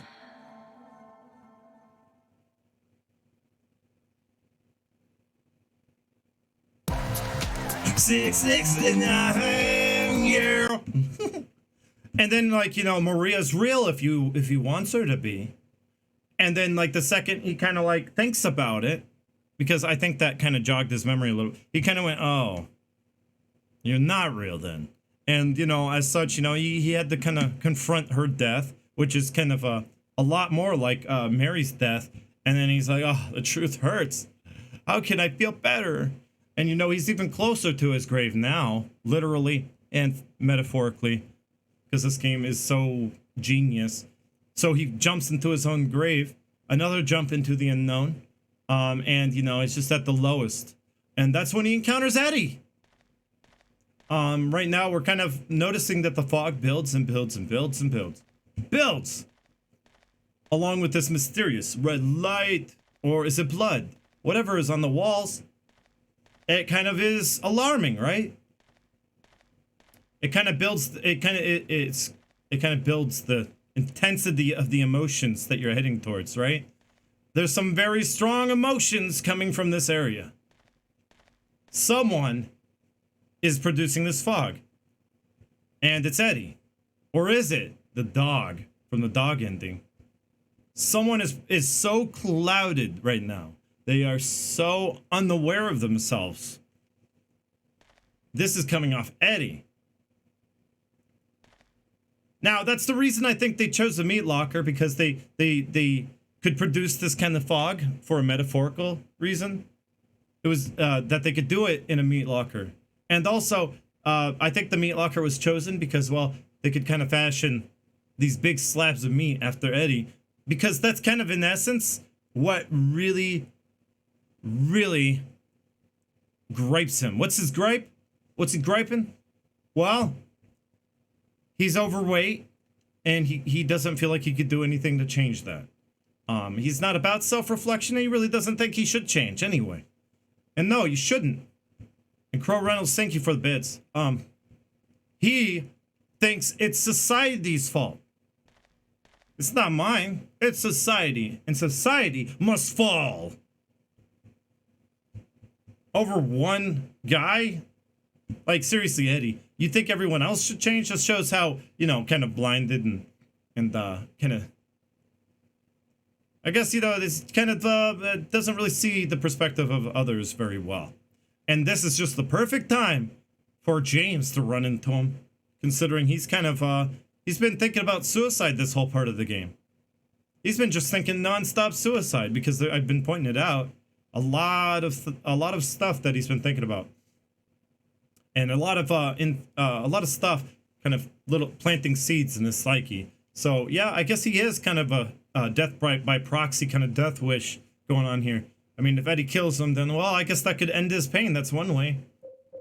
You know, every time he looks at this photo, he just has to think about the pain and suffering and everything he had to go through for 3 years. And there's a lot to think about. And it's really hard to bury this painful memory. So, you know, now he's kind of a coward, James. That's how Eddie and James kind of relate to each other.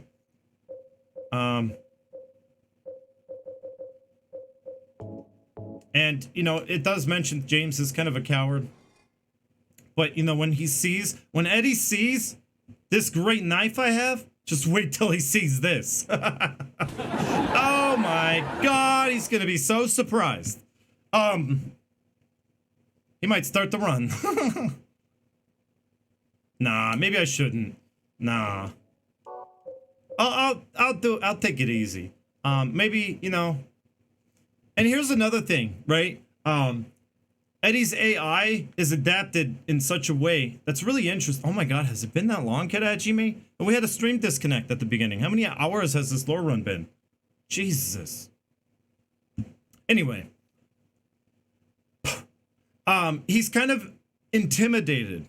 You know, when he starts to get intimidated, when he sees that, well, when you have a great knife out, he kind of gets intimidated. And he kind of comes in to punch you, but then he kind of gets scared and backs away, and it kind of repeats like that. The great knife really scares him, but, you know, it's kind of like that thought process. You wouldn't hurt an unarmed man, would you? He likes the power of the gun. He feels like he has all the power in the world when he has his gun. And you just kill him like that. Easy. I love this. I could get used to this. You know, that's what he's like. And, you know, but when he starts to get low health, then he starts to flee. And he's like, never mind. All right, here we go.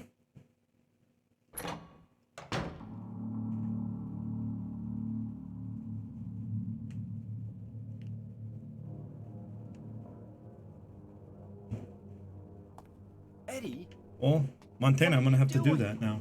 What does it look like? He always busted my balls. You fat, disgusting piece of shit. You make me sick. Fat ass, you're nothing but a waste of skin. You're so ugly, even your mama don't love you. Well, maybe he was right.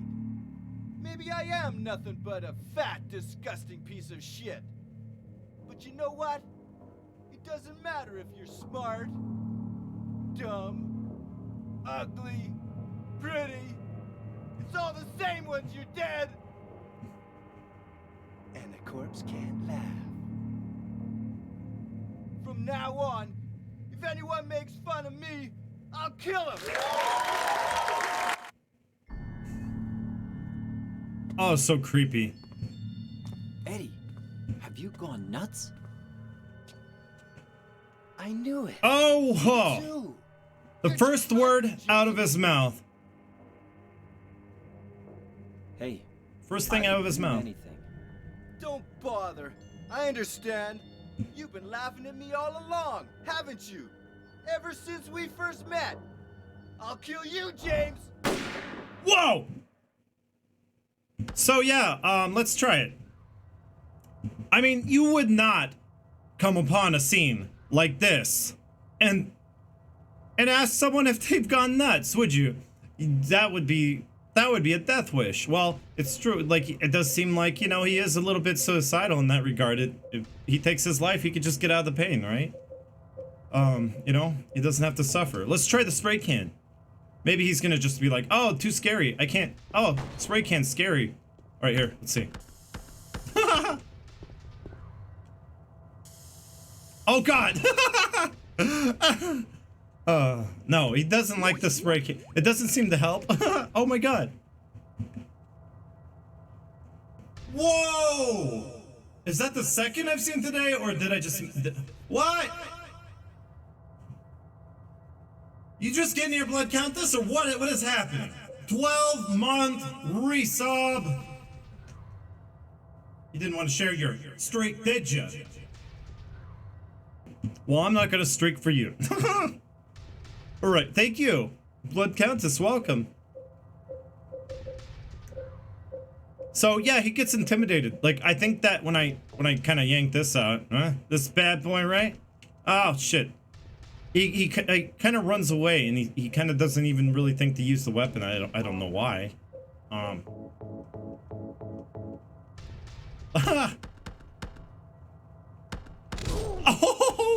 no, you can block him here too. You can't go through the door if you stand here. And he punches you repeatedly until you die. Or get out of the way. Hey, I'm walking here.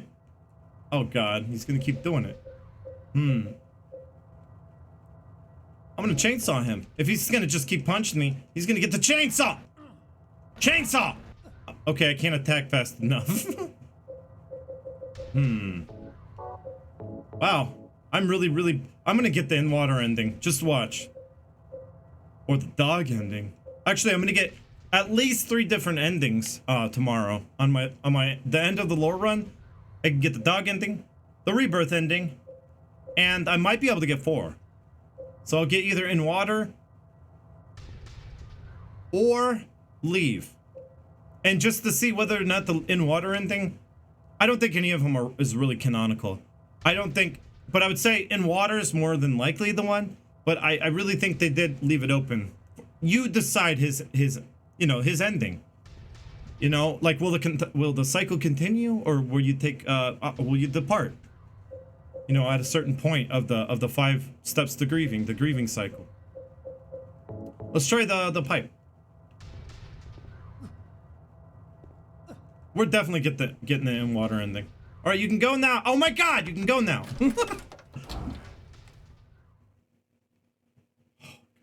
I thought he was gonna blow my head off, and I was gonna die there. My stream deck's lagging a little bit. Dog ending is canon? Yeah, me too.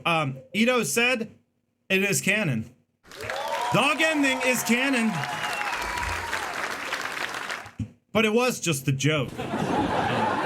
That people took too seriously. I have to play Fatal Frame 1 still. I have only gotten halfway through it. So, well, that's pretty cool. You beat them all. I still have not beaten. So I'm gonna get through the Fatal Frame games here pretty soon. I know it seems like I'm playing a lot of Silent Hill, and I have been, because people have been asking for this lore run for one, and people have been asking me to play more Silent Hill. I'm not really sure if you guys will come for if I play any like good old classic games, you would probably come for it, right? I assume most of you would be here. I just hate to play a game that, you know, winds up and no one coming. All endings are canon, but you feel in water is the true ending, though. I feel like I like the leave ending the best. Chris John, thanks for asking.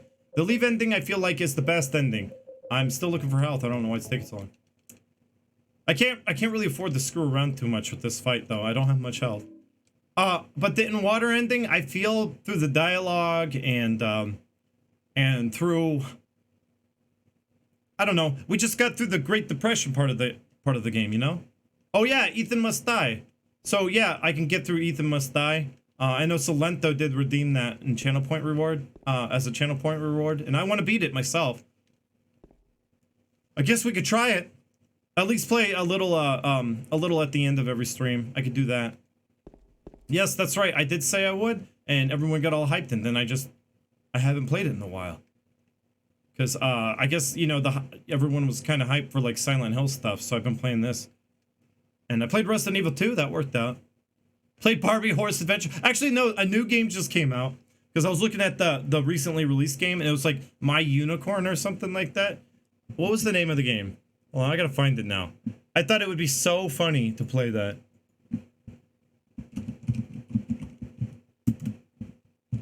I'm gonna see if I could search it. Is it? No, it's not. I have horse something. Why is it horse? The Unicorn Princess, guys. Oh, this is just so beautiful. I love it. I'm gonna copy the address to this image and share it in the chat now. This is a game I should stream. Don't you think this is a game for me? Right here? That's a game for me, right? But we have to get the other part of Eddie's story. So I'm gonna continue this fight. And Geisha says, yeah, of course. Well, cool. I still have a Bloodborne lore thing to do, but I haven't had many people ask for that. Arrakis Prime, hi, welcome. Yeah, I haven't had people ask for that. Surprisingly, and when I did say, when I kind of tested the waters and started a lore run or whatever, you know, I was sitting there waiting for people to ask questions, but a lot of people already know a lot of things. And I haven't played it in so long, I don't know, I'm kind of rusty. We need that game now. I knew you guys would be hyped. All right, we're walking through the door. Wait, look at the scene, by the way. We haven't really analyzed it. So, one thing the Enhanced Edition did... Oh, thank you for the follow. The Architect. The Enhanced Edition fixed this room and made it teal like it's supposed to be. Why teal? I don't know why it's teal. I don't know why it's teal, but it is. All right, thank you, Manumi Nanashi. And thank you for watching, and, well, you have a good sleep. I'm glad you liked it. I hope you had fun. We just got a little bit left. This is a bloody gruesome scene. And it also shows that he just, like, honestly, he's not getting any better. He's just only getting worse, but he thinks he can make things better by getting worse. He's kind of like falling even further into delusion and denial. And Eddie, there's no help for him at this point. Oh, hell no. He's pretty effed up. If he thinks, you know, that insult was enough to get him to want to kill James. That insult alone was all it took. And it wasn't even an insult. It's just like he's trying to rationalize Eddie. Like, you know, have you gone nuts? Hey, welcome. Hey, everyone. Good to see ya all. Well, the Architect, welcome to the chat. He's like, you know, if you can't change him, kill him. He doesn't even bother. He just kills him now. Anyone. He just says, have you gone nuts? And he's trying to get Eddie to kind of self-reflect a little bit. Look, I see you as crazy. So does everyone. James, everyone sees me as crazy. You're just like them too. And when is anyone gonna ever come out and compliment the way I look when I'm holding a gun? So kind of crazy, but you know, he thinks he's in the right. Here we go.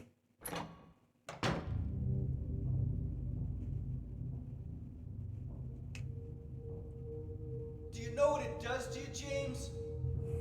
When you're hated, picked on, spit on, just because of the way you look, after you've been laughed at your whole friggin' life.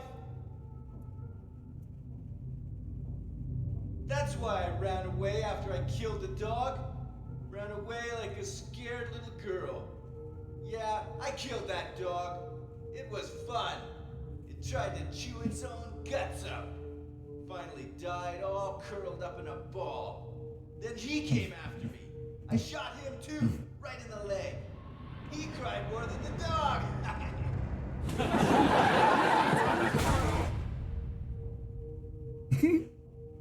He's gonna have a hard time playing football on what's left of that knee. You need help, Eddie. Don't get all holy on me, James. This town called you too. You and me are the same. We're not like other people. Don't you know that? Let's party! Oh, jeez.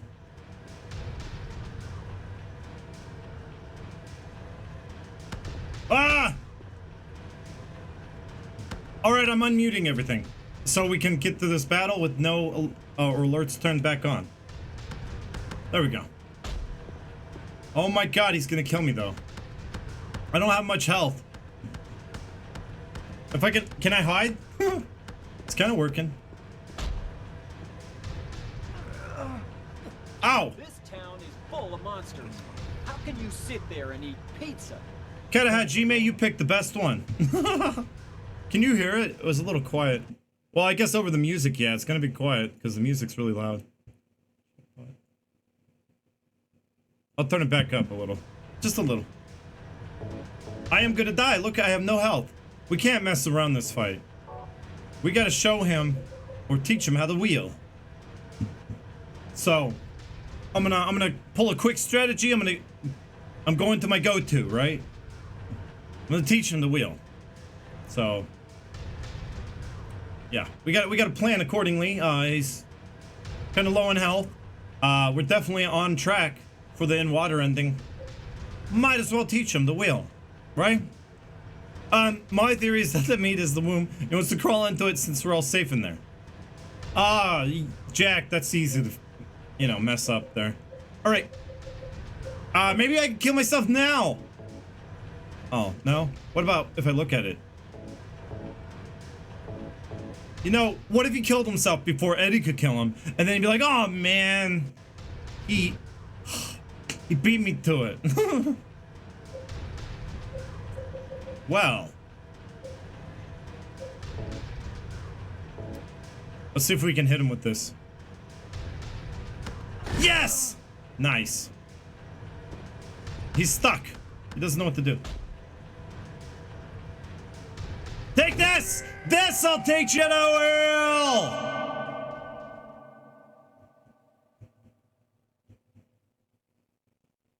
Eddie? Eddie? I killed a human being. A human being. A human being. That's right. That's right. So he's starting to think about it, right? He has taken a life. Mary.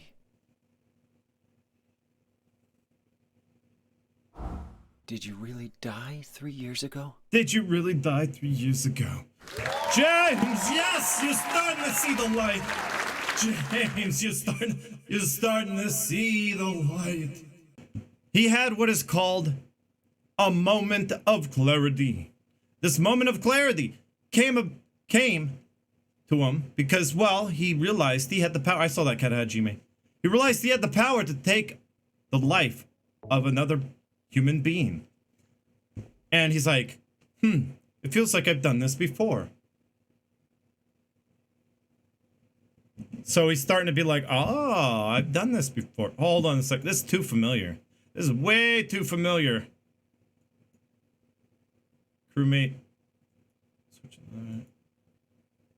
All right, Tooey Fooey.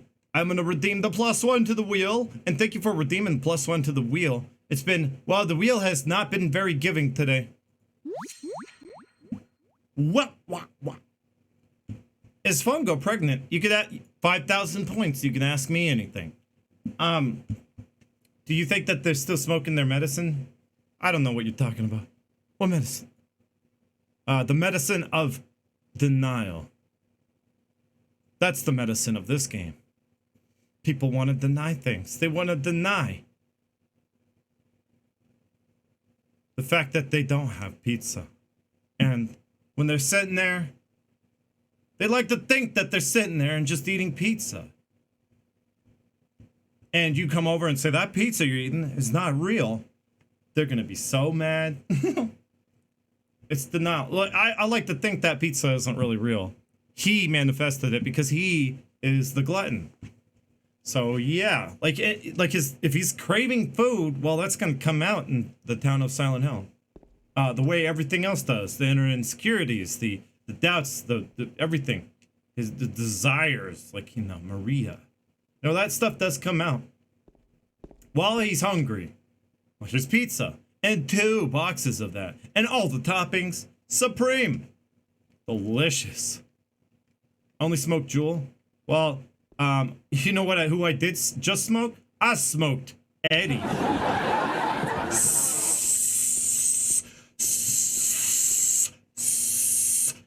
Smoking! Fungo! Why don't you stream Dino Crisis? Why don't you, Fungo? Well, I can give you a little sneak peek at a game that I am gonna stream soon. It's gonna be Dino Crisis, so let's get on the bus and blow Corgi Creates' mind. Let's blow her mind. If we get a big old raid going, you know, go maybe follow if you like what you see over there with Corgi Creates, who has raided me countless times, I can even tell you, who has supported me greatly. Good night, everyone. I have no DDKs. Whoa! Holy moly! Whoa!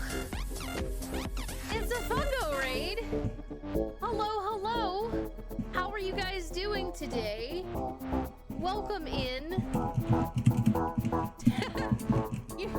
You caught me at a really weird time. We're kind of lost. Go figure. But I hope you guys are all having a good day today. Welcome on in if we've not met. Hello, my name is Corgi Creates. You can call me Corgi or Ashley, whichever you prefer. We play a variety of stuff here, but a lot of my content is horror-based, so if you like scary games, you are in a good place for that. Welcome in, friends. Hello. Hope you guys are all having a good night. How was your stream today? Hey, what are you guys up to? Playing some Silent Hill 2, one of my favorites. Holy moly, thank you guys so much for the love. I appreciate it. Thank you for all the follows. Whoa, I think you broke the bot. Welcome in. Thank you. So, today we're playing a mod for Dino Crisis called the Classic Rebirth mod. It's a fantastic mod if you guys have an opportunity to play it. I'll throw... Holy cow, there's so many follows. Thank you so much. I will thank all of you individually. Let me see here.